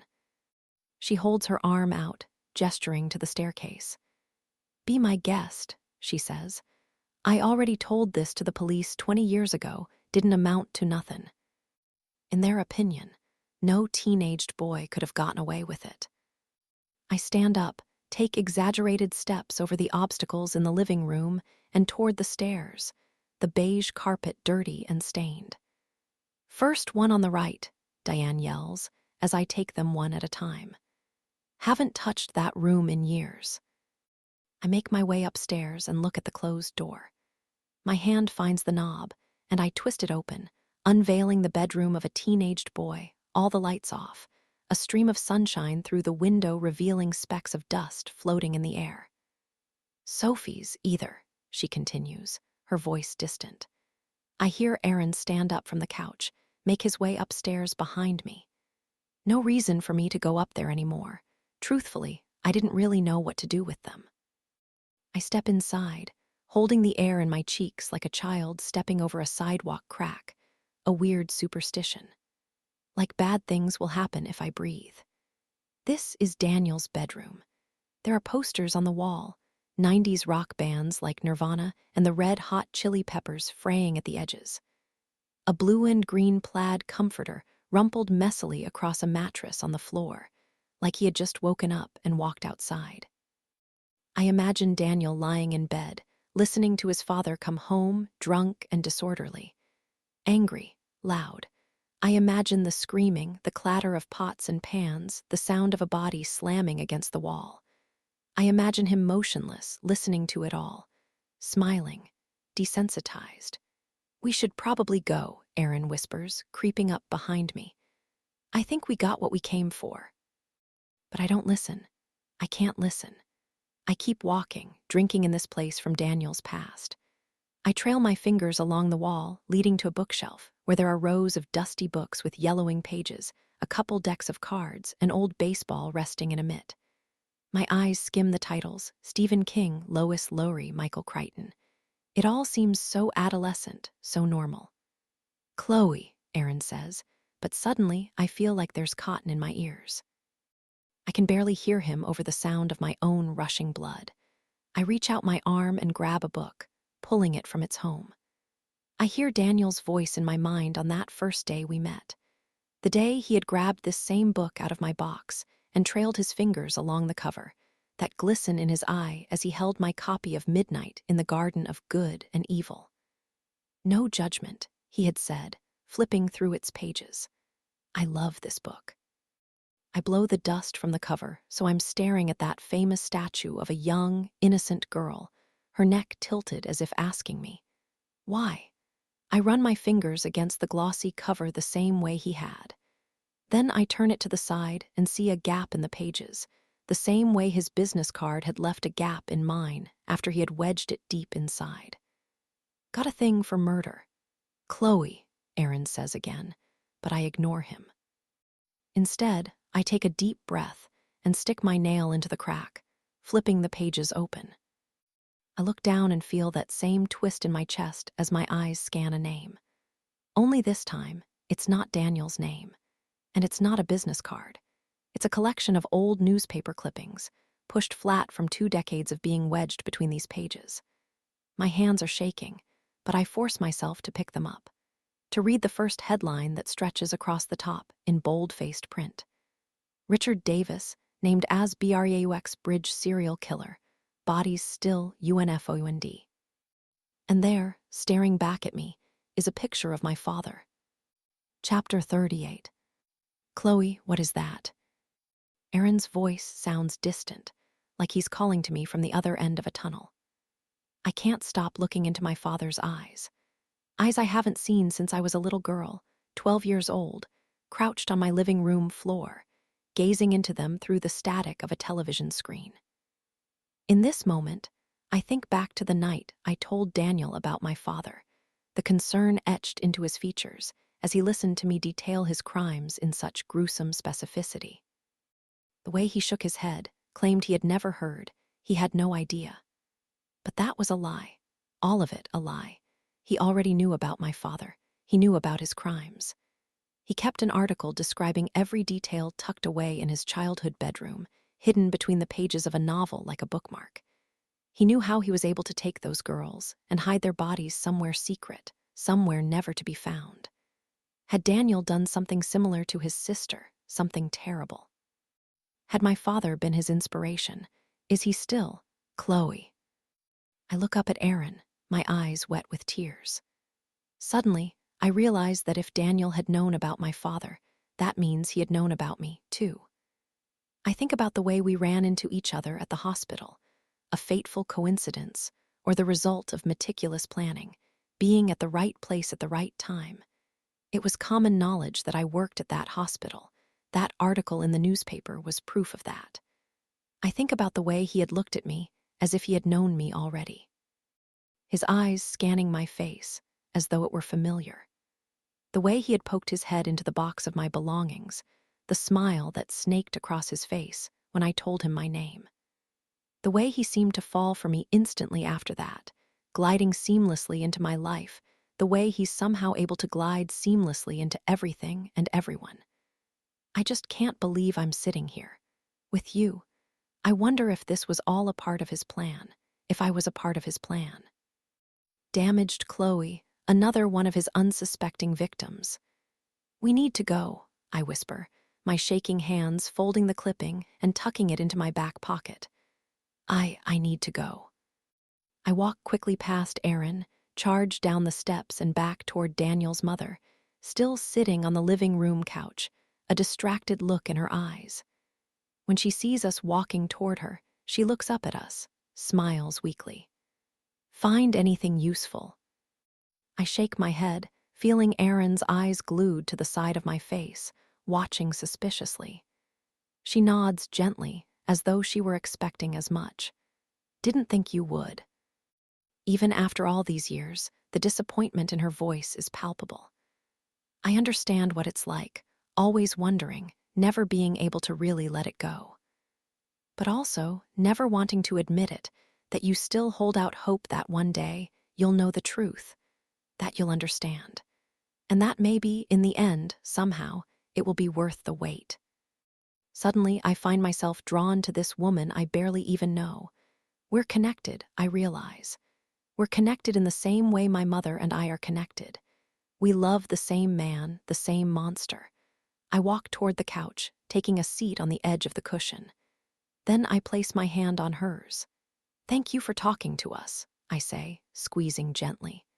I'm sure that wasn't easy. She nods, glances down at my hand clutching hers. Slowly, I see her head tilt gently to the side, as if she's inspecting something. She flips her hand around and grabs mine, squeezing it tighter. Where did you get this? I look down and notice my engagement ring, Daniel's family heirloom, glistening on my finger. Panic rises in my chest as she lifts my hand higher, inspecting it more closely. Where did you get this ring? She asks again, her eyes now fastened on mine. This is Sophie's ring. What? I stutter, trying to pull my hand back. But she's holding it too tightly. She won't let go. I'm sorry, what do you mean, Sophie's ring? This is my daughter's ring, she says again, louder, her eyes drilling into the ring once more, the oval-cut diamond and halo of stones. The cloudy 14-carat band that sits slightly too large on my thin, bony finger. This ring has been in my family for generations. It was my engagement ring, and when Sophie turned 13, I gave it to her. She always wore this ring. Always. She was wearing it the day she looks at me now, her eyes wide, terrified. The day she disappeared. I stand up, ripping my hand from her grip. I'm sorry, we have to go, I say, walking past Aaron and throwing open the screen door. Aaron, come on. Who are you? The woman yells after us, shock bolting her to the couch. Who are you? I run out the door and down the front steps. I feel dizzy, drunk. How could I have forgotten to take off the ring? How could I have forgotten that? I reach the car and pull on the handle, but the door doesn't budge. It's locked. Aaron, I yell. My voice sounds strangled, like there are hands around my neck, squeezing it closed. "Aaron, can you unlock the door?" "Who are you?" the woman yells behind me. I can hear her getting up, running through the house. The screen door opens and slaps shut, and before I can turn around, I hear the car unlock. I grab the handle again, ripping the door open and flinging myself inside. Aaron is right behind me, running into the driver's seat and cranking the engine. Where is my daughter? The car lurches forward, flips around, and peels back down the road. I look in the rearview mirror, at the cloud of dust we've kicked up, at Daniel's mother running after us, growing more distant with each passing second. Where is my daughter? Please. She's flailing her hands, running wildly, until suddenly she collapses to her knees, drops her head into her hands, and cries. The car is silent as we drive through town, making our way back to the highway. My hands are shaking in my lap, the image of that poor woman chasing us down the street making my stomach squeeze. The ring on my finger suddenly feels suffocating, and I grab it with my other hand, pulling it off frantically and flinging it to the ground. I stare at it on the floor, imagining Daniel gently removing it from the cold, dead hand of his sister. "Chloe," Aaron whispers, his eyes still trained on the road. "What was that?" "I'm sorry," I say. "I'm sorry, Aaron, I'm so sorry." "Chloe," he says again, louder this time, angrier. "What the fuck was that?" "I'm sorry," I repeat again, my voice shaking. "I didn't know." "Who is that?" he asks again, his hands gripping the steering wheel. "How did you find that woman?"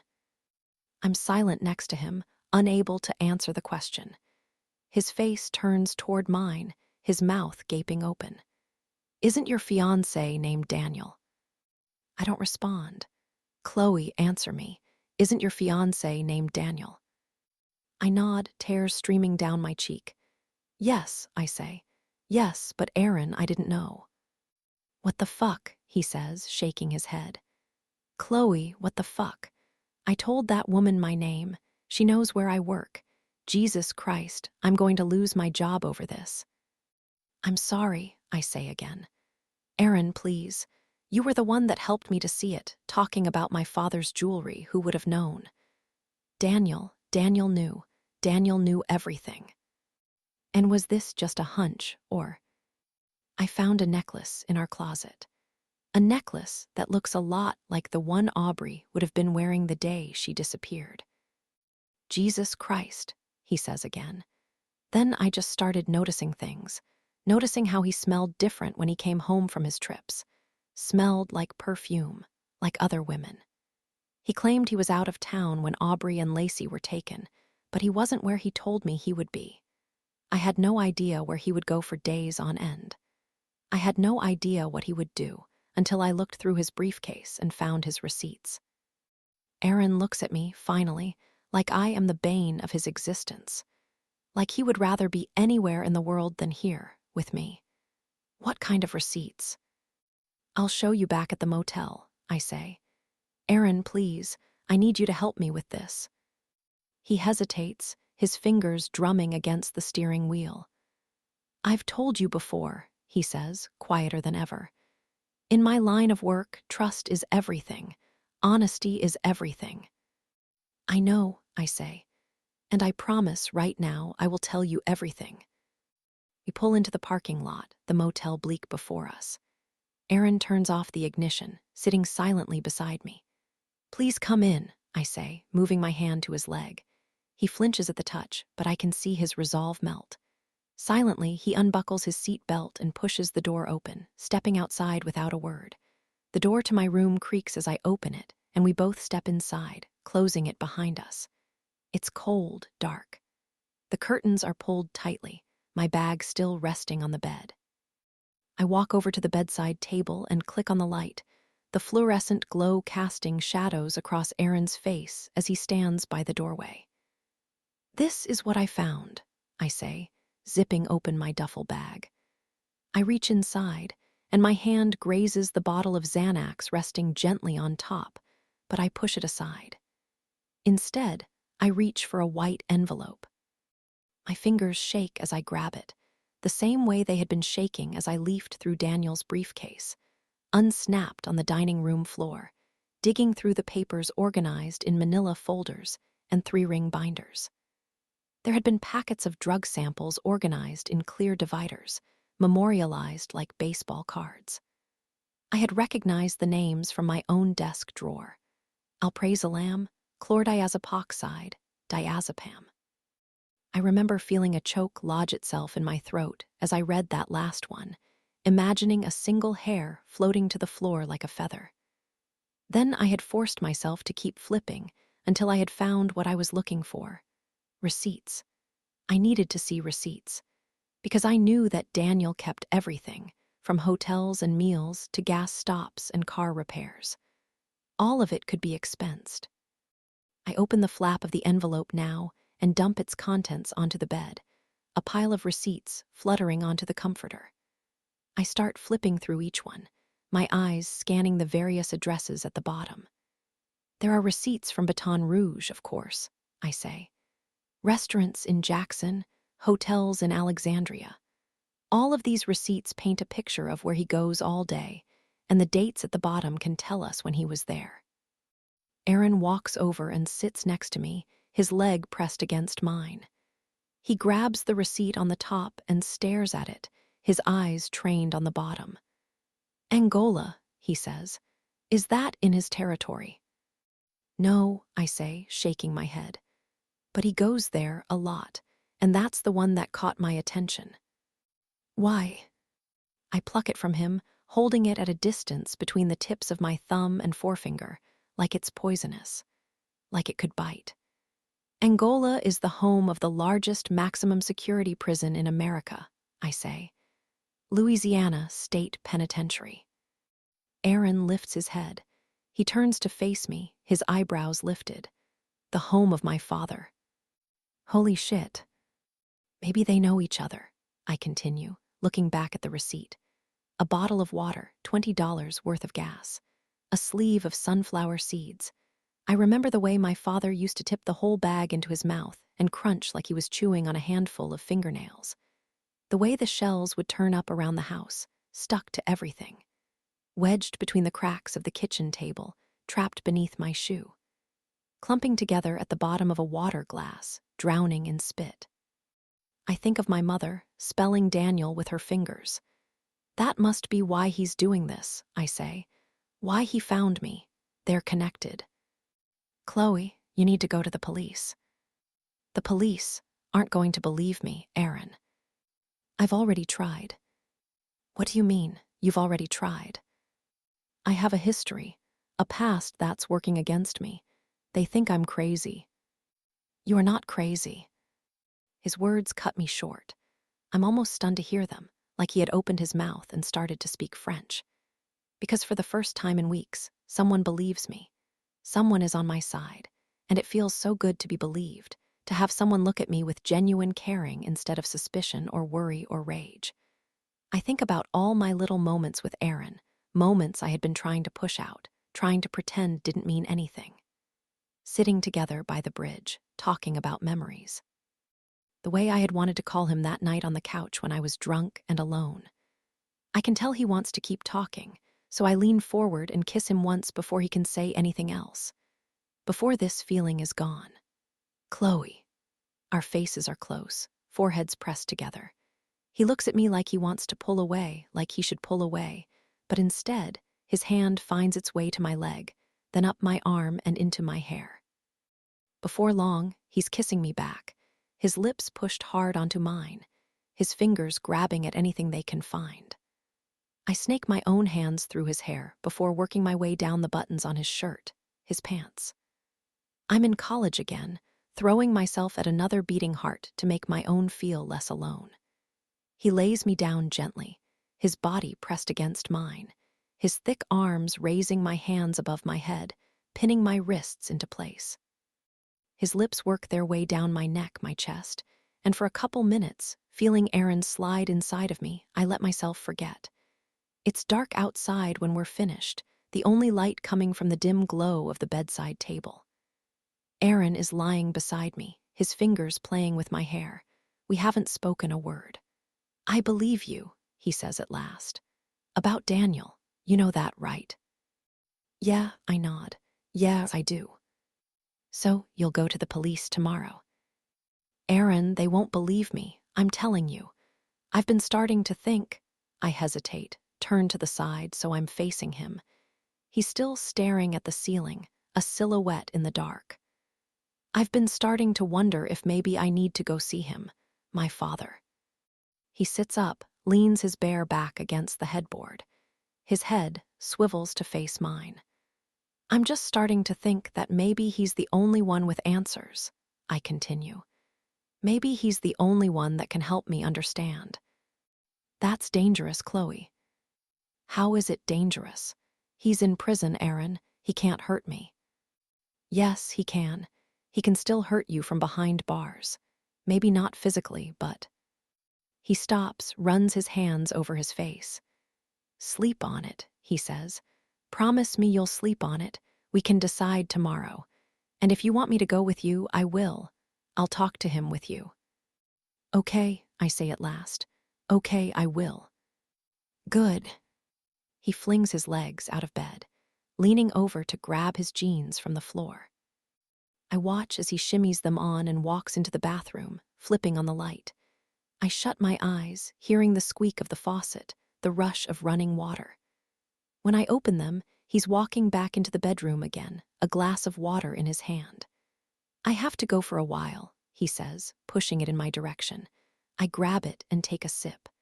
My editor hasn't heard from me all day. Are you going to be okay? I'll be fine, I say, rolling back onto my pillow. I watch as Aaron looks down, his eyes landing on something on the floor. He leans over and picks up my Xanax bottle, still resting at the top of my bag. Do you want one of these? To help you fall asleep. I stare at the bottle, the collection of pills inside. Aaron shakes them gently, his eyebrows lifting, and I nod, extend my hand. Would you judge me if I took 2? No, he smiles, opening the cap and dumping 2 in my palm. You've had a hell of a day. I inspect the pills in my palm and toss them back, swallowing them down with the water, feeling each one tear down my esophagus like jagged nails trying to claw their way back up. I can't help but feel responsible, I say, leaning my head against the headboard. I'm thinking of Lena, of Aubrey, of Lacey, of all the girls whose deaths are on my conscience. Of all the girls I have inadvertently lured into the hands of a monster, first my father, and now Daniel. You're not responsible, Aaron says, sitting on the edge of the bed. He lifts his hand and brushes it through my hair. The room starts to spin gently, my eyelids begin to droop. When I close my eyes, an image from my dream flashes into my mind, me, standing beneath my childhood window, holding a shovel covered in blood. It's my fault, I say, my words slurred. I can still feel Aaron's hands, warm on my forehead. All of it my fault. Get some sleep, I hear him say, almost like an echo. He leans down to kiss my forehead, his lips sticking to my skin. I'll lock the door behind me. I nod once before feeling myself drift away. Chapter 39. I wake up to the sound of my phone vibrating on the bedside table, shaking violently across the wood until it tips over the side and clatters to the floor. I open my eyes, groggy, and squint at the alarm clock. It's 10 p.m. I try to open my eyes wider, but my vision is bleary, my head pounding. I think back to my trip to Daniel's home, his mother in that dilapidated old shack, the newspaper clipping stuck between the pages of that book. Suddenly, I feel nauseated, and I drag myself from the bed and run into the bathroom, throwing open the toilet seat before heaving into the bowl. Nothing comes up but bile, acid yellow, and burning my tongue. A skinny string of spit dangles from the back of my throat, making me gag. I wipe my mouth with the back of my hand and walk into the bedroom, perching on the edge of the bed. I reach for the glass of water on the table, but I see that it's on its side, the water dripping from the rim and onto the carpet. My phone must have knocked it over. Instead, I reach down and grab my phone, pressing the side to illuminate the screen. There are a few missed calls from Aaron, some messages checking in. In an instant, I remember the feeling of his body on top of mine. His hands on my wrists, his lips on my neck. That was a mistake, what we did, but I'll have to deal with that later. I have to scroll to get through the rest of the missed calls and text messages. Mostly, they're from Shannon, with a few from Daniel thrown in. How do I have this many missed calls, I wonder? It's only 10 o'clock, I've been asleep for 4 hours tops. Then I notice the date on the screen. It's 10 p.m. on Friday. I've been asleep for an entire day. I unlock my phone and look at my text messages, alarms starting to creep in as I skim each one. Chloe, call me please. This is important. Chloe, where are you? Chloe, call me now. Shit, I think, rubbing my temples.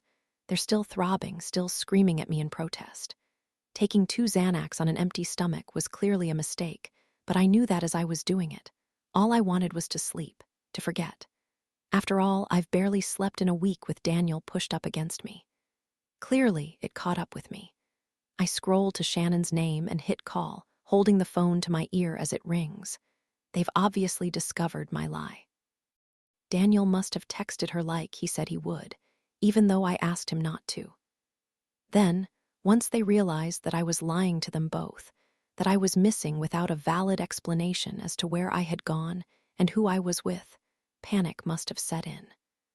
But right now, I don't really care. I'm not going home to Daniel. I'm still not convinced that I can go to the police, either. Detective Thomas made it clear that I am to stay out of the investigation. But between the newspaper article and the engagement ring, the Angola receipts, and my conversation with Daniel's mother, maybe I can get their attention this time. Maybe I can get them to listen. Then it hits me, the engagement ring. I had pulled it off my finger in Aaron's car, thrown it to the floor. I don't think I ever picked it back up. I looked down at my empty hand before twisting around and moving my fingers through the rumpled comforter on the bed. My palm hits something hard and I flip the blanket back, but it's not the ring. It's Aaron's press badge, hidden in the sheets. In a flash, I see myself unbuttoning his shirt, shrugging it off his shoulders. I pick it up, bring it close. I stare at his picture and I let myself wonder for a minute if maybe last night wasn't a mistake. If maybe, in some strange twist of fate, this was how we were meant to find each other. The phone stops ringing, and when Shannon answers, I can immediately tell that something is wrong. She sniffles. Chloe, where the hell are you? Her voice is croaky, like she's been gargling nails. Shannon, I say, sitting up straighter. I stick Aaron's badge in my pocket. Is everything okay? No, everything is not okay, she snaps. A little sob erupts from her throat. Where are you? I'm in town. I just needed to clear my head for a little bit. What's going on? Another sob bursts through the speaker, this time louder, and the noise makes me physically recoil, like it slapped me through the phone. I hold my arm out, listening to the wails on the other side of the line as she tries to string enough words together to form a complete thought. It's Riley, she says, and immediately I feel like I'm going to be sick again. I already know what she's going to say before she has the chance to say it. She's gone. What do you mean, she's gone? I ask, although I know what she means. I know it in my gut. I picture Riley at our engagement party, slouched down in our living room, her skinny legs crossed, her sneakered feet kicking against the leg of the chair, her phone in one hand, her hair twirling in the other. I think about Daniel, the way he was staring at her. The words he said to Shannon, words I once thought were reassuring, their meaning now much more sinister. One day, they'll just be distant memories. I mean, she's gone. She takes 3 little breaths in quick succession. We woke up this morning, and she wasn't in her room. She snuck out again, through the window, but she hasn't come home. It's been an entire day. Did you call Daniel? I ask, hoping the tension in my voice doesn't give anything away. I mean, when you couldn't reach me. Yes, she says, her voice tense now. He was under the impression that we were together, at your bachelorette party. I close my eyes, lower my head. There's obviously something going on with you too. You've been lying to us about something. But you know what, Chloe? I don't have time for it. I just want to know where my daughter is. I'm quiet, unsure of where to even begin. Her daughter is in trouble, Riley is in trouble, and I'm pretty sure I know why. But how do I break that news to her? How do I tell her that Daniel probably has her? That he was probably there waiting when she tossed her sheet out her bedroom window and climbed down into the dark? That he knew she would be there because Shannon had told him herself that night in our home?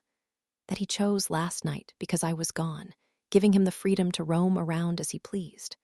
How do I tell her that her daughter is probably dead because of me? I'm going to come over, I say. I'm going to come over now and explain everything. I'm not home now, she says. I'm in the car, driving around. I'm looking for my daughter, but we could use your help. Of course, I say. Just tell me where to be. I hang up with instructions to drive down every side street within a 10-mile radius of their home. I stand up from the bed and look down, my duffel bag resting by my feet, Daniel's receipts piled on top of that white envelope. I reach down and push everything back into my bag and grab the handle, flinging it over my shoulder. Then I look back down at my phone, at the texts from Daniel. Chloe, can you call me, please? Chloe, where are you? I have a voicemail, and for a second I consider deleting it. I can't hear his voice right now. I can't hear his excuses. But what if he has Riley? What if I can still save her? I press the recording and lift the phone to my ear. His voice seeps into my brain, slippery like oil, filling every corner, every gap, coating everything. Hi, Chloe. Listen, I don't really know what's going on with you right now. You're not at your bachelorette party. I just talked to Shannon. I don't know where you are, but obviously something is wrong. The line is quiet for too long. I look down at my phone to see if the voicemail is over, but the timer is still ticking forward. Finally, he speaks again. I'm going to be gone by the time you get home. God knows where you are right now. I'll be gone by tomorrow morning. This is your house. Whatever it is that you're trying to work through, you shouldn't feel like you can't do it from here. My chest constricts. He's leaving. He's running. I love you, he says. It comes out more like a sigh, more than you know. The recording ends abruptly, and I'm left standing in the middle of the motel room, Daniel's voice still echoing around me. I'll be gone by tomorrow morning. I glance at the alarm clock again. It's 10:30 now. Maybe he's still there. Maybe he's still home. Maybe I can get there before he leaves, figure out where he's running to, and notify the police. I walk quickly toward the door, stepping into the parking lot. The sun has already descended below the trees, the glow of the streetlights turning their branches into gnarled shadows. I stop in my tracks, instinctively uneasy of the darkness, the cloak of night. But then I think of Riley, of Aubrey and Lacey. I think of Lena. I think of the girls, of all the missing girls out there, and I force myself to keep walking toward the truth. Chapter 40. I turn my headlights off as soon as I pull onto our street, though I quickly realize it's pointless. Daniel won't see me coming because Daniel is already gone. I can tell the minute my car creeps past our empty driveway. The lights, both inside and out, are off. My house, once again, looks dead. I lean my head against the steering wheel. I'm too late. He could be anywhere by now, anywhere with Riley. I rack my brain, trying to imagine his final movements, trying to visualize where he would go. Then I lift my head. I have an idea. I remember the camera, that pinprick in the corner of my living room that Bert Rhodes installed. I pull out my phone and tap on the security app, holding my breath as the image on my screen begins to load. It's my living room, dark, empty. I half expect to see Daniel hiding in the shadows, waiting for me to walk inside. I press the slider at the bottom of the screen, moving it back in time, watching as my house illuminates and Daniel finally appears. 30 minutes ago, he was here. He was walking around the house, busying himself with maddeningly normal tasks like wiping down a countertop, stacking the mail too, 3 times before positioning it in a slightly different spot. As I watch him, I'm left thinking of those words again, serial killer. The taste is funny in my mouth, the same way it was 20 years ago as I watched my father hand-wash the dishes and dry each one with meticulous care, mindful not to chip the edges. Serial killer. Why would he care about something like that? Why would a serial killer care about preserving my grandmother's china when he didn't even care about preserving a life? Daniel walks over to the couch and sits on the edge, rubbing his fingers absent-mindedly across his jaw. I've watched him so many times before this, observed the little things he does when he thinks nobody else is looking. I've watched him make dinner in the kitchen, noticing the way he tops off my glass with the last dribbles of a bottle of wine before swiping his finger across the lip and licking it clean. I've watched him get out of the shower, tousling the strands of damp hair that cascade across his forehead before grabbing his comb and pushing them neatly to one side. And every time I've watched him, every time I've witnessed one of those little private moments, I've always been met with a sense of awe, as if he couldn't possibly be real. And now I know why. He isn't real. Not really. The Daniel I know, the Daniel I fell in love with, is a caricature of a man, a mask the real one donned to hide his true face. He lured me in the same way he lured in those girls. He showed me everything I wanted to see, told me everything I wanted to hear. He made me feel safe. He made me feel loved. But now I think about all those other moments, the moments when he showed me pieces of his real self, when he let his mask slip for just a minute. I should have seen it before. After all, it comes back to Aaron's description of the two different kinds of copycats, those who revere and those who revile. Clearly, Daniel reveres my father. He's been following him for 20 years, mirroring his crimes since he was 17. He visits him in prison, but at a certain point, that wasn't enough. It wasn't enough to kill anymore. It wasn't enough to take a life and dump it somewhere. He needed to take a life and keep it. He needed to take my life, hijack it the way my father had. He needed to trick me every single day, the way my father had. I watch him now, those hands that pushed his sister's ring on my finger, marking his territory. Those hands that gripped my throat as he kissed me, squeezing just a little too tight. Teasing me, testing me. I'm no different from a piece of jewelry tucked away safely in a darkened closet corner, his trophy, a living, breathing reminder of his accomplishments. I watch him now and feel the anger surge in my chest like a rising tide, getting higher and higher, taking me down, drowning me alive. I watch as Daniel stands, reaching into his back pocket. He pulls something out, stares at it for a while. I squint, trying to make it out, but it's too small. I pinch my cell phone screen with 2 fingers, zooming in on his hand, and that's when I recognize it. The thin silver chain puddled in his palm, spilling over the edge of his wrist. Tiny cluster of diamonds glinting in the light. I think back to him getting out of bed, creeping across the bedroom, and pushing the closet door shut. I feel the heat building from my chest and into my throat, up my cheeks, radiating through my eyes. I was right. He did take it. I think of all the times now that Daniel has made me doubt myself, my sanity, if only for a moment. I'm going to New Orleans, don't you remember? Second-guessing the things that I had seen, the things I knew in my heart to be true. He continues to stare into his palm until he finally exhales, pushing it back into his pocket. He walks toward the front door, and that's when I notice a suitcase resting in the hallway, his laptop bag leaned gently against the wall. He picks them both up, turns around, surveys the room one final time. Then he lifts his finger to the light switch, and like a pair of pursed lips channeling breath into a flame, everything goes black. I place my phone in my cup holder, trying to decipher what I just watched. It isn't much, but it's something. Half an hour ago, Daniel was here. He isn't too far ahead of me. I just need to figure out where he would go. The possibilities are endless, really. He could go anywhere. He has a suitcase. He could be driving across the country, prepared to hole up in a hotel room somewhere. Maybe even go south into Mexico. The border is less than 10 hours away. He could be there by morning. But then I think of that necklace, his finger stroking the silver as it rests in his palm. I think of Riley, still missing, her body not yet discovered. And I realize he isn't running because he isn't done yet. He still has work to do. The coroner had determined that the victims' bodies had been moved after death, that they had died somewhere else before being dropped back in the same place they had vanished. So, if that's the case, where is Riley? Where could he possibly be keeping her? Where did he keep all of them? And then it hits me. I know. Somehow, deep down on a cellular level, I know. Before I can talk myself out of it, I start my car, flip on my headlights, and drive. I try to distract myself by thinking of anything and anywhere other than where I'm about to be. But as the minutes tick by, I can feel my heartbeat accelerating.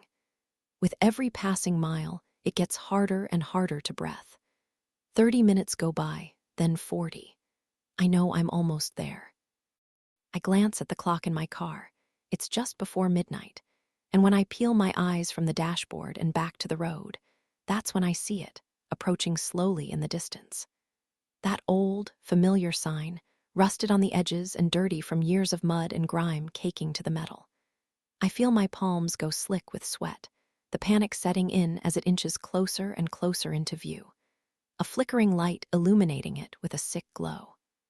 Welcome to Breaux Bridge, crawfish capital of the world. I'm going home. Chapter 41. I turn on my blinker and take the next exit. Breaux Bridge. A place I haven't seen since I left for college more than a decade ago. A place I never expected to see again. I wind through town, through the rows of old brick buildings with moss-green awnings. In my mind, this place seems to be separated by a crisp, clean line, before and after. On one side of the line, the memories are bright, happy. Small-town childhood filled with gas station, snow cones, and consignment store rollerblades. The bakery I used to duck inside every day at 3 p.m., picking up a complimentary slice of sourdough, still warm from the oven. Melted butter dripping down my chin as I walked home from school, jumping over the cracks on the sidewalk, picking a bouquet of flowering weeds that I would present to my mother in a cloudy juice glass. On the other side, a bloated cloud hovers over everything. I pass the empty fairgrounds where the festival takes place each year. I see the very spot where I stood with Lena, my forehead pressed against her warm stomach, the dampness of her sweat sticking to my skin, a metallic firefly glowing in my hands. I look across the field, at the spot where my father stood in the distance, staring at us. At her. I drive past my old school, past the dumpster, where a senior boy had slammed my head against the metal, threatening to do to me what my father had done to his sister. Daniel has been driving this same route for weeks, I realize, disappearing into the night, before coming home again tired and sweaty and full of life. I approach my street and pull over onto the side of the road, just before my old driveway. I eye that long path I used to run down, kicking up dust before vanishing into the trees. Running up the porch steps, slamming into my father's outstretched arms. It's the perfect place to take a missing girl, an old abandoned house situated on 10 acres of discarded land. A house that nobody visits, nobody touches. A house that's considered haunted, the very place where Dick Davis buried his 6 victims before ducking into my bedroom and kissing me good night. I think back to that conversation with Daniel, both of us stretched out across my living room couch. The conversation when I had told him everything for the first time, and how he had listened so intently.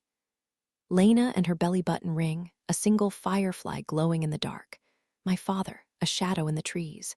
The box in the closet holding his secrets. And my house. I had told him about my house, the epicenter of it all. After my father went to prison and my mother was no longer able to care for the property, the responsibility had landed on us, on Cooper and me. But just like we had abandoned my mother to Riverside, we chose to abandon this place, too. We didn't want to deal with it, didn't want to face the memories that still lived inside. So instead, we just left it here, sitting empty for years, our furniture still arranged in the exact same way, a thick layer of cobwebs probably coating everything inside. That wooden beam in my mother's closet still snapped from the pressure of her neck, the ash from my father's pipe still staining the living room carpet. All of it, a snapshot of my past, frozen in time, dust particles suspended in the air as if somebody had simply pressed pause. Then turned around, closed the door, and left. And Daniel knew. Daniel knew it was here. He knew it was empty, ready, and waiting for him. My hands clench the steering wheel, my heart pounding in my chest. I sit in silence for a few seconds, wondering what to do. I think about calling Detective Thomas, asking him to meet me here. But what would he do exactly? What proof do I have? Then I think about my father, making his way through these very woods at night, a shovel slouched over one shoulder. I think about myself, 12 years old, watching through my open window. Watching, waiting, but not doing anything. Riley could be in there. She could be in trouble. I grab my purse, a shaky hand opening the lip to reveal the gun nestled inside. The gun I had grabbed from the closet before leaving on my trip, the gun I had been looking for that night of the alarm. Then I take a breath before easing myself out of the car, closing the door with a silent click. The air is warm and damp like a boiled egg burp, the sulfur from the swamp oppressive in the summer heat. I tiptoe toward the driveway and stand there for a while, peering down that road toward home. The woods on either side are pitch black, but I force myself to take a step forward. And then another. Another. Soon, I'm approaching the house. I had forgotten how absolute the darkness is out here, with no lights from the street or neighboring houses. But with that perfect, inky contrast, the moonlight always shines so bright. I look up at the full moon above me, totally unobscured. It beams on the house like a spotlight, making it glow. I can see it now, perfectly. The chipped white paint, the wood siding peeling under years of heat and humidity, the grass growing wild beneath my feet. Vines crawl up the side of the house like veins, giving it an otherworldly appearance, pulsing with devilish life. I start to creep up the stairs, avoiding the spots that are prone to creaking. But I notice that the blinds are open, and with the moon this bright, if Daniel is inside, I know I could be seen. So instead, I turn and walk around back. I eye the junk cluttering the backyard the way it always has. There are piles of old plywood stacked against the back of the house, along with a shovel, and a wheelbarrow with other gardening tools loaded inside. I imagine my mother on her hands and knees, soil pushed into her skin, a streak of dirt swiped across her forehead. I try to peer through the windows, but back here, the blinds are all closed, the lack of light on this side of the house making it impossible to see anything through the gaps. I try twisting the doorknob, jiggling it slightly, but it doesn't open. It's locked. I exhale, resting my hands on my hips. Then I have an idea. I look at the door, summoning that day with Lena to the forefront of my mind, library card in hand, breaking into my brother's bedroom. First, check the hinges. If you can't see them, it's the right kind of lock. I dig into my pocket and pull out Aaron's badge, still wedged in my jeans after I had found it buried beneath the motel room sheets. I bend it in my hands, it's sturdy enough, and insert it into the gap at an angle, just like Lena taught me. Once the corner is in, straighten it up. I start to wiggle the card, applying gentle pressure, moving it back and forth, back and forth. I push it in deeper, my free hand twisting the knob, until finally, I hear a click. Chapter 42. The back door pushes open, and I yank hard to free the card, wrapping it in my hand as I step inside. I feel my way through the hallway, trailing my fingers along the familiar walls to keep myself straight. The darkness is disorienting. I hear creaking in every direction, but I don't know if it's simply the noises of an old house, or if it's Daniel, creeping up behind me, arms extended, ready to strike. I feel the hallway open up to our living room, and as I step inside, the room illuminates with the glow of the moon through the blinds, making it bright enough to see. I glance at my surroundings. The shadows of the room look exactly the way I remember them.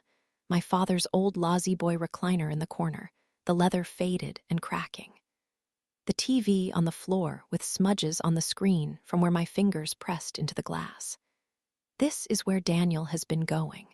This house. This awful, terrible house is where he vanishes each week. It's where he takes his victims, doing God knows what with them before returning to the spot where they disappeared and dumping their bodies. I look to my right, and that's when I notice an unusual shape on the floor, long and lean like a stack of wooden boards. A shape like a body, the body of a young girl. "Riley," I whisper, running across the living room and toward the shadow. Before I reach it, I can see that it's her. Eyes closed, mouth shut, hair loose around her cheeks and cascading across her chest. Even in the dark, or perhaps because of the dark, the paleness of her face is startling. She looks like a ghost, lips blue, all the blood drained from her skin, giving her a translucent glow. "Riley," I say again, my fingers shaking her arm. She doesn't move, she doesn't speak. I look at her wrists, at the line of red starting to form across her veins. I look at her neck, preparing myself to see those faint, finger-shaped bruises beginning to marble across the skin, but they're not there. Not yet. "Riley," I repeat, shaking her gently. "Riley, come on." I bring my fingers beneath her ear and hold my breath, hoping to feel something, anything. And it's there, just barely, but it's there. A gentle pounding, her heartbeat, slow and labored. She's still alive. "Come on," I whisper, trying to lift her up. Her body is deadweight heavy, but when I grab her arms, I see her eyes flicker, a rapid side-to-side movement, and she emits a gentle groan. It's the diazepam, I realize. She's heavily drugged. "I'm going to get you out of here. I promise I'm going to." "Chloe." Immediately, my heart stops. There's someone behind me. I recognize his voice, the way my name rolls around in his mouth like a lozenge before melting on his tongue. I would recognize it anywhere, but it doesn't belong to Daniel. I stand up slowly, turning around to face the figure behind me. The room is just bright enough for me to make out his features. "Aaron." I try to think of an explanation, a reason for why he's standing here in this house, my house, but my mind goes blank. "What are you doing here?" The moon dips behind a cloud, and suddenly the room goes dark. My eyes widen, trying to see, and when the light streams through the blinds again, Aaron seems closer, by a foot, maybe two. "I could ask you the same question." I turn my head to the side, looking at Riley, and I realize how this must look. Me kneeling over an unconscious girl in the dark. I think back to Detective Thomas hovering in my office, the way he had glared at me, suspicious. My fingerprints on Aubrey's earring, his words accusatory. The common thread binding all this together seems to be you. I motion to Riley and open my mouth, trying to speak, but I feel a choke lodge itself in my throat. I stop, clear it. "She's alive, thank God," Aaron interrupts, taking a step closer. "I just found her myself. I tried to get her to wake up, but I couldn't. I called the police. They're on their way." I look at him, still unable to speak. He senses my hesitation and keeps talking. "I remembered you had mentioned this house, how it just sits here, empty. I thought maybe she might be here. I called you a few times." He lifts his arms, as if to gesture to the room, before dropping them back to his sides. "I guess we had the same idea." I exhale, nodding. I think back to last night, to Aaron in my motel room. His eager hands as they snaked through my hair, the way we lay there afterward, quietly. His voice in my ear, "I believe you." "We have to help her," I say, finding my voice. I swing back around to Riley and crouch down next to her, checking her pulse again. "We have to make her throw up or something." "The police are coming," Aaron says again. "Chloe, it's going to be okay. She'll be fine." "Daniel has to be close," I say, rubbing my fingers against her cheek. It feels cold. When I woke up, I had all these missed calls. He left me a voicemail, and I thought maybe. Then I stop, remembering the sequence of that night again. Of me drifting into sleep, of Aaron's chapped lips sticking to my forehead as he kissed me goodnight. I stand up slowly, turning around. Suddenly, I don't want my back to be facing him. Wait a second. My thoughts are moving slowly, like they're trudging through mud. How did you know Riley was missing? I remember waking up, a full day later after Aaron had left. Calling Shannon, those slow, wet sobs. "Riley's gone." "It's on the news," he says, but there's something about the way he says it, cold and rehearsed, that I don't quite believe. I take a small step backward, trying to put more distance between us, trying to stand firm between Aaron and Riley. I watch his expression change as I step away, the slight hardening of his lips into a thin, tight line, his jaw muscles tensing, his fingers curling into his palms. "Chloe, come on," he says, trying to smile. "There's a search party and everything. The whole town is out looking for her. Everyone knows." He reaches his arms out, like he wants to grab my hands, but instead of moving toward him, I put my own hands up, motioning for him to stop moving. "It's me," he says. "It's Aaron. Chloe, you know me." The moon streams through the blinds again, and that's when I see it, lying on the ground between us. I must have dropped it when I ran to Riley, my hands frantically searching her body for a pulse. Aaron's press badge. The card I had used to jimmy the back door. But now, something about it looks different. I lean down slowly, refusing to peel my eyes from Aaron and pick it up. I bring it to my face, looking closer, and that's when I notice that it's cracking, the force from the door causing it to break. The edges are fraying. I flick at the tattered paper, pulling it gently, and the entire face begins to peel. I feel a shiver run down my spine. It's not a real press badge. It's fake. I look up at Aaron, standing there, watching. Then I think back to the first time I saw this card in that cafe, conveniently clipped to his shirt. Easy to read, that New York Times logo big and bold, printed at the top. That was the moment I had first met Aaron, but that wasn't the first time I had seen him. I had known it was him because I had seen his picture, in my office, the Ativan making my limbs tingle as I drank in his headshot online, small and grainy, black and white. That checkered button-up and tortoiseshell glasses. The exact same outfit he had been wearing when he stepped into that coffee shop, rolling his sleeves to his elbows. And now, I realize with a sense of sinking dread, that had been on purpose. All of it on purpose. The outfit, something he knew I would recognize. The press badge with the name Aaron Jansen printed somewhere easy to see.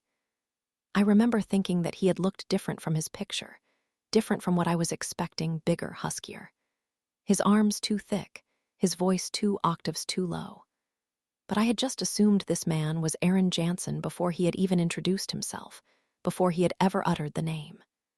And the way he had sauntered into that cafe, slowly, confidently, as if he knew I was there, where I was sitting. As if he was putting on a show, like he knew I was watching him. It's because he had been watching me, too. "Who are you?" I ask now, his face, in the dark, suddenly unrecognizable. He stands in place, quiet. There's a hollowness to him that I've never noticed before, as if all the yolk has been drained from him, his body a cracked shell.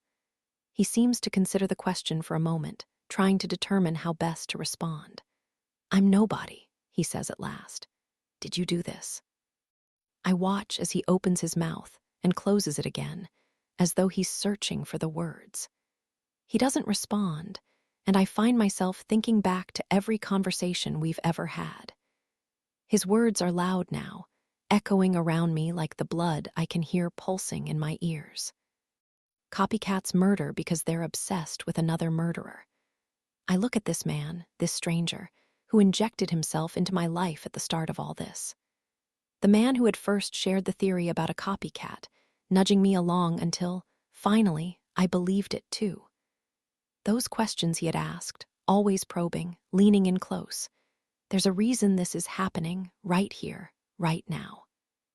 When I had talked about Lena, the childlike giddiness that had crept into his voice, almost as if he couldn't help himself, he had to know, what was she like?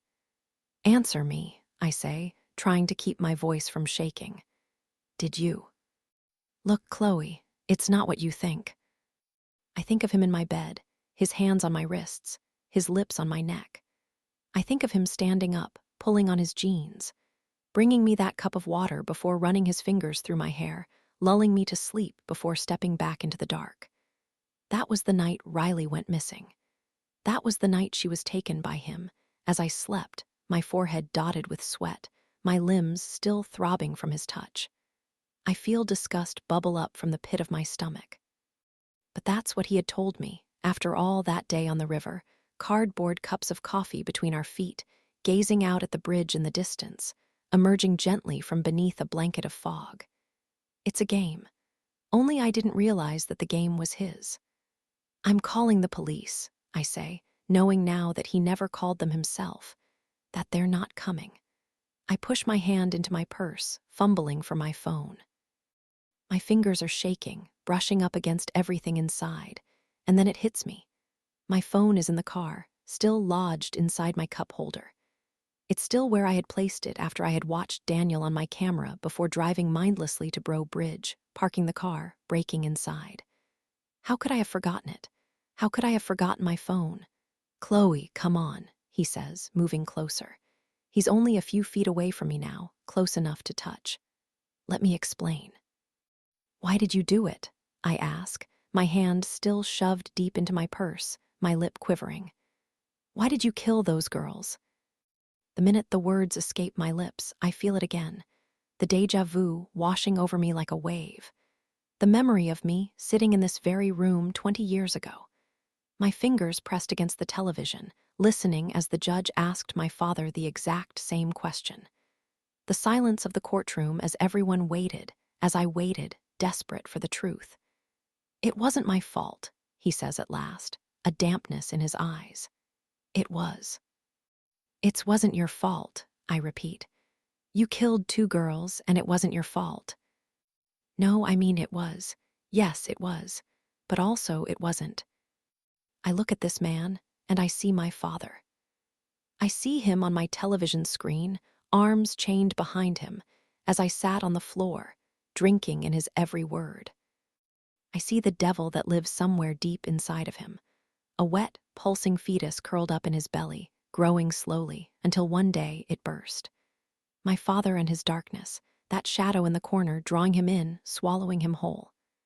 The silence of the courtroom as he confessed, tears in his eyes. The voice of the judge, disbelieving, full of disgust. And you're telling me that this darkness is what forced you to kill those girls. You're exactly like him, I say. Trying to blame something else for what you did. No, it's not like that. I can practically feel my fingernails digging into my palms, drawing blood. The anger and rage that had surged through my chest as I watched him that day, my indifference at seeing him cry.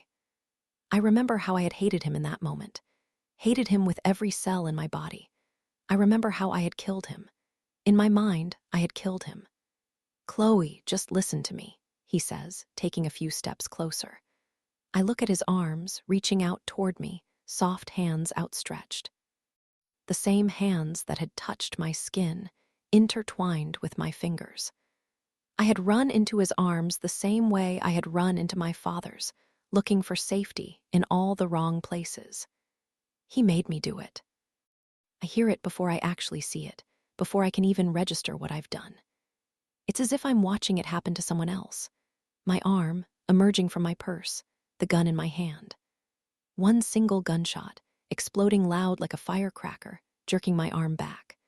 A flash of bright light as his legs stagger back across the hardwood, glancing down at the pool of red expanding across his stomach before he looks back at me, surprised.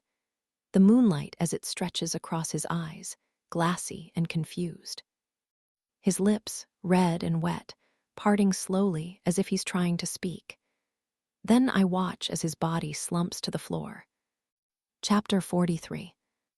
I'm sitting in the Bro Bridge Police Department, the cheap bulbs fastened to the ceiling of the interrogation room making my skin glow a radioactive algae green.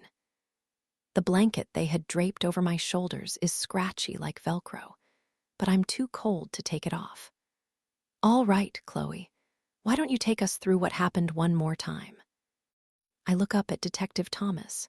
He's sitting on the other side of the table alongside Officer Doyle and a Bro Bridge cop whose name I've already forgotten. I already told her, I say, looking at the unnamed officer. She has it on tape. Just one more time for me, he says, and then we can take you home. I exhale, my hand reaching for the paper cup of coffee sitting on the table in front of me. It's my 3rd cup of the night, and as I bring it to my lips, I notice microscopic specks of blood dried to my skin. I put the cup down, pick at one spot with my fingernail, and watch as it flakes off like paint. I met the man I knew to be Aaron Jansen a few weeks ago, I say. He told me he was writing a story about my father, that he was a reporter for the New York Times.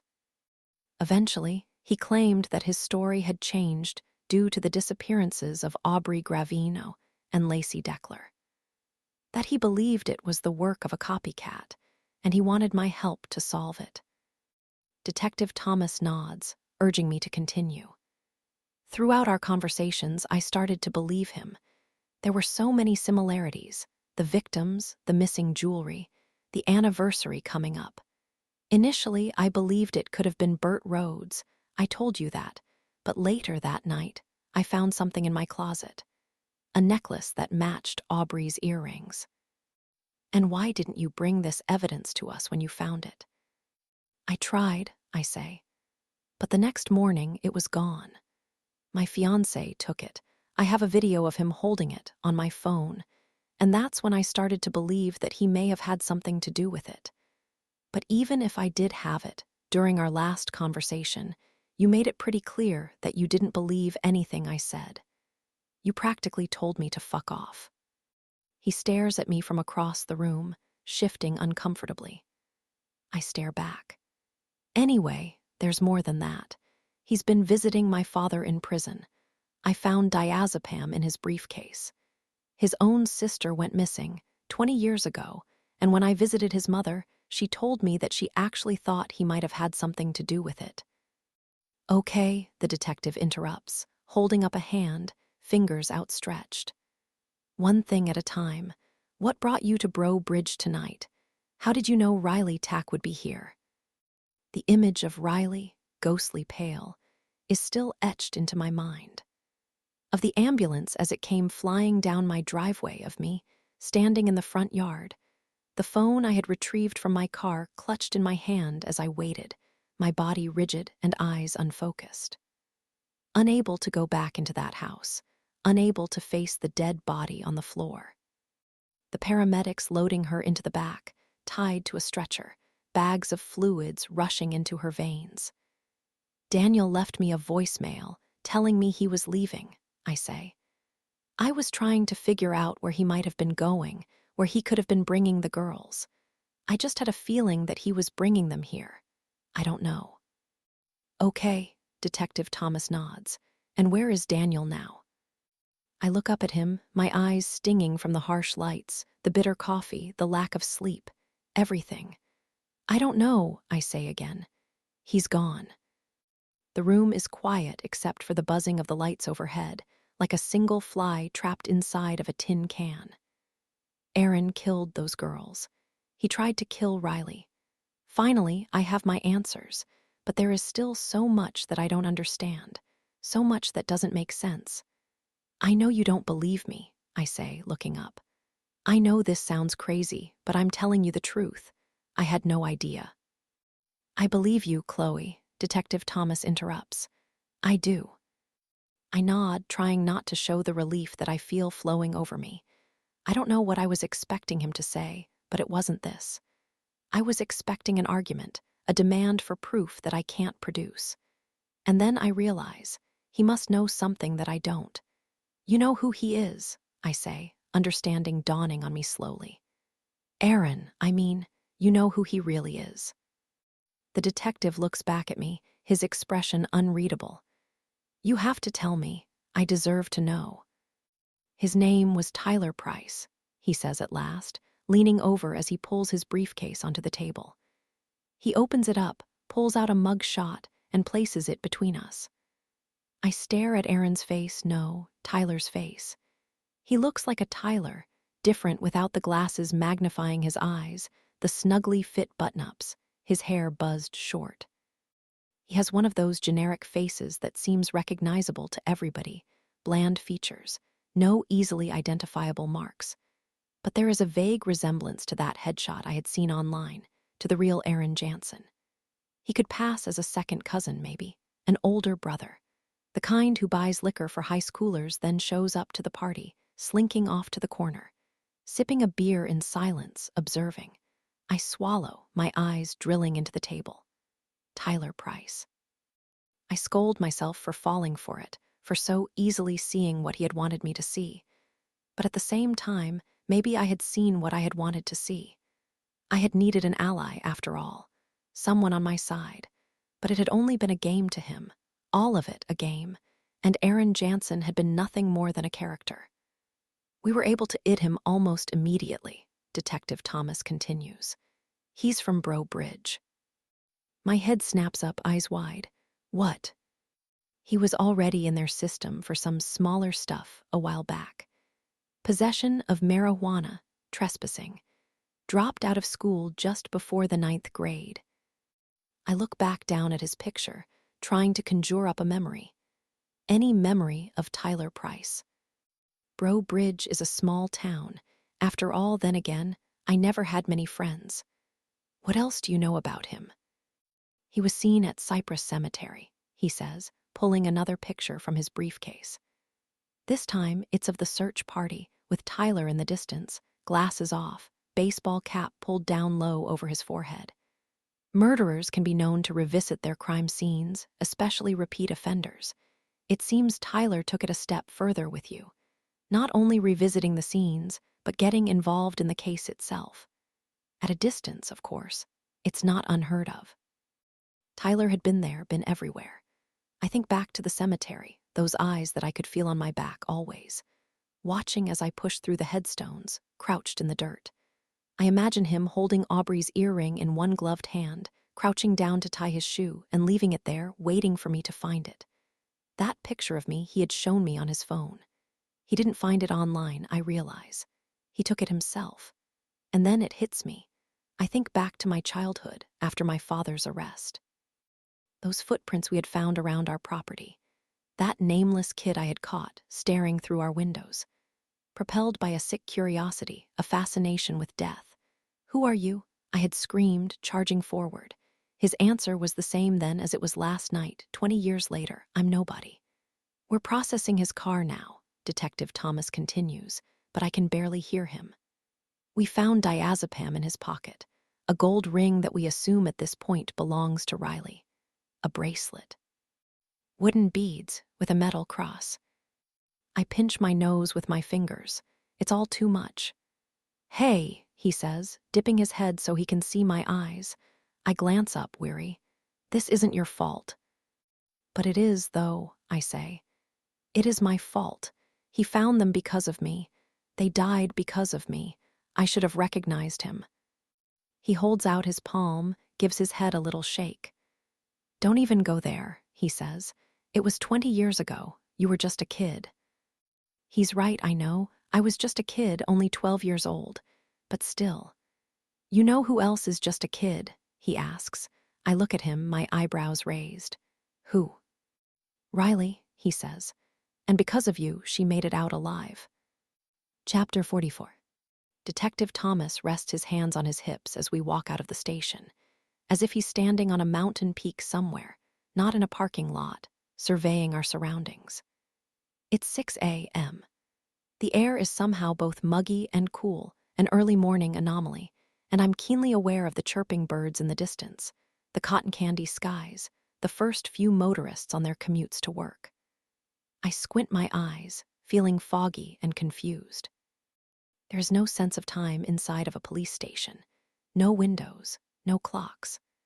The world creeps by around you as you're being force-fed caffeine at 4 in the morning, smelling some off-duty cops' slightly sour leftovers heat up in the break room kitchen. I can feel my brain struggling to understand how it's sunrise, the start of a new day, when my mind is still stuck on last night. A bead of sweat drips down my neck, and I reach my hand back, feeling the salt water run between my fingers like blood. That's all I can seem to think about, blood, the way it pools, snaking its way across the path of least resistance. Ever since I looked down and saw Tyler's stomach, that dark puddle expanding slowly across his shirt. The way it had trickled across the floor, creeping slowly toward me, enveloping my shoes, staining the soles. It just kept coming, like someone had taken a pair of scissors to a rubber hose, letting the liquid gush. "Listen, what you said earlier." Detective Thomas breaks the silence. "About your fiancé." I'm still looking at my shoes, at the line of red at the bottom. If I didn't know better, I could have stepped in spilt paint. "Are you sure?" he asks. "There could be an explanation." "I'm sure," I interrupt. "That video on your phone, you can't really get a good look at what's in his hand. It could be anything." "I'm sure." I can feel him looking at the side of my face before he straightens up, nods to himself. "Okay," he says. "We'll find him, ask him some questions." I think of Tyler's final words to me, echoing through my house, my mind. He made me do it. Thank you. But until then, go home. Get some rest.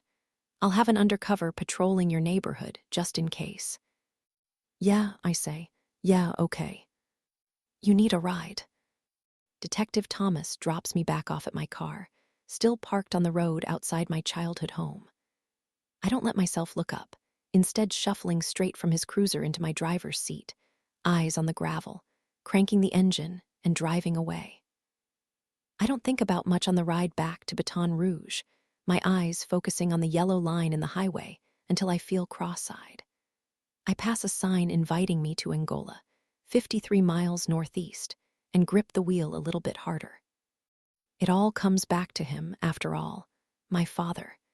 Daniel's receipts, the way Tyler had tried to stop me from going to see him that night at the motel. "Chloe, it's dangerous. My father knows something. He is the key to all of this. He is the common thread between Tyler and Daniel and those dead girls and me, binding us all together like flies caught in the same web. He holds the answers, him, and nobody else. I've known that, of course. I've been toying with the idea of visiting him, spinning it around in my mind like fingers working at a ball of clay, hoping for a shape to form. An answer to be revealed, but nothing ever was. I step through my front door and expect to hear chimes, now a familiar comfort of my alarm, but nothing happens. I look at the keypad, notice that it hasn't been set. Then I remember watching Daniel on my cell phone, flicking the lights off, the last one to leave. I punch the code into the keypad and walk upstairs, straight into my bathroom, dropping my purse onto the toilet seat. I run a bath, twisting the faucet as far left as it can possibly go, hoping the scalding water will burn straight through my flesh, washing Tyler from my skin. I dip my toe into the tub and slide inside, my body turning an angry pink. The water rises to my chest, my collarbones. I sink so deep that everything is submerged but my face. I hear my heartbeat in my ears. I glance over at my purse, at the bottle of pills tucked inside. I imagine taking them all, falling asleep. The little bubbles that would escape from my lips as I sank deeper, until finally the last one burst. It would be peaceful at least, surrounded by warmth. I wonder how long it would take for them to find me. Days, probably, maybe weeks. My skin would start to detach, little flaps rising to the surface like lily pads. I look down at the water, notice that it's turned a pale pink. I grab a washcloth and start scrubbing at my skin, at the remnants of Tyler's blood still caked to my arms. Even after it's gone, I keep scrubbing, pushing hard, making it hurt. Then I lean forward, pull the stopper from the drain, and stay seated until every last drop is gone. I put on sweatpants and a sweatshirt before walking back downstairs, entering the kitchen, and filling a glass of water. I down the entire thing, sighing when I've reached the bottom, hanging my head low. And then I look up, listening. I feel a wave of goosebumps erupt across my skin, and I place the glass down gently, taking a slow step toward the living room. I can hear something muffled. A subtle movement, the kind of thing I wouldn't have noticed if I wasn't so acutely aware of being alone. I walk into my living room and feel my body stiffen as my eyes land on Daniel. "Hey, Chloe." I stare at him silently, standing there, picturing myself upstairs in the bathtub, eyes closed. I imagine opening them, seeing Daniel hovering above me, his hands reaching out, holding me down. Open-mouthed screams and rushing water, sputtering to death like an old car. I didn't want to scare you. I glance at the keypad, the alarm that had been left unlocked. And that's when I realize he never left. I picture him standing by the front door, exhaling before flipping that switch. The camera going dark, but I never saw him open the door. I never saw him leave. I knew you wouldn't come home unless you thought I was gone, Daniel says, reading my mind. I was just planning on waiting for you so we could talk. I even saw you outside last night, parked by the house. But then you left, and you didn't come back. There's an undercover cop outside, I lie. I didn't see one when I pulled in, but there could be. There might be. They're looking for you. Just let me explain. I met your mother. He looks taken aback. He wasn't expecting that. I don't have a plan here, but seeing Daniel here in my home, standing smug, I'm suddenly angry. She told me all about you, I say. Your father, his violence. The way you tried to intervene for a while, but eventually just stopped. Let it happen. Daniel curls his fingers into his palms, a loose fist. Is that what happened to her? I ask. To Sophie, was she your punching bag? I imagine Sophie Briggs getting home from her friend's house, pink sneakers pounding up the steps, screen door slapping. Stepping inside to see Daniel, hunched over on the couch, dead eyes and a sick grin. I imagine her running past him, tripping over trash as she ran up those carpeted stairs toward her bedroom. Daniel behind her, getting closer, grabbing her corkscrew ponytail and tugging hard. Yanking her neck back, a twig snap cracking. A strangled scream that nobody heard. Maybe you didn't mean to. Maybe it just went too far. Her body at the base of the stairs, limbs flopped like wet noodles. Daniel shaking her shoulder before leaning forward, lifting her hand and letting the dead weight drop. Pulling her ring gently from her finger and pushing it into his pocket. Sometimes that's the way bad habits start. An accident, like a broken pinky leading to a drug addiction. Without the pain, you would have never even known you liked it. You think I killed my sister? He asks. Is that what this is about? I know you killed your sister. Chloe. He stops mid-sentence, scrutinizing me. The way he looks at me now, it's not confusion or anger or longing in his eyes. It's that same look I've seen before, many, many times. That look I've seen in the eyes of my own brother, the police. In Ethan and Sarah and Detective Thomas. In the mirror as I gaze into my own reflection, trying to decipher the real from the imagined, the then from the now. It's the look I had been dreading to see in the eyes of my fiancé, all these months, the look I was desperately trying to avoid. But now, here it is. That very first hint of concern, not for my safety, but for my mind. It's pity, it's fear. I didn't kill my sister, he says slowly. I saved her. Chapter 45. Earl Briggs drank Jim Beam Kentucky Straight. Always slightly warm from sitting open on the living room table, light beams from the windows reflecting off the bottle like fossilized amber. Always in a highball glass, liquid filled to the brim. It coated his lips in a perpetual slickness like a puddle of gasoline, giving his breath a medicinal smell. Sickly sweet like butterscotch left out in the sun. I always knew what kind of day it would be based on how full the bottle was, Daniel says, slumping down to the couch and staring at the floor. Normally, I would have walked to him, wrapped my arm around his back, trailed my fingernail along the little stretch of skin between his shoulder blades. Normally. Instead, I stay standing. I started to think of it like an hourglass, you know. It started out full, then we'd watch it slowly disappear. When it was empty, we knew to stay away. My father had his demons, obviously, but drinking wasn't one of them. I have vague recollections of him cracking open a Bud Light after an afternoon in the yard, a sweaty neck warranting a sweaty bottle. He rarely broke into the liquor, only on special occasions. I would almost prefer it if he drank. Everybody has their vices. Some people smoke cigarettes when they're drunk. Dick Davis kills. But no, it wasn't like that. He didn't need any kind of chemical substance to switch on the violence. This particular demon I can't understand. He went after my mom for years, Daniel says. About everything. Every little thing would set him off. I think about that bruise underneath Diane's eye, her arms red like tenderized meat. My husband, Earl, he's got a temper. I couldn't understand why she didn't just leave, he says. Just take us and go. But she never did, so we learned to navigate it, I guess. Sophie and I, we just kept our distance, tiptoed around it. But then one day, I came home from school. He looks like he's in physical pain, like he's trying to swallow a rock. He squeezes his eyes tight, looks up at me. He beat the shit out of her, Chloe, his own daughter, and that's not even the worst of it. My mom didn't stop him. I let myself imagine it. A young Daniel, 17 years old, listening to those familiar wails float through the front door as he makes his way home, backpack slung over his shoulder. Walking inside, living room filled with smoke.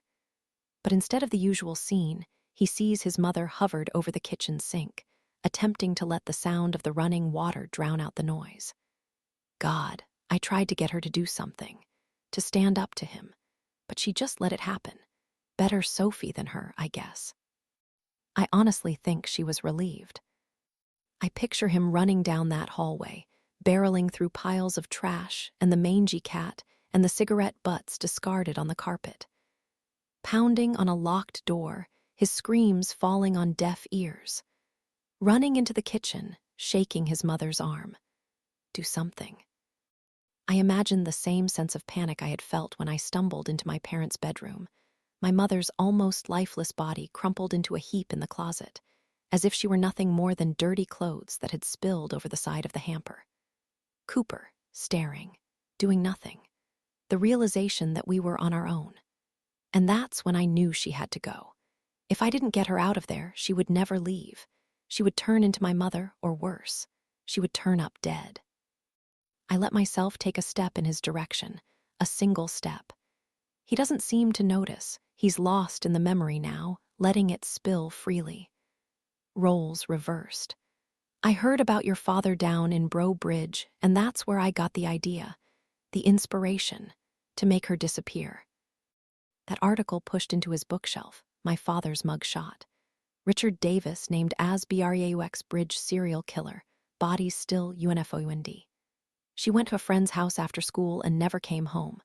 My parents didn't even realize she was gone until the following night. 24 hours missing, nothing. He waves his hand, makes a poof motion. I kept waiting for them to say something. I just kept sitting there, waiting for them to notice, to call the police, something. But they never did. She was only 13. He shakes his head in disbelief. Her friend's mom called the next day, the friend whose house she had been at. I guess she left her textbook there. She knew she wouldn't need it anymore, and that's when they realized it. Someone else's parent noticed before they did. By then, everyone just assumed the same thing happened to her as all those other girls, that she was taken. I imagined Sophie on that dingy television, the kitchen counter kind they had plopped on top of a portable table in the living room.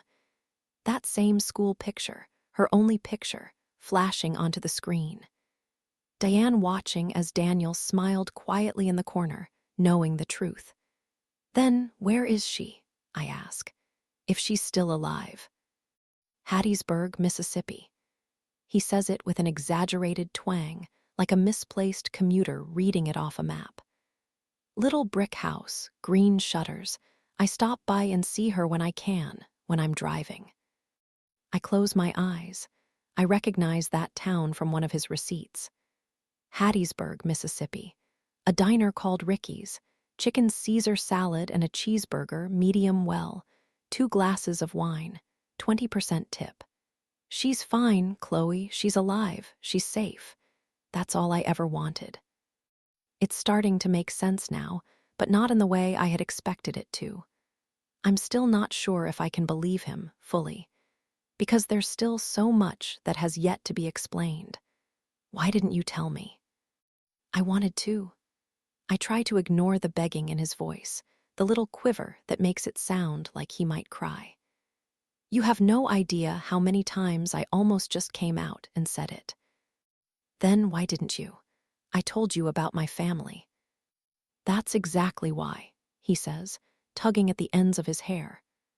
He sounds frustrated now, like we're arguing over the dishes.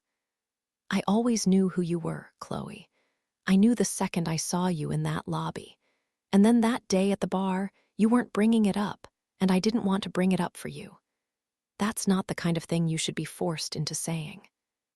Those little nudges, the way he couldn't seem to stop staring. I think about that night on the couch, and my face flushes with blood. You let me tell you everything, and you acted like you didn't already know. I can't help but feel angry as the magnitude of his lies settles over me. At the things he had made me believe, the way he had made me feel. What was I supposed to say? Stop you mid-sentence? Oh yeah, Dick Davis. He gave me the idea to fake my sister's murder. He snorts a little self-deprecating laugh, then almost as suddenly, his face goes serious again. I didn't want you to think that everything up until that moment had been a lie. I remember that night so vividly, the way I had felt lighter after that, after telling him everything. My insides raw but clean, a verbal purging to get the sickness out. His finger on my chin, tilting it up. Those words for the first time, I love you. Wasn't it, though? Daniel sighs, rests his hands on his thighs. I don't blame you for being mad. You have every right, but I'm not a murderer, Chloe. I can't even believe you'd think that. Then, what are you doing with my father? He stares at me. His eyes look tired, like they've been drilling straight into the sun. If all of this has an innocent explanation, if you have nothing to hide, then why have you been visiting him? I continue. How do you know him? I watch him deflate a little, like he's sprung a leak somewhere. An old balloon hovering self-consciously in the corner, shriveling into nothing. Then he reaches his hand into his pocket, pulls out a long, silver necklace. I watch his thumb polish the pearl in the center, making tiny little circles, over and over. It feels tender, like rubbing a rabbit's foot charm or the cheek of a newborn, soft and juicy like an overripe peach. I have a flash of Lacey rubbing her rosary in my office, back and forth, up and down. Finally, he speaks. Chapter 46. I'm sitting at my kitchen island, an open bottle of red aerating between two full glasses. I'm twisting one in my hand, rubbing the delicate stem back and forth between my fingers. To my left, an orange bottle, the cap unscrewed. I glance at the clock on the wall, the hour hand pointing at 7. The overgrown branches from the magnolia tree outside are scratching at my window, nails against glass. I can almost feel the knock on my door before I hear it. That moment of anticipatory silence, hanging heavy in the air like the seconds after a lightning strike as you wait for the thunder to roll, though. Then that quick, closed-fisted pounding, always the same, unique like a fingerprint, followed by a familiar voice. "Chloe, it's me. Let me in." "It's open," I yell back, my eyes staring straight ahead. I hear the creak of the door, the double chimes from my alarm. My brother's heavy footsteps as he steps inside, closing it behind him. He walks over to the island, kisses my temple before I feel his posture stiffen. "Don't worry about it," I say, sensing his eyes on the pills. "I'm fine." He exhales, pulls out the bar stool next to mine, and takes a seat. We're quiet for a while, a game of dare. Each of us waiting for the other to go first. "Look, I know these last couple weeks have been hard on you." He gives in, placing his hands on the counter. "They've been hard on me, too." I don't respond. "How are you holding up?" I lift my wine, my lips grazing the edge of the glass. I hold them there and watch as my breath comes out in little puffs before disappearing again. "I killed someone," I say at last. "How do you think I'm holding up?" I can't imagine what that must have been like. I nod, take a sip, put my glass down on the counter. Then I turn toward Cooper. "Are you really going to make me drink alone?" He stares at me, his eyes searching my face like he's looking for something familiar. When he can't find it, he reaches for the second glass and takes a sip himself. He exhales, stretches his neck. "I'm sorry about Daniel. I know you loved him. I just always knew there was something about him. He stops, hesitates. Whatever, it's over now. I'm just glad you're safe. I wait silently as Cooper takes another few sips, the alcohol starting to course through his veins, loosen his muscles, until I look at him again, my eyes square on his. Tell me about Tyler Price. I watch a shock wave ripple across his expression, only for a second. A tremor like a miniature earthquake before he pulls himself together again, his face like stone. What do you mean? I can tell you what I saw in the news. No, I shake my head. No, I want to know what he was really like. After all, you knew him. You were friends. He's staring at me, his eyes darting back down to the pills again. Chloe, you're not making any sense. I've never met that guy. Yeah, he was from home, but he was a nobody. A loner. A loner, I repeat, twisting the stem in my hands, the rotating glass making a rhythmic swoosh against the marble. Right. Then how did he get into Riverside? I think back to that morning with my mother, at seeing Aaron's name on the visitor pad. I had been so angry, the prospect of them letting a stranger into her room. I had been so angry that I hadn't been listening, the words hadn't registered. Sweetheart, we don't let people in who aren't authorized. God, I keep telling you to stop taking these fucking things, he says, reaching for the bottle. He picks it up, and I can sense the weightlessness in his hands. Jesus, did you take all of them? It's not the pills, Cooper. Fuck the pills. He looks at me the same way he looked at me 20 years ago, when I had stared at my father on the television screen, hawked those words through my teeth like dip spit, gritty and foul. Fucking coward. You knew him, Cooper. You knew everybody. I picture Tyler as a teenager, scrawny and awkward, almost always alone. A faceless, nameless body trailing my brother around the crawfish festival, following him home, waiting outside his window, doing his bidding. After all, my brother was a friend to everyone. He made them feel warm and safe and accepted. I think back to my conversation with Tyler on the water now, talking about Lena. How she was nice to me, how she looked after me. That's a friend, he had said, nodding. Knowing. The best kind, if you ask me. You reached out to him, I say. You sought him out, you brought him here. Cooper is staring at me now, his mouth hanging open like a cabinet with a loose hinge. I can see the words lodged in his throat like an unchewed chunk of bread, and that's how I know that I'm right. Because Cooper always has something to say.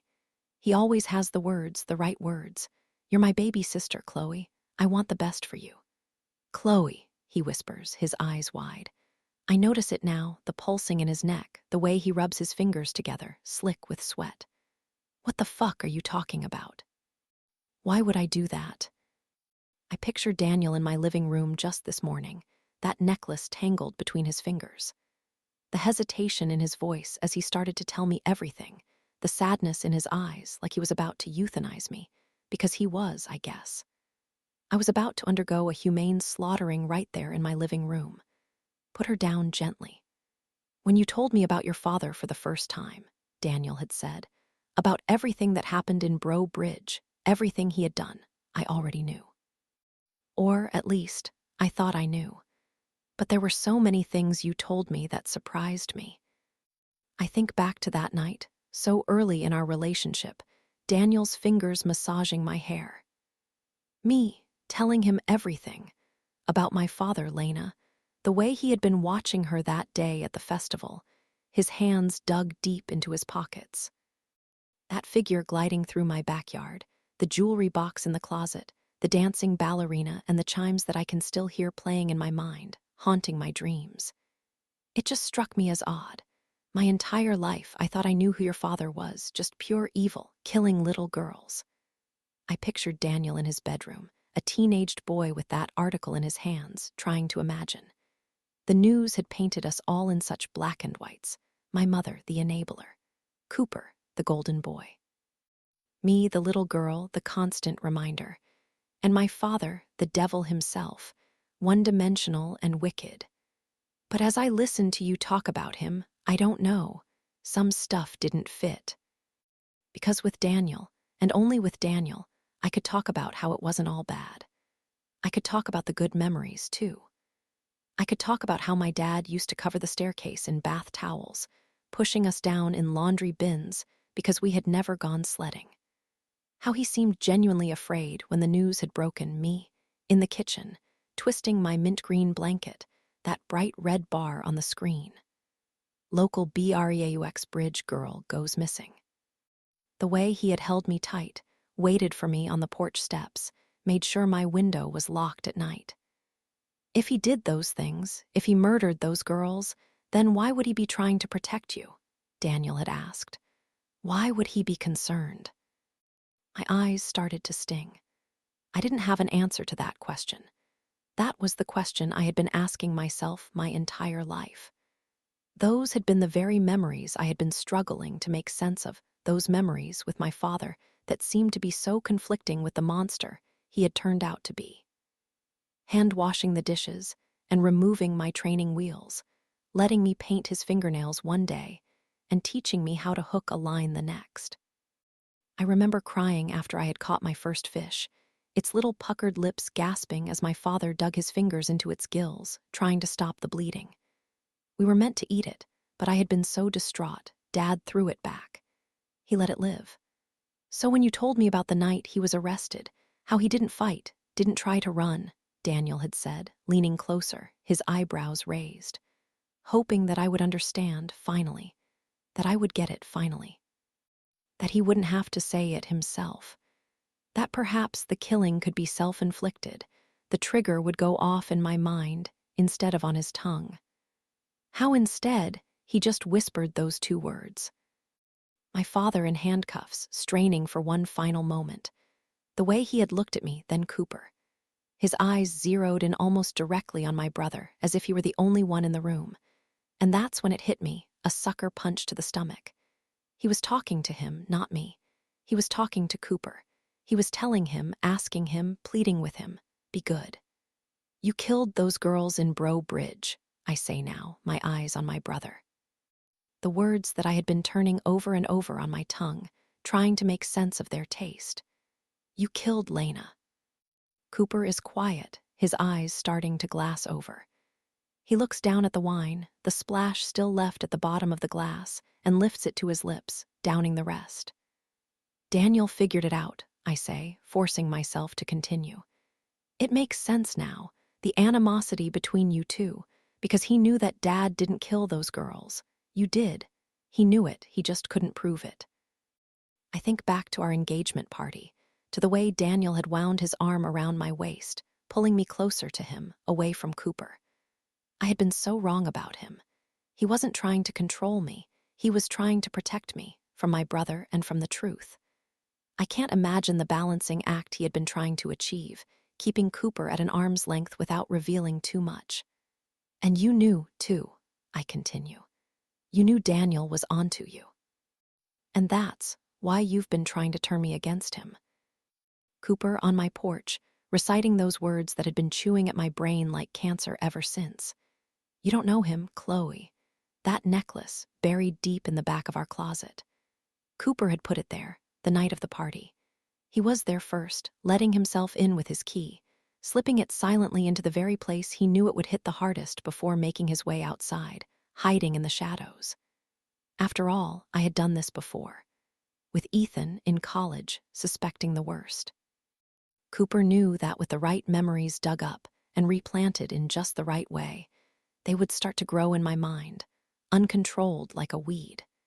They would take over everything.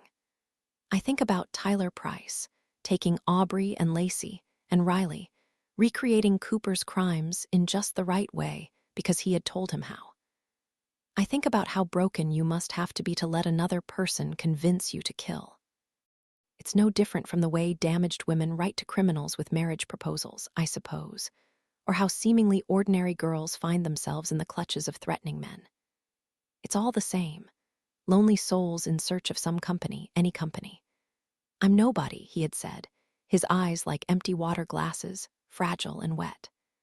The same way I had found myself, time and time again, tangled between the sheets with a stranger, afraid for my life, but at the same time, willing to take the risk. "You're not crazy," Tyler had told me, his hands in my hair. Because that's the thing about danger, it heightens everything. Your heartbeat, your senses, your touch. It's a desire to feel alive, because it's impossible to feel anything but alive when you find yourself in its presence. The world becoming cloaked in a shadowy haze. Its very existence all the proof you need. That you're here, you're breathing. And in an instant, it could all be gone. I can see it now, so clearly. My brother pulling Tyler under his spell again. This lost, lonely person, the way he always has. He made me do it. There was always something about him, after all. Something about Cooper. An aura that captured people, an attraction that was almost impossible to shake. Like magnets trying to fight iron, that gentle, natural pull. You could try, for a while, shaking under the mounting pressure. But eventually, you just gave in, the same way my anger would always melt as he pulled me into that familiar hug.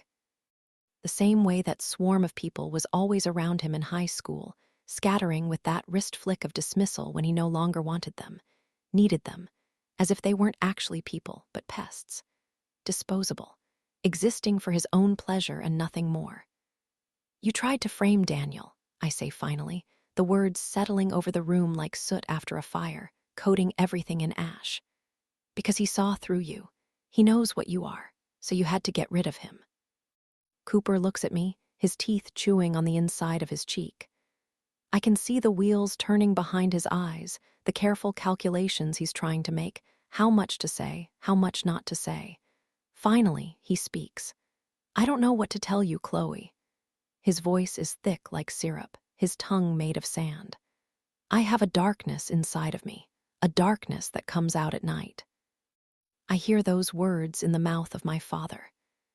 The way he had regurgitated them, almost automatically, as he sat at that courtroom table, his ankles chained together, a single tear dripping onto the notepad beneath him. It's so strong, I couldn't fight it. Cooper with his nose pushed to the screen, as if everything else in the room had evaporated, turning into nothing but vapor swirling around him. Watching my father, listening as he recited the same words Cooper must have recited to him when he had been caught. "It's like this giant shadow always hovering in the corner of the room," he says. "It drew me in, it swallowed me whole." I gulp, summoning that final sentence from the pit of my belly. That sentence that had hammered the last nail into my father's coffin, the rhetorical squeeze that drained the air from his lungs, killing him in my mind. That sentence that had angered me to my core, my father, placing the blame on this fictional thing. Crying not because he was sorry, but because he had gotten caught.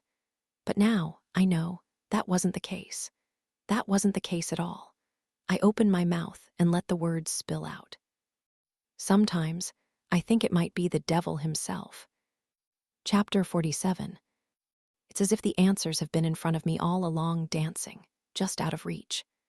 Twirling like Lena Bottle in the air, her ripped-up shorts and double French braids, the remnants of weed sticking to her skin, the remnants of weed heavy on her breath. Like that ballerina, chipped and pink, spinning to the rhythm of delicate chimes. But when I had reached out, tried to touch them, tried to grab them, they had turned into smoke in my grip, swirling through my fingers until I was left with nothing. "The jewelry," I say, my eyes on Cooper's silhouette, his aging face morphing into that of my teenaged brother. He had been so young, only 15. "It was yours. Dad found it in my room, underneath my floorboard." The floorboard I had told him about after I found Cooper's magazines. I bow my head. "He took the box, wiped it down, and hid it in his closet until he could figure out what to do with it," he says. "But he never had the chance. You found it first." I found it first. A secret I had stumbled upon in my search for scarves. I had opened it up, plucked Lena's belly button ring from the center, dead and gray. And I knew it was hers. It had seen it that day, my face cupped against her stomach, her skin smooth and warm against my hands. Somebody's watching. Dad wasn't looking at Lena, I say, thinking of my father's expression, distracted, afraid. Preoccupied by some unspoken thought tormenting his mind. that his son was sizing up his next victim, preparing to strike. That day at the festival, he was looking at you. Ever since Tara, he says, the spider veins in his eyes flushing pink. Now that he started talking, the words are flowing freely, like I knew they would. I look down at his glass, at the puddle of wine left at the bottom. He would just watch me like that, like he knew. Tara King. The runaway, a year before any of this started. Tara King, the girl Theodore Gates had confronted my mother with, the outlier, the enigma, the one nobody could prove. She was the first, Cooper says. I had wondered for a while what it would feel like. My eyes can't help but dart to the corner, to the place where Burt Rhodes once stood. You ever think about what it feels like? I used to keep myself up at night, wondering, imagining. And then one night, there she was, alone on the side of the road. I can see it so vividly, like I'm watching a movie, screaming into the void, trying to stop the impending danger. But nobody hears me, nobody listens. Cooper in my father's car. He had just learned how to drive, the freedom, I'm sure, a breath of fresh air. I can picture him idling behind the wheel, quiet, watching, considering. His entire life, he had been surrounded by people, the crowds around him at school, in the gym, at the festival, never leaving his side. But in that moment, alone, he saw an opportunity. Tara King. A suitcase hanging heavy over her shoulder, a note scratched on her kitchen counter. She had been leaving, running away. Nobody had even thought to look when she vanished. I remember feeling surprised how easy it was, he says, his eyes drilling into the countertop. My hands on her throat, and the way the movement just stopped. He pauses, looks at me. Do you really want to know all this? Cooper, you're my brother, I say, reaching my hand out to cover his. Right now, touching his skin, I want to vomit. I want to run away. But instead, I force myself to regurgitate the words, his words, that I know work so well. Tell me what happened. I kept expecting to get caught, he says at last. I kept expecting someone to show up at our house, the cops, something, but nobody ever did. Nobody even talked about it. And I realized I could get away with it. Nobody knew except him. He stops again, swallowing hard, like he knows these next words will hit harder than any that came before them. Except Lena, he says finally. Lena knew. Lena always out late, by herself, picking her way out of her locked bedroom before running outside, wandering into the night, seeing Cooper in that car, creeping slowly behind as Tara walked down the side of the road, unaware. Lena had seen him. She didn't have a crush on Cooper. She had been pushing him, testing him. She was the only one in the world who knew his secret, and she was drunk with power, playing with matches the way she always did, getting closer and closer before the fire singed her skin. You should pick me up in that car of yours sometime, calling over her shoulder. Cooper's rigid back, hands punched into his pockets. You don't want to be like Lena. I picture her lying on the grass, that ant creeping up her cheek, her motionless and still, letting it crawl. Breaking into Cooper's bedroom, the smile that twisted across her lips when he had caught us, that knowing grin, hands on her hips, almost as if to tell him, look what I can do to you. Lena was invincible. We all thought it, even she herself. Lena was a liability, I say, trying hard to swallow the tears crawling up the back of my throat. You had to get rid of her. And after that, he shrugs, there was no reason to stop. It wasn't the killing that my brother had craved. I know that now, looking at him hunched over my countertop, decades of memories swirling around him. It was the control. And somehow, I understand it. I understand it in a way only family can. I think back to all of my fears, the lack of control I constantly imagine. 2 hands wrapped around my neck, squeezing tight. It was that same control I feared losing that Cooper loved to take. It was the control he felt in the moment those girls realized that they were in trouble, the look in their eyes, the quiver in their voices as they pled. Please, anything. The knowledge that he and he alone was the deciding factor between life and death. He had always been that way, really. The way he had pushed his hand into Bert Rhodes's chest, challenging him. Walking in circles on the wrestling mat, his fingers twitching at his sides like a tiger circling a weaker rival, ready to sink in its claws. I wonder if that's what he was thinking when he had his opponents by the neck, squeezing, twisting, snapping. How easy it would have been, the pulsing of their jugular beneath his fingers. And when he let them go, he felt like God, granting them another day. Tara, Robin, Susan, Margaret, Carrie, Jill. That was a part of the thrill to him, choosing, fingers outstretched the same way you would choose an ice cream flavor, perusing your options behind a glass case before making your decision, pointing, taking. But Lena had always felt different, special. She had felt like something more, and that's because she was. She wasn't random, she was taken out of necessity. Lena knew, and for that, she had to be killed. My father knew, too, but Cooper had solved that problem in a different way. He had solved it with his words, eyes wet, pleading, talking about the shadows in the corner, the way he had tried to fight them. Cooper had always managed to find the right words, using them to his advantage, controlling people, influencing people, and they had worked.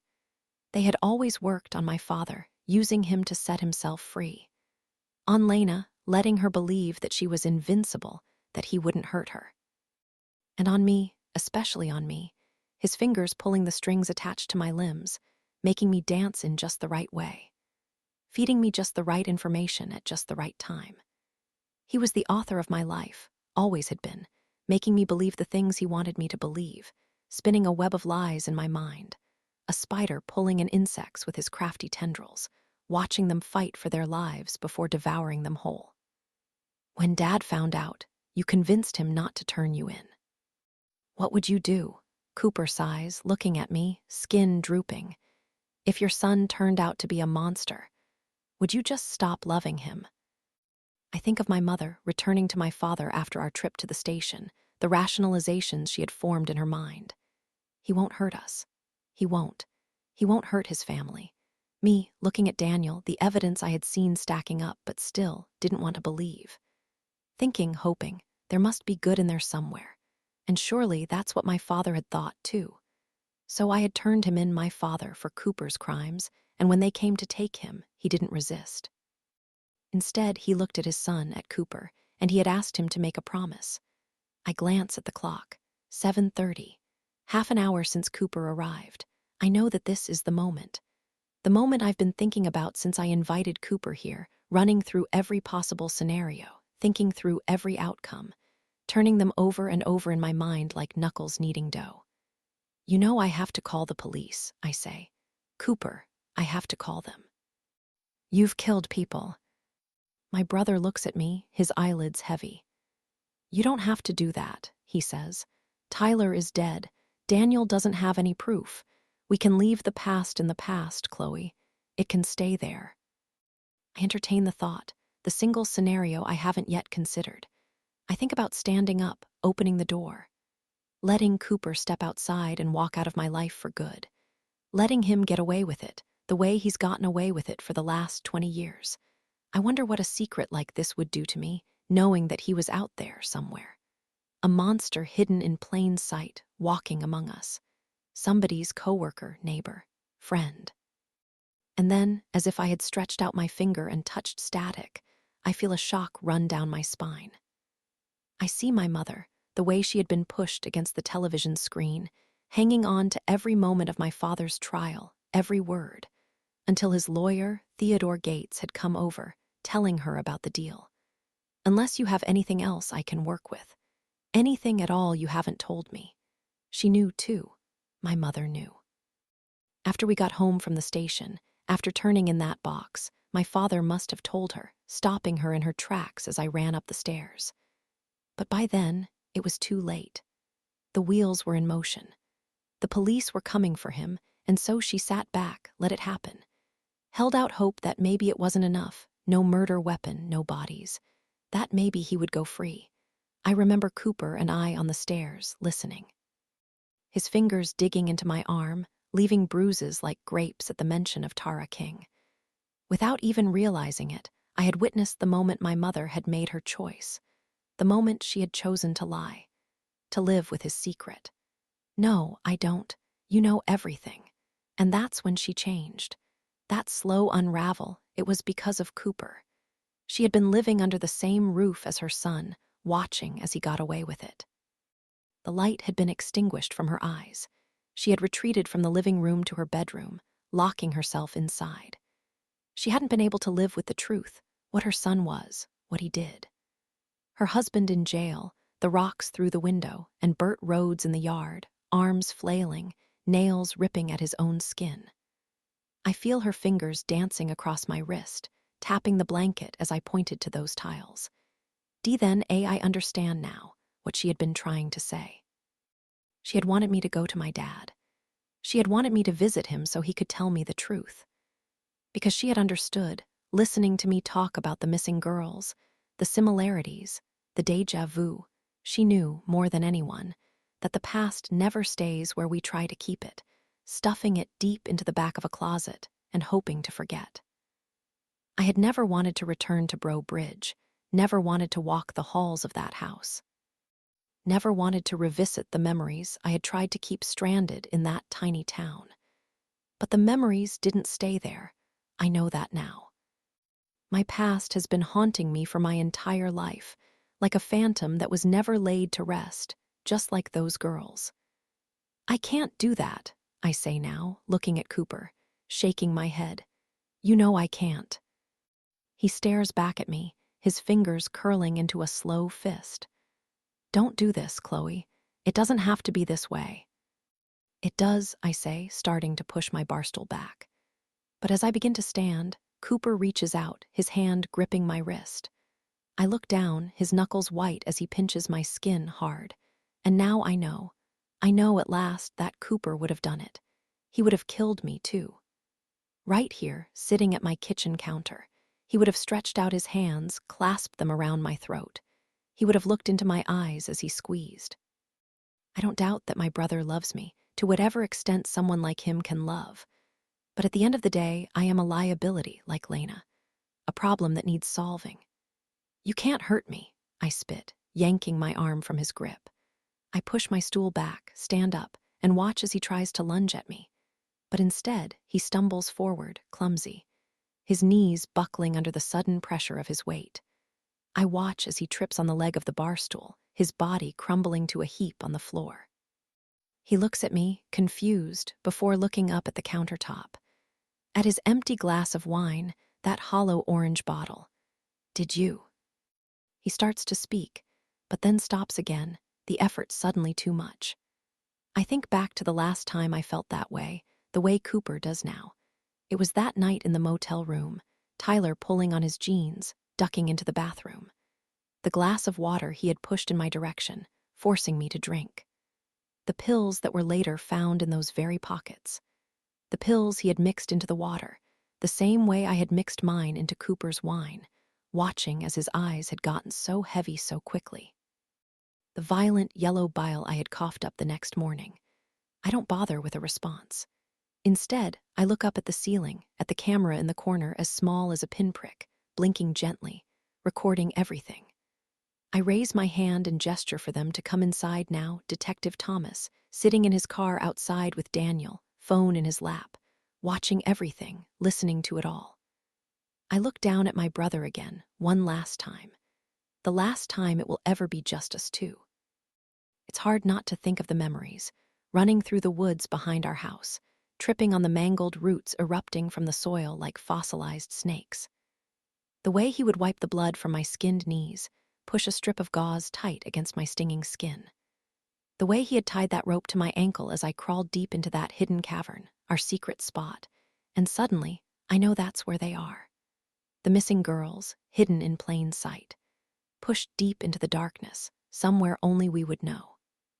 I picture that dark figure I had seen emerging from the trees, shovel in hand. Cooper, always tall for 15, muscular from years of wrestling. His head ducked low, the darkness obscuring his face. The shadows swallowing him up, until, at last, he had turned into nothing. July 2019. Chapter 48. A cool breeze whips through my open windows, sending wisps of my hair dancing into the skylight, grazing against my cheek. The glare of the setting sun feels warm on my skin, but still, it's unusually crisp today. Friday, July 26, my wedding day. I look down at the directions in my lap, a series of turns that end in a single address written on scrap paper. I glance through my windshield at the long driveway stretching out before me, the mailbox with 4 copper numbers hammered into wood. I take the turn, dust kicking up from my tires until I pull up in front of a small house. Red brick, green shutters. Hattiesburg, Mississippi. I step out of my car, slam the door. Then I walk up the driveway, up the steps, and reach out my hand, knocking twice on a thick slab of pine wood painted a pale green with a wreath made of straw hung squarely in the center. I hear footsteps from inside, the gentle murmur of voices. The door swings open, and a woman stands before me.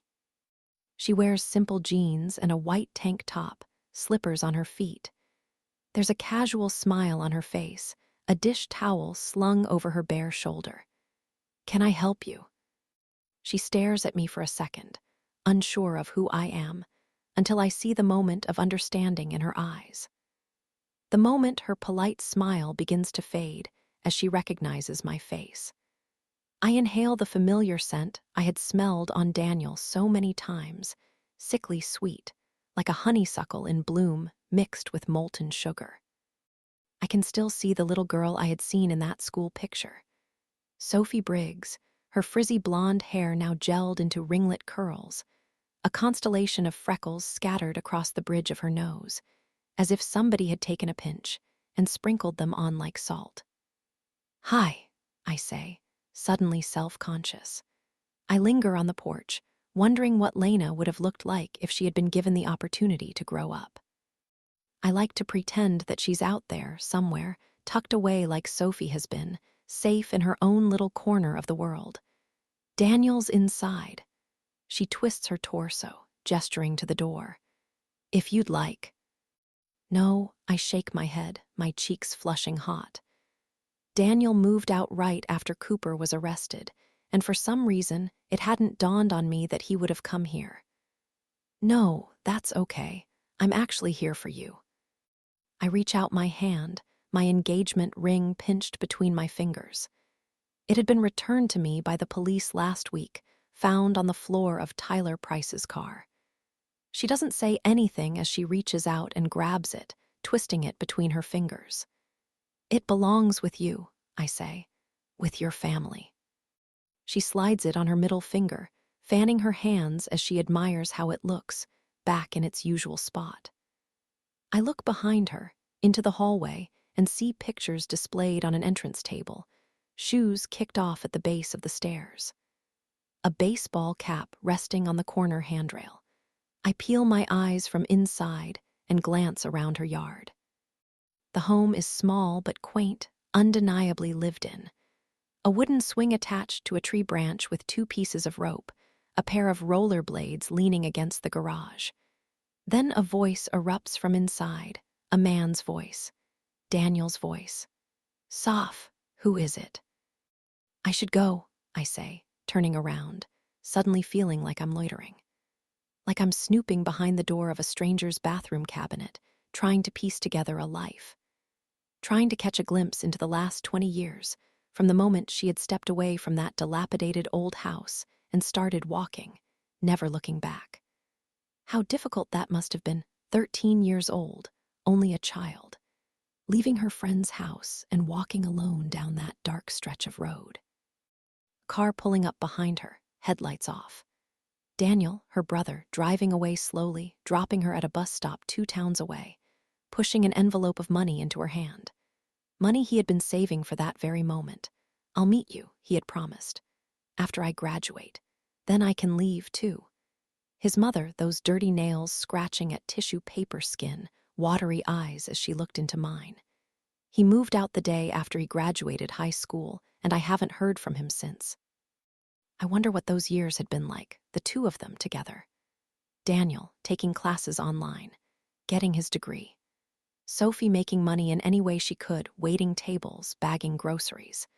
Then one day, they looked at each other and realized that they had grown up, that the years had passed, and that the danger was gone, that they both deserved a life, and real life, and so Daniel had left, making his way to Baton Rouge, but always finding a way to come back. My foot hits the top of the stairs when Sophie finally speaks again. I can hear her brother's voice in hers, assertive and strong. "It was my idea, to give you this." I twist around and look at her, still standing there, arms crossed tight against her chest. "Daniel talked about you constantly. Still does," she smirks. "When he said he was going to propose, I guess it made me feel connected in a way, picturing you wearing it. Like one day we might know each other." I think about Daniel, those articles tucked inside a book in his bedroom. Cooper's crime's the inspiration he had needed to get Sophie out, to make her disappear. So many lives were taken because of my brother. That fact still makes me lie awake at night, their faces burned into my mind like the soot on Lena's palm. A big, black spot. So many lives gone, except for Sophie Briggs. Her life was saved. "I'm glad you did," I smile. "And now we do." "I heard your dad's getting out." She takes a step forward, like she doesn't quite want me to leave. I nod, not really sure how to respond. I was right about Daniel visiting my father in Angola. That was where he had been going during all those trips. He had been trying to get to the truth about Cooper. When he told him about the killings happening again, the girls going missing, offering Aubrey's necklace as proof, my father had agreed to come clean. But when you've already pled guilty to murder, you can't just change your mind. You need something more. You need a confession. And that's where I came in. After all, it was my words that had put my father behind bars. It seemed only fitting that my conversation with Cooper, 20 years later, would be the one to free him. I had watched my father apologize on the news last week.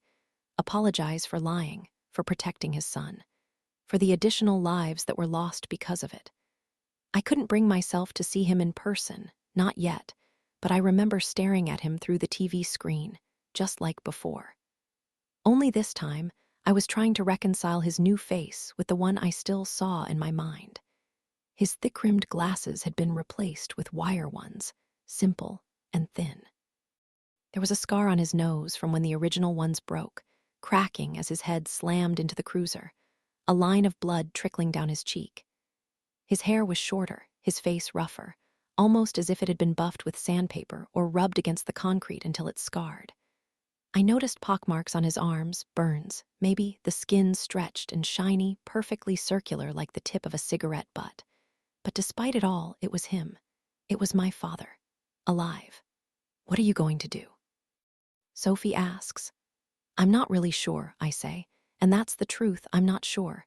Some days I'm still so angry my father lied. He took the blame for Cooper's crimes.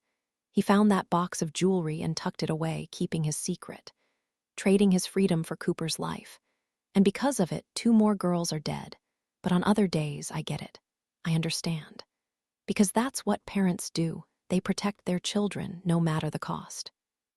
I think of all those mothers staring into the camera, the fathers melting into puddles by their sides.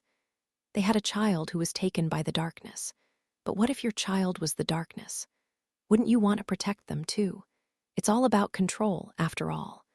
The illusion that death is something we can contain, cupping it into our palms and holding it tight, never letting it escape. That Cooper, given another chance, could somehow change. That Lena, dangling herself in front of my brother, feeling the fire singe her skin, could pull away at just the right moment. Walk away unscathed. But it's just a lie we tell ourselves. Cooper never changed. Lena couldn't outrun the flames. Even Daniel had tried it, attempting to control the anger that was inherent inside of him.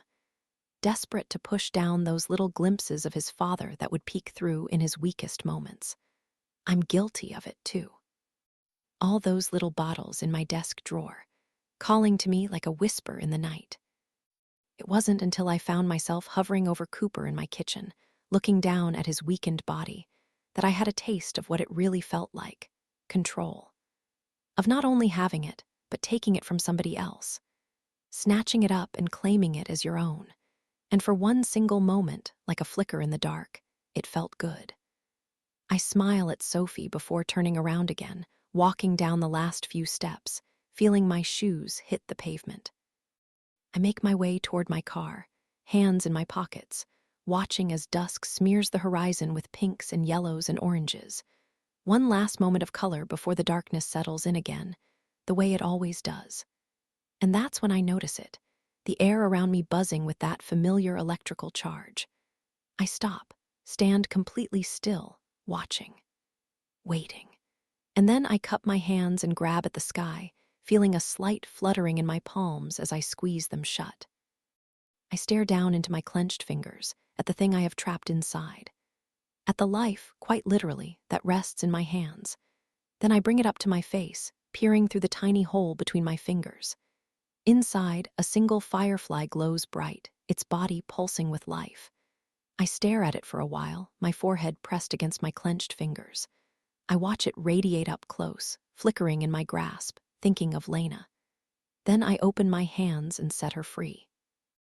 夜の静けさに包まれて君の声が響いてくる目を閉じて感じるぬくもり夢の中で出会えるなら遠くの星を見上げて願いを込めて祈るけれど君がいない世界では何も意味を持たない夢の中で君と踊る夜が明けるその前に手をつないでいるだけで心が満たされる目を覚まさないでこの瞬間が続けばいい夢の中で君と永遠を探してる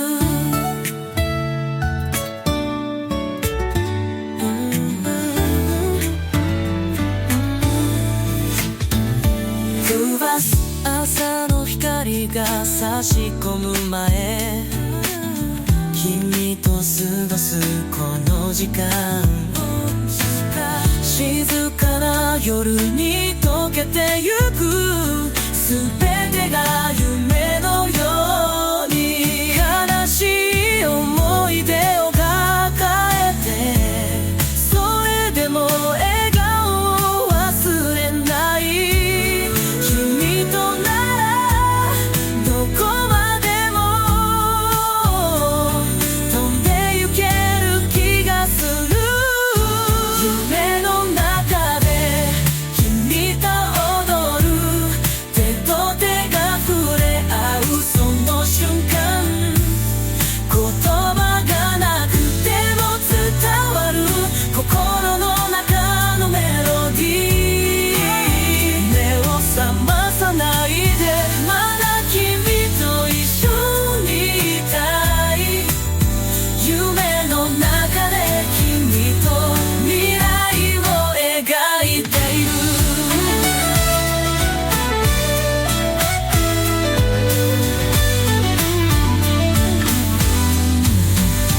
夢の中で見た景色が現実になるその時まで君と歩んで行きたいただ一緒にいら